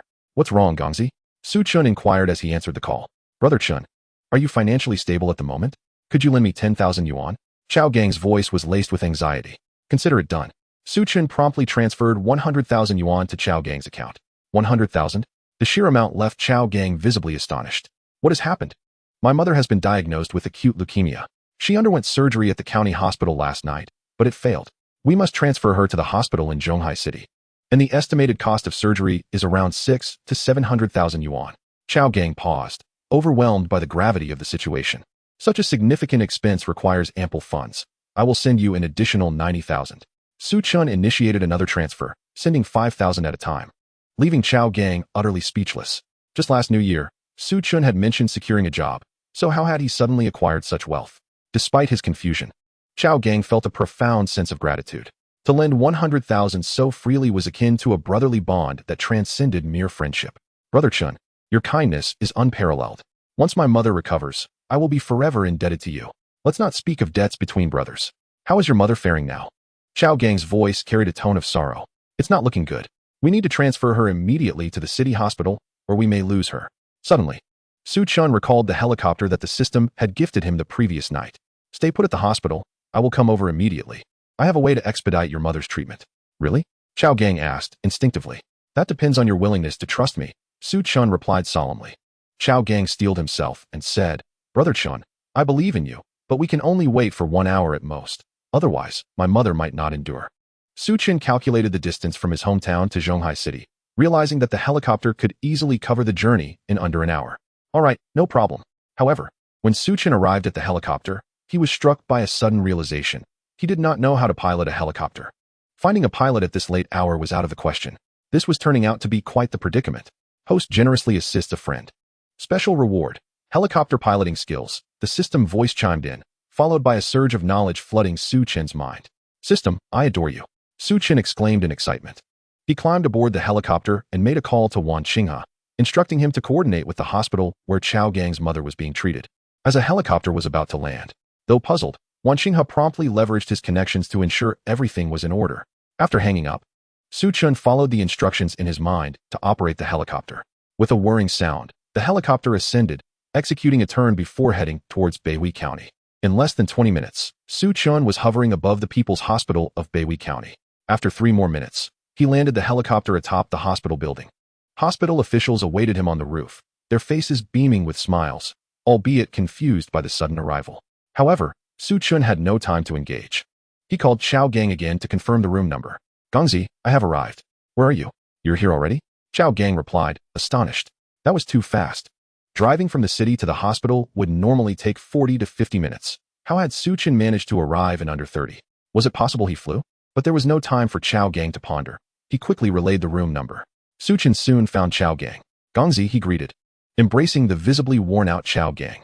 Brother Chen, Chao Gang replied, feeling a surge of gratitude upon seeing Su Chen's disheveled hair. How is your mother? Su Chen asked gently. She is still in the intensive care unit, and her condition is critical. Brother Chen, since you arrived so quickly, could you help me transfer her to a city hospital? I cannot bear the thought of my mother, who raised me, not being able to enjoy a single day of comfort. There is no need to go to the city. Su Chen replied. What do you mean? Chao Gang asked, bewildered. First, let me see your mother. Su Chen did not provide a direct explanation. Chao Gang, though skeptical, led Su Chen to the intensive care unit where his mother was being treated. Upon entering, Su Chun was struck by the sight of Chao Gang's mother, ravaged by illness. Her face gaunt and pale, connected to numerous tubes. A young nurse approached, observing her condition. Have you made a decision? Should we arrange for a transfer? The nurse inquired as she noticed Chao Gang's presence. We would like to see her first, Su Chun interjected on behalf of Chao Gang. All right. But you need to decide quickly. The patient's condition is critical, and every second counts, the nurse cautioned. Su Chun nodded and approached Chao Gang's mother, retrieving a small vial from his pocket. Inside was a vibrant red pill, exuding a fragrant aroma. This was the life-restoring elixir, the Da Huan Dan. As long as there was breath, it could restore her to health. What are you doing, Brother Chen? Chao Gang asked, increasingly perplexed. The nurse regarded Su Chun with suspicion. Without hesitation, Su Chun placed the elixir in Chao Gang's mother's mouth, knowing it was a life-saving remedy, albeit a single dose. While it would deplete his supply, saving her life made it worthwhile. What are you doing? The nurse exclaimed in outrage, rushing forward to extract the pill, but was blocked by Su Chun. Are you trying to kill the patient? She shouted, panic etched on her face as she dashed out to find a doctor. Gongzi, if you trust me. Just wait and see, Su Chun assured, glancing at Chao Gang, whose face was a mixture of confusion and anxiety. Chao Gang did not suspect Su Chun of malicious intent, yet he was baffled by the act of feeding his mother an unknown pill. However, seeing the determination in Su Chun's eyes, he took a deep breath and nodded. All right. Brother Chun, I trust you. With bated breath, he watched his mother, anxious for any sign of change. Soon, Chao Gang began to notice something extraordinary. His mother's pallid complexion began to regain its natural hue at a visibly astonishing pace, her shriveled and ashen skin gradually acquiring a lustrous glow. The nearby medical apparatus monitoring her condition started to oscillate, with the data progressively reflecting normalcy. Chao Gang was left utterly dumbfounded. Dr. Hua. They administered a peculiar substance to the patient. You must take a look. An anxious nurse guided a middle-aged doctor over. This is utter nonsense, the doctor exclaimed, his face contorted with anger. However, upon entering the ward, they were met with the sight of the patient, who had previously been on the brink of death, slowly rising from the bed, brimming with vitality and radiance. Had they encountered a ghost? Both the doctor and the nurse were rendered speechless. Mother, Chao Gang, witnessing his mother awaken, could no longer contain his emotions and collapsed beside her, weeping profusely. Su Chun, observing this poignant scene, quietly exited the room. Chapter 38, My Indifference Towards Wealth. Homeward bound, for a nap. Congratulations. The host's benevolent act has illuminated the path of righteousness, meriting a reward of 10 elixirs. The corners of Su Chun's mouth involuntarily lifted. Ah, the system is truly remarkable. After conversing with Chao Gang's mother, Chao Gang intended to thank Su Chun, only to find that he had already vanished. Could it be that Brother Chun had ascended to divinity? Su Chun piloted his helicopter back to the cloudtop manor, diving headfirst into his bedroom for a brief slumber. When he awoke once more, he glanced at his phone to find it nearing 11 o'clock, adorned with numerous messages of gratitude from Chao Gang, alongside a transfer of 1 million. Additionally, there was an unanswered call. After exchanging a few words with Chao Gang, Su Chun returned the missed call. Hello, who is this? The line connected swiftly. May I inquire if you are Mr. Su? I am Yuan Wenha, the management head of the Zhonghai Global Plaza. The transfer of property rights requires your signature. May I ask where you currently are? I can bring the contract to you. A courteous voice emanated from the phone. Oh, I see. I will come to you, Su Chun replied. Very well, Mr. Su. I shall await your arrival at the Global Plaza. After ending the call, Su Chun freshened up briefly and chose a new Rolls-Royce to head to the Global Plaza. Perhaps I ought to hire a chauffeur for myself, he pondered while seated in the driver's seat. The Zhonghai Global Plaza, officially completed in 2013, stands as the largest shopping center in the Zhonghai Central Urban Area, amalgamating commercial, tourism, and cultural functions. With a total construction area exceeding 400,000 square meters. It houses not only venues for shopping and entertainment, but also 100,000 square meters of premium office space and 50,000 square meters of 5-star hotel accommodations. To possess such a vast plaza would ensure that a family need not worry for generations, living in enduring affluence. Upon arriving at the plaza, Su Chun chose not to immediately inform Yuan Wenha of his presence, opting instead to wander through the bustling complex. As noon approached, the foot traffic remained substantial, and the businesses within the plaza flourished. Observing the lively scene, Su Chun mused that the plaza could easily yield over $1 billion in revenue annually. As he strolled, Su Chun arrived at the training area on the 5th floor, where an array of classes, dance, calligraphy, piano, were in session, each brimming with dozens of eager children.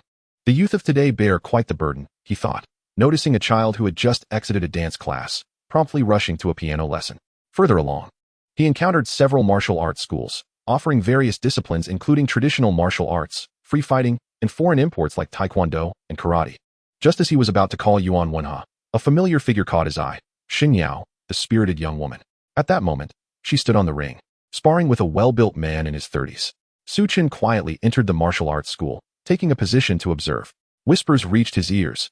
That old fool, Ma Weiguo, is shameless. He masquerades as a Tai Chi master to deceive parents into enrolling their children, only to be exposed by Sister Yao.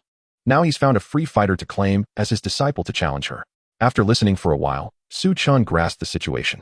There were 2 martial arts schools in the venue, one teaching Bejiquan and the other Tai Chi. The two had never seen eye to eye, especially with the Bejiquan instructors, including Xin Yao, unable to tolerate the charlatan Ma Weiguo, who falsely claimed to be a master of Tai Chi. The absurdity of his assertions, including being a grandmaster of mixed styles, was only matched by his dubious promotional tactics involving a European boxing champion whom he had defeated in a staged match, which he then used to lure unsuspecting parents into enrolling their children in his school.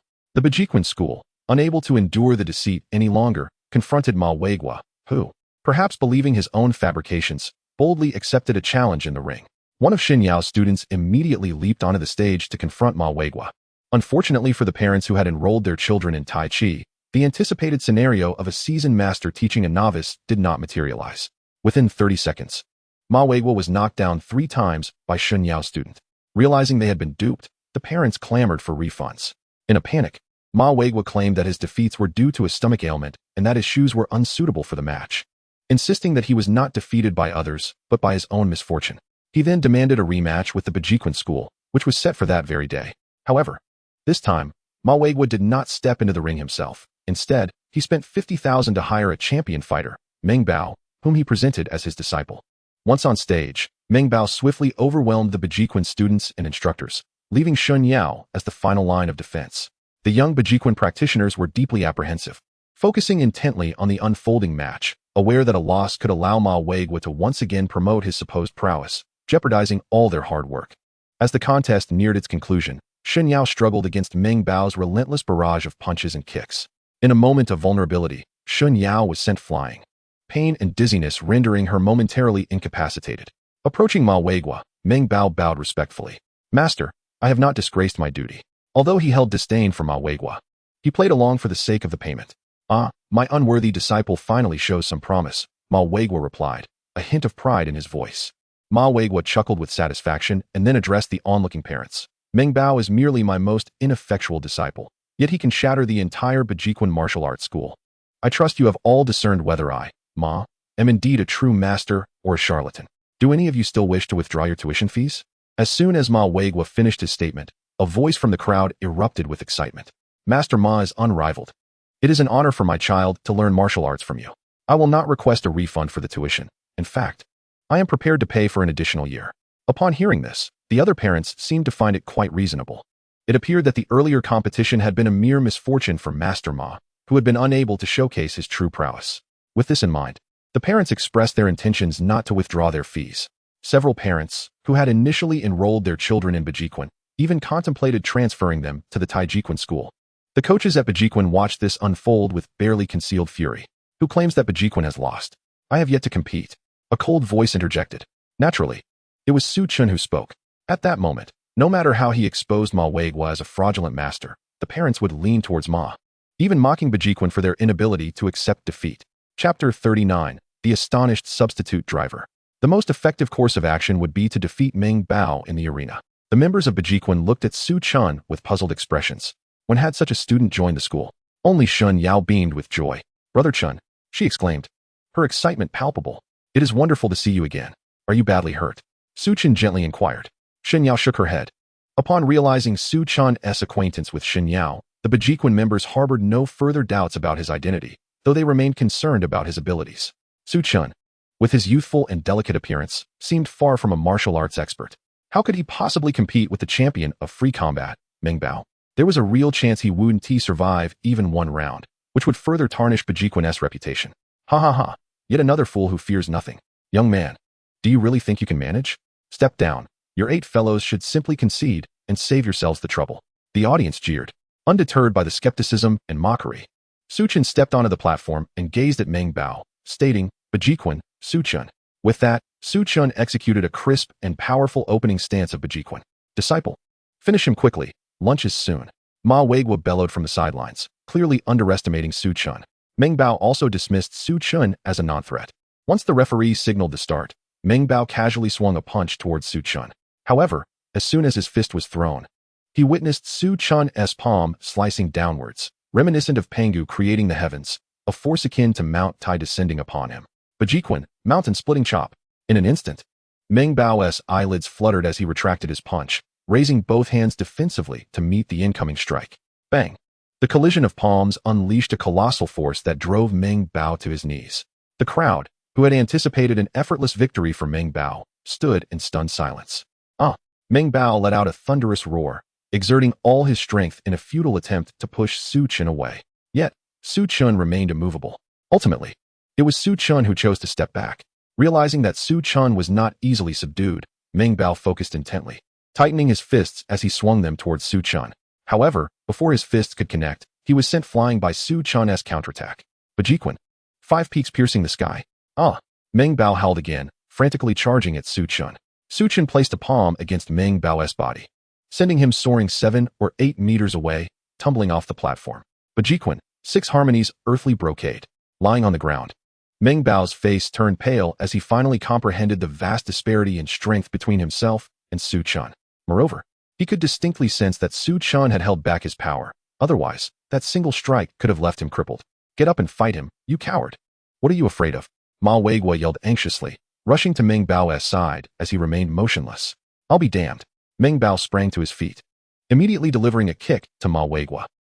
Ma Weigua was sent flying 3 meters away. You want me to fight such a master? Are you trying to get me killed? The parents looked on in disbelief.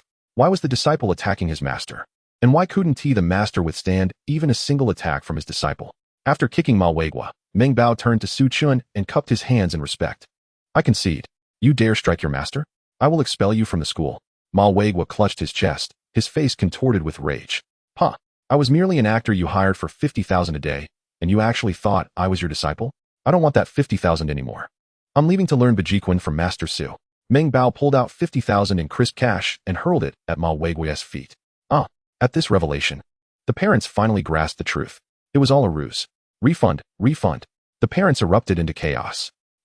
Realizing that Meng Bao had exposed his deception, Ma Weigua spat blood in a fit of rage. Su Chun calmly returned to Shen Yao's side. Thank you, Su Chun. Shen Yao expressed her heartfelt gratitude. Brother Su, your Bajiquan is extraordinary. Could you teach me? No sooner had Su Chun stepped off the platform than he was surrounded by Bajiquan students. Even some coaches wearing expressions of admiration. Master, I want my child to learn martial arts from Brother Su. How much is the tuition? I'll pay immediately. The parents were no longer composed. Meanwhile, Ma Weigua watched the scene unfold with a mix of pain and hatred, picking up his phone to make a call. Xiaogua, aren't you the manager of Zhonghai Plaza?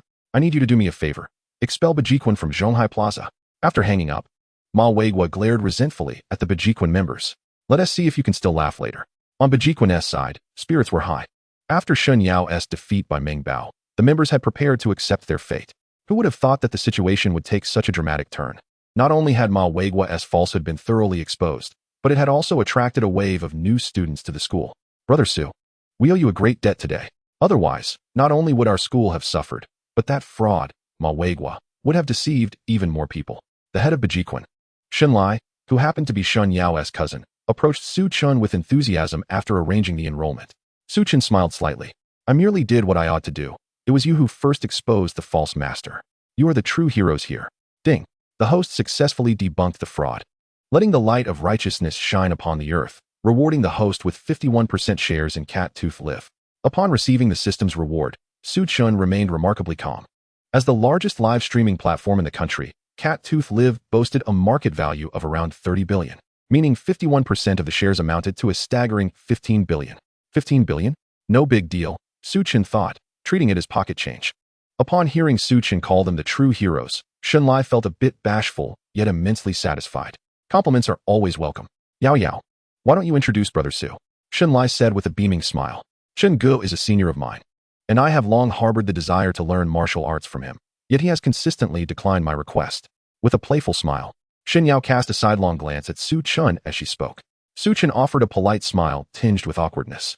Since their last parting, Shen Yao had indeed sent him several messages inquiring about his consideration of taking her as a disciple. Unsure of how to respond, he simply chose not to reply. "Shen Gu, do you dislike it when I message you?" Shen Yao asked, her eyes sparkling with curiosity as she gazed at Su Chen. "Ahem, not at all." Su Chen coughed lightly. "Then why don't you reply?" Shen Yao shot him a playful glare. Upon overhearing their exchange, several martial arts students of similar age to Shen Yao clutched their chests in dismay. They had enrolled in the martial arts academy primarily to pursue Shen Yao, and now witnessing their goddess in such a humble position before another man caused them considerable distress. "Well, I just couldn't figure out how to respond," Su Chen finally said. "How about this? From now on, I will come to teach at this martial arts academy one day every weekend." After some contemplation, he made his decision. Given that the system had rewarded him with the mastery of national martial arts, he felt a responsibility to share his knowledge. Besides, teaching at the academy would serve as a form of employment. He could not remain idle like a mere slacker. "One day a week sounds perfect," Shen Yao exclaimed, her excitement palpable. "Thank you, Su Gu, thank you." Su Chen's prowess was undeniable. He had defeated the champion of free fighting as if he were merely striking a punching bag. With such a formidable presence, the academy's business was bound to flourish. Most importantly, the students would have the opportunity to learn the deeper intricacies of the 8 extremes boxing from him. "From this day forth, Master Su Chen shall be our academy's star instructor. Classes every weekend," Shen Yao proclaimed, eager to secure his commitment. "With Su Gu here, we would gladly pay any amount to learn genuine skills," the students echoed, enthusiasm soaring. Upon confirming that Su Chen would indeed be the instructor, even more individuals enrolled, much to Shen Yao's bemusement. Notably, a significant number of registrants were women in their 30s and 40s, not signing up for their children, but for themselves. "Wow, he is so handsome." Shen Yao realized that these ladies were not there to learn martial arts, but rather to admire Su Chen's striking looks. As the academy buzzed with excitement, a portly bald man with prominent ears arrived, flanked by over 10 security guards. "This is the 8 Extremes Academy, and your lease has expired. Pack your things and leave," the bald man shouted with an imposing presence. The atmosphere fell silent, and Shen Yao's heart sank at the sight of the intruder. The man, known as Guosihai, was a manager from the Zhonghai Global Plaza, notorious for extorting tenants.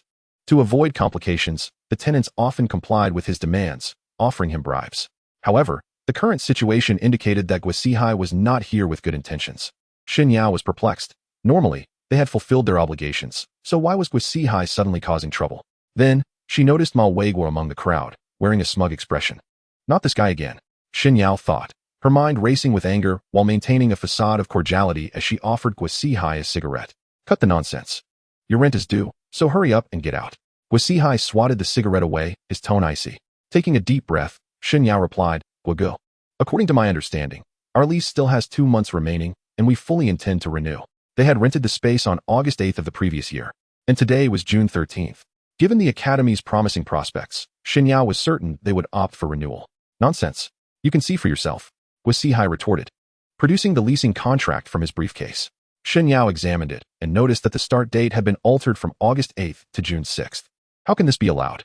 Shen Yao's frustration boiled over as she confronted Guosihai. "You forget that the contract was issued in duplicate.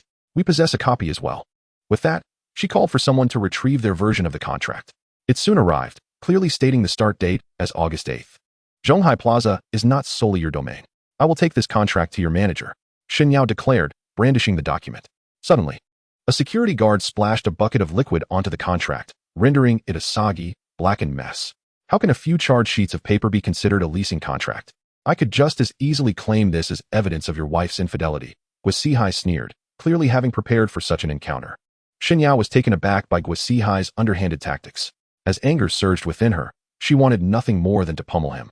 Yet, recognizing Guosihai's position as the plaza's manager, she forced herself to remain calm and said with a steely tone, "Guosihai, is this really how you choose to conduct yourself? Huh, even if you expose me, what does it matter? If I can't profit, neither will you." Guosihai replied with a smirk, reveling in Shen Yao's helplessness. "You're incredibly arrogant. Does your boss know about this?" Su Chen, who had been observing quietly, finally stepped forward. "Does your boss know about this?" Su Chen's indifferent voice drew everyone's attention. Guosihai glanced at him, unperturbed. "What is it to you? Do you know our boss? Even if you do, it won't matter. I am the one calling the shots today," Guosihai arrogantly asserted, believing Su Chen's claim to be laughable. "Really? If your boss were here, would it still be you calling the shots?" Su Chen responded coolly. Guosihai raised an eyebrow. "Stop pretending. I've seen your type before. If you genuinely knew our boss, I'd call you Grandpa. Having grown accustomed to his own arrogance, Guo dismissed Su Chen's words. Su Chen's lips curled into a cold smile. As it happens, I do know your boss. Huh. Guo felt an unexpected rush of anxiety at Su Chen's certainty. Don't worry, Xiaogua. That guy is just a coach at the 8 Extremes Academy. There's no way he knows our boss, Ma Weiguo whispered to him. Upon hearing that Su Chen was merely a coach, Guo sighed in relief. The proprietor of Zhonghai Global Plaza is an extraordinary figure, a billionaire of immense wealth. It is inconceivable that he could forge a friendship with a mere martial arts instructor. Such a notion seems utterly demeaning. Not only does Guo find this hard to believe, but Shun Lai and the others instinctively share his skepticism. If Su Chen truly knew the owner of the plaza, how could he still be content to serve as a coach at their modest martial arts school? Surely, he should be surrounded by luxury cars and beautiful women. Not to mention glamorous models from exclusive clubs. Only Shun Yao remains unperturbed, for she is already aware of Su Chen's dual identity as both the owner of Victoria Restaurant and the president of Huaxing Group. Thus, it would not be surprising if he were acquainted with the plaza's owner. Damn it, I almost fell for your trickery, you scoundrel. Guo wiped away the non-existent cold sweat from his brow and turned to Shun Lai, saying, I will give you 1 hour to pack up and leave. Otherwise, I shall accuse you of encroaching upon my property. Shun Lai gritted his teeth, simmering with indignation. Just as his martial arts school was poised for success, he found himself embroiled in such a predicament. Yet, he clearly could not contend with Guo. What could he do but obediently gather his belongings and depart? It was utterly frustrating, a profound sense of humiliation. Not only Shun Lai, but also the other instructors of the school, as well as the newly enrolled students, felt an overwhelming sense of discontent. What do you intend to do? Su Chen inquired once more. Are you never going to give it a rest? Do you really think of yourself as the main character here? Get lost, Guo retorted angrily. Su Chen sighed, wondering why some individuals insist on stepping into the line of fire. In that case, he could only respond with decisive action. Hence, Su Chen made a call to Yuan Wenwei. I am currently at the Bejiquan Martial Arts School on the 5th floor of the plaza, he stated. I will be there shortly. Yuan Wenwei promptly replied, and after ending the call, he glanced at the plaza's senior management, who were already prepared to welcome the new boss. Let us proceed to greet the new owner. Chapter 41, A Childhood Friend's Crisis. The excitement among the plaza's higher-ups was palpable as they set off in a grand procession. Oh, he really summoned someone. Today, I shall see who he is capable of bringing, Guo remarked, indifferent to Su Chen's actions and instead wearing a mocking expression. Coach Su, who were you just on the phone with? The members of Bejiquan could scarcely contain their curiosity. Yuan Wenhui, Su Chen replied. What? Yuan Wenhui? Shun Lai exclaimed in astonishment.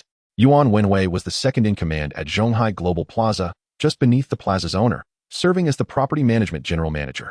Huh. You think you can actually call Yuan Zhong? Don't make me laugh. It seems you don't just know our plaza's owner. You seem to think of yourself as the owner. Guo sneered, unable to suppress his laughter. Shun Lai awkwardly scratched his head, as he too found it hard to believe that Su Chen could summon Yuan Wenhui. Just as everyone was pondering this, a group of imposing, well-dressed middle-aged men strode in, instantly capturing everyone's attention. Yuan Zhong Gaozong? Guo stammered, momentarily stunned. Upon seeing Yuan Wenhui, Guo did not immediately associate him with Su Chen, assuming Yuan Wenhui was merely there for a meeting. He hurriedly approached the group with a sycophantic smile plastered on his face. Good afternoon, Yuan Zhong. However, Yuan Wenhui regarded Guo with disdain, casually pushing him aside as if he were refuse. As Guo stood there, mortified, Yuan Wenhui and the senior management of the plaza approached Su Chen, bowing deeply. Boss. The dozens of suit-clad executives behind him simultaneously bowed. Greetings, boss. The room fell silent, the tension palpable. The members of the martial arts school regarded Su Chen with incredulous expressions, while Guo stood there, utterly dumbfounded. What on earth is happening? At that moment, Guo felt a buzzing sensation in his head. Yet, despite his arrogance, he was not a fool. It quickly dawned on him that Su Chen was indeed the owner of Zhonghai Global Plaza. Realizing this, his legs trembled uncontrollably. He had not forgotten what he had just said and done in front of Su Chen. Guo stood frozen in place, trembling, his teeth chattering. Facing the reverential demeanor of Yuan Wenhui and the others, Su Chen appeared notably aloof. The fact that someone as brazen as Guo could be part of the plaza's management spoke volumes about the incompetence of those before him. Who brought Guo into this plaza? Su Chen's gaze fell upon the group of senior management as he spoke slowly. A manager named Zhao, upon hearing the question, broke out in a cold sweat, trembling as he stepped forward. It was I who recruited him. Effective immediately, he is dismissed, Su Chen stated flatly, fixing an impassive gaze upon Zhao. Furthermore, All illicit gains he acquired during his tenure as plaza administrator must be reclaimed and handed over to the authorities. As Zhao simultaneously cursed Guisihai under his breath, he eagerly nodded in agreement. Upon hearing Su Chen's decision, Guisihai collapsed to the ground, overwhelmed by fear. Given his actions over the years in the plaza, he would undoubtedly face a lengthy prison sentence. After Yuan Wenhui and the others arrived, Su Chen did not even cast a glance at Guisihai, continuing to address the senior management of the plaza. If anyone else like Guisihai remains in this plaza, they will be dismissed as well. Anyone who dares to intercede will share the same fate. Understood, Yuan Wenhui and the others hastily nodded. Upon hearing Su Chen's decision, Shen Lai and the other tenants of the plaza couldn't help but applaud in approval. There were many like Guisihai in the plaza, and with their removal, the tenants would finally enjoy a fair environment. That concludes this matter. You may now return to your duties. Su Chen waved his hand dismissively. Very well. Yuan Wenhui and the others gradually departed, while the security personnel carried Guisihai away, who had fainted from shock. Upon returning to their positions, Yuan Wenhui and his team immediately began scrutinizing their subordinates. Unsurprisingly, they discovered more individuals like Guisihai, all of whom were subsequently dismissed.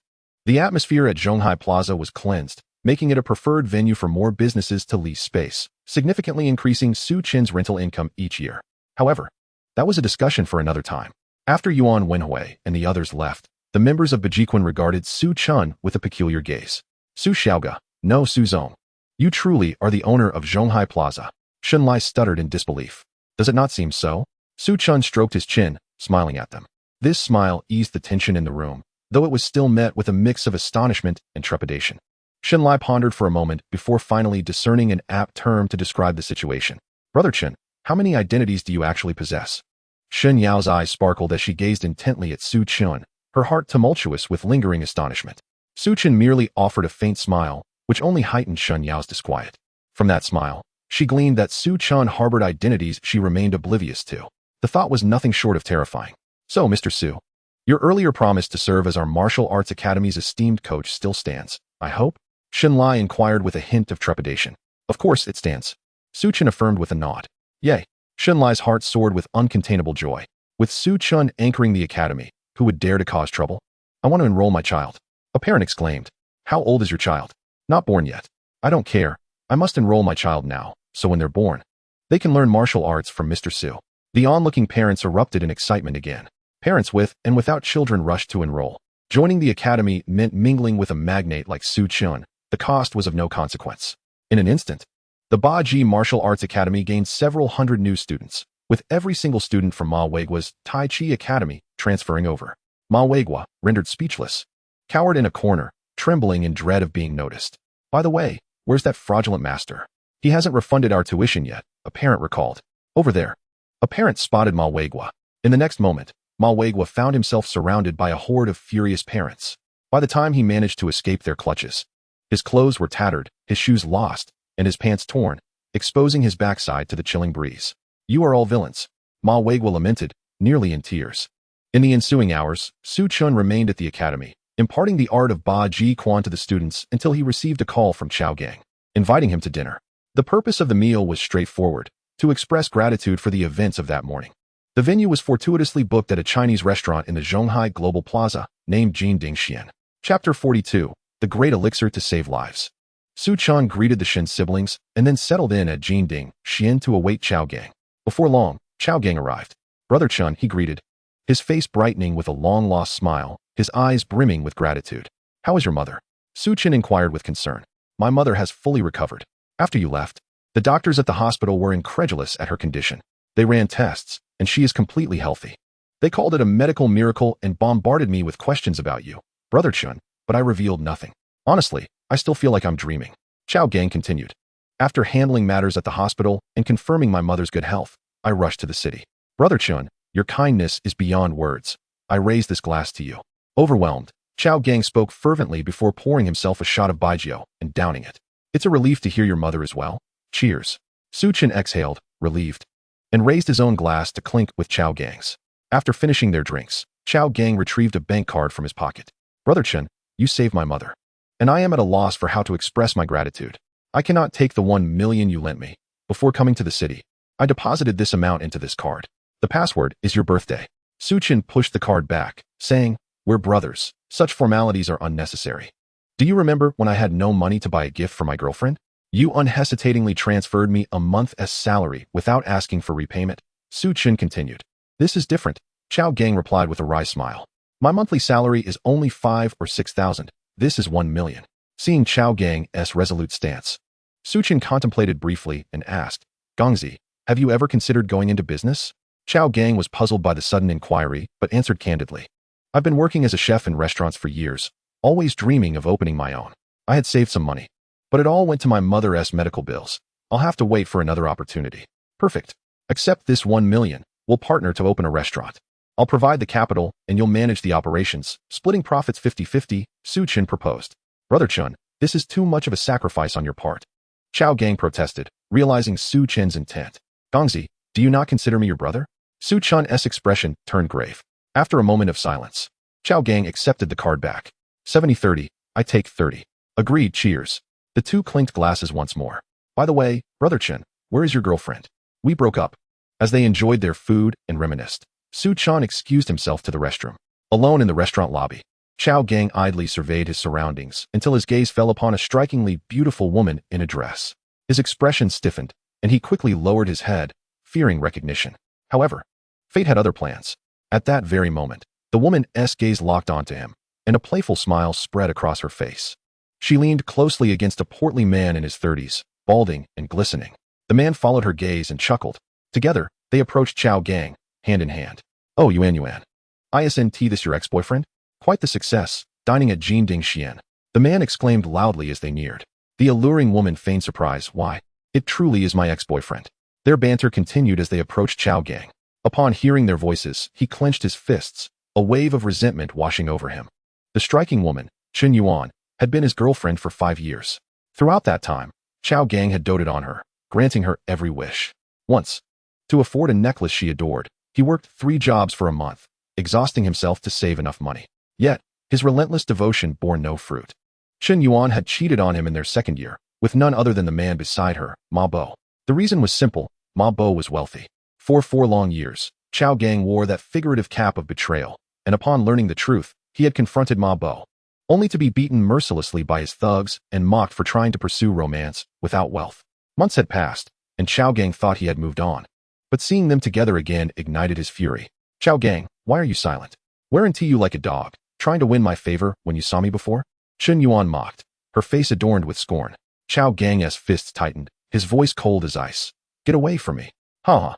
With a disdainful smile, Ma Bo remarked. You want me to leave? Do you have any idea that this is my establishment? Chao Gang was genuinely unaware that this was Ma Bo's restaurant, his expression momentarily faltering. Anger coursed through him, yet it was futile, as he remained the same useless person as before. Chen Yuan looked at him with utter contempt. 3 years in the East, 3 years in the West. Do not belittle the young and impoverished. Chen Yuan, Ma Bo, do not push your luck. In the past, Chao Gang would have undoubtedly confronted them, but today he feared it would implicate Su Chen. And do not belittle the young and impoverished. I see you've read too many novels. I could trample you then. I can trample you now, and I will continue to do so in the future. If you think you can turn your fortunes around, dream on. Ma Bo declared arrogantly. Just as his words fell, a crisp voice interjected from the side. Young master, I have parked your car. Su Chen spoke politely to Chao Gang, casually tossing the keys of a Rolls-Royce Phantom onto the table. Young master, I have parked your car. With Su Chen's appearance, both Chen Yuan and Ma Bo were momentarily stunned. Young master? In their bewilderment, they caught sight of the car keys, their astonishment deepening. The keys to a Rolls-Royce Phantom. This vehicle is worth 6 to 7 million. Although Ma Bo possessed a fortune of around 100 million, his liquid assets were merely 10 million, and his vehicle was only a Benz worth over 1 million. Generally, one would need a fortune of several hundred million to afford a Rolls-Royce Phantom. How could this mere cook possibly drive such an opulent car? A flicker of trepidation crossed Ma Bo's mind. However, Chen Yuan soon burst into laughter, her smile laced with mockery and disdain towards Chao Gang. Oh, Chao Gang. After a few months, you've become clever, learning to buy a fake car key to flaunt. But I know your family's situation well enough. Spare me. I reckon the cost of today's meal is probably half your monthly income, and yet you flaunt a Rolls-Royce. Do you take me for a fool? In truth, Chao Gang was also somewhat perplexed. What was Su Chen up to? He mused. Before he could utter a word, Su Chen coldly fixed his gaze on Chen Yuan, saying, What are you? How dare you insult the young master? With that, he delivered a sharp slap to Chen Yuan's face. Slap. The sound resonated clearly, and one side of Chen Yuan's face swelled instantly. You're asking for death. Chapter 43, Master of Tai Chi, Ma Weigua. Ma Bo was furious. He dared to insult Chao Gang and was about to retaliate against Su Chun, but was halted by a firm grip on his shoulder. Su Chun, with a cold glint in his eyes, stared at Ma Bo and said, "To dare insult the young master is to meet this fate." What the hell? Are you all insane? Just because you bought a fake Rolls-Royce key online, you think you're a tycoon? And you dare strike me? Watch me not tear your face apart. Chen Yuan lunged at Su Chun, scratching like a shrew. Slap. Su Chun retaliated with another slap, sending Chen Yuan flying. He then seized the car keys and pressed a button. Beep. Instantly, the Rolls-Royce parked outside in the lot responded, its lights flashing. The onlookers at the table witnessed everything clearly. A fake key? What status does my young master possess that he would need a fake key for show? You look down on others with your dog eyes. Su Chun adeptly portrayed the role of a cold, wealthy heir's bodyguard, even in broad daylight. Chen Yuan found the flashing lights of the Rolls-Royce blinding. Could it be that Chao Gang truly owned a Rolls-Royce? Was he really a scion of a wealthy family? Chen Yuan's swollen cheek was etched with disbelief. Meanwhile, Ma Bo, who had been preparing to act, froze at the sight of the incessantly blinking lights of the Rolls-Royce. Is it real? His mouth twitched slightly. Is it really this absurd? Just a few months ago, he had humiliated this little chef. And now he had transformed into a wealthy heir. Ma Bo felt a wave of anxiety. At this moment, Chao Gang also grasped Su Chen's intent and shot him a profoundly grateful glance before adjusting his tone and saying, "I told you, 3 years in the East. 3 years in the West. Do not belittle the young and impoverished. You refused to leave when I asked, choosing to humiliate yourselves instead. That's not my fault." Hearing Chao Gang's words, Chen Yuan's expression shifted dramatically. She inhaled deeply, gazing at Chao Gang with tender eyes, her voice softening. "Why didn't you tell me your true identity before?" Chao Gang smiled. Upon hearing this question, he recognized Chen Yuan's regret. "Ah, how materialistic. You only associate with those who are wealthy." "Quite strong," he replied coldly. "You didn't inform me when you were with that fat fool, did you?" Upon hearing Chao Gang refer to him as a fat fool, Ma Bo's eyelids twitched violently, filled with resentment towards Chao Gang, but he dared not express it. Meanwhile, Chen Yuan dropped to her knees, tears streaming down her face. "Chao Gang, I know I've wronged you, but at that time, I had no choice. My roommate dressed beautifully every day, wore expensive clothes, and used luxurious perfumes, while I had nothing. You were earning only a few thousand a month, unable to afford such things. When Ma Bo appeared and offered to buy them for me, I agreed to him. In truth, every moment I spent with him, I was thinking of you. Darling, for the sake of our 5-year relationship, please forgive me this once. I know you still have feelings for me." "I have no feelings for you." Chao Gang endured Chen Yuan's words before ultimately delivering her another slap. Disgusting. Utterly revolting. He realized he had been blind to have ever liked such a woman. Chen Yuan, stunned from the slap, wore an expression of disbelief. Previously, Chao Gang wouldn't even touch a finger to her, and now he struck her. Yet, she cared little for this. As long as Chao Gang was willing to take her back as his girlfriend, he could hit her every day. After all, not every woman has the opportunity to cry inside a Rolls-Royce. She clung to Chao Gang's pant leg, pleading, "I truly understand my mistakes. Please forgive me. You shameless woman." Even Ma Bo could no longer tolerate this, kicking Chen Yuan with force. Thud. Chen Yuan collided with the table, nearly losing consciousness. Thanks to Ma Bo's kick, Chen Yuan finally quieted down. Ma Bo picked up a cup from the table, filled it with liquor, and faced Chao Gang, saying, "Brother, I have wronged you in the past. I apologize now. I drink this cup in atonement." With that, he downed the contents in one gulp. Chao Gang would not easily forgive Ma Bo. For years of humiliation, the beating and ridicule he endured were not something he could forget. However, he understood that this young master status was merely a facade, crafted by Su Chun. Even if he did not forgive Ma Bo, he was powerless against him. Chao Gang fell into silence. Su Chun was equally aware of this and scoffed at Ma Bo, saying, "Forgive? You know what you did to the young master. You are well aware. Do you think a mere word of forgiveness will suffice? Dream on." Faced with Su Chun's derision, Ma Bo could no longer contain his anger, his tone growing cold. "Brother, some matters are enough. You've avenged what you needed to today. Don't think for a moment that Ma Bo is easy to bully." Upon hearing the words, Chao Gang cast a glance at Su Chun, conveying a silent message to let it go. Ma Bo was no simple character either. Chao Gang feared that Su Chun might encounter trouble. "Ha! Who do you think you are? Our young master is merely a word away from dealing with you.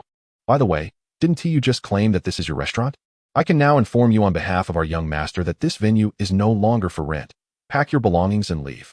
Su Chun first burst into laughter, then regarded Ma Bo with a look of utter disdain. "What do you mean?"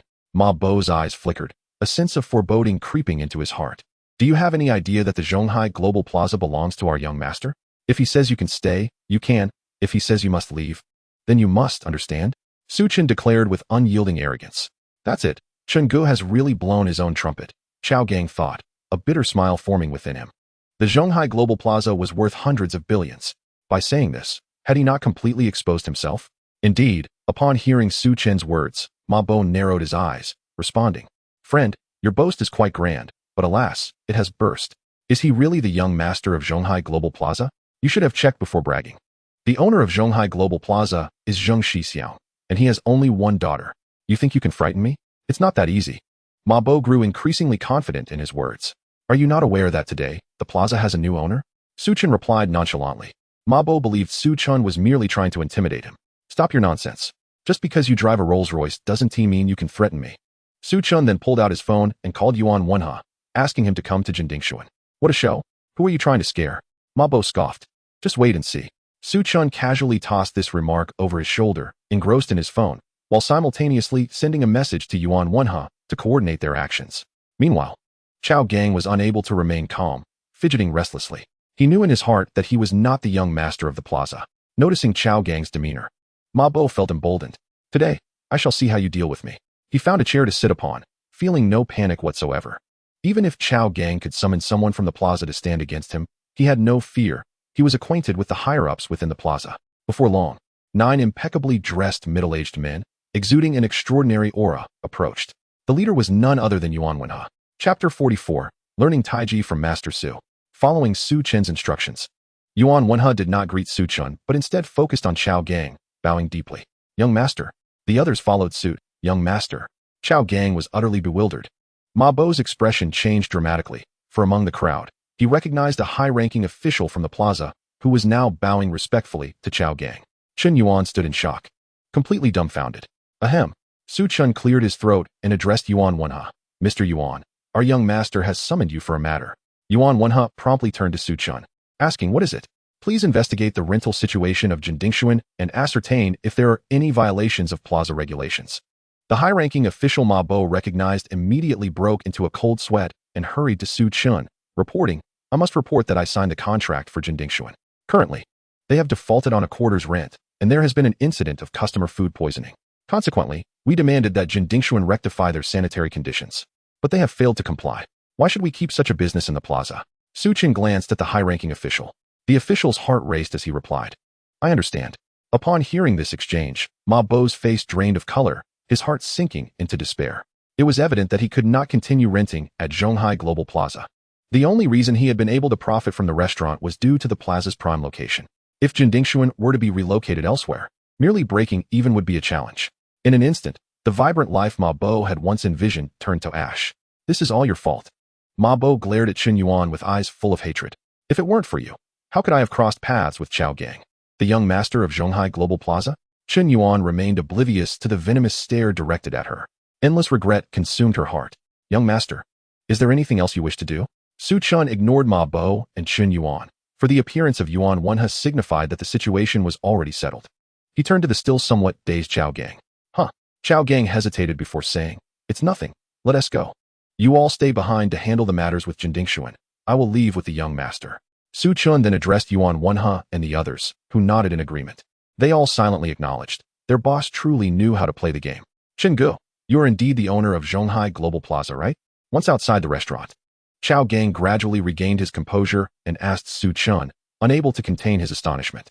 The owner of Zhonghai Global Plaza. This was a status he could scarcely dream of. Su Chen nodded calmly, choosing his words carefully. Gongzi, I am indeed the owner of Zhonghai Global Plaza. I cannot explain it all to you right now, but many extraordinary things have happened to me recently. Hearing Su Chen's admission, Chao Gang felt a tumultuous wave surge within him. After a long pause, he finally managed to utter 4 words. Chen Gu is incredible. Su Chen chuckled and patted Chao Gang on the shoulder, stating, no matter how my identity changes, I will always be your good brother. Yes, good brother. Chao Gang enveloped Su Chen in a bear hug. The two approached the Rolls-Royce, astonished at the thought of riding in such a luxury vehicle. I own 9 of these. If you like, you can take one for a spin. What an extravagant lifestyle. By the way, Chen Gu, did you also drive a Rolls-Royce to the hospital this morning? Is it that fast? No, I took a private helicopter. Wow. Chen Go is truly amazing. Su Chun drove Chao Gang to the high-speed rail station. Although he wished to keep Chao Gang for the night, Chao Gang insisted on returning home. Thank you for today. As Chao Gang entered the station, he turned back and sincerely thanked Su Chun. Su Chun smiled faintly. After seeing Chao Gang off, Shen Yao called to invite him to dinner, expressing gratitude for everything Su Chun had done for them at the martial arts school today. Before Su Chun could respond, Qi Shaoqing also messaged him, mentioning a newly opened bar in Zhonghai run by South Koreans, which they intended to develop into the top bar in Zhonghai. He asked if Su Chun wanted to go. Without a second thought, Su Chun declined Shen Yao's invitation and chose to join Qi Shaoqing instead. After all, beautiful girls could not compare to brothers. When Su Chun arrived at the bar Qi had mentioned, Qi was already waiting for him. Wow, Chen Go, a Rolls Royce. Have you changed cars again? Is this how you rich folks live? I'm loving it. When Qi Shaoqing beheld Su Chun emerging from the Rolls Royce, he exaggeratedly exclaimed. Besides Qi Shaoqing, Song Siwei was also present at the scene. The moment Su Chun appeared, Song Siwei's gaze fell upon him, her eyes as shimmering as water. Su Chun cast a glance at Song Siwei. It was evident that she had made a special effort to adorn herself for the evening, appearing even more enchanting than when Su Chun first met her. It's been a while, Su Chun greeted her. Reminiscing about the day he escorted Song Siwei home when she had invited him up for a drink. Although he had declined at the time and felt a tinge of regret, he would still choose to refuse if given another chance. It wasn't that Song Siwei lacked beauty. Rather, he simply viewed her as a friend, devoid of any romantic feelings. How can you say it's been a while? You've ignored my invitations to hang out several times. Song Siwei shot him a sidelong glance, her lips curling slightly. Su Chun scratched his head, a hint of embarrassment coloring his face, for Song Siwei's words rang true. All right, Miss Song, am I not the one who helped you summon Su Xiao out? Let us proceed and see what the first bar of Zhonghai, as touted by the South Koreans, has to offer. Qi Shaoqing interjected with a cheerful smile. With that, the trio entered the bar. As they stepped inside, the booming music assaulted Su Chen's ears, causing a momentary discomfort. Under the dazzling array of colored lights, he surveyed the bar's atmosphere, discovering that this establishment, claimed to be the foremost bar in Zhonghai by South Koreans, was rather unremarkable. It was merely larger, better decorated, and more crowded than other bars, devoid of any standout features. The three of them found a booth, ordered drinks, and began to engage in casual conversation. This bar is quite lively, Su Chen noted, observing the throngs of patrons, which could only be described as terrifyingly dense. I've heard that the owner of this bar has quite an impressive background, being part of the Lee family conglomerate from South Korea, which controls a quarter of the nation's economy. One could say they are the supreme overlords of South Korea, Qi Shaoqing remarked, sharing a piece of gossip he had picked up from somewhere. The Lee conglomerate? Su Chen's interest was piqued, recalling that Li Jianfu was the head of the Lee family. The reason for the crowd was that the bar's owner had invited the currently hottest male celebrity, Jin Jingxi, to perform, hence the influx of patrons. I estimate that the bar's revenue from drinks over these few days won't be less than 30 million, he mused. Honestly, I think Jin Jingxi's acting is subpar. He is only moderately handsome, and his singing is just average. I can't fathom why so many girls from our country are enamored with him. Chapter 45, The Humble Goddess. Qi Shaoqing took a sip of his drink and continued, a hint of melancholy in his tone. Su Chun, too, was familiar with Jin Jingxi, having starred in several blockbuster Korean dramas that garnered him a massive following in Huaguo. His fame had escalated to the point where merely having breakfast could send him trending on social media, eclipsing even the South Korean celebrity Park Sun-chung he had previously encountered at Victoria. I don't quite understand it either. But if he possessed even half of Su Xiao's charm, I could comprehend it. Song Siwei chimed in, subtly teasing Su Chun. Unfortunately, he exhibited little reaction. I, Su Chun, am devoid of emotions. Qi Shaoqing bantered. Then, with a flourish, he swayed his body towards the dance floor to flirt with the ladies, leaving Su Chun and Song Siwei exchanging glances. I'll go to the restroom. Su Chun finally broke the silence. Go ahead. Song Siwei replied with a dismissive roll of her eyes. You blockhead. As Su Chun navigated through the bustling crowd, he reached the restroom door just in time to catch a young girl, around 18 or 19, who stumbled and lost her balance. Acting quickly, he steadied her, asking with concern, Are you all right? The girl looked up, momentarily transfixed by Su Chen's flawless features, before blushing and responding, I'm fine, thank you. With that, she hurried away. Halfway through her flight, she realized she hadn't asked for his contact information and felt a pang of regret. After the girl dashed off, a voice suddenly echoed in Su Chen's mind. Host has prevented someone from falling, allowing the light of righteousness to shine upon the earth. Special reward, divine singing talent. Su Chen sensed something unusual. Based on his understanding of the system, such small acts of kindness typically did not yield rewards. Why had it suddenly appeared today? The system seemed to be up to something, he mused, stroking his chin. Upon returning from the restroom, Su Chan engaged in awkward conversation with Song Siwei until the bar erupted with excitement. Oh, ah, shrieks filled the air. Jin Jingxi was about to appear. Just then, Qi Shaoqing approached, a vivid pink lipstick mark adorning his lips. You've got something on your face, Su Chen pointed out.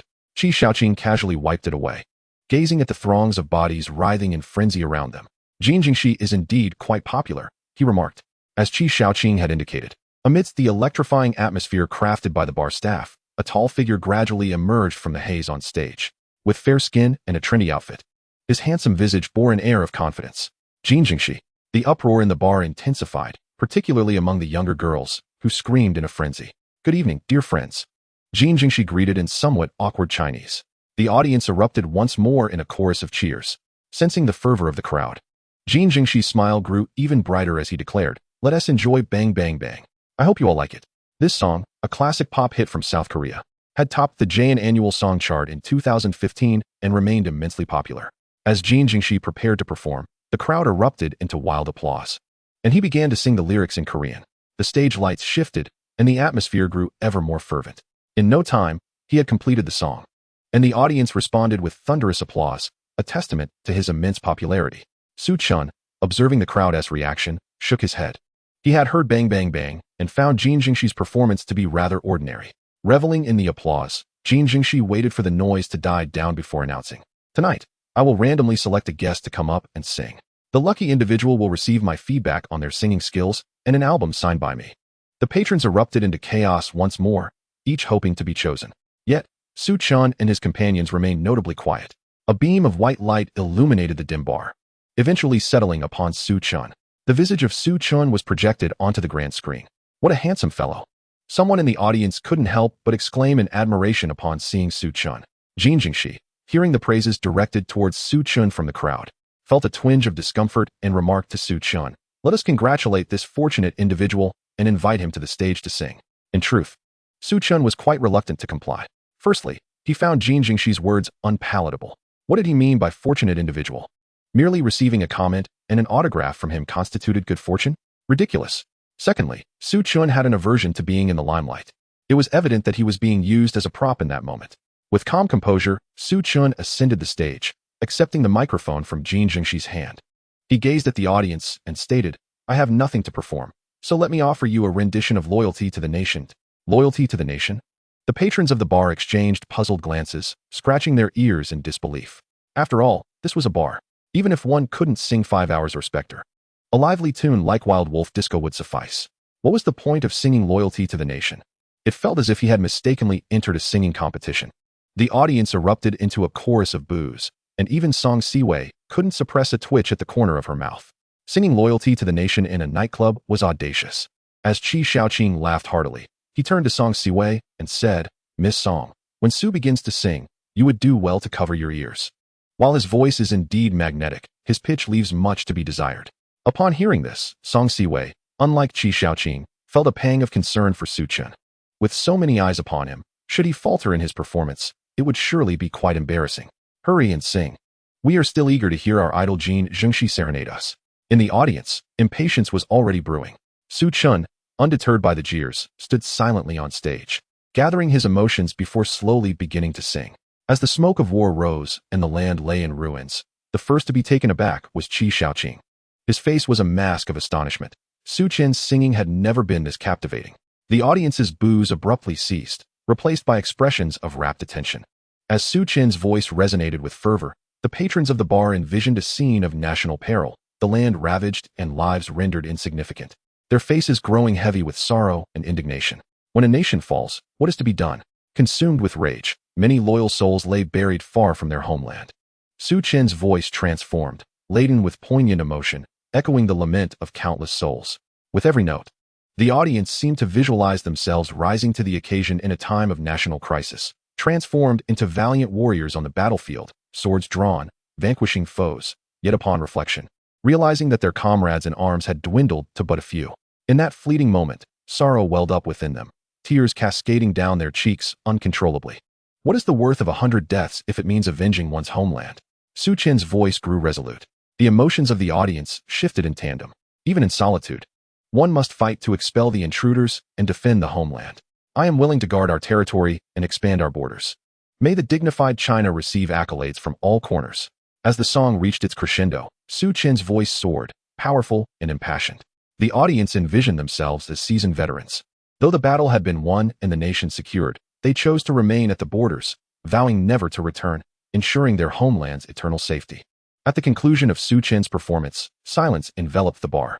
The audience was still immersed in the narrative, their emotions tumultuous. Some had tears glistening in their eyes, while others were softly sobbing. Clap. Time flowed slowly, and the bar was eerily quiet until the first applause erupted, though it was unclear when it had begun. Clap, clap. The second wave of applause followed, quickly escalating into a thunderous ovation. Strangely, amidst the clamor, no words of praise were uttered.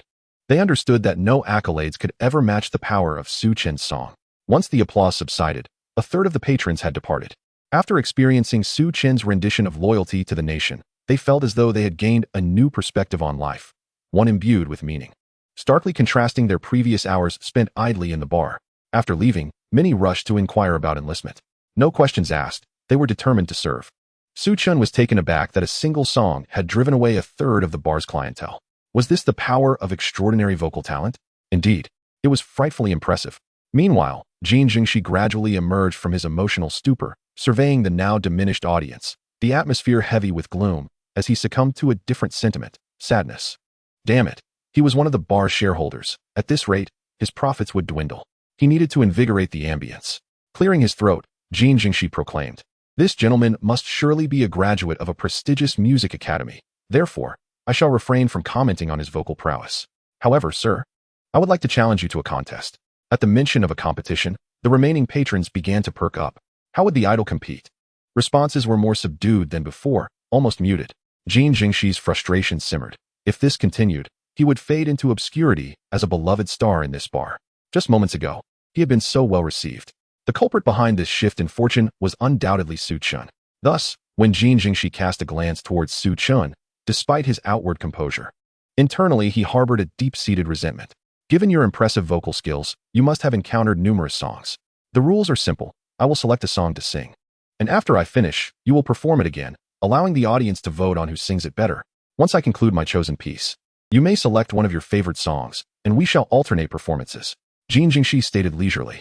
This game would test the singer's repertoire and memory, instantly piquing the interest of the bar's patrons. This game sounds entertaining, many chimed in.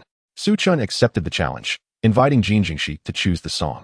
After a moment of contemplation, Jin Jingxi announced to the audience, "Recently, we in South Korea have a new song called Summer, which is quite popular. I shall sing this one." Summer? Several bar patrons exchanged perplexed looks, particularly the seasoned South Korean music fans who had never heard of such a song. Perhaps they were simply not well versed in the latest South Korean hits? They pondered in their minds. In reality, Summer was a song recently composed by Jin Jingxi, yet to be released. Thus, he felt confident about the upcoming contest. What did it matter if one was handsome with a good voice? This was his turf. He wouldn't allow anyone to overshadow him. Jin Jingxi felt a swell of pride within. Amidst the sea of questioning gazes, he began to sing. Just as Qi Shaoqing had remarked, while Jin Jingxi's acting skills may have been lacking, his singing prowess remained formidable. Initially, the patrons of the bar exhibited little reaction, but as Jin Jingxi continued to sing, they gradually began to listen intently. It seemed quite enchanting. Before long, Summer came to an end. Jin Jingxi handed the microphone to Su Chen, saying, "It is your turn now." At this moment, due to his exceptional rendition of loyalty to the nation, Su Chen's popularity in the bar rivaled that of Jin Jingxi. With striking looks and a melodious voice, he captivated the audience, transforming them into fervent admirers.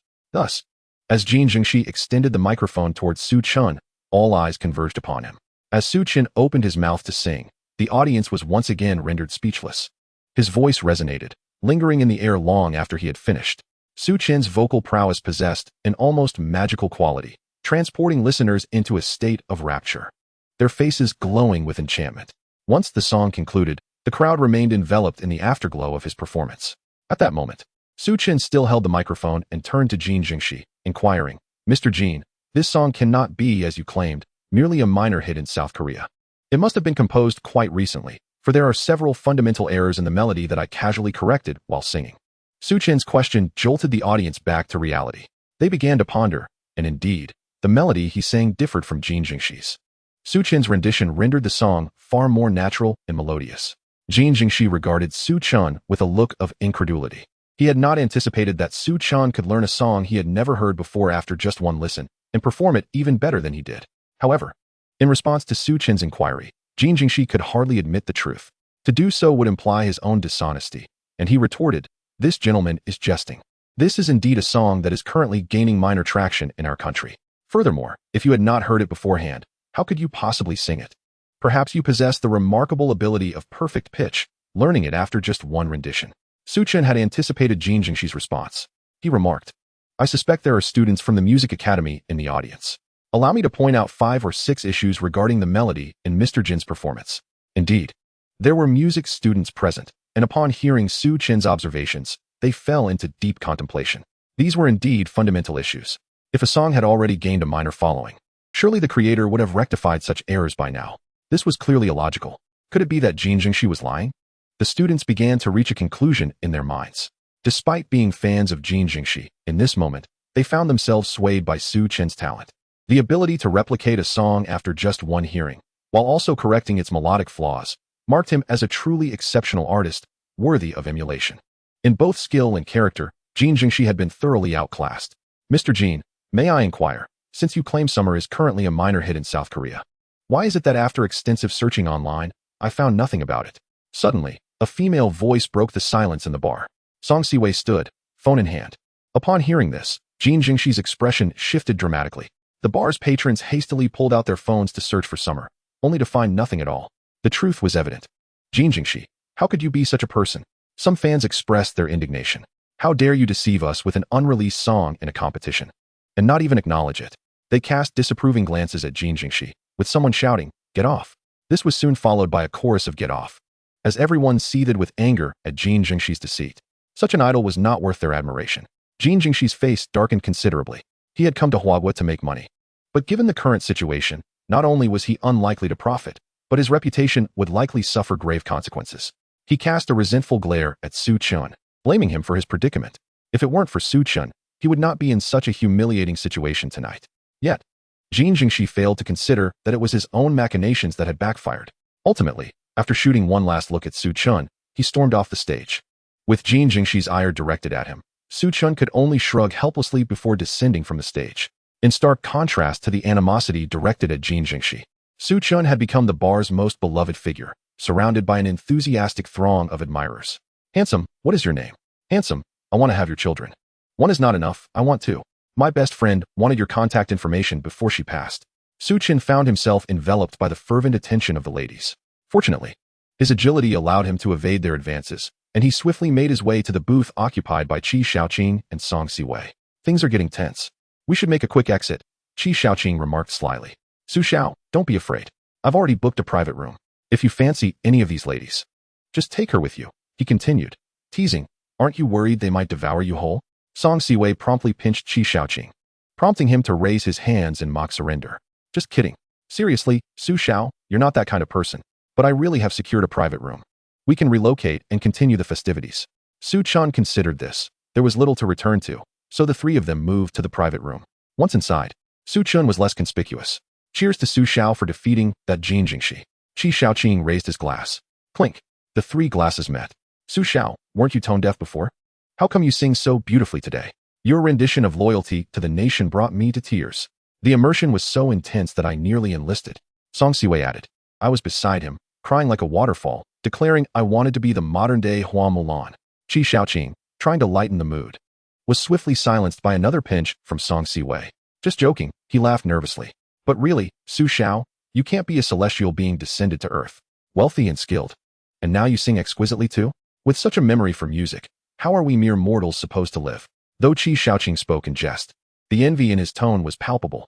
The 3 continued to converse light-heartedly, enjoying the vibrant atmosphere of the private room. Suddenly, the door burst open, and a tall, anxious figure rushed in, her eyes filled with desperation. Upon spotting Su Chen, her gaze was one of pleading. Su Chen frowned slightly, puzzled by the situation. "What is going on?" Outside the room, a voice called out. Hearing this, the girl hurried towards Su Chen, and in a swift motion, she collapsed into his embrace, her delicate arms wrapping around his neck. Su Chen instinctively attempted to break free, Yet upon witnessing the girl's eyes brimming with urgent plea, he refrained from action. Who could have anticipated that in the next moment, the girl would suddenly lean in to kiss him? A warmth enveloped his lips, causing Su Chen's eyes to widen in astonishment. I extend my kindness to you, and yet you take advantage of me. With his quick reflexes, Su Chen could not evade the unexpected kiss. He was utterly taken aback, thus granting the girl an opportunity. Qi Shaoqing and Song Siwei were equally stunned. Su Chen had just been forcefully kissed. Song Siwei, mesmerized by the scene before her, felt a peculiar discomfort and an inexplicable irritation. She yearned to rush forward and pull the girl away. At that moment, a dozen men clad in black suits entered the private room, their gazes scanning the surroundings as if in search of something. Did I not mention? Unless summoned, waitstaff are not to enter. Qi Shaoqing quickly grasped that these individuals were seeking the girl, and he rose, speaking with an air of displeasure. The men lingered for a moment on Su Chen and the girl but paid little heed. Upon hearing Qi Shaoqing's voice, they responded, "Understood, we shall leave at once." Shortly thereafter, sounds emerged from the adjacent room, indicating they had found their next destination. "Miss, that should suffice. The people have departed. If you continue kissing, my lips shall go numb," Qi Shaoqing remarked with a grin after a couple more seconds had passed, the girl's lips still pressed against Su Chen's. Only then did the girl hurriedly rise from Su Chen, her face flushed like a ripe apple. "I apologize, the situation was dire, and I had no choice but to resort to such measures. If I made you uncomfortable, I am willing to make amends." Her voice was soft and melodious. While speaking, she also scrutinized Su Chen. With his striking eyebrows and deep-set eyes, his features were distinctly handsome, surpassing any man she had ever encountered. Just moments ago, as she had leaned against him, she had felt a refreshing aura and an unprecedented tranquility, as if remaining by his side could render her worries non-existent. This was precisely why she had not immediately distanced herself from Su Chen upon the departure of the black-clad men. The sensation was utterly intoxicating. Reflecting on this, the girl's ears turned crimson. Nevertheless, she maintained her gaze locked onto Su Chen's eyes. With the soft glow of the room's colorful lights, Su Chen finally discerned the girl's appearance. Her skin was as fair as snow, her features exquisitely sculpted, and her beauty unparalleled, particularly her eyes, which exuded a captivating charm. Su Chen suddenly felt a sense of familiarity with this girl. "Are you Yin Qianxue?" Nearby, Song Siwei gazed at the girl, incredulous. Upon hearing this, Su Chen's realization dawned, understanding why she seemed so familiar.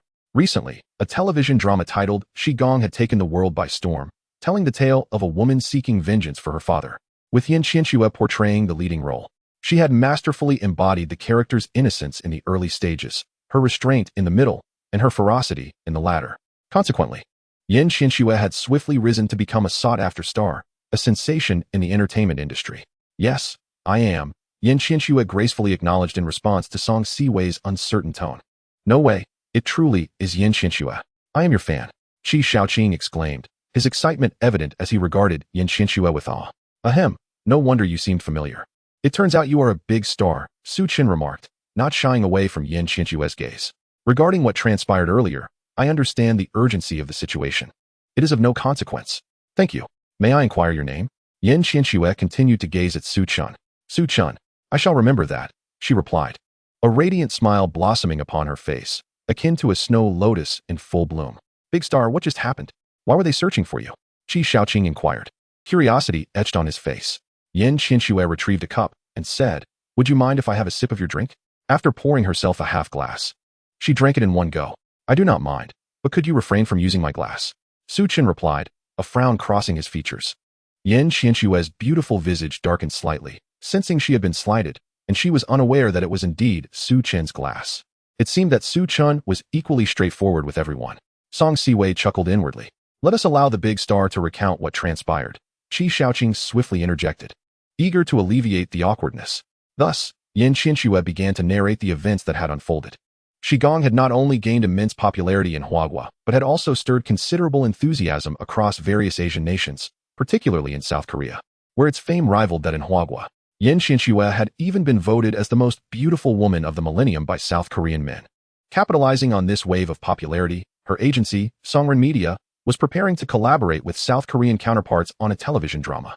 Upon learning that the owner of the Golden Era Bar was the son of the prominent Lee family in South Korea, possessing substantial influence, they brought Yin Qianxue to meet this young master, hoping to establish a connection. What followed was a tale of the entertainment industry's well-known, unspoken rules. The young master, Li Wanxi, was instantly smitten with Yin Qianxue and insisted that if she wished to develop her career in South Korea, she must accompany him for a few days. Yin Qianxue resolutely refused. However, Songren Media persistently pressured her at the party. Left with no choice, she resorted to a clever ruse to escape. Yet, it seemed Li Wanqi was aware of her intentions and sent someone to follow her. Seizing an opportune moment, she evaded Li Wanqi's underlings and, just as she was about to be captured, found refuge in Su Chen's private room. Well, that's the story. I must take my leave now. Yin Qianxue pondered that since Li Wanqi could not locate her, he had likely given up, allowing her a chance to escape the bar. Big star. You've stood up, Li Wanqi. Songren Media is likely to cause you trouble, Qi Shaoqing remarked, unfazed by the events occurring in the entertainment industry. Such occurrences were the norm. Yin Qianxue shrugged in resignation, saying, this time, our boss will undoubtedly demand compensation for damages to the company's interests, and I will likely face a period of being shelved. My acting career may well be over. You have a rather composed mindset, Qi Shaoqing complimented her, giving a thumbs up. Well, I won't linger any longer. I must be off. I apologize for intruding upon you, particularly you, handsome Su Chun. Yin Qianxue turned her gaze to Su Chun. He appeared unfazed. Reflecting on someone as he absorbed her narrative, Li Charan, who had gone to Hengdian, the largest film and television base in Huaguo, convinced that she needed to become a star to stand alongside Su Chun. Do you have anything you wish to say to me? Perhaps a request for an autograph while I am still unshackled? Yin Qianxue, noting Su Chen's silence, felt a twinge of frustration and spoke again. Ah, no. I wish you the best. Su Chen snapped back to attention, responding quickly. In his presence, Yin Qianxue began to doubt her allure. She could discern that Su Chun was not like the men she had previously encountered, who employed manipulative games of seduction. Su Chun harbored no particular thoughts about her, genuinely. Thank you for your kind words. Yin Qianxue could only respond. After saying this, she turned to leave the private room. Suddenly, a large group burst into the room with a loud crash. I knew you were here. A triumphant voice rang out. The speaker was a stylishly dressed woman in her 30s, radiating self-satisfaction. Upon seeing the unexpected arrival of this crowd, Yin Qianxue's expression shifted dramatically. For among them were none other than Li Wanqi and his entourage from Songren Media. The woman speaking was Yin Qianxue's manager, Rose. Rose, you truly know her well, remarked the man standing at the forefront of the group, a tall and handsome young man in his late 20s, who cast a smug glance toward Rose before abruptly turning to face Su Chun and the others in the room. Who was the one just now embracing Yin Qianxue? Come out. This young man was none other than Li Wanqi, the direct heir of the Li family from South Korea. He had clearly been informed of the situation inside the private room. Li Wanqi, this matter has nothing to do with them. Aren't you just looking for me to drink with you? Let South go to your place instead, Yin Qianxue interjected, her face paling once more. As it was evident that Li Wanqi intended to create trouble for Su Chun, she hastily added, Li Wanqi, just let them go. It's how you want. And I'll accompany you. Li Wanqi shot her a sidelong glance, then swiftly slapped her across the face. His movement was so rapid that no one had the time to react. You wretched woman, he coldly declared. Dare to stand me up? Do not presume that your status as a popular star in Huaguo makes you significant. In my eyes, you are merely an overpriced courtesan, thinking you can act superior before me? This slap serves as a reminder for you. Furious at Li Wanqi's words, Yin Qianxue was about to retaliate when Rose commanded her people from Songren Media to restrain her and pull her aside. I will ask once more, who was embracing Yin Qianxue just now? Come out. After striking Yin Qianxue, Li Wanqi's gaze shifted back to Su Chun and the others. Li Wanqi, this has nothing to do with them. You just want me to drink with you, and I will, Yin Qianxue shouted in desperation. Too late. Li Wanqi smirked cruelly at her. For him, a woman he had set his sights on had been embraced by another before he even had the chance to touch her. Such humiliation was intolerable. It was me. Su Chun stepped forward, his demeanor calm. How dare you bastard? A voice filled with rage erupted as Jin Zhengsheng, standing among Li Wanqi's group, glared at Su Chun with hatred before whispering something into Li Wanqi's ear. Interesting. Not only did you touch the woman I had my eyes on, but you also tarnished Jin Zhengshi's reputation. Tonight will undoubtedly be unforgettable for you. Li Wanqi grinned maliciously at Su Chun. Remaining unfazed, Su Chun replied with a smile. Tonight will also be a night you will not easily forget. Who do you think you are, speaking to us like that? Rose scoffed disdainfully. And do you truly know who you are addressing? Su Chun replied indifferently, maintaining his tranquility. Laughter erupted from Li Wanqi and Rose, as well as from his entourage, including Jin Zhengshi. Foolish brat. Do you not realize that the person before you is the direct heir of the Li family, the future chairman of the Sanshin Group? Rose looked at Su Chun with derision. In South Korea, Li Wanqi was undoubtedly the foremost young master. Even within Huaguo, few could match his status. Is the heir of the Li family truly that impressive? Su Chun countered. Even Li Jianfu would not dare speak to him this way. And what is Li Jianfu's grandson worth? Su Chen's calm demeanor caused Li Wanqi's brow to furrow. Could it be that this individual had some substantial background and was unafraid of him, the young master of Sanxin? Isnt this Qi Shaoqing? A flippant young man from Huagua stepped forward, looking down on Qi Shaoqing with disdain. What kind of connections does your friend have to act so arrogantly? He doesn't even regard Li Xiao. Seeing this, Li Wanqi felt reassured. This irreverent youth was the lowest in their ranks, and his words indicated that their group was not composed of high-caliber individuals. Damn it, almost got intimidated. Li Wanqi's face flushed with anger. No one can belittle the Li family of Sanxin. You will not leave this bar tonight. As soon as Li Wanqi finished speaking, over a dozen burly men in black surged towards Su Chun. Song Siwei, with great bravado, picked up a bottle to assist Su Chun but was stopped by Qi Shaoqing. What are you doing? Why aren't you helping? Furious, Song Siwei nearly swung the bottle at Qi Shaoqing's head. These pathetic fools are no match for Su Xiao. We are merely here to observe. Otherwise, we would only be adding to Su Xiao's troubles, Qi Shaoqing hurriedly explained, having witnessed Su Chun handle hundreds single-handedly. These are mere trifles, he concluded. Reluctantly, Song Siwei set the bottle down. At that moment, all the black-clad assailants had already collapsed to the ground, prompting a genuine sigh of relief from her. Yin Qianxue, who had been racked with guilt for dragging Su Chun into this mess, felt a wave of ease wash over her as well. Li Wanqi, momentarily startled by Su Chen's unscathed state, quickly dismissed it with a cold laugh. No wonder you are so arrogant. It seems you are a martial arts expert. But what does that matter? This is my territory. I can make you live or die at my whim. With a series of sharp claps, Li Wanqi summoned a throng of men into the private room. A cursory glance revealed at least 100 individuals, many wielding knives and electric batons. Su Chan's calm facade finally cracked as he furrowed his brow. It was not that he feared being outmatched, but rather the risk of someone getting hurt in the scuffle, particularly Qi Shaoqing and Song Siwei. However, Su Chen quickly formulated a plan to capture the leader first. Before Li Wanqi could issue further commands, Su Chan dashed forward and seized him by the throat. You're so arrogant. Does your grandfather know? Su Chan remarked lightly, giving Li Wanqi a light slap across the face. Li Wanqi was consumed by unprecedented rage. The first reason was that Su Chan dared to grip his throat and slap him. How could the princely heir of South Korea endure such humiliation? The second reason was Su Chen's casual mention of his grandfather. Li Jianfu was a figure of immense repute, the wealthiest man in South Korea, whose presence commanded respect even from the nation's leaders. Su Chen's demeanor suggested that he regarded Li Jianfu as an inconsequential figure, utterly dismissing his significance. This was intolerable for Li Wanqi, who, with a crazed expression, vowed, I will make sure to kill you. As Li Wanqi's underlings witnessed him being apprehended by Su Chan, their faces turned ashen with fear, and they clamored, how audacious! How dare you show such disrespect to young Master Li? Release him at once, or you shall find yourself without a place to be buried. If you dare to harm even a single hair on young Master Li's head, your friends will pay the ultimate price. Then, a well-dressed, composed young man stepped forward, his demeanor grave as he addressed Su Chun with measured calmness. My friend, young Master Li is not merely the future chairman of Sanxin Group. He is also a distinguished guest of Zhonghai. His visit brings with it thousands of job opportunities. You have already laid hands on the woman young Master Li has taken a liking to, and now you threaten him.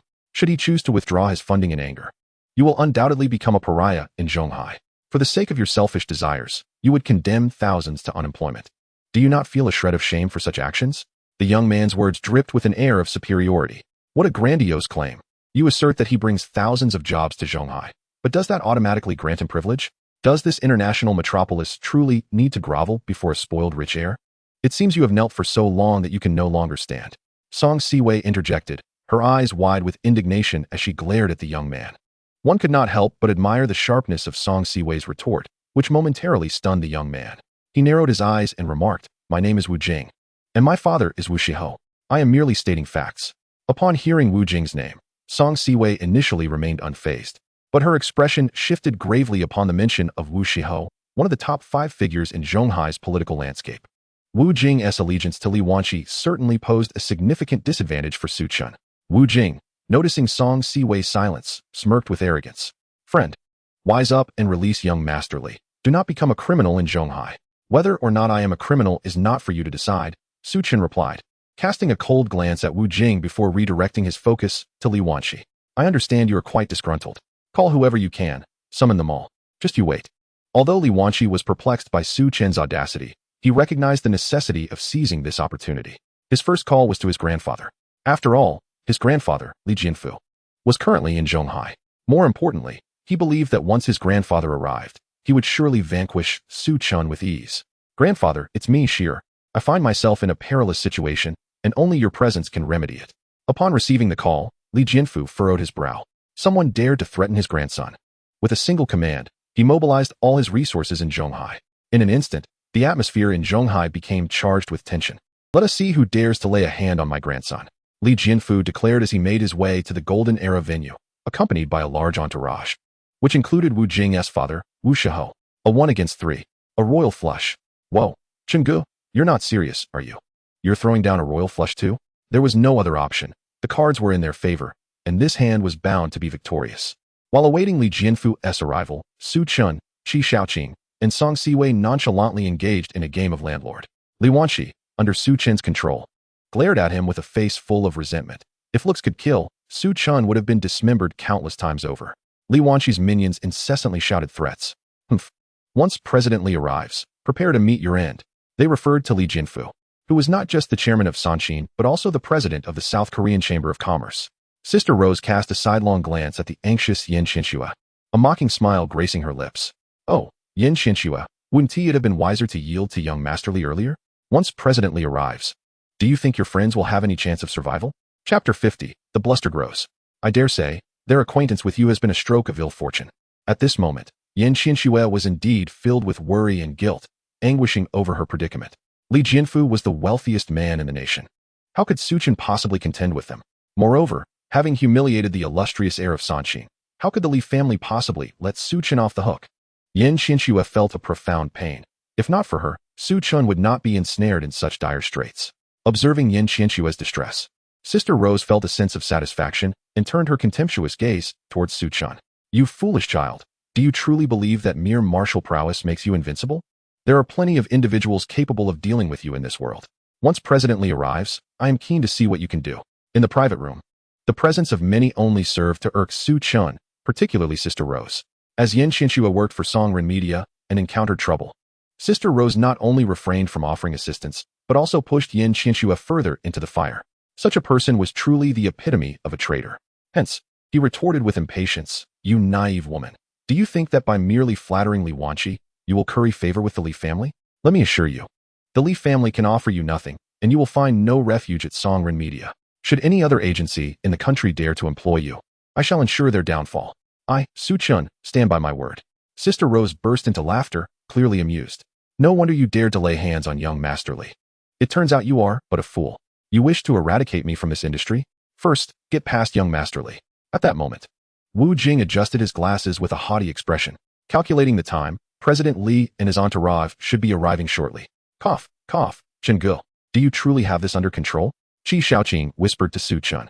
Although he was aware of Su Chun's ownership of a billion-dollar Batmobile and his status as the head of the trillion-dollar Huaxin Group, which was remarkable, Li Jianfu's influence was far greater. He was a national tycoon, a force to be reckoned with. Qi Shaoqing felt a twinge of unease. Song Siwei felt even more apprehensive. Her understanding of Su Chun paled in comparison to Qi Shaoqing's, and she harbored doubts about Su Chun's ability to stand toe-to-toe with the wealthiest man in South Korea. Overwhelmed with concern, she could only resolve to face the situation alongside Su Chun. Rest assured, Li Jianfu would not dare to act against me, Su Chun replied with a calm demeanor. Upon hearing this, Qi Shaoqing could only manage a bitter smile, silently praying, please, Su Xiao, do not falter today. Suddenly, the sound of numerous footsteps echoed outside the private room. Upon seeing the newcomers, the bar's security guards trembled and quickly cleared the path. President Li has arrived. My father is here. Friends, brace yourselves, Wu Jing announced with confidence. Su Chun remained engrossed in his card game, ignoring Wu Jing. Wu Jing scoffed. Still pretending? We shall see how you meet your end. Grandfather. Soon, the group entered the private room, and Li Wanqi looked at one of them with an expression of exhilaration. It was none other than Li Jianfu. His visage was imposing, his spirit vigorous, and his gaze icy as he surveyed the room. When his eyes landed on Li Wanqi, they turned frigid. Li Wanqi was the future helmsman of Sanshin Group. To humiliate him was to insult all of South Korea as Sanshin. Sanshin must not be shamed. His gaze then shifted to Qi Shaoqing. The shadow of a person's name loomed over the tree, and when Li Jianfu set his sights on Qi Shaoqing, a wave of tension coursed through her body, her heart racing and cold sweat pouring down her brow. Li Jianfu let out a chilling laugh before turning his gaze towards Song Siwei. Her complexion was ashen, her delicate hands tightly clenched, palms slick with perspiration. Li Jianfu's expression was one of derision as his eyes shifted to Su Chen, who was still preoccupied with dealing the cards. Failing to discern Su Chen's visage, he queried, "Are you the one who has detained my grandson?" Unfazed, Su Chen continued with his task. "How audacious. Chairman Li is addressing you. Are you not listening?" He scoffed. "It seems you hail from a family that is utterly brazen, seizing individuals as you please, particularly a scion of the Li family. Your blatant disregard for the law is a disgrace to Zhonghai."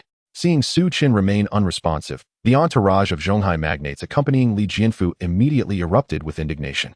With a swift motion, Su Chen finished dealing the last card and slowly raised his head, calmly stating, "Chairman Li, it has been quite some time. It is indeed a pleasure to meet you again." The moment Su Chen lifted his gaze, Li Jianfu was finally able to perceive his features, and his expression faltered. Numerous members of the Zhonghai elite accompanying Li Jianfu stood in stunned silence. "Isn't this Su Xiao, Mr. Su?" Li Jianfu's throat felt dry as he struggled to speak. In the realm of Chinese commerce, the individual Li Jianfu most feared was undoubtedly Su Chen. Had Su Chen merely been the largest shareholder of the Sanqin Group, holding 20% of its shares, Li Jianfu might not have harbored such trepidation. However, not long ago, he had learned of Su Chen's extravagant donation of 100 billion at a charity gala. Consequently, he conducted further research into Su Chen's background. While he unearthed little else, he discovered that Su Chen possessed a staggering 600 billion USD in a Swiss bank account. Upon encountering this information, Li Jianfu's mind was engulfed in turmoil, leaving him in a state of disbelief. What did 600 billion USD signify?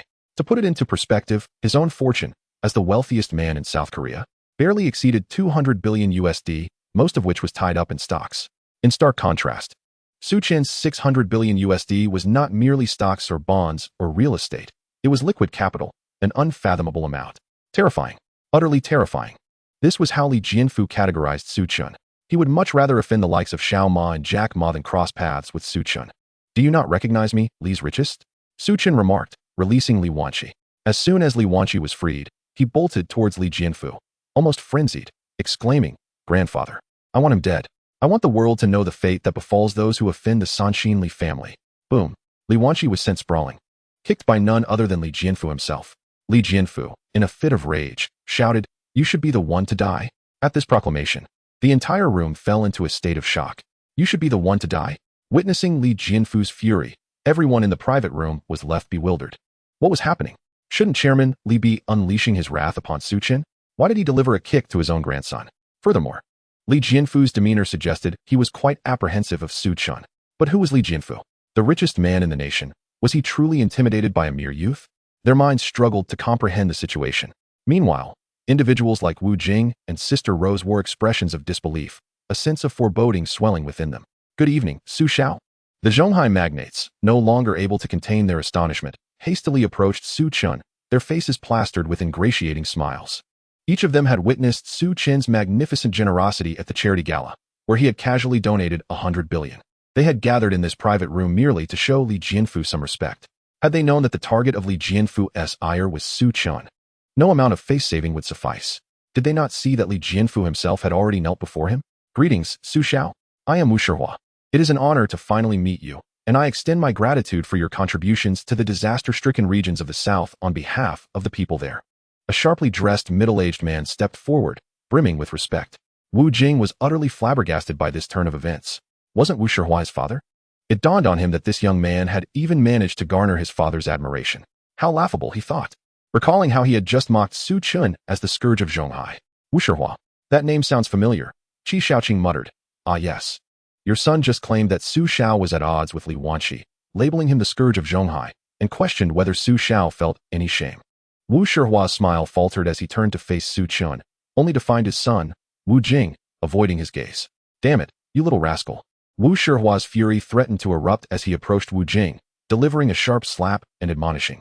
"Su Xiao's 100 billion donation has undoubtedly saved countless lives in the disaster areas, yet you dare to label him the scourge of Zhonghai? Who gave you the right?" After delivering one slap, Wu Shihua was still unsatisfied. He unleashed a barrage of blows upon Wu Jing's face, leaving it bruised. Upon hearing Wu Shihua's words, the hearts of those present were struck with a profound sense of dread. 100 billion in donations. Now, every gaze directed at Su Chen was transformed. How wealthy must one be to part with 100 billion? No wonder he held the Sanshin heir in such low regard. No wonder the richest man in the nation was bowing before him. Those who had offended Su Chun now felt an overwhelming sense of unease, particularly Sister Rose, who was so shaken that she could barely stand, her face as pale as a ghost. Grandfather, why are you hitting me? That scoundrel has no respect for our Sanshin Li family. You should be punishing him. After being kicked, Li Wanqi was still in a daze, failing to grasp the gravity of the situation as he looked at Li Jianfu in disbelief. Slap, slap. Despite being over 80 years old, Li Jianfu still possessed considerable strength as he yanked Li Wanqi off the ground and delivered several resounding slaps across his face. If you wish to die, do not drag the Li family down with you. At Li Jianfu's level, the family was always more important than any grandson. Li Wanqi was left utterly speechless. With such words from Li Jianfu, he finally understood that Su Chun was not someone he could provoke. Indeed, the entire Li family could not afford to offend him. Yet Li Wanqi remained defiant. The Sanshin Li family was South Korea's foremost clan. Did they truly need to fear a young man from Hua country? If word of this incident got out, they would be ridiculed by other families in South Korea. Even the public would label the Li family as spineless. Thus, Li Wanqi clenched his teeth, declaring, I refuse to yield. He is merely a young man. What is there to fear? Grandfather, your actions will bring shame upon the Sanshin Li family. If it were possible, Li Jianfu would have liked to strangle his grandson. Instead, he unleashed another flurry of slaps, using all his might, leaving Li Wanqi's mouth bleeding. If I do not act, the Li family will be finished. If you wish to die, do not drag the Li family to its doom. After finishing, Li Jianfu unceremoniously tossed Li Wanqi aside. Then he swiftly approached Su Chun, bowing deeply, Mr. Su. Whether you wish for Li Wanqi's life or punishment, please proceed as you see fit. The Li family will not utter a word of complaint. Li Jianfu's actions not only left Li Wanqi's followers trembling in fear, but also left the gathered Zhonghai magnates utterly astounded. Is Su Xiao truly that terrifying? Even the wealthiest man in South Korea must yield to pressure. It seems our understanding of Su Xiao is still woefully inadequate, reflected in the thoughts of these magnates. I do not desire his life, but from this point forward, Sanshin must concede 3 points when conducting business with Huagua. Su Chen lifted his eyelids and cast a slow glance at Li Jianfu, uttering, indeed. Without a moment's hesitation, Li Jianfu acquiesced, fully aware that conceding 3 points would result in an annual loss nearing 10 billion. He understood that refusing would not only jeopardize Li Wanqi's life, but could potentially threaten the very existence of the Sanshin Group. With a liquidity of $600 billion, who could fathom the extent of Su Chen's assets? He might very well have the means to purchase the entirety of South Korea. Thus, Li Jianfu had no choice but to comply. His swift agreement sent a shiver through the crowd, who believed they had already overestimated Su Chen's capabilities, only to realize they had underestimated him yet again. Su Xiao, my son Wu Jing is at your disposal as well, Wu Shihao exclaimed, unable to contain his impatience.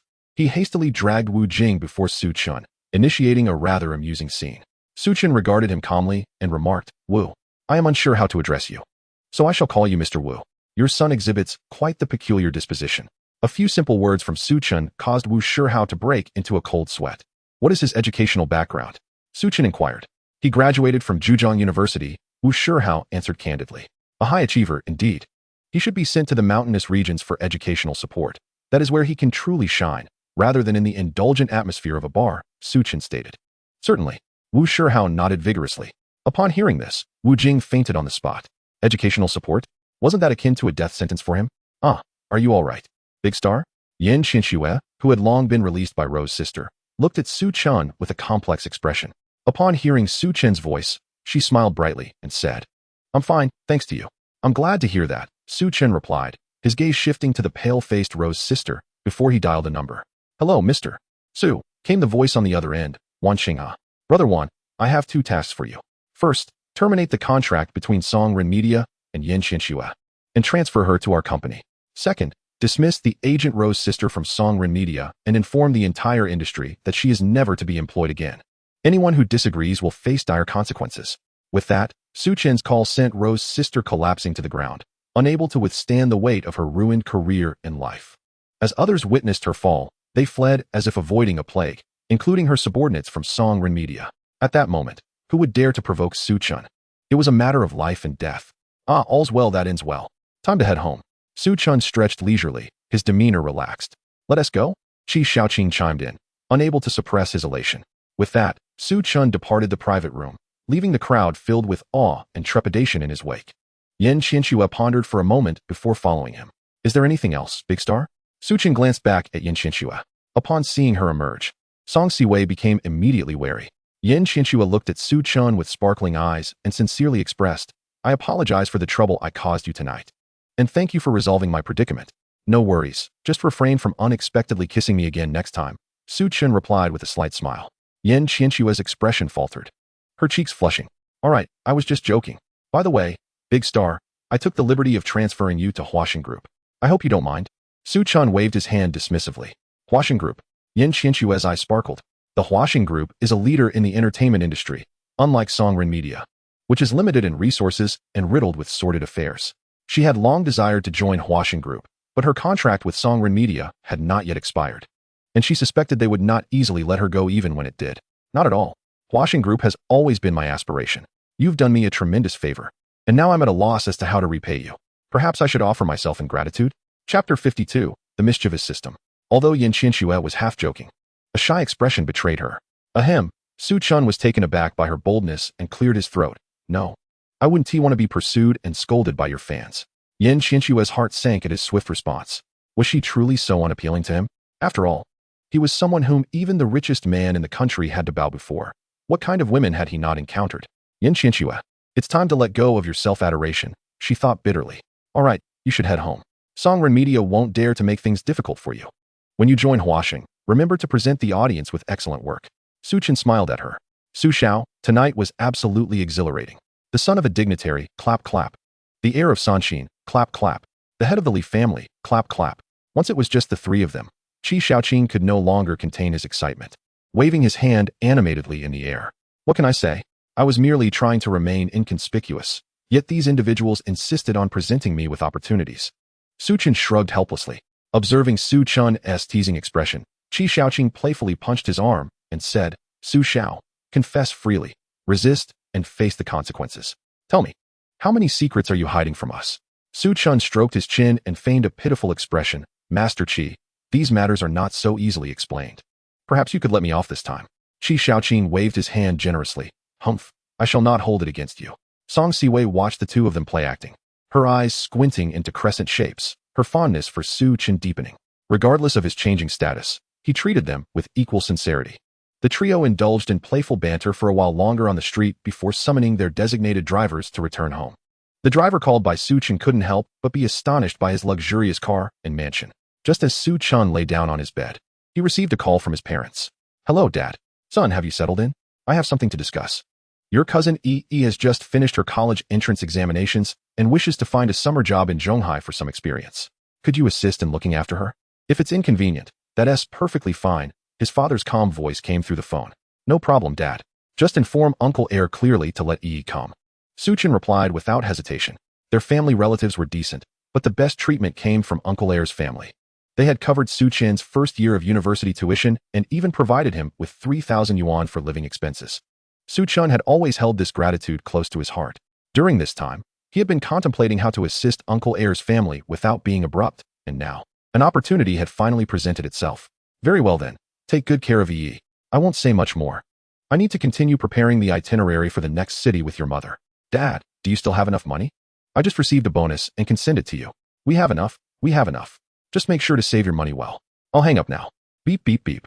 Seeing his father hang up the phone so decisively, Su Chen shook his head. Recently, he had sent back 400,000. And now his parents were using that money to travel. Of course, this was strongly suggested by Su Chen, having worked hard for most of their lives. They deserved to rest and enjoy themselves. Watching the travel photos his parents shared daily on social media, with their heartfelt smiles, brought Su Chen immense comfort. With Yi coming, we certainly can't continue living in the cloud-top manner, and we must change the car as well. After ending the call, Su Chen began to ponder. If his cousin knew about his current situation, how would he explain it to his parents? Even if he mentioned the system, there was a 99% chance they would consider him insane. Therefore, Su Chen decided to opt for a more ordinary house and car. Oh, being too wealthy is indeed a burden.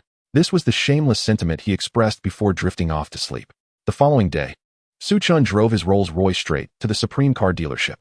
Upon his arrival, the entire dealership erupted in excitement. Morning, brother. When Shuya saw Su Chen, she beamed with joy. The other employees at the dealership watched Shuya chatting and laughing with Su Chen, their faces twisted with jealousy.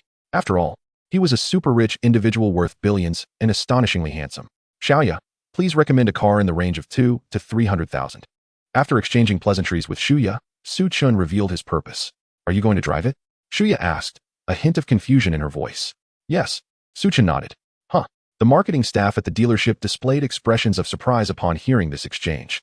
A billionaire opting for a modest car worth 2 to 300,000? Had he gone bankrupt? Just choose one for me, and have it delivered to Cloudtop Manor. Su Chun added. Cloudtop Manor? Upon hearing those words, the expressions of the marketing staff froze again, though they were not of high standing. They had encountered many wealthy individuals and had gathered some information about Cloudtop Manor from them. The finest mansion in Huagua, designed exclusively for the richest. And this super mansion belonged to Mr. Su as well? The finest cars and the finest mansion, all owned by Mr. Su? Was bankruptcy even conceivable? They were merely jesting. It was likely that Mr. Su was simply seeking a bit of fun by purchasing a more modest vehicle. Shuya was also taken aback by the mention of Cloudtop Manor, but she quickly regained her composure and began selecting a car for Su Chun. After careful consideration, she recommended a Volkswagen Passat, priced around 270,000, a vehicle with excellent cost performance. Without much thought, Su Chun swiped his card to make the payment. There were 2 car keys. He took one and tossed the other to the dealership, instructing them to deliver the car to Cloudtop Manor. After completing all the formalities, as Su Chun was about to leave, Shuya stopped him, looking a bit shy and hesitant. Morning, brother. I've asked for a safety talisman for you. Here it is. She presented a carefully packaged safety talisman. Su Chun was momentarily taken aback, then smiled and said, thank you. You're welcome, Shuya replied bashfully, nodding. Shall we have lunch together? Su Chun suggested. Without hesitation, Shuya accepted the invitation. As they departed together, the marketing staff couldn't contain their jealousy. If only they hadn't looked down on Su Chun when he first came to buy a car, perhaps they could have been friends with Mr. Su like Shuya.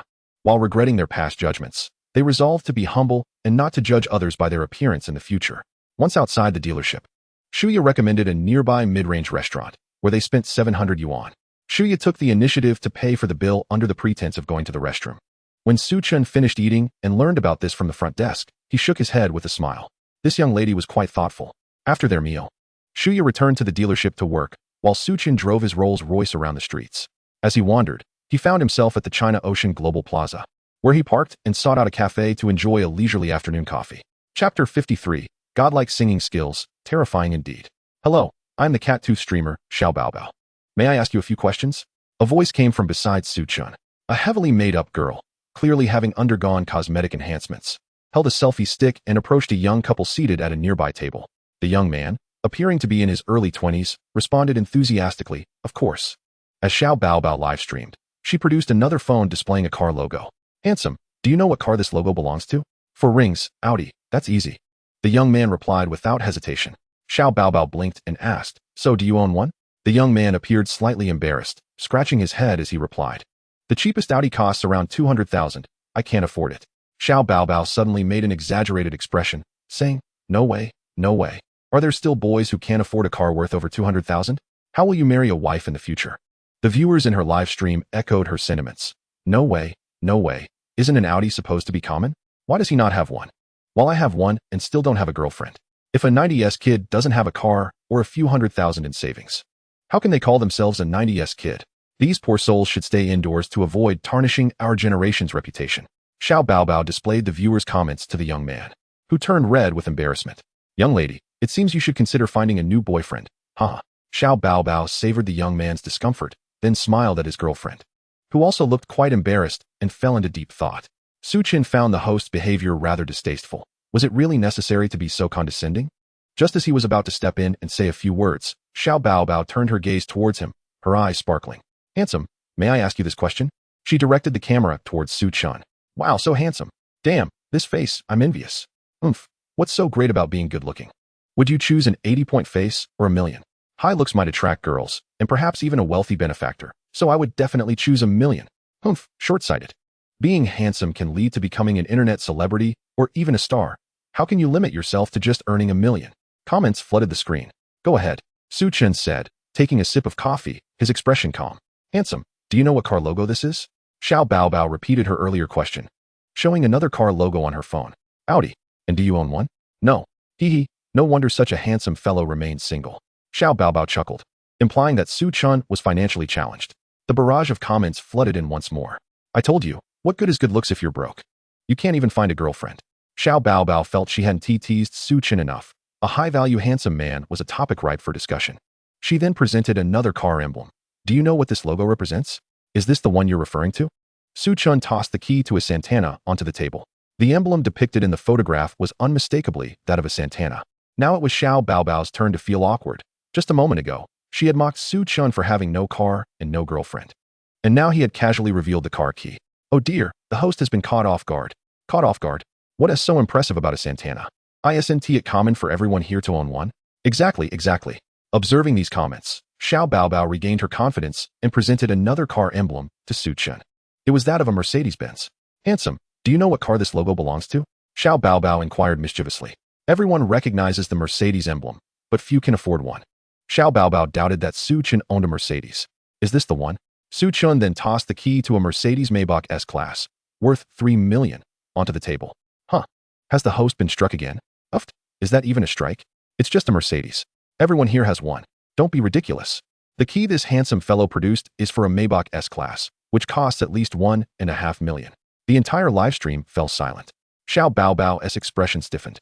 But she still refused to concede and pulled up a photo of a Rolls-Royce emblem. Handsome, you can't possibly have the key to this car too, can you? As Xiao Baobao asked, the live stream erupted again. A user named Forever Love Xiao Baobao immediately commented, if he has a Rolls-Royce, I'll eat a whole bag of Oreos live. However, just as he finished speaking, Su Chen pressed the key for a Rolls-Royce Phantom.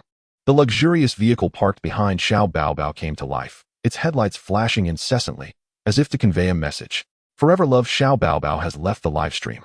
Watching the Rolls-Royce's flickering lights, Xiao Baobao felt as if she had turned to stone, completely stunned. In that moment, her cheeks burned with embarrassment. What was meant to be a light-hearted mockery turned into a harsh reality check from a formidable opponent. Meanwhile, Xiao Baobao's live stream exploded with excitement. Holy cow! Is that really a Rolls-Royce, specifically the Phantom series, worth $7 to $8 million? Whoever claimed everyone in the live stream had one, come out. If I don't see a car today, I'll make you regret it within 3 days. Ha ha. Seeing that dog of a host get put in her place fills me with such joy.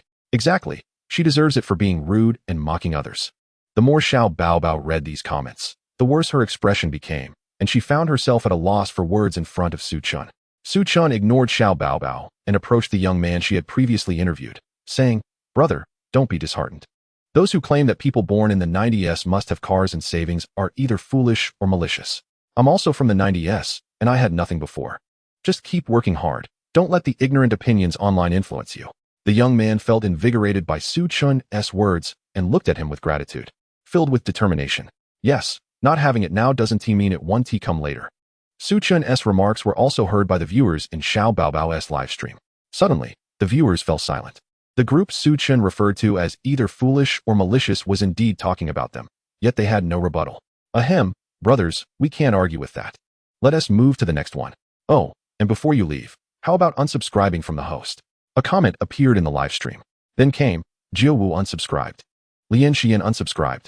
I am a little cat tooth unsubscribed. Xiao Baobao's subscriptions began to plummet. The live stream's popularity also declined rapidly. Xiao Baobao was on the verge of tears, realizing she had shot herself in the foot. Had she known, she wouldn't have been so reckless. Su Chen continued to sip his coffee, savoring the moment. At that time, Yuan Wenha called him.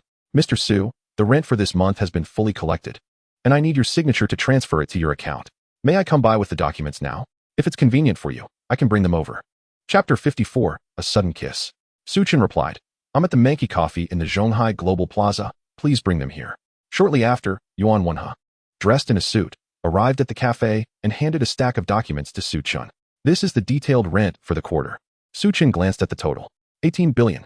That's 18 billion for 1 quarter. Annually, it's at least 70 billion. Truly.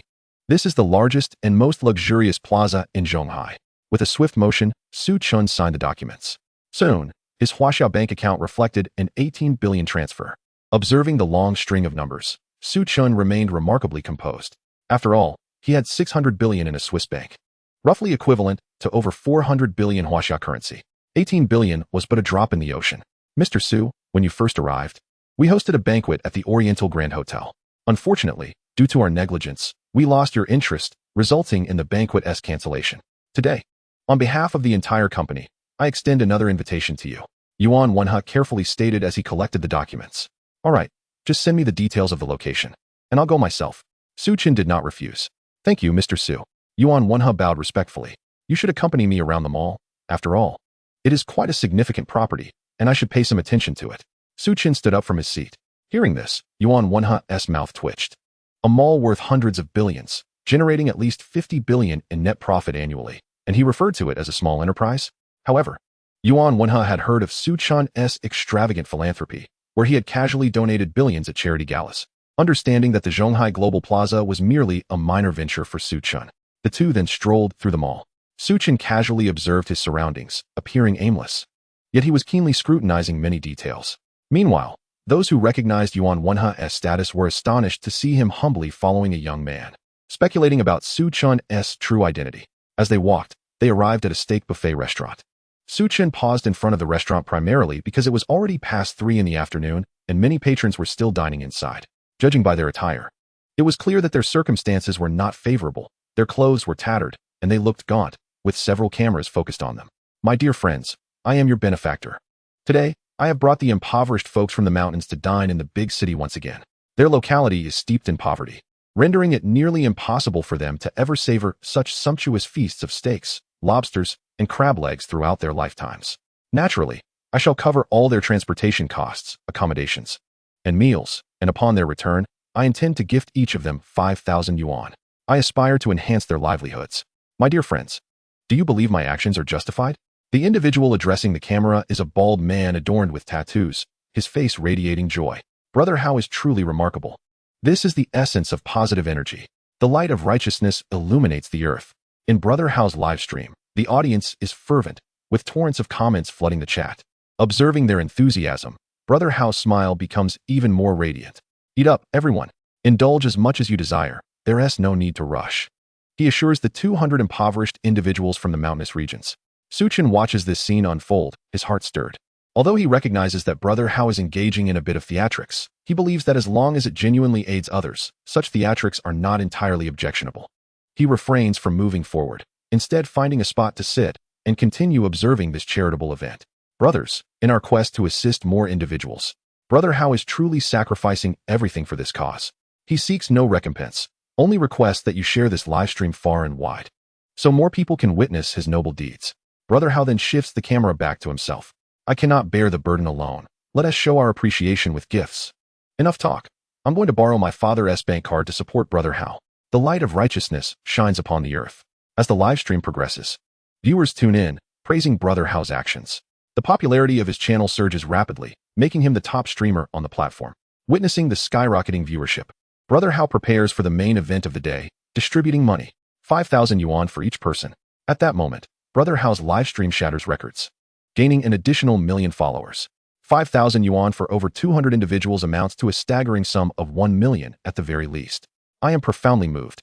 Additionally, considering Brother Hao has also covered their transportation, accommodation, and meal expenses, each individual likely incurs an extra 1 to 2,000 yuan, totaling between 3 to 400,000. I am overwhelmed. Brother Hao's generosity is truly commendable. The chat erupts in excitement, with even many prominent streamers entering Brother Hao's channel to express their admiration.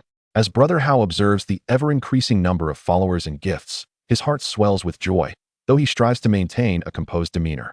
Soon, each person from the mountainous regions receives their 5,000 yuan. Brother Hao showcases this moment in the live stream, causing the chat to explode with enthusiasm. At this juncture, Brother Hao, visibly moved, addresses the live stream audience. Dear friends, I have a few words I wish to share with our friends from the mountains. I fear that I may lose control of my emotions and embarrass myself by crying in front of you all, so I will end the live stream for now. With that, he decisively cuts the stream. However, the viewers remain reluctant to leave, filling the chat with heartfelt messages. Brother Hao, you are truly great. Yet, once the live stream concludes, the expression on Brother Hao's face shifts to one of arrogance. All right, enough of the feasting. You all look like starving ghosts. Return the money to me.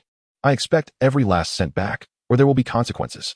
The mountain dwellers, hearing this, display expressions of shame and indignation, yet they obediently retrieve the 5,000 yuan. Su Chen, witnessing this scene, finally perceives the truth. This so-called charity has been a farce from the beginning. Unable to contain himself, he rises abruptly and strides toward Brother Hao. Yuan Wenhe quickly follows, alerting the security team in the square. Without hesitation, Su Chen approaches Brother Hao and delivers a resounding slap, causing Brother Hao to stumble. What are you doing? Who do you think you are, you lunatic? Brother Hao's team, comprised of imposing figures adorned with tattoos, rushes to his aid, clearly not individuals to be trifled with. Is this your idea of a charitable livestream? It's utterly revolting. Su Chen retorts coldly, giving money only to demand it back. Are you toying with the audience? This is a disgrace to charitable efforts. Who the hell cares what you think? You've clearly lost your mind.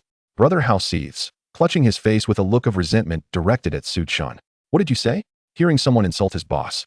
Yuan Wenhe disregards his managerial role and rushes forward, ready to strike Brother Hao. However, Brother Hao's entourage, numbering over 10, quickly intervenes, threatening Yuan Wenhe. Chapter 55, The Star. Yin Xianxue. Brother Hao continues to berate. Even if I reclaim that 5,000 yuan, what of it? I covered their transportation, accommodations, and meals. Was that not my own money? It's far more commendable than you, sitting behind a keyboard, merely talking. If you're so capable, why don't you take action? Su Chen responds with a chilling smile. Very well. From this moment forward, I shall allocate 20 billion yuan to establish a foundation to support the impoverished regions these individuals hail from. Laughter erupts from Brother Hao and his companions, who mockingly retort, 20 billion? At least make your delusions somewhat credible. You're a fool, pure and simple. Do you think you're a national tycoon? After their laughter subsides, a cruel expression crosses Brother Hao's face. I was in a good mood today and didn't wish to lower myself to your level. But since you dared to slap me, I'll ensure you bear the scars of this encounter. With a wave of his hand, over a dozen of his subordinates encircle Su Chen. Before becoming a streamer, Brother Hao was a notorious thug, accustomed to brawling and violence. Stop. Yuan Wenhe calls out in desperation. I'll see to it that he pays today. No one can protect him. Brother Hao boasts triumphantly. Just then, the sound of hurried footsteps echoes from outside the restaurant. Moments later, 50 or 60 burly men clad in black suits burst into the establishment.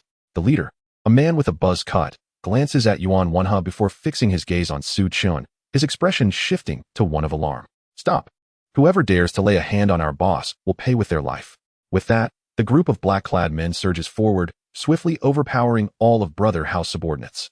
Brother Hao, taken aback, realizes he has inadvertently provoked someone significant, and unease creeps into his heart. May I ask who you are, brother? He asks with a forced smile, cautiously addressing Su Chen. What gives you the right to address our CEO in such a familiar manner? Yuan Wenhe cannot restrain his derisive laughter. Brother Hao's face darkens. However, he reminded himself that he was now the premier streamer of Cat Tooth, which restored a measure of confidence within him. Mr. Su, I must apologize for my earlier boastfulness. It was a misstep on my part. Let us consider this matter settled, shall we? Settled? That would be agreeable. But only if you fulfill your promise of 5,000 yuan to each person involved and fully disclose the truth of this incident to the online community. Only then might I spare you. Su Chen replied coolly. Hao Ji's expression shifted. Mr. Su, you cannot possibly be driving me to the brink of despair. If the netizens were to discover the entirety of my actions today, my reputation would be shattered. Cat Tooth would undoubtedly sever ties with me, leaving me destitute. I cannot allow that to happen. In that case, you have no one to blame but yourself. Su Chen's demeanor remained icy. What do you intend to do? Do you have any notion of who owns the Zhonghai Global Plaza? Should you dare to act against me, the plaza's owner will not let you off lightly. Hao Gu exclaimed, his initial thought being that Su Chen would summon someone to confront him. Yuan Wen interjected with a mocking laugh. You may find this hard to believe, but Mr. Su is, in fact, the owner of the Global Center Plaza. Hao Gu was thoroughly unsettled. The owner of Zhonghai Global Plaza could dispose of him as easily as 1 + 1 = 2. What was he to do? In a moment of desperation, he recalled that he possessed the phone number of Dong Songjia, the head of Cat Tooth, who had always held him in high regard. He hastily dialed Dong Songjia. Now that he was the foremost streamer of Cat Tooth, he believed Dong Songjia would not abandon him. Indeed, upon receiving Hao Ji's call, Dong Songjia immediately took action, driving toward the Global Plaza. Upon learning that Dong Songjia was coming personally, Hao Ji's confidence surged once more. After all, Dong Songjia was the head of Cat Tooth, with a fortune in the billions. Even if he could not compare to the owner of the Global Plaza, Hao Gu believed that the owner would surely extend some courtesy to Dong Songjia. Dong Songjia arrived swiftly, appearing in the restaurant within half an hour, accompanied by a dozen bodyguards to preempt any unforeseen circumstances. Dong Gu, I'm over here. Hao Gu waved eagerly, wearing a sycophantic smile. Dong Songjia nodded at Hao Gu, his gaze sweeping the restaurant to discern who was troubling him. Soon enough, his eyes landed upon Su Chen, and his pupils dilated in shock. Goodness! Isn't that the largest shareholder of Cat Tooth? Dong Songjia was momentarily taken aback. Although he had never met Su Chen, That did not hinder him from recognizing him at once. After all, he had studied this enigmatic figure extensively. Mysterious, unfathomable, and someone who must never be offended. This was Dong Songjia's final assessment of Su Chun. In that moment, Dong Songjia felt a surge of despair. He quickly discerned that Hao Gu had entangled himself with the principal shareholder of Cat Tooth. He no longer had the courage to intervene and wished to distance himself as much as possible. Hao Gu, oblivious to the shifting tides, excitedly exclaimed, "Jie Gu, you're finally here. The owner of Zhonghai Plaza has taken issue with me. Could you please speak on my behalf?"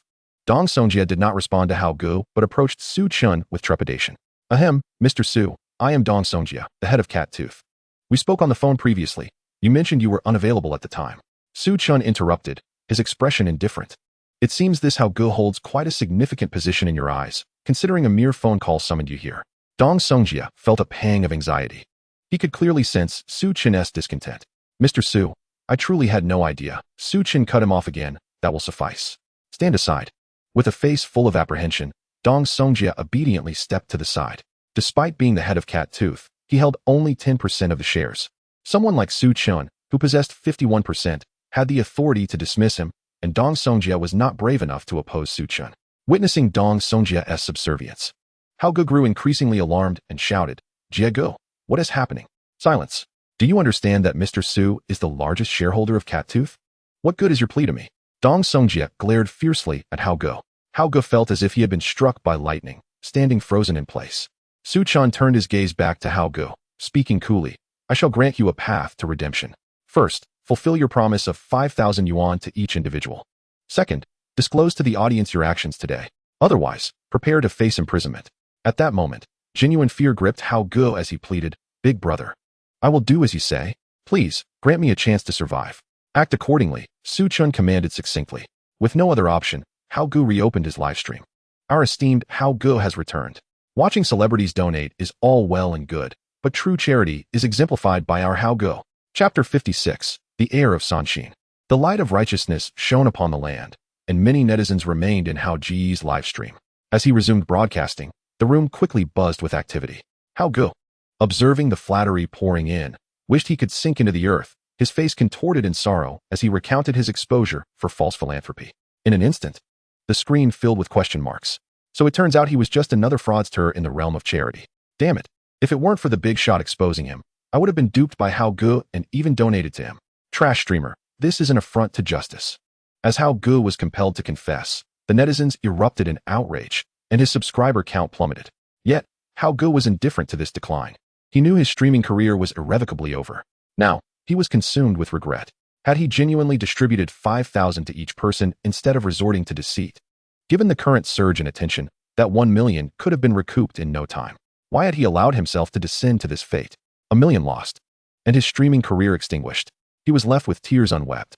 After clarifying the situation, Hao Gu reluctantly closed his live stream, knowing it was likely his last. He then set about distributing money to the 200 or so impoverished villagers. These villagers, receiving their 5,000 yuan, were filled with gratitude towards Su Chun. Without him, they would have merely been pawns in Hao Ji's scheme.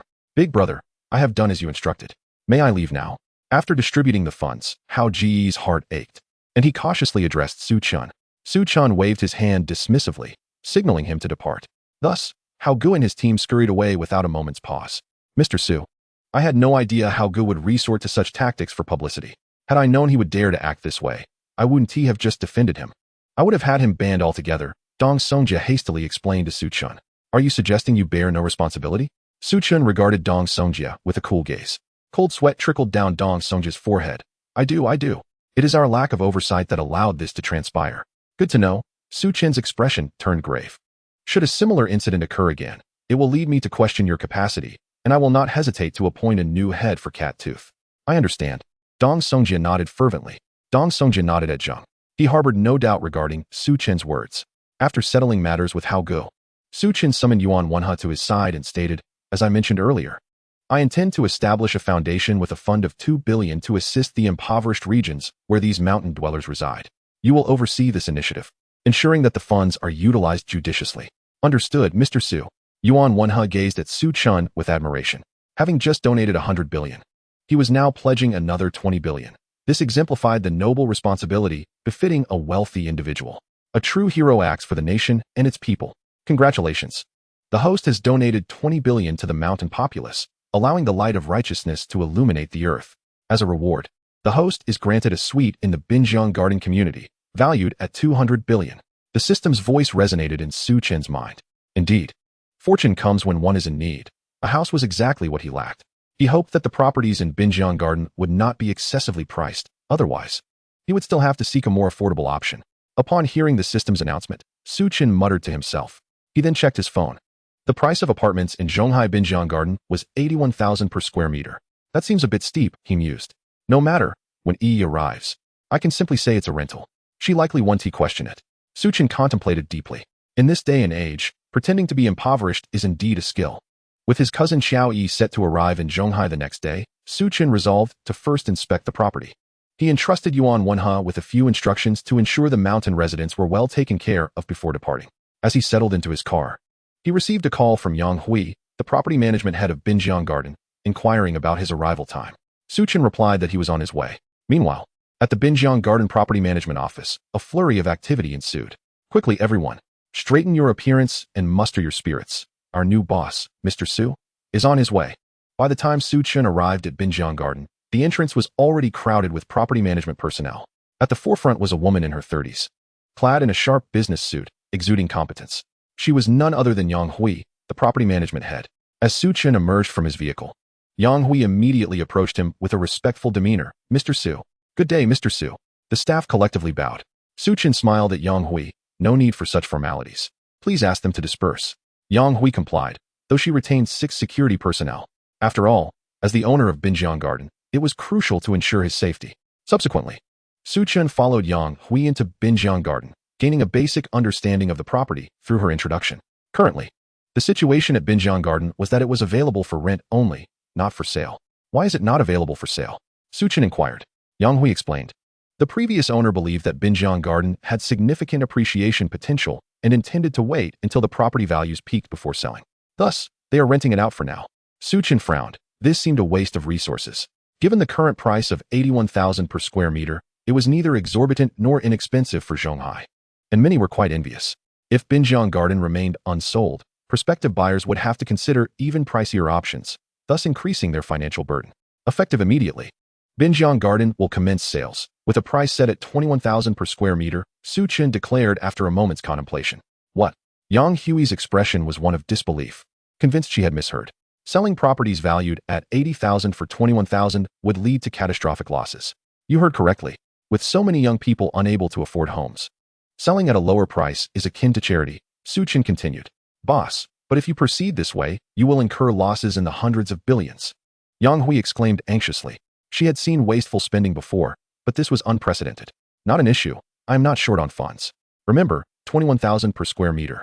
And strive to sell to young people. Those who already own homes in Zhonghai should be excluded from purchasing. I don't wish to be taken advantage of. Su Chen stated earnestly. Yuan Hui's mouth twitched at the thought of such financial recklessness. Yet, as the boss had spoken, there was little room for argument. They would sell. While she believed Su Chen's actions to be excessively extravagant, she deeply admired his intentions. After all, who would willingly forego profits in the hundreds of billions for altruism? It seemed only their foolish boss would. Boss, is it true that the apartments are priced at 21,000 per square meter? A young security guard, who had overheard the conversation, inquired eagerly.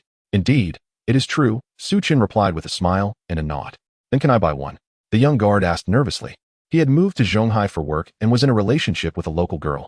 As they approached marriageable age, her parents had been reluctant to agree given his lack of property in Zhonghai. He was thus desperate to secure a home.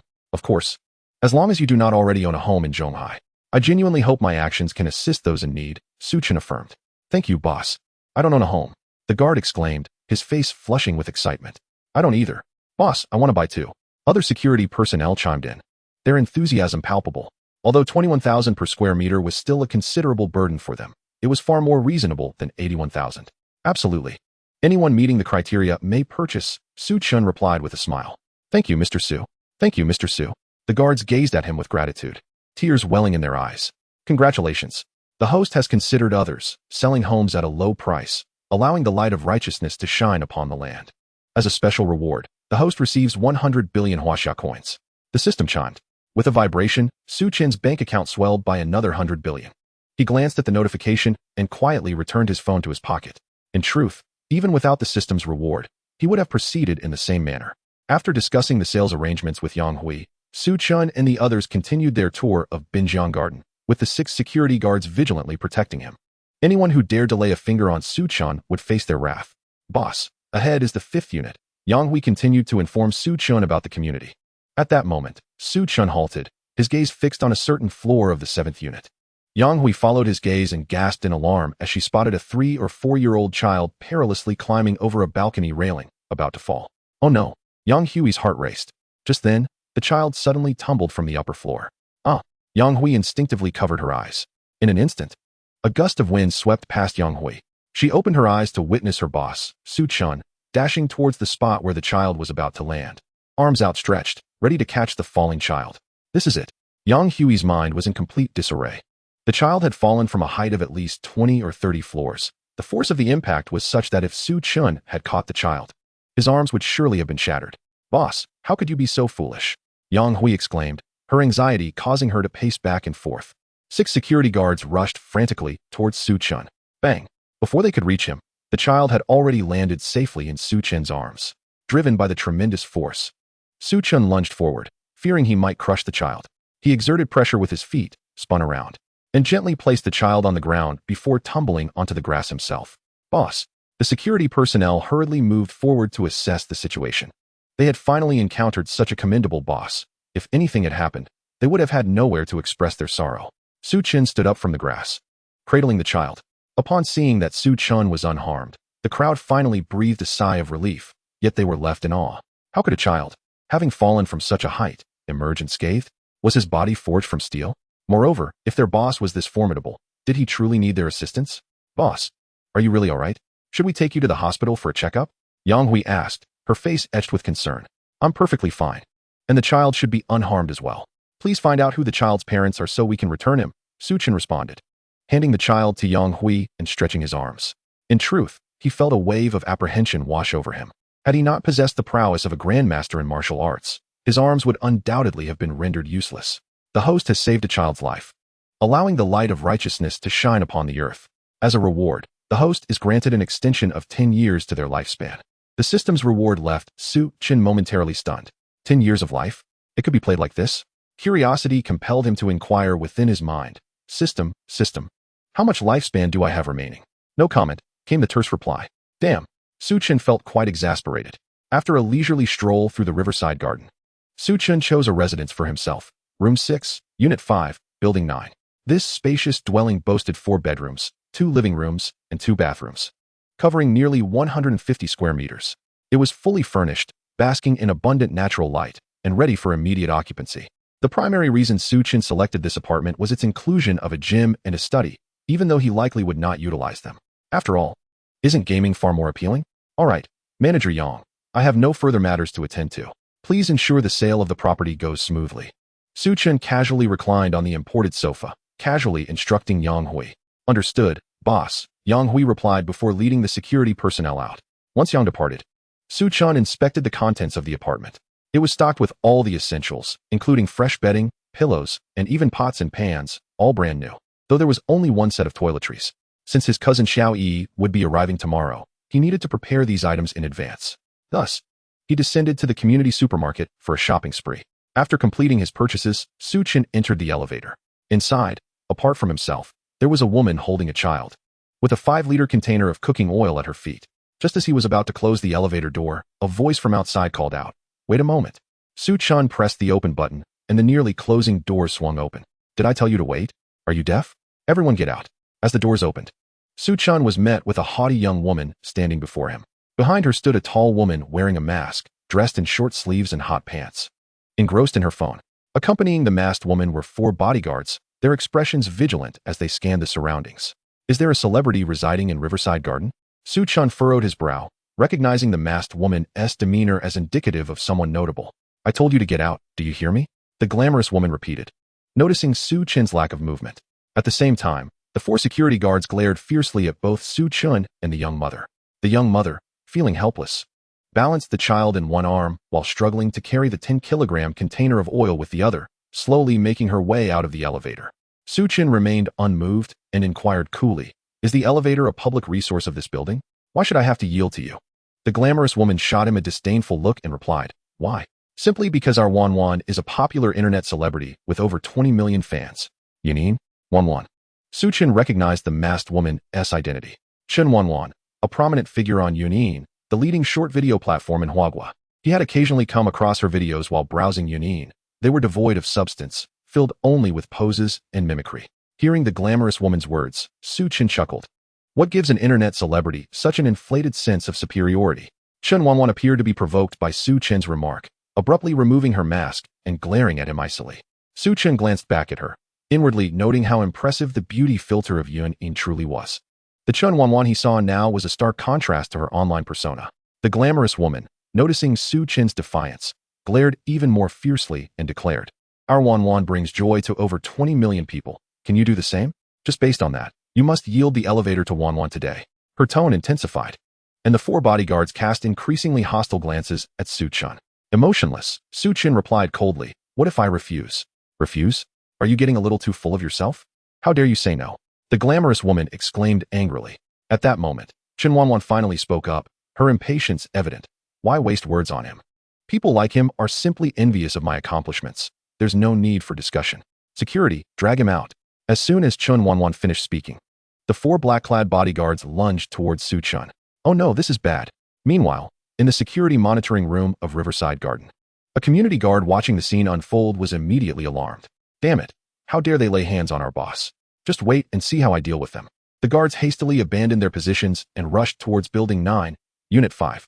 An apartment priced at 80,000 per square meter was being sold to them for 20,000. Where could they find such an exceptional boss? Bang, bang, bang. Back at the elevator, Su Chen swiftly dispatched Chen Wanwan's four bodyguards with decisive punches and kicks before turning to her with a cold voice. Just an internet celebrity. And you truly consider yourself a national hero? I merely refused to yield the elevator, and you resorted to violence with your bodyguards.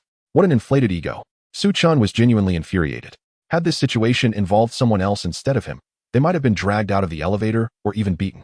These internet celebrities often took themselves far too seriously. You dared to hit someone. I will expose your actions. Seeing her bodyguards defeated, Chen Wanwan was taken aback, hastily pulling out her phone to record Su Chen. Call the police. This is outrageous. I can't believe there are still people in this world who lack basic decency. The glamorous woman exclaimed dramatically. Go ahead and film. Call the police by all means. I'll help you with that. The security personnel of the residential complex rushed over with remarkable speed, disregarding the fact that Chen Wanwan and the other woman were both female. Each of them delivered a swift kick, sending Chen Wanwan and the glamorous woman flying. Thud. The two landed on the ground in a disheveled state. Furthermore, the security team proceeded to drag the four bodyguards who had fallen to the ground and dealt them a severe beating. Mr. Su, are you all right?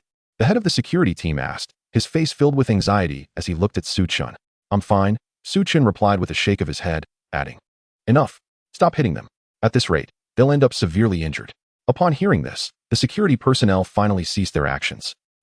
I'm going crazy, Chen Wanwan exclaimed, her disheveled appearance showcasing her utter disgrace. She shouted, I will sue you. I will expose your actions and ensure you face dire consequences. Go ahead and sue. My name is Dazhuang, and I dare you to call the police right now. I'm Eru, and anyone who dares to lay a hand on Mr. Su deserves this fate. I'm your grandpa, Xiangzi. That little internet celebrity thinks she's something special. I've wanted to teach you a lesson for a long time. The security guards showed no signs of fear. At that moment, Yang Hui arrived with the property management staff. Upon seeing Yang Hui, Chen Wanwan felt as if she had encountered a savior. She rushed to Yang Hui, saying, Manager Yang, your security personnel are attacking people indiscriminately. I want to file a complaint. I want to report you to your boss. He is our boss. The entire Binjiang garden belongs to him. Yang Hui replied coldly, then respectfully positioned herself beside Su Chen. He is our boss, and the entirety of Binjiang garden is under his ownership. Upon hearing this, Chen Wanwan's expression froze. The glamorous woman's eyes widened in disbelief. The very person they had attempted to expel from the elevator turned out to be the owner of the entire Binjiang garden. Even the most dim-witted among them could deduce that the property owner must be an ultra-wealthy individual worth at least tens of billions. Instantly, the color drained from both women's faces. I had no intention of lowering myself to your level, but you insisted on being disrespectful, Su Chen remarked coolly, gazing at the two women. You have one day to vacate Binjiang garden. Otherwise, I will summon security to escort you out. Panic-stricken, Chen Wanwan realized that finding a place as affordable and pleasant as Binjiang Garden would be next to impossible. She shrieked, "You can't do this to me. I am a major internet celebrity with 20 million fans. If you dare to act against me, I will expose you online. And no one will ever rent from you again." A major internet celebrity? A renowned figure? Su Chen scoffed, his voice dripping with sarcasm. That will soon no longer be the case. With that, he made a phone call to Wan Qinghe, knowing that Yunin was a product under the Huaxing Group. Upon receiving Su Chen's instructions, Wan Qinghe immediately sprang into action, inwardly muttering, "A 20 million fan internet celebrity dares to challenge President Su? She truly doesn't know the meaning of danger." Wan Qinghe felt no sympathy for Chen Wanwan, for he understood that Su Chen would never target someone without reason. Soon after, Wan Qinghe called the person responsible for Yunin. In less than a minute, the glamorous woman's phone rang. As she answered, her face turned pale, and she appeared on the verge of collapse. Thud! The phone slipped from her grasp and fell to the ground. Chen Wanwan, sensing trouble, asked the glamorous woman, "What happened?" The woman, in shock, replied, "Wanwan, your Yunin account has been suspended, and due to false advertising, you are facing a substantial compensation claim." Boom. Chen Wanwan felt as though she had been struck by lightning, her mind going blank. When Su Chen had said she would soon no longer be relevant, she had thought little of it. After all, even if he was the owner of Binjiang Garden, he couldn't possibly influence Huaxing. Who would have imagined that one phone call from Su Chen would lead to her account being suspended? "Who are you? How did you manage this?" Chen Wanwan stared at Su Chen with terrified eyes. "Humph," Su Chen coldly scoffed, stating matter-of-factly, "It's simple, because I am also the owner of Yunin." Thud. Chen Wanwan felt as though all her strength had been drained, collapsing to the floor like a lifeless fish. Ignoring her, Su Chen stepped into the elevator. Had I known today would unfold this way, I would have acted differently. Returning to his room, Su Chen took a brief nap, awakened by the alarm at 5:30. That evening, Yuan Wen and the upper echelons of Zhonghai Global Plaza were hosting a banquet for him at the Oriental Grand Hotel. Anticipating that there would be some drinking at the dinner, he opted not to drive and instead took a taxi. Before long, he arrived at the Oriental Grand Hotel. As he exited the vehicle, a hesitant voice called out, "Su Chen?" Turning around, he spotted a tall, handsome man in a suit standing not far from him. "Class monitor." Su Chen recognized the individual, a smile of surprise lighting up his face. The man was Yang Bo, their university class monitor, known for his fairness and sense of responsibility. Although Su Chen had not interacted with him extensively, they had maintained a decent relationship. "It's really you, Su Chen. It's been over a year since we last met," Yang Bo said excitedly as he approached, offering Su Chen a cigarette. Though Su Chen didn't smoke, he accepted it with a smile, saying, "We haven't seen each other since graduation." "Ah," Yang Bo sighed. "Actually, many classmates have stayed in Zhonghai after graduation, but everyone is busy making a living. Though we live in the same city, it's rare to meet up." Sensing the heaviness of the topic, Yang Bo changed the subject, smiling at Su Chen. "I heard you're doing quite well, even managing to remove Jiang Yang from Sanqing Group." As Yang Bo said this, he scrutinized Su Chen with newfound interest. "Doing well?"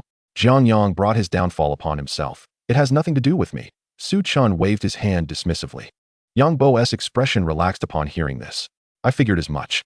Su Chen has only been out of school for a year. There's no way he could have done that to Jiang Yang. Turns out Jiang Yang was merely self-destructive." "What are you doing now?"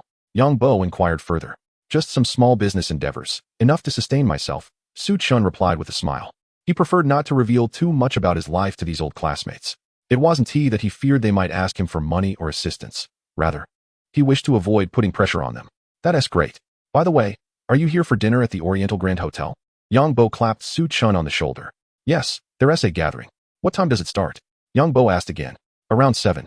Yang Bo glanced at the time, placing a hand on Su Chen's shoulder. "It's currently 6:20, so you have some time. Come with me now, it's my birthday today. And I've invited a few affluent second-generation individuals from Zhonghai.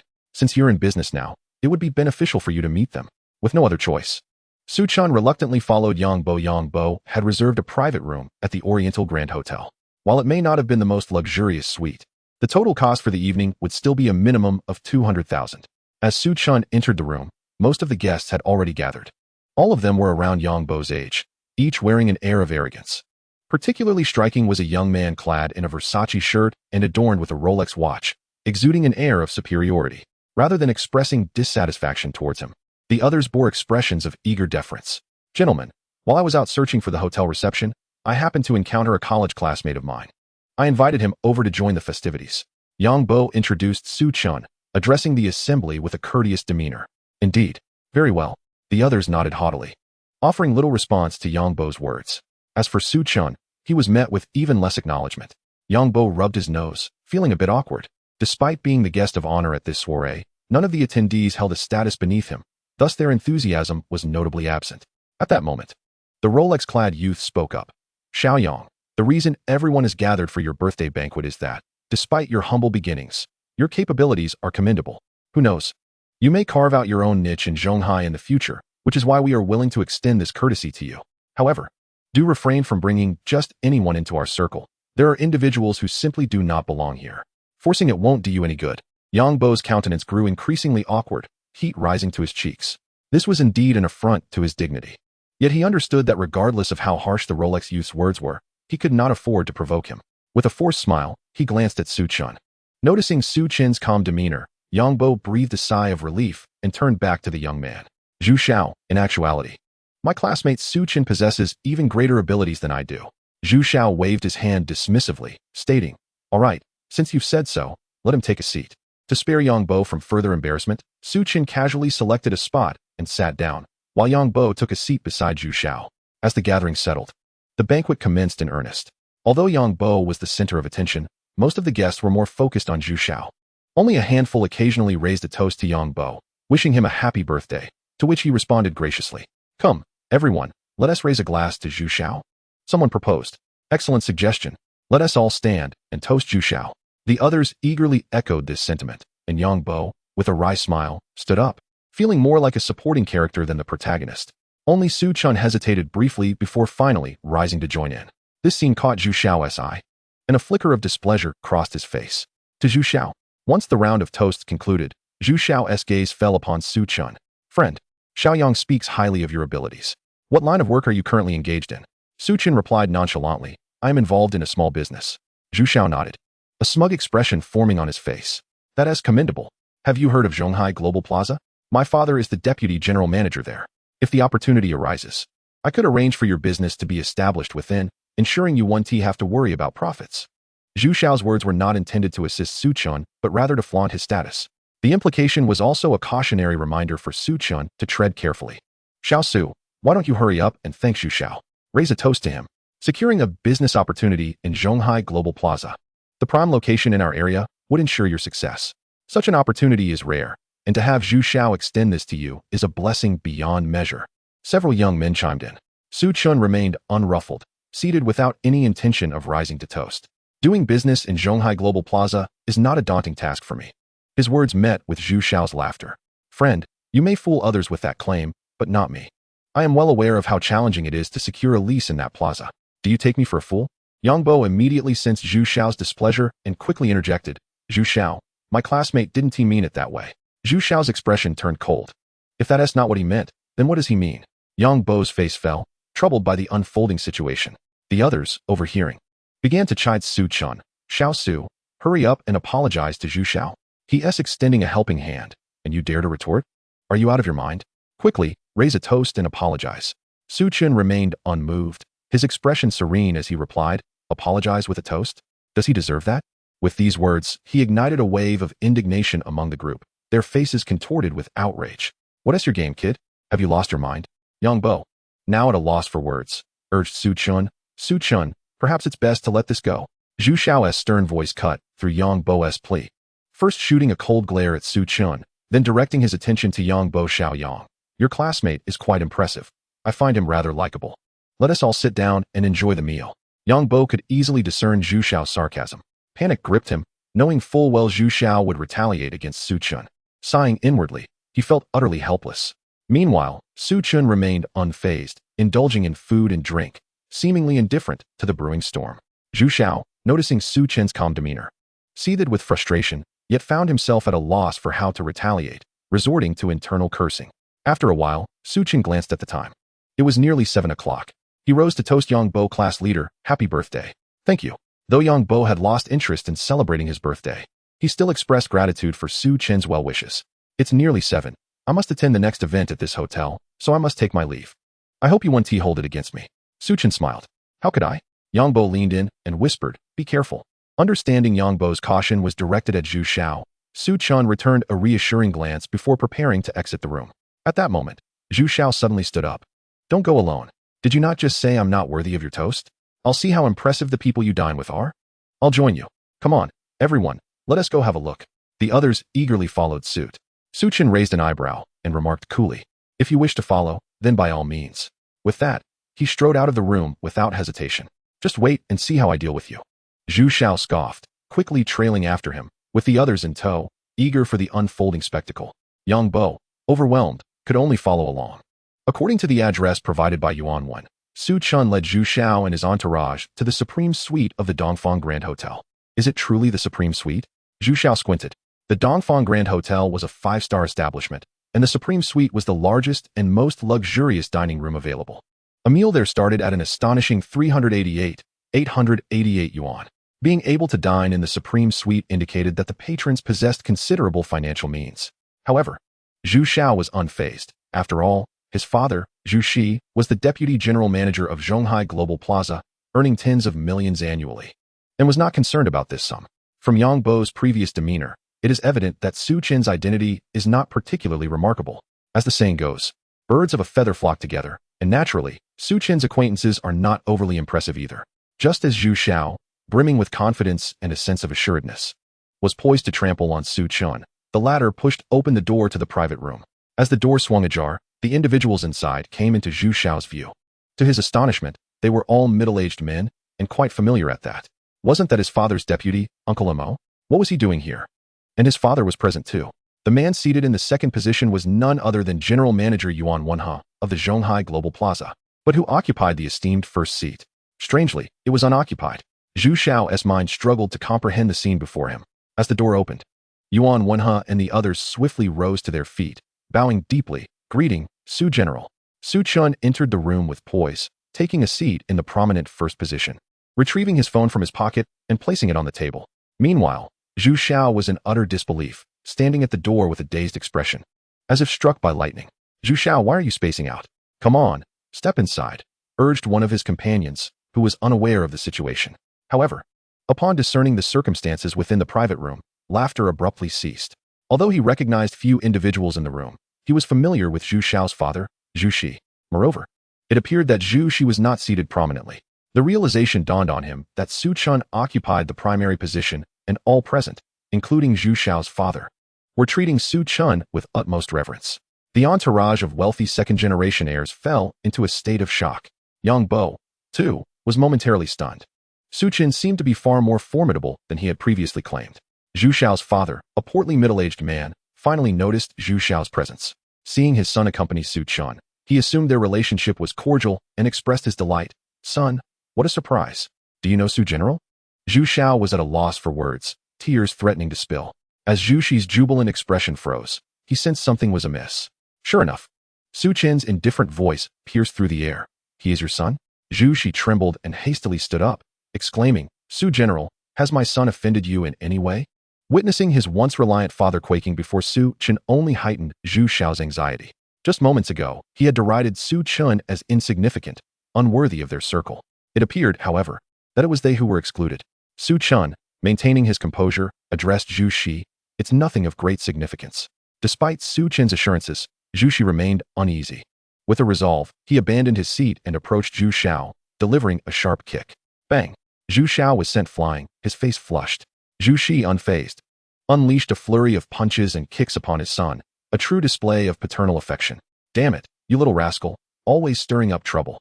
Let us see if I don't beat some sense into you today. As Zhu Xiao endured the onslaught, his companions, the affluent second-generation heirs, trembled in fear. Their faces drained of color. Dad, please stop. I was wrong. Zhu Xiao pleaded desperately. Su Chen interjected at an opportune moment. Let us consider this matter settled for today. Future discipline shall suffice.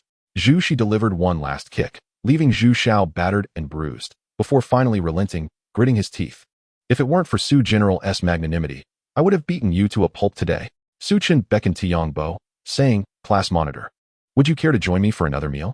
At this point, Yang Bo was still somewhat dazed. Upon hearing Su Chen's invitation, he reflexively entered the private room. The other wealthy heirs, lacking the courage to remain, exchanged awkward smiles with Su Chen before hastily retreating. Upon learning that Yang Bo was Su Chen's class monitor, Yuan Wenhe promptly offered his seat to Yang Bo. As Yang Bo sat in Yuan Wenhe's place, he began to regain his composure, offering a wry smile to Su Chen. Old classmate, you almost had me fooled. Ahem, Su Chen lightly coughed, replying with a smile. Well, you figured it out, haven't you? In fact, I am the owner of Zhonghai Global Plaza.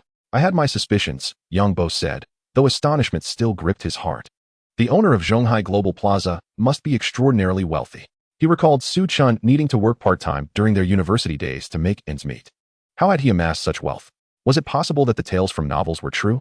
Perhaps Su Chen was the fabled scion of a wealthy family, now liberated from familial constraints. This was the only plausible explanation Yang Bo could conceive. Unbeknownst to Su Chen, Yang Bo's mind was racing with possibilities as he introduced Yuan Wenhe. Class monitor, this is Yuan Wenhe, the property manager of Global Plaza. Yuan Gu. Should you require any assistance from the plaza, feel free to reach out to him. Hello, Mr. Yang. Yuan Wenhe extended his hand. Yang Bo, startled, looked at Su Chen with immense gratitude before shaking hands with Yuan Wenhe, politely saying, Good day, Yuan General, just call me Xiao Yang. Yuan Wenhe simply smiled. The dinner commenced thereafter, with Su Chen undeniably at the center of attention. Yuan Wenhe's respect, Zhu Shi's flattery, and Yang Bo's gratitude persisted throughout the evening. The festivities continued until 11 o'clock, at which point, as they departed, Yuan Wenhe and Yang Bo insisted on escorting Su Chen home, all of which he politely declined. He took a moment outside to enjoy the fresh air, clear his head, and then summoned a ride via a mobile application. Chapter 61. Su Chen's daily face slapping. When the ride was confirmed, Su Chen found himself momentarily taken aback. He had accidentally ordered a carpool instead of a private ride. However, he dismissed it, thinking, a carpool is a carpool. Soon enough, a white Volkswagen appeared before him. After confirming his identity, Su Chen settled into the back seat, where he found himself alongside a young delivery man clad in a delivery uniform. The young man appeared to be around 18 or 19. Brother, I apologize for the scent of alcohol on me, Su Chen said, offering an apologetic smile to the delivery man. The young man shyly replied, No worries, brother. I've been delivering all day. I probably smell a bit from the sweat, and I hope I'm not bothering you. Su Chen chuckled, indicating he did not mind. As they conversed, the driver proceeded to pick up the next passenger. The vehicle halted in front of an apartment building. And after a considerable wait, during which even Su Chen grew impatient, a young woman, dressed somewhat provocatively, with heavily applied makeup and cascading waves of hair, sauntered over in high heels.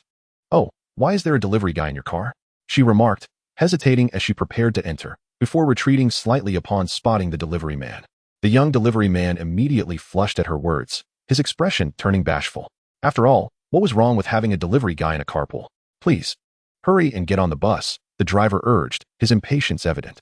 It was supposed to arrive at 11:30, and now it's already 11:45. Don't delay the other passengers. What kind of attitude is that? The woman retorted, her temper flaring. I refuse to sit next to a delivery person. They all look so disheveled and impoverished. I don't want to be associated with their misfortune. The delivery boy's face flushed even deeper at her words. Miss, how can you speak like that? The delivery person has it tough too. Without them, we wouldn't have such convenience. Please, get on the bus. We cannot afford any more delays, the driver insisted, his tone growing firmer. Miss, who are you addressing as miss? I see your entire family is more deserving of that title. She scoffed, viciously kicking the side of the vehicle with her high-heeled shoe. The driver gritted his teeth, suppressing his anger. Are you getting on or not? Of course I am, but only on the condition that you remove this delivery person from the vehicle, she declared, her haughty demeanor akin to that of a princess.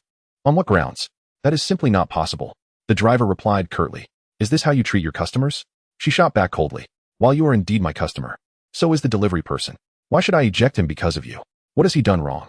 The driver retorted, his frustration mounting. I absolutely refuse to share a vehicle with a delivery person. Then you should cancel your order.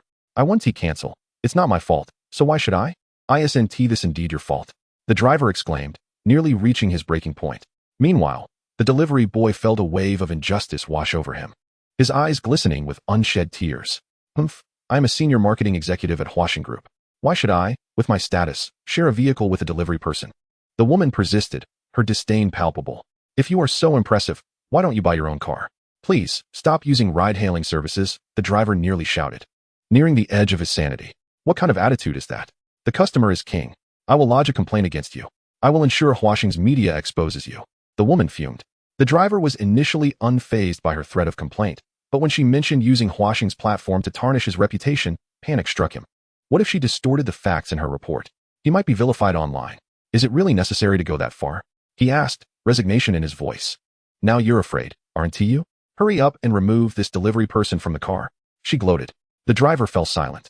The delivery boy, sensing the driver's dilemma, spoke softly, "Sir, I'll just get off. I'm sorry for the trouble." Hearing this, the driver felt a pang of regret.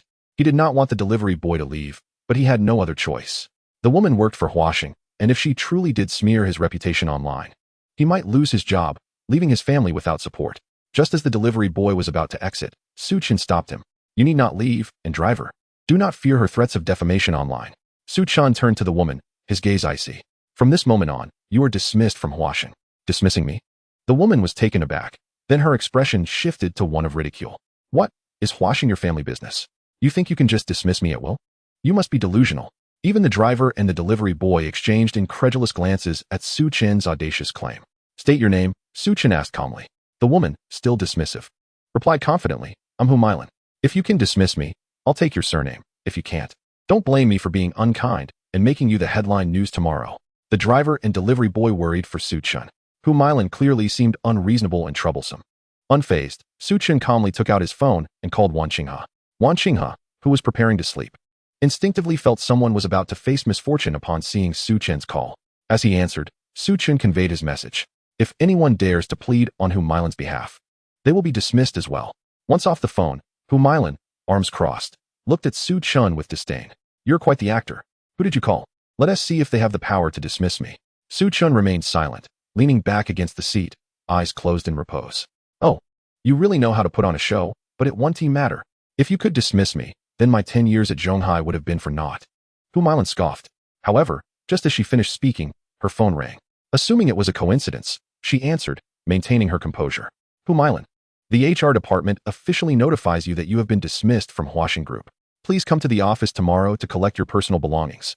A formal voice stated on the line. Humaylan was instantly stunned. She glanced at her phone. Indeed, it was the HR department's official number. Could this mean she had truly been dismissed?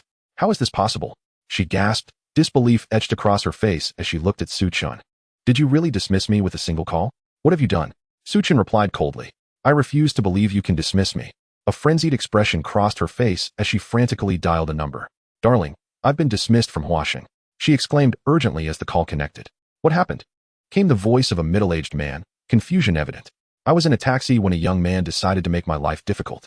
I suspect he is related to someone high up in the company, and he had his relative dismiss me without reason." Humaylan explained, her voice tinged with desperation. "Is that so? Don't worry, I'll contact someone in HR right away," the man assured her. After hanging up, Humaylan's tumultuous emotions began to settle. The man she had just spoken to, Lu Hao, was the head of the finance department, with whom she shared an inappropriate relationship. She believed that with Lu Hao's status at Huashing, he could certainly help her resolve this issue. Meanwhile, Lu Hao was on the phone with an HR representative. "What do you mean? You just dismissed Humaylan without cause?" The HR employee explained. "It was Manager He, assistant to General Manager Wan, who instructed us to do so." Lu Hao's brow furrowed as he pondered. Could it be that the young man who troubled Lan Lan knows Manager He? That complicates matters. Though Lu Hao held a similar position in the company, Manager He was the assistant to the second-in-command at Huashing, which placed him in a superior position. Nonetheless, Lu Hao decided to call Manager He, believing that this was a trivial matter and that he should still be able to secure some favor. "Manager He, I sincerely apologize for disturbing you so late, but I have heard that our colleague Humaylan inadvertently offended one of your nephews and has consequently been dismissed. I am somewhat acquainted with Humaylan. She possesses commendable abilities and has the potential to benefit the company. Manager He, do you not think that her termination is rather severe?" Lu Hao carefully chose his words. Upon hearing this, Manager He realized that Lu Hao was interceding for Humaylan. Yet he was not privy to the details of the situation and could only respond. "This decision was made by General Manager Wan, and I am unaware of the reasons behind it." General Manager Wan issued the order? This revelation greatly startled Lu Hao. The young man who had a grievance with Humaylan happened to know the second-in-command at Huashing. This complicated matters further for Lu Hao. He found himself in a quandary. The decisions made by Wan Qinghe, the second-in-command of the group, were not something he could easily overturn. After ending the call with Lu Hao, Manager He contacted Wan Qinghe and stated, "General Manager Wan, Lu Hao just called to plead on behalf of Humaylan." "Oh." Wan Qinghe responded with little emotion, his tone devoid of any sentiment. "Inform Lu Hao that he has also been dismissed." "What?" Manager He was momentarily taken aback. Lu Hao was considered a senior figure in the company. What could have transpired to warrant Lu Hao's dismissal as well? There is no need for surprise. The person Humaylan offended is General Su. Lu Hao walked into the line of fire himself, so he can hardly blame me, Wan Qinghe explained. Gulp. Manager, he swallowed hard, realizing the gravity of the situation. He promptly dialed Lu Hao's number and bluntly stated, Minister Lu, you have also been dismissed. Please settle your wages with the finance department tomorrow. What? Lu Hao was still pondering whether he should plead with Wan Qinghe on Hu Milan's behalf when he learned of his own dismissal. He quickly inquired, Manager he, what in the world is going on? Manager, he replied, Minister Lu, do you know who it is that Hu Milan has offended? It is General Su from our company. General Su? How could it be General Su? That foolish woman Hu Milan dared to cross me. Lu Hao was left utterly dumbfounded. Enraged, he called Hu Milan. She, thinking it was good news, cheerfully answered, Darling, can I go back to work tomorrow? What the hell? Do you even realize who you have offended? It is General Su. He owns the entire Huaxing. How dare you expect me to plead for you? Now I'm dismissed too. You better hope I don't run into you in Zhonghai, or I swear I'll make you pay. Lu Hao erupted with rage. With a crash, his phone slipped from his hand, and Hu Milan, as if losing her soul, muttered, How could this happen? How could this happen? The very person she had disregarded turned out to be none other than their Huaxing's owner, General Su. Then, she cast a desperate glance at Su Chun, her face contorted with anguish. General Su, I was wrong. I shall never dare again. I beg you, please do not dismiss me. Without the respectable position of a senior executive at Huaxing Group, how will she manage her mortgage?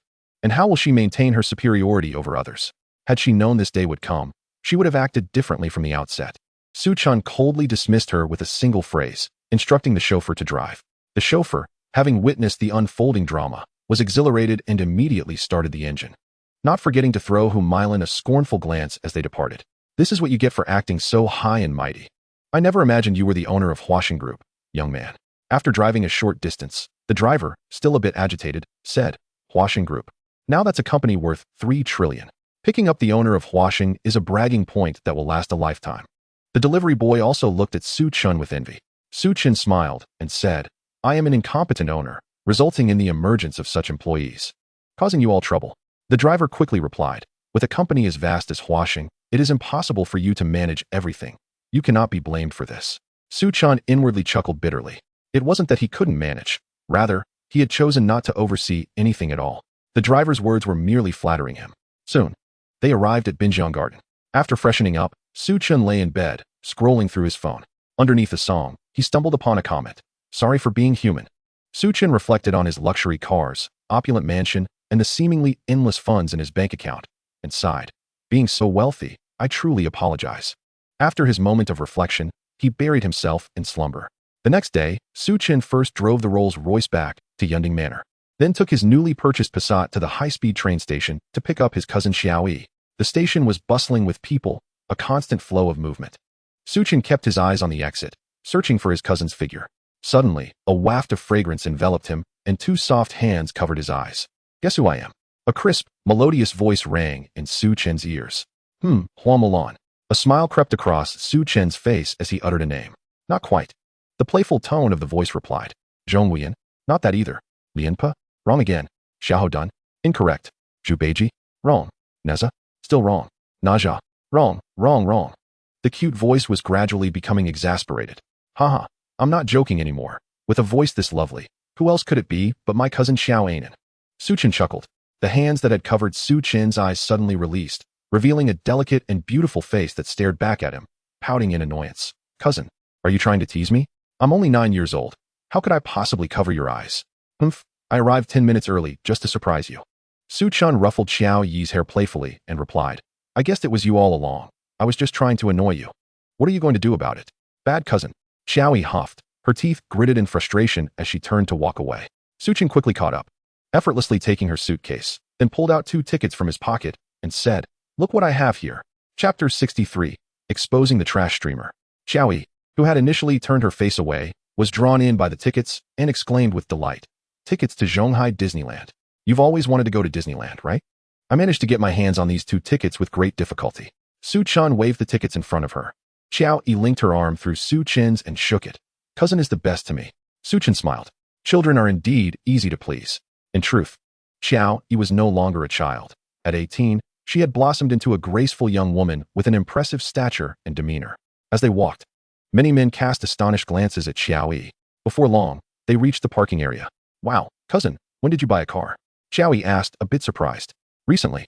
I managed to create a few successful projects, and the company rewarded me handsomely, so I bought a car. Su Chun recounted the premeditated explanation he had prepared. Cousin, you're amazing. Xiao Yi exclaimed, giving him a thumbs up, her eyes filled with admiration. Yi will surely surpass me in the future. Su Chun smiled and replied, by the way, Yi, how did you do on your college entrance exams? Which school are you planning to apply to? Zhou Yi remarked, this is a rather standard performance. Barring any unforeseen circumstances, I shall apply to Zhonghai University since you are there to look after me. Indeed. Zhonghai University is quite commendable. Su Chun nodded, having himself graduated from Zhonghai University. Cousin, what kind of car is this? How much did you purchase it for? Upon entering the vehicle, Zhou Yi scrutinized the interior decor with curiosity. It's a Passat. The on-road price is approximately 200,000. Su Chun replied, cousin, do you need a leg accessory? What do you think of me? Zhou Yi's eyes sparkled with enthusiasm. Su Chun promptly flicked her forehead. Before long, they arrived at Su Chun's residence in Binjiang Garden. The security guard, upon seeing Su Chun, immediately wore a respectful smile and greeted him. Good day, Mr. Su. Wow, cousin, you really command some respect. Zhou Yi expressed her surprise. Meanwhile, Su Chun wiped away the non-existent sweat from his forehead, relieved he wasn't referred to as the boss.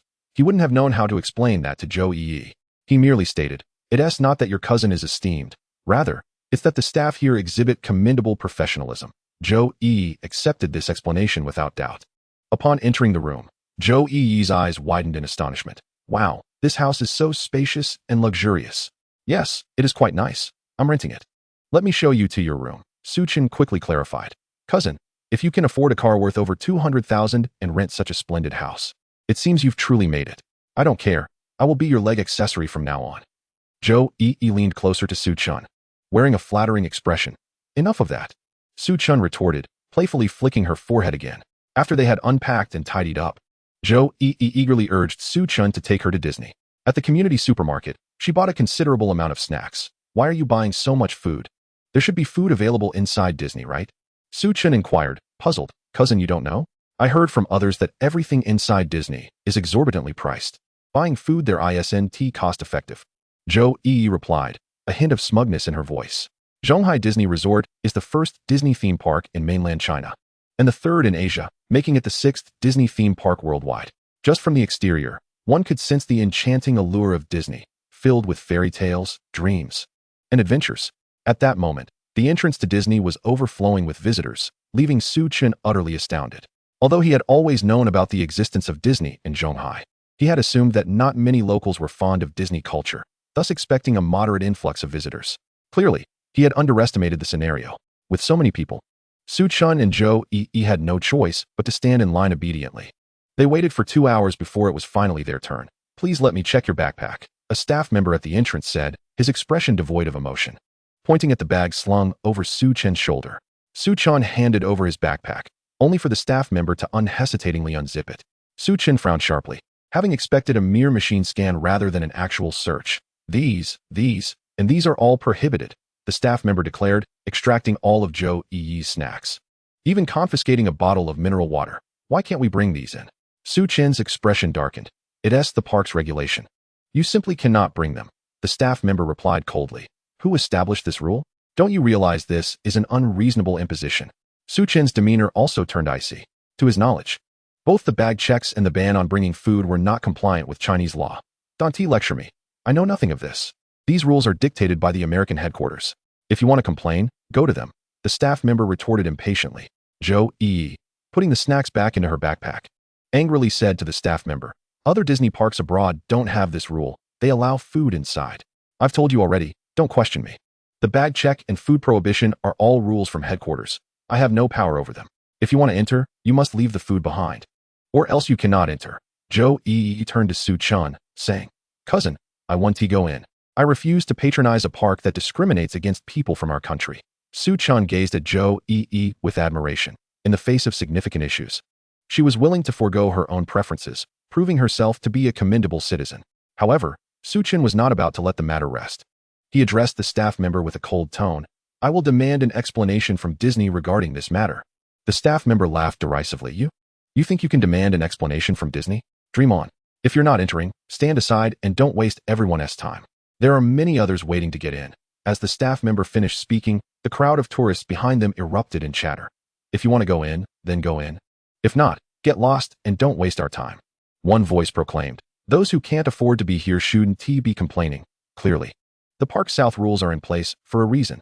Zhou Yi, hearing these comments, felt her anger boiling over. How ridiculous. It's no wonder Disney has so many unreasonable regulations and yet still attracts so many visitors. Clearly, some people have no regard for their dignity. They are all spineless. They allow themselves to be bullied here in our own country, and yet they still grovel. Unable to contain herself, she shouted at those around her. What did you say? A burly man in the crowd, bald-headed, immediately reacted as if someone had stepped on his tail, furiously raising his hand to strike Zhou Yi. Zhou Yi closed her eyes in fear. Su Chun could never allow Zhou Yi to be harmed, with lightning speed. He pushed the bald man away. What are you doing? I'll call security. The bald man attempted to retaliate, but upon hearing the staff's voice, he froze in place, standing obediently. Chapter 64. Reward. A suite in Binjiang Garden. Let us go, cousin. Zhou Yi grasped Su Chen's hand and led him out of the crowd. Some people truly lack backbone. Once outside, Zhou Yi continued to express her frustration. And to think I used to adore Disney. I had no idea it was such a repugnant company. I will never like it again. Observing the flush of indignation on Zhou Yi's face, Su Chun could tell she was genuinely upset. He offered some words of comfort before taking out his phone to search for news regarding Shanghai Disney. To his astonishment, he was inundated with negative reports about Shanghai Disney. Issues such as bag searches, fraudulent accounting, selling expired food, and refusing refunds during typhoons were rampant. Each announcement regarding Disney's negative reputation was devoid of sincerity, replete with an air of arrogance. This deeply displeased Su Chun. Feigning a trip to the restroom, he called Wan Qinghe. Brother Wan, how much do you know about Shanghai Disney Resort? How much would it cost to acquire it? Su Chen's inquiries left Wan Qinghe utterly flabbergasted. Disney is far from being a minor enterprise. It proudly stands at the 170th position in the global Fortune 500 rankings, making it evident that a mere acquisition is not a trivial matter, especially considering their substantial financial resources at headquarters. It is noteworthy that the behemoth of the Chinese internet, Tencent, only occupies the 197th spot on the same list. For any acquisition of the China Disney Resort to occur, it would necessitate the American Disney headquarters to perceive it as unprofitable, prompting them to relinquish it voluntarily. After a moment of contemplation, he addressed Su Chun, President Su. The construction of the China Disney Resort cost approximately 30 billion yuan, with the Chinese government holding a 57% stake and the remaining 43% owned by the American Disney headquarters. Given Disney's current situation, it is highly unlikely that the official shares will be up for sale, should anyone wish to acquire Disney. The only shares available would be those held by the headquarters, which are valued at no less than 50 billion yuan. At this juncture, Wan Qinghe refrained from elaborating further. He hoped this discourse would dissuade President Su from his ambitions. However, Su Chin responded with remarkable calmness. 50 billion yuan? That's hardly a substantial sum. Disney's prohibition on guests bringing food is merely a ploy to maximize profits. Very well, I shall ensure they earn a windfall from me. The China Disney Resort is as good as mine. Wan Qinghe, upon hearing this, could only muster a bitter smile, reflecting that 50 billion yuan was not an insignificant amount. After all, Huaxing's annual profits hovered around a mere 10 billion. He felt compelled to advise President Su to reconsider this venture, but Su Chin remained resolute. No need for that. Please contact the person in charge of the China Disney Resort and inquire whether they are willing to sell. If they refuse, I assure you, I will make it impossible for them to earn even a penny. Wan Qinghe sighed, realizing he could not dissuade him. Reluctantly, he began searching for the contact details of Cha Zhao, the resort's director. Previously, in efforts to promote Disney, Cha Zhao had collaborated extensively with Huaxing. Once the call connected, Wan Qinghe conveyed his purpose. What? Is your boss out of his mind? Cha Zhao responded incredulously. He found the suggestion laughable. As a company ranked among the top 200 globally, Disney has always been the acquirer, never the acquired. In Cha Zhao's view, while Huaxing Group is the leading entertainment company in China, its market capitalization is a mere 300 billion yuan, whereas Disney's valuation stands at approximately 200 billion US dollars, equivalent to nearly 1 trillion yuan. It would be more plausible for Disney to acquire Huaxing than the other way around, and he considered the notion of Huaxing's owner as nothing short of fanciful. Unbeknownst to Cha Zhao, his dismissive remarks had provoked Wan Qinghe. He held Su Chun in high regard for two primary reasons. First, Su Chun was generous in delegating authority. Under his leadership, Wan Qinghe felt an unprecedented level of trust and autonomy in decision-making. Second, Su Chun was not driven by greed. He could easily donate 10 billion yuan without hesitation, a rarity among the affluent in China. For these reasons, despite Su Chin's youth and the absurdity of his ambitions, Wan Qinghe maintained his unwavering respect. Thus, he replied sternly, Cha Zhao, mind your words. Our boss at Huaxing is not someone you can disrespect. Cha Zhel, unfazed, retorted, Mr. Wan. I am merely speaking the truth. Do you truly believe Huaxing has the audacity to engage in a commercial battle with Disney? If you genuinely manage to acquire China Disney, I would willingly donate my entire fortune to charity. Wan Qinghe chose not to engage further in verbal sparring with Cha Zhel. After ending the call, he reported the outcome to Su Chun. This result did not surprise Su Chun. After all, Disney is the second largest media and entertainment conglomerate in the U.S., and their pride was palpable. Yet, he mused to himself, they underestimate me. He first returned to Qiao Yi's side. I have shared today's developments with a friend of mine, who has agreed to assist us in seeking an explanation from Disney. I will need to collaborate with him on this matter shortly. Qiao Yi, still fuming, brightened at his words. Really? However, her thoughts turned to Disney's formidable stature, leading her to express some despondency. Disney is so powerful, it seems unlikely we will obtain an explanation. How will we know unless we try? If we do nothing, they will assume we Chinese are easy to bully. Su Chen asserted with conviction. Exactly. Even if Disney refuses to provide an explanation, we must make it clear that we, as Chinese, are not to be trifled with. Qiao Yi vigorously nodded in agreement. Subsequently, Su Chen first drove Qiao Yi back to the Binjiang Garden, allowing her to enjoy herself for a while, before heading towards the Yunding Manor. While driving, he made 2 phone calls. The first was to Wan Qinghe, instructing him to ensure that the China Disney Resort's oppressive practices trend on social media within half an hour. The second call was to Zhou Beixiong, seeking to invite various affluent members of the China Chamber of Commerce to a gathering at Yunding Manor. Good day, Mr. Su. Upon Su Chen's return to Yunding Manor, Gu Xiaowu, accompanied by her servants and bodyguards, promptly greeted him. Prepare a banquet for around 100 guests, Su Chen directed Gu Xiaowu. Understood, Mr. Su, she responded.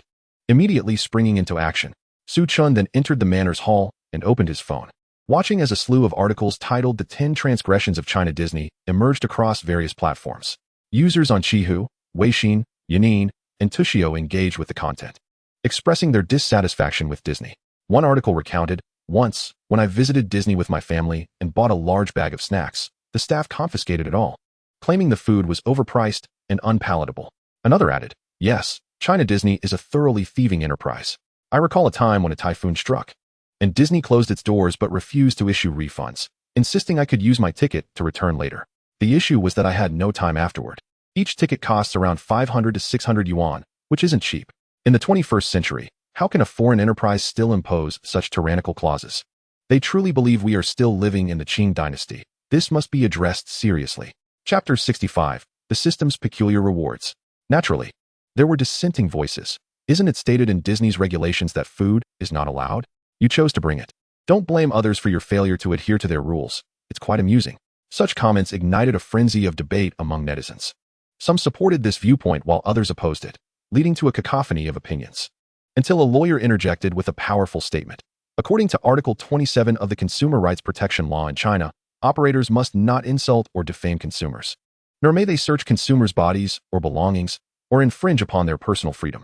This lawyer expressed his outrage, declaring, the regulations at China Disney fundamentally violate our national laws. Why should we comply? Those who agreed with the previous commenter were either foolish or malicious. Of course, to those who claimed we should adhere to Disney's rules, I can only say, if you are so weak-kneed, just kneel quietly and refrain from speaking.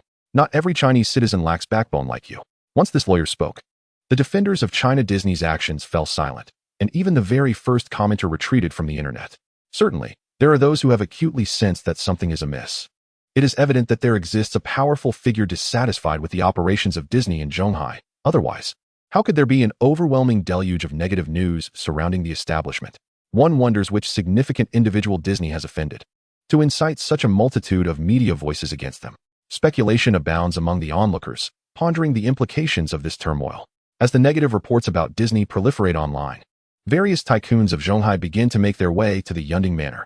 Gu Xiaowu, accompanied by her strikingly attractive attendant, greets them at the entrance, her ears filled with the following exchanges. Oh, Brother Song, you've also arrived.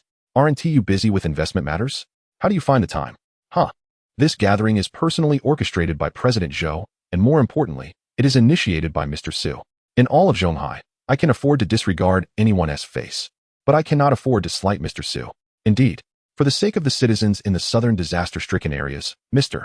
Su generously donated 100 billion without batting an eye, serving as a model for Zhonghai. It's an honor to participate in Mr. Su's gathering. Absolutely. But I wonder what Mr. Su has summoned us for this time. As Gu Xiaowu and the attendants overhear these conversations, a surge of pride swells within them. It turns out that their employer is far more formidable than they had imagined.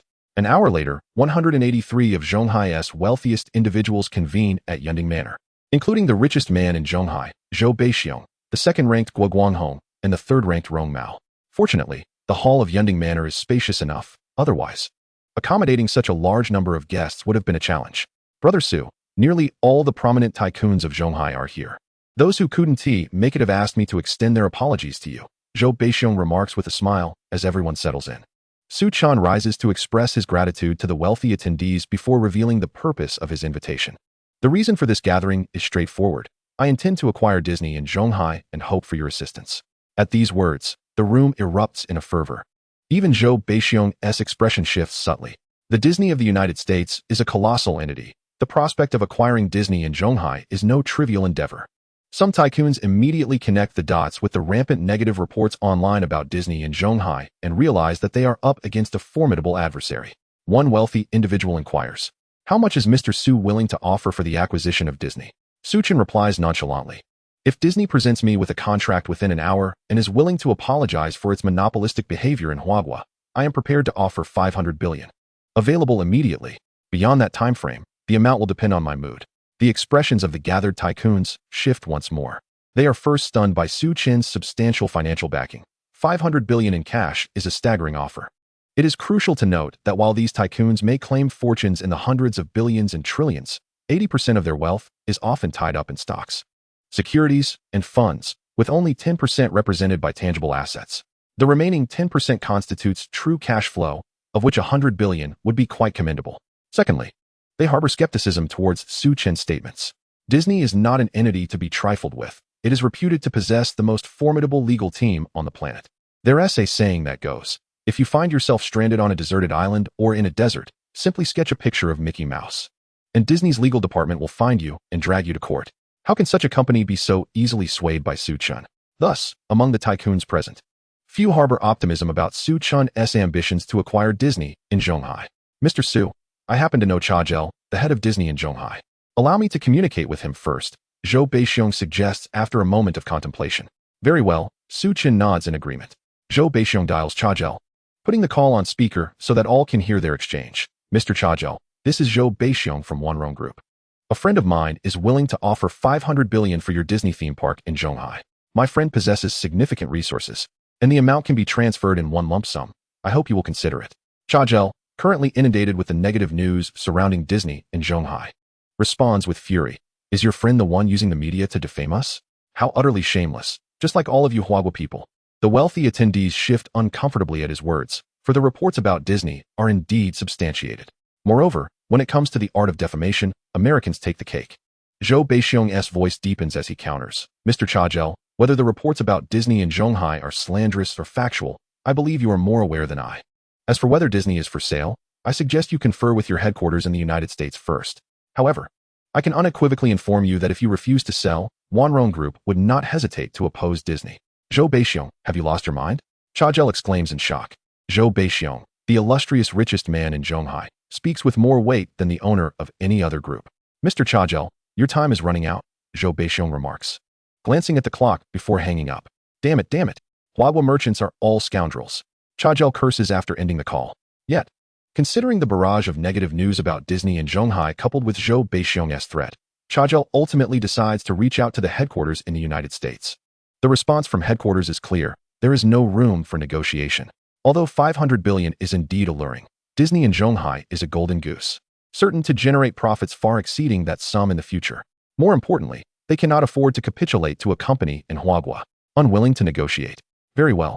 Upon receiving this outcome, Su Chen is not taken aback. A cold smile graces his lips. Now begins the contest of strength. He scans the gathered tycoons and states calmly, I will acquire Disney in Zhonghai without fail. Those willing to assist me shall be regarded as friends of Su Chen. Those unwilling to assist shall not face my ire. In this moment, Su Chen declares, prior to this, I have no qualms about demonstrating my capabilities. The most luxurious car in Huagua, the Batmobile, is mine. The most opulent mansion in Huagua, Yunding Manor, is mine. The Universal Plaza in Zhonghai, valued at over 100 billion, is mine. The Riverside Garden in Zhonghai, worth 200 billion, is mine. The largest cultural and entertainment company in Huaxing Group, is also mine. Furthermore, I hold a 20% stake in South Korea's largest corporation, Sanin Group, making me the largest shareholder. Additionally, I possess deposits of 1,000 billion in Huaxiao Bank and 600 billion in Swiss banks. Though Su Chen's voice remains calm and unassuming, to the ears of the assembled tycoons, it strikes like thunder, especially when they hear that he holds a 20% stake in Sanin Group and boasts a total of 5,200 billion Huaxia currency in deposits. Their eyes widen in disbelief. Naturally, some express skepticism and doubt. In response, Su Chen produces proof of his wealth. Zhou Beixiong glances at the documents and chuckles. It seems my title as the richest man in Zhonghai is somewhat overstated. The other tycoons stand in stunned silence, unable to articulate a response. Not only is Zhou Beixiong, the so-called tycoon of Zhonghai, a figure whose reputation does not match his status, but even the illustrious billionaires from Huaxia are compelled to reposition themselves. It is only this young man, barely 25 years of age, who can genuinely claim the title of Huaxia's richest. Su Chen surveyed the expressions of those around him and calmly declared, "Ladies and gentlemen, I shall acquire Disney for the nominal sum of 1 yuan. I wonder if you are willing to join me in this endeavor?" Mr. Su's command is not to be dismissed. Zhou Beixiong was the first to express his support. "We are all eager to follow Mr. Su." The other magnates rose in excitement. "Excellent." Su Chen's eyes suddenly widened, radiating a chilling intensity. An hour later, during a meeting at Yunding Manor, news detailing the 10 transgressions of Zhonghai Disney had completely dominated the headlines. The public was already incensed, clamoring for an apology from Zhonghai Disney for its previous misdeeds.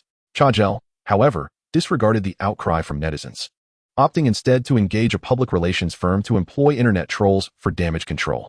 To his astonishment, no public relations firm was willing to collaborate, regardless of the exorbitant fees he offered. It was only after contacting the 10th firm that Cha learned the disheartening truth. All public relations companies had pledged their unconditional allegiance to Boss Huaxing, rejecting any partnership with Disney. What madness! These Huaxia businessmen must be deranged. Cha erupted in anger, recognizing the complexity of the situation. Yet, an apology was out of the question. Accepting the acquisition was even less feasible. Cha chose to turn a blind eye, knowing that while the internet possesses a memory, the people of Huaxia do not. They would continue to visit Disney despite the outcry. Perhaps this tempest would soon pass, as countless netizens awaited an apology from Zhonghai Disney. Another shocking revelation ignited the internet. The Binjiang Garden, a property traditionally rented and never sold by Zhonghai, was now on the market at the price of 21,888 yuan per square meter. Upon hearing this news, netizens were left dumbfounded. In Zhonghai, while Binjiang Garden may not rival the likes of Tangchen Yiping, Yunding Villas, or Dongjiao No. 1, it is still considered a mid to high-end development, with prices typically exceeding 80,000 to 90,000 yuan per square meter. Over 20,000. What a joke. Some skeptics decided to visit the sales office for clarification. To their astonishment, they found that they could complete a transaction, receive the property, and move in on the same day. I never imagined that as a delivery person, I could purchase a home in Zhonghai, and in such a pleasant environment. It is simply unbelievable, exclaimed an elated delivery driver online. With the first success, there came a wave of others with similar hopes, all securing homes in Binjiang Garden, their faces beaming with joy. "Let us go. If we don't buy now, we'll miss out." They expressed their gratitude towards the owner of Binjiang Garden in online messages. Observing this flurry of activity, others were no longer hesitant and began purchasing homes. Yet, by the time they resolved to buy, Binjiang Garden had completely sold out. After all, the number of young individuals unable to afford housing in Zhonghai is vast, and the units priced at 21,000 yuan per square meter were few. What a pity. Damn it, I shouldn't have hesitated, lamented those who missed out. At that moment, yet another article surged onto the trending headlines, titled, "If only there were countless houses to shelter the cold-hearted under heaven." The article presented a calculation. If Binjiang Garden were sold at market value, it could fetch 23.8 billion. Yet, at the price of 21,000 per square meter, it would only yield 6 billion. The owner of Binjiang Garden would incur a loss of 17.8 billion. Many netizens, upon seeing this calculation, were deeply moved, especially those who had successfully purchased homes. If not for the owner of Binjiang Garden, they would have never been able to own a home in Zhonghai. The owner became a figure of widespread admiration, with many speculating about their identity. What kind of magnate possesses such magnanimity, willing to forego over 1 billion in profit? This mysterious billionaire had not only relinquished an immense profit, but had also donated 10 billion to aid the disaster-stricken regions of the south during a recent charity gala in Zhonghai. as noted by Guo Guanghong, the second richest man in Zhonghai, during a media interview. Boom. Once again, netizens were left astounded. This is the responsibility that a true Huagua tycoon should uphold. The ancient heroes were no different. What a sacrifice. I'm in tears, how about you? Before netizens could fully process this, yet another news item exploded across the internet. This time, the accusations against Zhonghai Disney were initiated by this enigmatic billionaire. If Zhonghai Disney does not provide the people of Huagua with an explanation, I, Zhou Beixiong, will be the first to object, declared Zhou Beixiong, chairman of Wanrong Group. Directly into the camera, the information ignited a fervor among netizens. Disney, apologize. Disney, get out of Huagua. Until an explanation is provided, I will unconditionally boycott everything Disney. The online sentiment had shifted dramatically against Disney. In light of safety concerns, the Zhonghai authorities decided to temporarily close Disney. Cha Zhel, upon seeing these developments, was left dumbfounded. What a strategic maneuver. Cha Zhel seethed with anger, realizing he had severely underestimated the capabilities and character of boss Huaxing to compel Disney to concede. He was willing to forego hundreds of billions. This was not the action of a competent businessman, but rather that of a madman. Beep. Just as Cha Zhel was at a loss for how to proceed, Disney headquarters called him. Cha Zhel, you fool, what on earth are you doing? The entire Huagua is discussing Disney's dark past. Do you realize our competitor, Warner, is seizing this opportunity to launch a full-scale attack against us? Now even our own citizens are demanding an apology. How could Warner know so quickly? Cha Zhel was baffled. Warner, the world's premier media company, was their long-standing rival. How should I know? Roared the voice on the other end of the line. Little did they know, it was Zhou Beixiong who had tipped off Warner. The enemy's enemy is a friend. You must resolve this issue in Huagua swiftly, or you can forget about being the CEO of Zhonghai Disney. The furious caller hung up. Stunned, Cha Zhel remained frozen in place, pondering for a long time before a spark of inspiration struck him. He immediately summoned Disney's own media team. In Huagua, there exists a shameless businessman who, in his quest to acquire Disney's park in Zhonghai, is resorting to media manipulation to slander our esteemed Disney. I want to make it clear that Disney will not easily submit. Disney disseminated this message online, which instantly stirred up a tempest, leaving many netizens in contemplation. If, as Cha Zhel claimed, all of this turmoil was orchestrated by the owner of Binjiang Garden to facilitate the acquisition of Zhonghai Disney, then had they unwittingly become pawns in this game? In response, over 100 affluent individuals from Zhonghai jointly voiced their opinions. Firstly, the allegations of Disney's hegemonic conduct in Zhonghai are substantiated. How can such claims be deemed slanderous? Secondly, that enigmatic billionaire indeed intends to acquire Zhonghai Disney. Yet he simultaneously pledged to donate the purchased Disney to the state without any compensation. Upon the announcement of this statement, the online skepticism dissipated immediately. Meanwhile, Cha Zhel was incensed, wreaking havoc in his office. Madman, lunatic, that individual is utterly deranged. Cha Zhel could not fathom why someone would undertake such actions, incurring immense costs without seeking any benefits. Could it be mere disdain for Disney? In truth, Cha Zhel's suspicions were not unfounded. Su Chen merely found Disney intolerable. Conducting business on Chinese soil necessitates adherence to local regulations. Otherwise, one should vacate. After venting his frustrations, Cha Zhel slumped into his chair, overwhelmed by a sense of helplessness. Now, the entire elite of Zhonghai stood united behind boss Huaxiang. What could he possibly leverage against them? Furthermore, the online discourse surrounding Disney had become overwhelmingly negative. Disney had become akin to a rat in the street, universally condemned. Even if he chose to ignore it, Disney's popularity would inevitably plummet, perhaps to the point where they could not even recoup the costs of park maintenance. Gritting his teeth, Cha Zhel first contacted headquarters. This time, Disney's headquarters had also calmed down. Internationally, they faced fierce scrutiny from China. Domestically, there was an unrelenting smear campaign from Warner. If they failed to make the right decision, Disney would surely suffer significant repercussions. Let us start by issuing an apology to China, the headquarters stated with palpable frustration. Cha Zhel nodded silently. They had lost the capital to confront the matter head-on.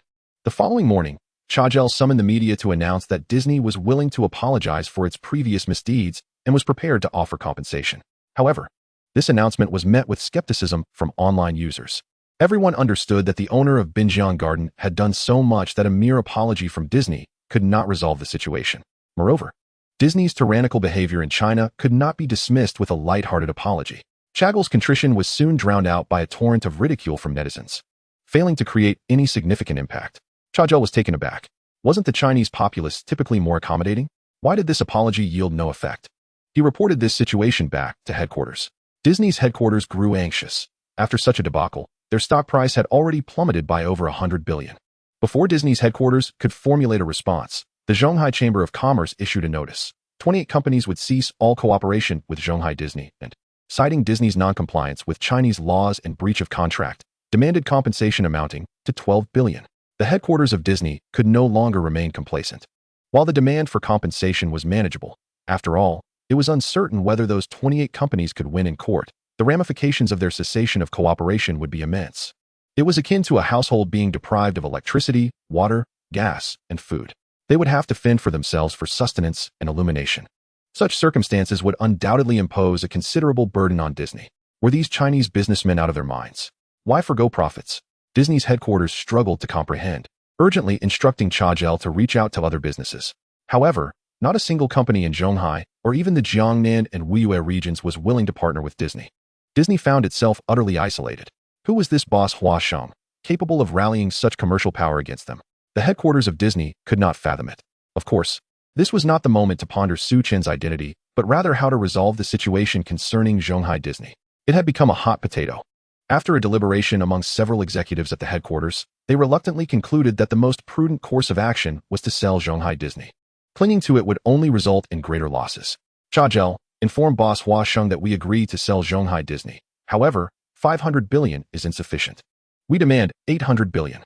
Following the directive from headquarters, Chagel procured Su Chen's address from Wan Qinghe and directed the driver towards Yunding Manor.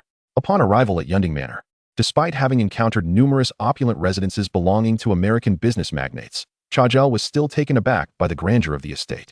He had to concede that the wealthy of China were increasingly surpassing their American counterparts in terms of affluence and quality of life. Times had indeed changed. Mr. Chagel, you have finally arrived. Wan Qinghe had been waiting at the entrance of the manor. Your boss Huasheng possesses remarkable talents. Chagel, now somewhat acquainted with Chinese culture, expressed his dissatisfaction as they walked towards the manor. Wan Qinghe chuckled lightly. Mr. Chagel, you may blame your Disney for being overly domineering. Conducting business in our China necessitates adherence to our regulations. Chagel refrained from responding, following Wan Qinghe into the grand hall where he spotted many familiar faces, such as Zhou Beixiong, Guo Guanghong, and Rong Mao, each igniting a mixture of astonishment within him. His gaze soon settled on Su Chen, who occupied the seat of honor. He was surprisingly youthful. Chagel was profoundly struck by Su Chen's age. Taking a deep breath, he said, "You must be Mr. Su, the owner of Huasheng." Extending his hand, Su Chen disregarded the gesture, calmly stating, "I never shake hands with those who do not abide by our Chinese customs." A flicker of anger passed through Chagel's eyes, which he suppressed as he replied, "Mr. Su, I am here representing the American headquarters to discuss the acquisition. Our headquarters is willing to sell Shanghai Disney to you for $800 billion. Su Chen retrieved a 1 yuan coin from his pocket and pushed it towards Chagel, calmly stating, "I offer 1 yuan.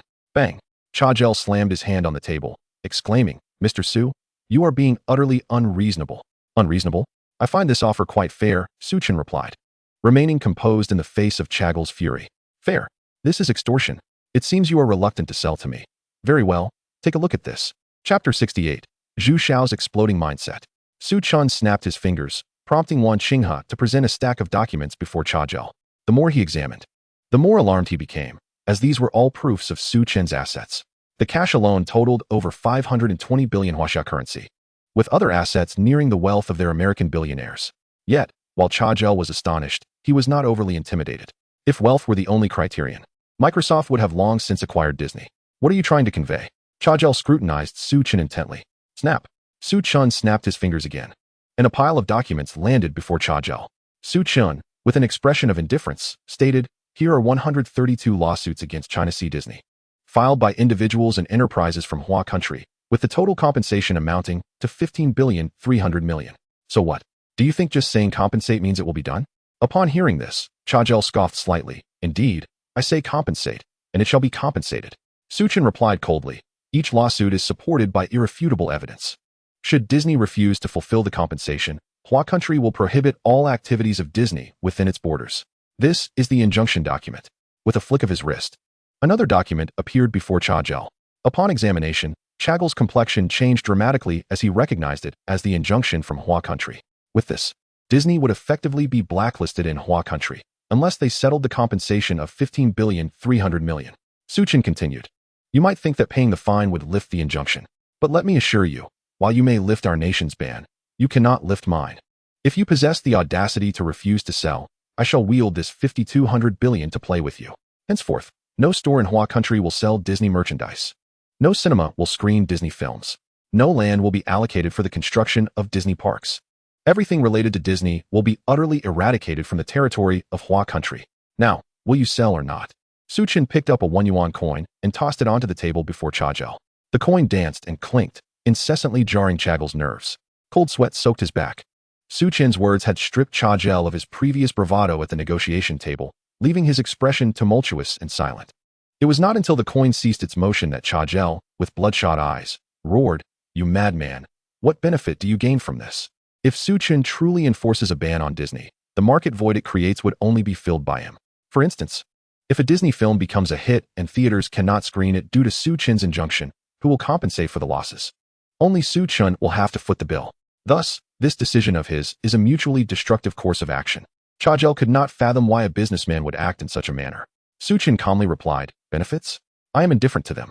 I merely wish to convey to foreign enterprises operating in Hua country the consequences of disregarding our regulations. Do you comprehend how much you would lose if we Disney chose mutual destruction? Is it worth spending 500 billion to establish a rule?" Chagel nearly bellowed. "I think it is utterly unworthy." Su Chen nodded nonchalantly. "Furthermore, do you truly believe that Disney would engage in mutual destruction with me? Selling China Sea Disney for 1 yuan would cost you at most 500 billion. Yet once my injunction is enacted, you will be entirely expelled from the Hua country market. As far as I know, just last year, your Disney films, games, and merchandise netted over 300 billion in Hua country, and the future holds even more. Are you truly willing to forsake such a substantial piece of cake?" Chagel fell silent again. The reason he refrained from outright rejecting Su Chen's 1 yuan acquisition of China Sea Disney stemmed from this consideration. If Su Chen truly wielded 5,200 billion to oppose Disney at every turn, the losses would far exceed a mere 500 billion. Su Chen was a madman. Disney was not. Ultimately, Chagel helplessly dialed Disney's headquarters, explaining the entire situation. Shameless. This businessman from Hua country, is nothing short of a scoundrel. Upon hearing Chagel's report, several executives at Disney headquarters erupted in fury, hurling curses. Chagel hastily reminded them, "Esteemed gentlemen, this Hua country businessman is a complete lunatic. I have reason to believe that if we refuse his acquisition, he will unhesitatingly impose a ban on us, and we shall not earn a single dime from Hua country. 1 yuan to acquire us? He must be dreaming. They say we Americans are domineering in business. I dare say he is 100 times more so." Some executives resolutely opposed the sale. This was no longer merely an acquisition issue. It was a matter of dignity. However, others displayed a more rational perspective. They recognized the distinction between 500 billion and future earnings in the thousands. A fierce debate ensued. Some proposed involving the Hua country government, arguing that Su Chen's actions undermined the free market. Yet, this suggestion was promptly dismissed. The Hua country government had already issued an official injunction, indicating their alignment with Su Chen. With the official route blocked and the market effectively sealed by Su Chen, the only option for Disney to avoid expulsion from the Hua country market appeared to be selling to Su Chen for 1 yuan. This is a disgrace for Disney. One executive slammed the table in fury. Nevertheless, in the face of dignity versus profit, he ultimately chose the latter. Agree to his terms. The American Disney representative uttered these 3 words with a sense of resignation. He deeply felt that the times had changed. Hua country was no longer a place where they could act with impunity. Disney had ultimately lost, and the defeat was swift and decisive. Dejectedly, he informed Su Chen, "The headquarters has decided to sell China Sea Disney to Mr. Su for the price of 1 yuan. Excellent." Upon this declaration, even seasoned veterans like Zhou Beixiong could not contain their excitement. This was not merely a successful case of a clever business maneuver. It represented a victory of Hua country's entrepreneurs against American hegemonic enterprises. Following this incident, American companies operating within Hua country would undoubtedly adhere to regulations, thereby enhancing the competitiveness of local enterprises. They cast admiring glances towards Su Chen. Acquiring China Sea Disney for 1 yuan might seem simple, but had it been anyone else, including the likes of Malaysia's large and small enterprises, they would have failed. Only Su Chen could achieve this. First, strength. The 5,200 billion in liquid capital would instill fear in anyone. Second, audacity. Su Chen garnered official and public support through a charitable donation of 100 billion and a loss of 178 billion from Binjiang Garden, totaling 278 billion in real capital. Without this premise, the overwhelming sentiment online would not have emerged, nor would the government have issued the injunction document. Thirdly, personal charisma. Numerous affluent individuals from China Sea were willing to align with Su Chun, not only due to his substantial financial resources, but also his personal allure. Without the robust backing of these wealthy individuals, Su Chun might not have been able to triumph over Disney. Chajel observed the jubilant expressions of the affluent from China Sea, feeling a profound sense of discomfort as he coldly sneered inwardly. This loss for Disney will inevitably be extracted from your pockets. Hua Country. Chapter 69. The Arrogant Woman. Meanwhile, as Chajel contemplated this, a voice from the system resonated in Su Chen's mind. Host suppresses the arrogance of foreign enterprises, brings glory to the nation, and allows the light of righteousness to shine upon the land. As a special reward, the host receives 51% of the shares of the American Disney Group. Su Chen raised an eyebrow. Having just dealt a blow to Disney, he now found himself transformed into a major stakeholder in the company? Is there still a need for Disney to survive? Chajel was preparing to leave the estate when his phone buzzed with a message regarding a shift in Disney's shareholding. The largest shareholder of the Disney Group was Su Chun, holding a staggering 51 of the shares. Gasp! Chajel felt a wave of darkness wash over him, and he coughed up a mouthful of blood. After successfully acquiring the Zhonghai Disney, Su Chun hosted a banquet at Yunding Manor to express his gratitude to Zhou Beixiong and others. Amidst the clinking of glasses and the exchange of toasts, the dinner continued until 11 o'clock at night before finally concluding. Once the guests had departed, Su Chen summoned Gu Xiaowu to escort him back to Bijiang Garden. Mr. Su. As soon as Su Chen stepped out of the car, the security guards at Bijiang Garden greeted him with heartfelt appreciation. They were finally able to call a place of their own in Zhonghai, all thanks to the young boss standing before them. Su Chen smiled warmly at them and said, "You all have worked hard." The guards felt a surge of warmth in their hearts upon hearing his words. Su Chen then instructed the guards not to reveal his identity in front of his cousin Xiao Yi, asking them to treat him as an ordinary tenant instead. "Brother, you're back." Su Chen opened the door to find Xiao Yi, wearing pink pajamas, bouncing towards him. "Aren't you asleep yet?" Su Chen ruffled her hair. "No. I was waiting for you to return." "Brother, I saw Disney's apology statement today," she said cheerfully, handing him a pair of slippers. "Humph. Let us see if they dare to act tyrannically in our country again." Su Chen was not inclined to divulge too much to Xiao Yi. "Is that all thanks to your friend?" Xiao Yi inquired, her curiosity piqued. "How could I possibly have such an impressive friend?" Su Chen shook his head. He merely utilized media power to bring this matter to light. The subsequent events unfolded unexpectedly. Xiao Yi, believing Su Chen's words, nodded earnestly. "Brother, have you ever met the landlord of Bijiang Garden? I think the reason Disney apologized is largely due to the landlord's influence. Over 20 billion, and just like that, they decided not to take it. If it weren't for him, Disney would never have apologized so readily," she added. "Do you think my brother could meet such a formidable person? I've only been relaying some information to my friend. Beyond that, I'm not too clear." Su Chen smiled. Xiao Yi pondered for a moment. Indeed, a person of such stature as the landlord of Bijiang Garden would not be easily accessible. The following day, to compensate Xiao Yi, Su Chen took her on a tour of Zhonghai's attractions. As they joyfully strolled through the streets, visiting places like People's Square, the Bund, and Xinyiandi, news regarding Disney exploded across the internet. There were 4 key announcements. The first was a heartfelt 3,000-word apology letter from Disney to China, far more sincere than the previous day's statement. The second, Disney agreed to sell Zhonghai Disney to Huaxing Group. The third, Huaxing Group would donate Zhonghai Disney to the nation free of charge.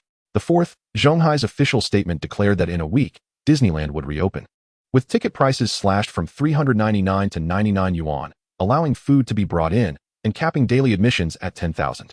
Upon the release of these 4 announcements, netizens erupted in joy. Disney must be stunned. Did they truly think our country was still as weak as during the late Qing dynasty? Huaxing is magnificent. Huaxing is impressive. Some exclaimed. So that mysterious billionaire is actually the owner of Huaxing. Others were confused. Isn't he the landlord of Bijiang Garden? I thought the landlord was the one who initiated the complaint against Disney. Many speculated about the situation. Some believed the Huaxing boss had seized an opportunity, while others thought the 2 bosses had collaborated. However, even those who suspected that the Huaxing boss had merely capitalized on a mistake did not speak ill of Huaxing. After all, Disney had donated, and Huaxing's actions were not motivated by profit. Stop guessing. The owners of Huaxing and Bijiang Garden are, in fact, the same person, proclaimed Zhou Huaxian, a figure with 40 million followers on Weibo. My goodness, so they are one and the same. Netizens expressed their astonishment. There was little doubt regarding Zhou Huaxian's words, as he was the son of Zhonghai's wealthiest individual, well connected to the upper echelons of society. Only someone of his caliber could be privy to such details. Once it was confirmed that the owners of Bijiang Garden and Huaxing Group were indeed the same, curious netizens could not help but search for the identity of this individual. Unfortunately, their efforts were in vain, as Su Chun had instructed Wan Xinghe to keep his information concealed online, leaving the intrigued netizens feeling quite disappointed. When Xiao Yi saw the news online, she was taken aback, taking quite some time to process the information. "Brother, do you think Disney will dare to violate our country's regulations again after this lesson?" she asked Su Chun. Su Chun smiled faintly. "I suppose they won't dare." He refrained from revealing to Xiao Yi that he was now Disney's largest shareholder. Should Disney choose to act recklessly again, Su Chun would not hesitate to ensure their downfall into obscurity. In truth, Disney had become thoroughly intimidated. Having already been acquired by Su Chun for a mere dollar, now with him as the principal shareholder, they would think twice before offending him. Even the $300 million film Shang-Chi was shelved, as one of its characters, Master Wenwu, was suspected of insulting the dignity of China. If this displeased Su Chun, Disney could face disastrous consequences. The higher-ups at Disney were now eager to memorize every law of China, fearing an inadvertent misstep. After a full day of exploration in Zhonghai, Su Chun returned to Bijiang Garden with Xiao Yi. As Su Chun collapsed onto the sofa, he noticed Xiao Yi taking out a set of streaming equipment. "Yi, are you now a streamer?" Su Chun asked in surprise. Xiao Yi stuck out her tongue.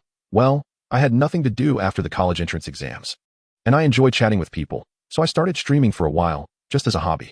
Su Chun nodded. Xiao Yi's lively personality and ability to uplift the atmosphere made her quite suitable for streaming. He then inquired, "Which platform do you stream on?" "Cat Tooth," Xiao Yi replied, expertly securing her phone in the stand. Su Chun opened the Cat Tooth app and asked, "What is your ID?" "Alale," Xiao Yi shyly responded. Su Chun searched for Alale. A user with a profile picture of Xiao Yi and 253 followers appeared. When he clicked in, the streamer's notice read, "Streaming casually, no contact information. Gifts prohibited for minors." In terms of gifts, the top of the weekly leaderboard had 300, the second had 170, and the rest were in the tens, totaling less than 500. A slight smirk danced on Su Chun's lips. Chapter 70. The Minister of Finance of Huaxing. It truly was a hobby. With a total of 500 on the weekly leaderboard, it would be remarkable if Yi took home 200. Doing the math, that would amount to just 800 a month. Xiao Yi shyly smiled at Su Chun before opening her live streaming room, quietly awaiting her audience. After a considerable wait, viewers began to trickle in. "Miss Alale has finally started her broadcast." One viewer exclaimed, "Why haven't you streamed these past couple of days?" Another inquired, "Where are you now? And why does your background look different from before?" "Apologies for the wait, everyone. Do you remember I mentioned my incredibly handsome cousin? I've come to Zhonghai to visit him, and I'm currently at his home." Xiao Yi replied naturally to the camera. "Are there any exciting places to visit in Zhonghai?" Viewers continued to ask, and Xiao Yi engaged with them in a light-hearted manner. Su Chun observed for a while, noticing that despite her youth, Xiao Yi exuded the warmth and wisdom of a caring older sister in front of her audience. The atmosphere in the streaming room was delightful, with viewers occasionally sending her small gifts, which she graciously acknowledged. However, as Xiao Yi chatted amicably with her fans, a user named Cold King entered the room. Immediately upon entering, he sent a gift worth 1,000 yuan, a cat tooth number 1, and commented, "Little streamer, if you bark like a dog, I'll reward you with a cat tooth number 1. How about it?" The previously harmonious atmosphere was shattered, and Xiao Yi's expression shifted subtly. "I'm sorry, but that's not something I can do, and my streaming room does not welcome such requests," she responded firmly yet politely. "Ah, a little streamer with some personality," Cold King replied, sending another cat tooth number 1 and taunting, "I like your spunky attitude. Come on, one bark for one cat tooth number 1. If you don't bark, I'll keep sending gifts and see how long you can resist." Xiao Yi's brows furrowed, her demeanor darkening further. Viewers began to comment, "I know who this guy is. He's one of the most notorious big spenders on cat tooth. I heard he made billions from real estate and now just wanders various streaming platforms to harass new streamers. I remember now. I can't believe this guy is targeting Miss Alaliai's streaming room too. This is disgusting. He often pressures female streamers to undress or perform lewd acts. And if they refuse, he just showers them with gifts until they either give in or shut down their streams. Miss Alaliai's room is a sanctuary. We cannot allow this infamous Cold King to tarnish it."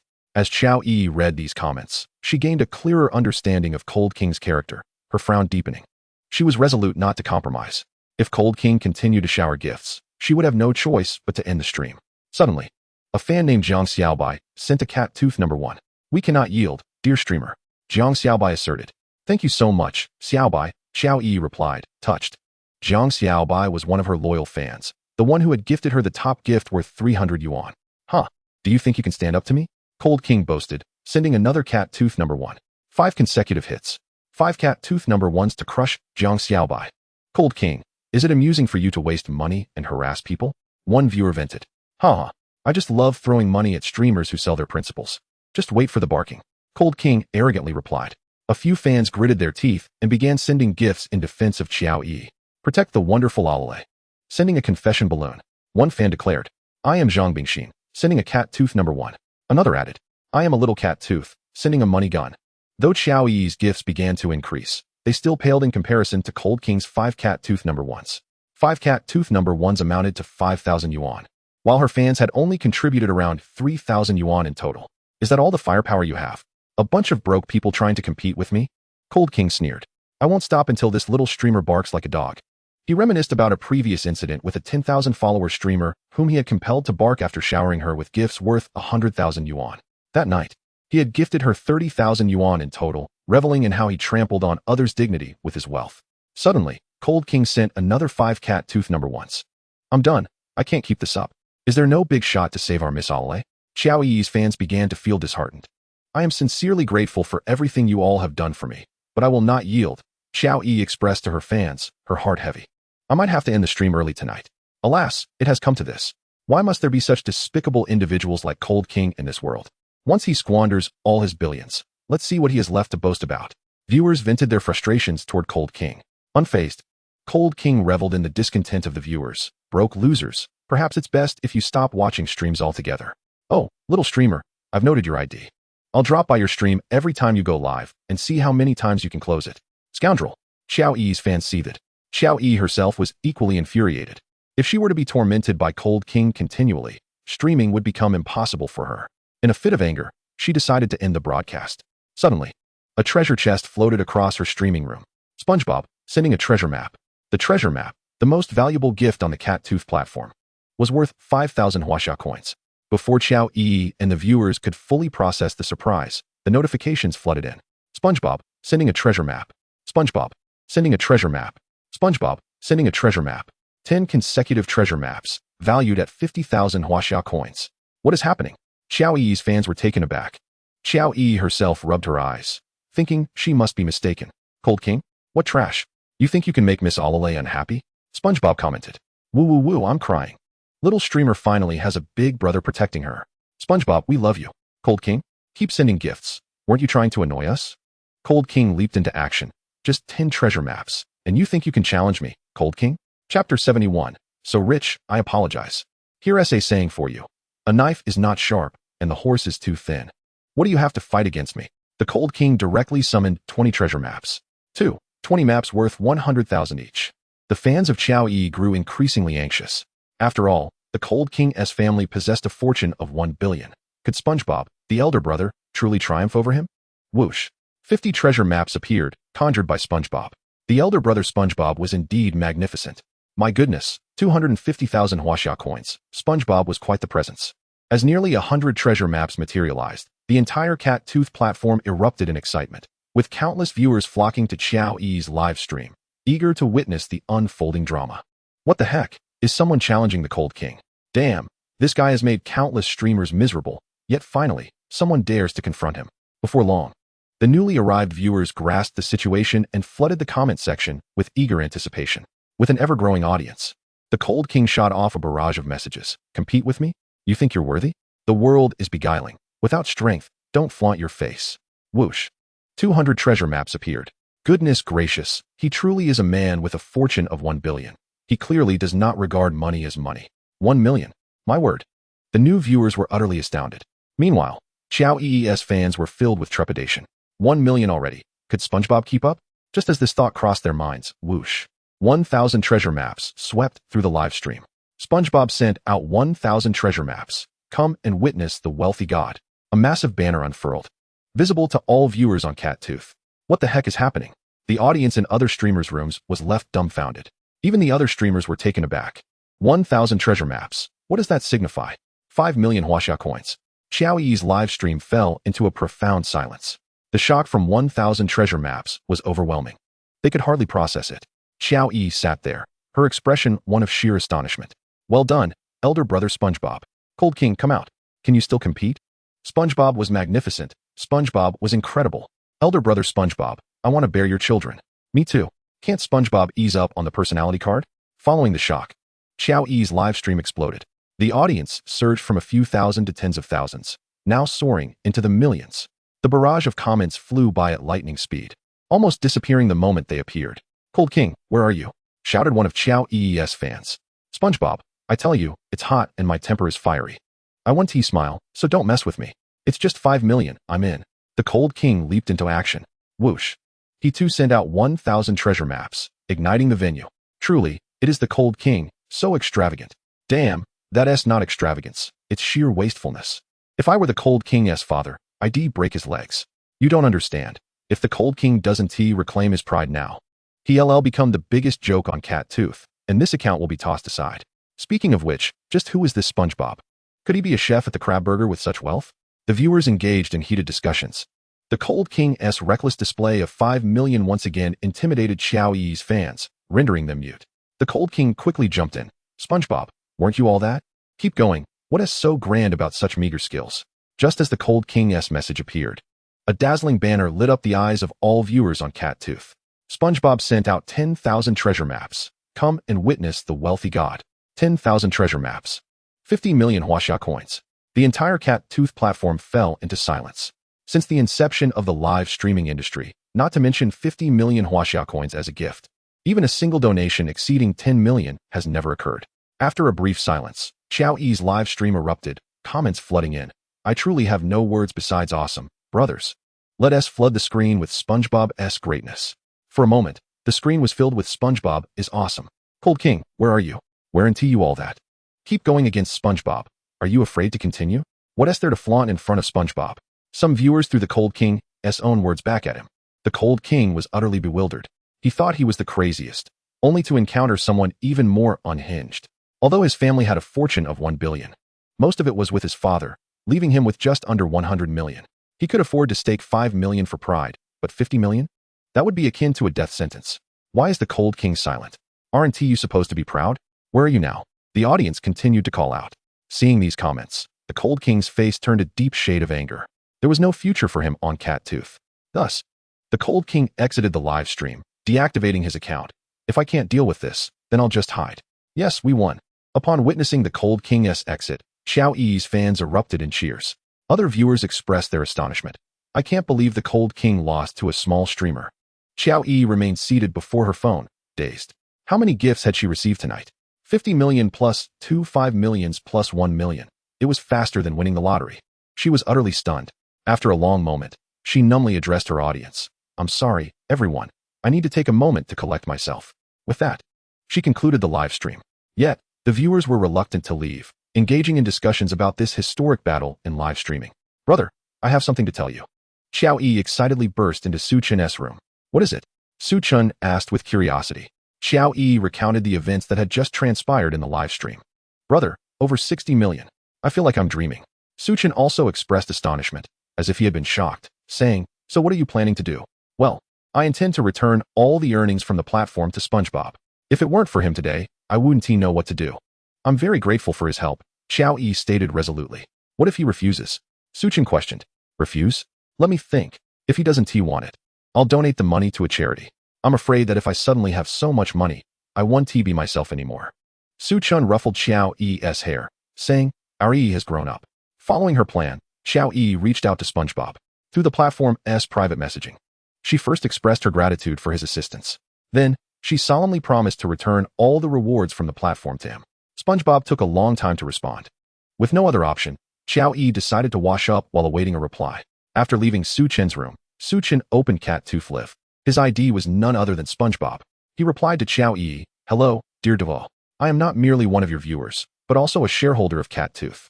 The presence of Han Wang has severely disrupted the harmony of Cat Tooth Live. Today, I shall take advantage of your live stream to drive him away. And all the money involved is rightfully yours. There is no need for you to return it to me." Chapter 72, The Big Store Bullying the Customer. Before long, Xiao Yi sent a message indicating that she would donate all the money to a charitable organization. Su Chen responded with a thumbs-up emoji. Xiao Yi lay in bed, unable to sleep for a long time. The events of the evening had been truly astonishing for her. SpongeBob's big brother claimed to be a shareholder of Cat Tooth. She picked up her phone and began searching online.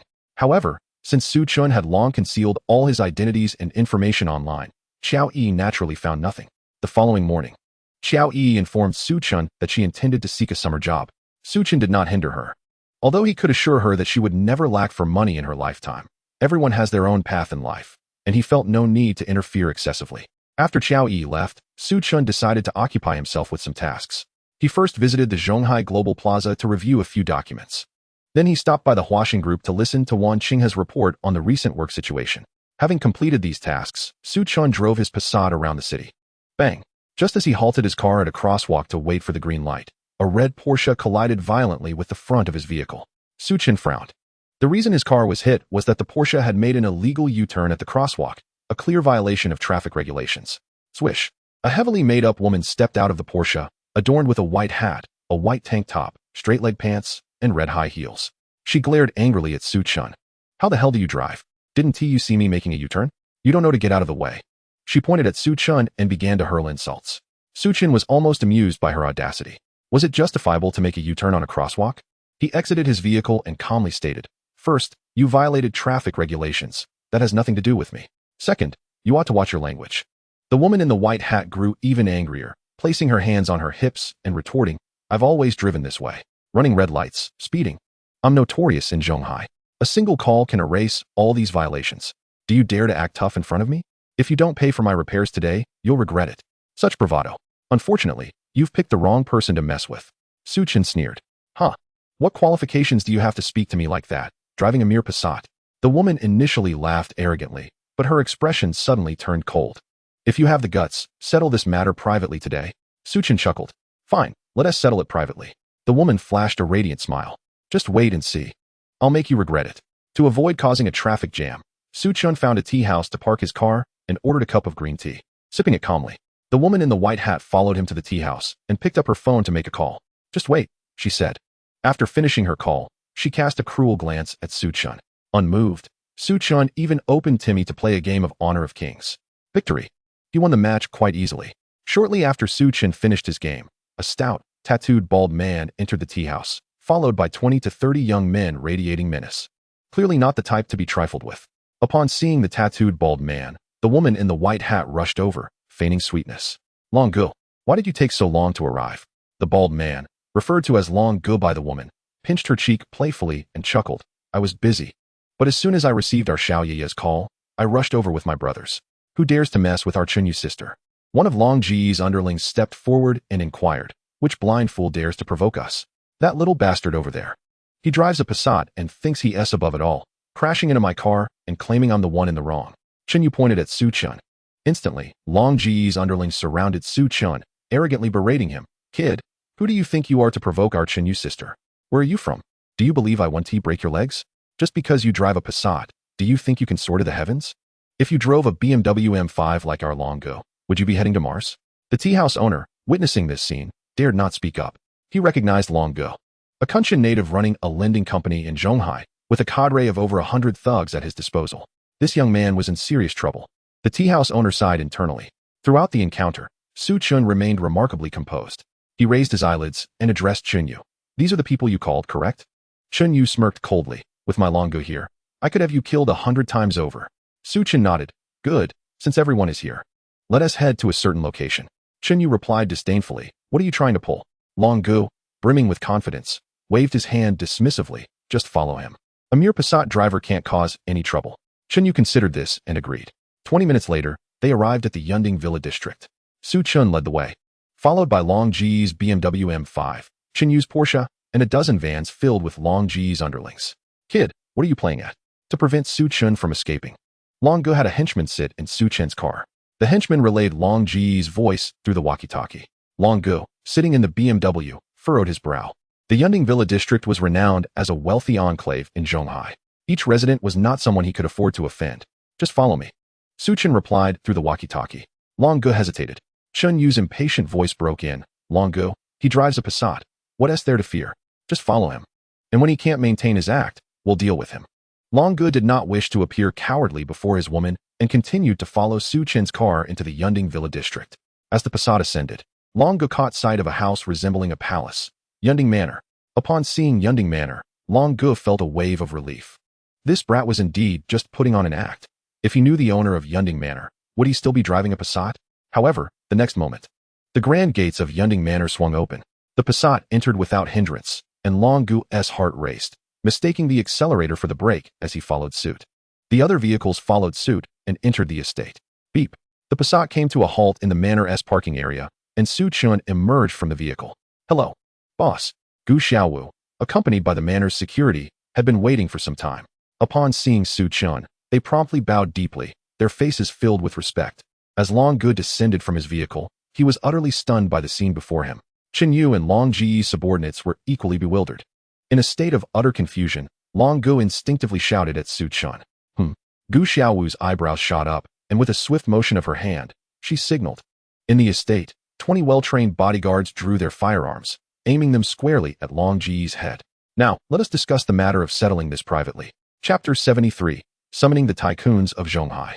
Su Chun turned around, gazing at Long Gu and Chen Yu with a face devoid of emotion. Trembling, Long Gu placed his hand in his pocket, fumbling for his phone. Was it too late to call the police? He never imagined that a mere street punk, a thug, would consider seeking the help of law enforcement one day. Yet, the gravity of the situation was overwhelmingly terrifying. A top-tier mansion, armed bodyguards. Long Gu could discern that he had entangled himself with someone of considerable influence, sending his heart racing with panic. Chen Yu was on the verge of tears. How could one drive a fully loaded Mercedes Maybach, 10 Rolls-Royces, and even the sole Batmobile of Huagua, only to end up on the road in a Passat? Was this not a deliberate act of entrapment? Damn it, it was over. Long Ji's subordinates, now acutely aware of the precarious situation, huddled together, trembling in fear. Speak. How shall we settle this? Su Chen cast another glance at Long Gu and Chen Yu. Long Gu withdrew a pack of cigarettes from his pocket, trembling as he extended it towards Su Chen. Brother, here, have a cigarette. It's all a misunderstanding. A misunderstanding? A cold smirk graced Su Chen's lips. Had Chen Yu encountered someone other than him today, it was likely she would have faced not only damage to her vehicle, but also hefty repair costs. Such matters could hardly be dismissed as mere misunderstandings. Panicking, Long Gu stepped forward. Stop. The estate's bodyguards pressed the barrels of their guns against Long Ji's head, their voices icy and commanding. Clattering. With the cold, dark muzzle pressed against him, Long Gu trembled uncontrollably, nearly succumbing to fear. Brother, why don't we settle this publicly? Long Gu said with a grimace. He feared that a private settlement could lead to his demise. Despite owning a loan company and possessing a net worth of several million, along with 100 subordinates, he was, in truth, nothing but trash compared to genuine wealthy individuals. And the person before him was precisely one such affluent figure. If he were to be shot, he would have no recourse. Though settling publicly would still leave him in a dire situation, at least he would have his life. Moreover, he had connections within the police department. Perhaps he could mitigate the consequences. Smack. Su Chun delivered a resounding slap to Long Ji's face, coolly stating, You wanted to settle privately, and now you wish to go public? Are you jesting with me? With that slap, Long Ji's cheek began to swell visibly, yet he dared not raise his head, holding his breath. Finally, Su Chen took out his phone and directly dialed the number of Wu Shihao, one of the top 5 magnates of Zhonghai. Wu Shihao, who had been in a meeting, jolted upright upon receiving Su Chen's call, immediately abandoning the meeting to answer. The caller was none other than the cash cow of Zhonghai. Good afternoon, Mr. Su. Wu Shihao sounded exceptionally courteous. Su Chun recounted the events of the day to him. After hanging up, Wu Shihao promptly mobilized a large contingent of police officers toward the Yunding estate. It must be dealt with severely. It must be dealt with severely. In the police vehicle, Wu Shihao's expression was grave. Meanwhile, upon hearing Su Chen's call to Wu Shihao, Long Gu felt darkness encroach upon him, nearly fainting. With Wu Shihao personally intervening, all his connections would prove futile. He would never see the light of day again. Damn that foolish woman. Long Gu slapped Chen Yu in frustration. Had she not been so arrogant, he would not have found himself in such a predicament. Chen Yu, now filled with regret, did not dare to retort after receiving Long Ji's slap, instead sobbing quietly. Soon, Wu Shihao arrived at the Yunding estate with the police. As Long Gu had anticipated, Wu Shihao ordered a thorough investigation, uncovering even the incident from when Long Gu was 5 years old and peeked at the neighbor's little sister while she bathed, let alone the series of illegal activities he had committed in Zhonghai. In the end, Long Gu was sentenced to life imprisonment, while Chen Yu received a 19-year sentence. All of Long Ji's subordinates were also incarcerated. Wu Shihao, following the trail from Long Gu, eradicated a series of illegal fundraising and loan sharking organizations in Zhonghai, saving many young people from being deceived. Of course, these were matters for another time. After Long Gu was taken away by Wu Shihao, Su Chen received a call from Xiao Yi. Xiao Yi informed Su Chen that she had found a summer job and invited him to dinner that evening. Su Chen smiled, and continued driving the Passat towards her location. Xiao Yi stood by the roadside, waiting for Su Chun. Upon seeing the dented front of the Passat, she exclaimed, "Cousin, did you get into an accident?" After Xiao Yi got into the car, Su Chun explained, "I was hit by a female driver. She was fully at fault. As long as you're okay, cousin." Xiao Yi sighed in relief. Then, Xiao Yi recounted her job search experiences of the day. She had interviewed for numerous positions, including as a restaurant server, bubble tea shop worker, supermarket cashier, and clothing store sales assistant. The interviewers were quite pleased with her appearance. However, upon learning that she was merely seeking a summer job, available for a maximum of 2 months, they all declined. Just as Xiao Yi was about to conclude her job search for the day in a state of exhaustion, the manager of a luxury goods store, Vigna, agreed to hire her. "I really have to thank Sister Hua. Otherwise, I wouldn't have known where to find a job," she reflected. "Go for it, work hard," Su Chen encouraged. "Cousin, do you know of any affordable and delicious restaurants in Zhonghai? I can't afford to treat you to a lavish meal." Su Chen thought of a place, the university town. If there was anywhere in the city with exquisite food at reasonable prices, it had to be the university town. "All right, let's head there." After wandering around the university town, Xiao Yi eventually chose a restaurant called Sihai. The establishment was quite sizable, with a sign announcing grand opening discounts at the entrance. However, as Su Chun and Xiao Yi entered the restaurant, they found it nearly empty. Xiao Yi contemplated changing venues, but a cheerful middle-aged waitress approached them. Not wanting to disappoint her, Xiao Yi chose a table. Su Chun let Xiao Yi peruse the menu and order. After much deliberation, she settled on 3 dishes, a signature dry pot shrimp, spicy frog, and crab roe soup. Soon, the food was served. The siblings chatted about old times while enjoying their meal, sharing laughter despite the mediocre taste of the dishes. An hour later, as Xiao Yi noticed they had nearly finished eating, she excused herself to the front to settle the bill. "Boss, I'd like to pay," she said, pulling up the payment code. "Hello, your total comes to 7,569 yuan, but we will waive the cents, so it will be 7,500 yuan. The proprietor, a rotund man with a gleaming visage, smiled broadly as he addressed Xiao Yi. However, upon hearing that their expenditure had reached a staggering 7,500, her expression shifted dramatically. Grasping the menu beside her, she exclaimed, "How could we possibly have spent so much? Look here, the signature spicy pot shrimp is merely 188. Isn't it? The fresh pepper frog is only 129, and the crab roast soup is undoubtedly 99, with rice at 2 yuan per serving. When you tally these amounts, how could it possibly sum to 7,005? The portly owner maintained his jovial demeanor. The signature spicy pot shrimp priced at 188 refers to the inclusion of 188 shrimp, while the fresh pepper frog priced at 129 denotes 129 frogs. The crab roast soup at 99 is charged per spoonful. Furthermore, the rice is indeed 2 yuan per person, fair and square.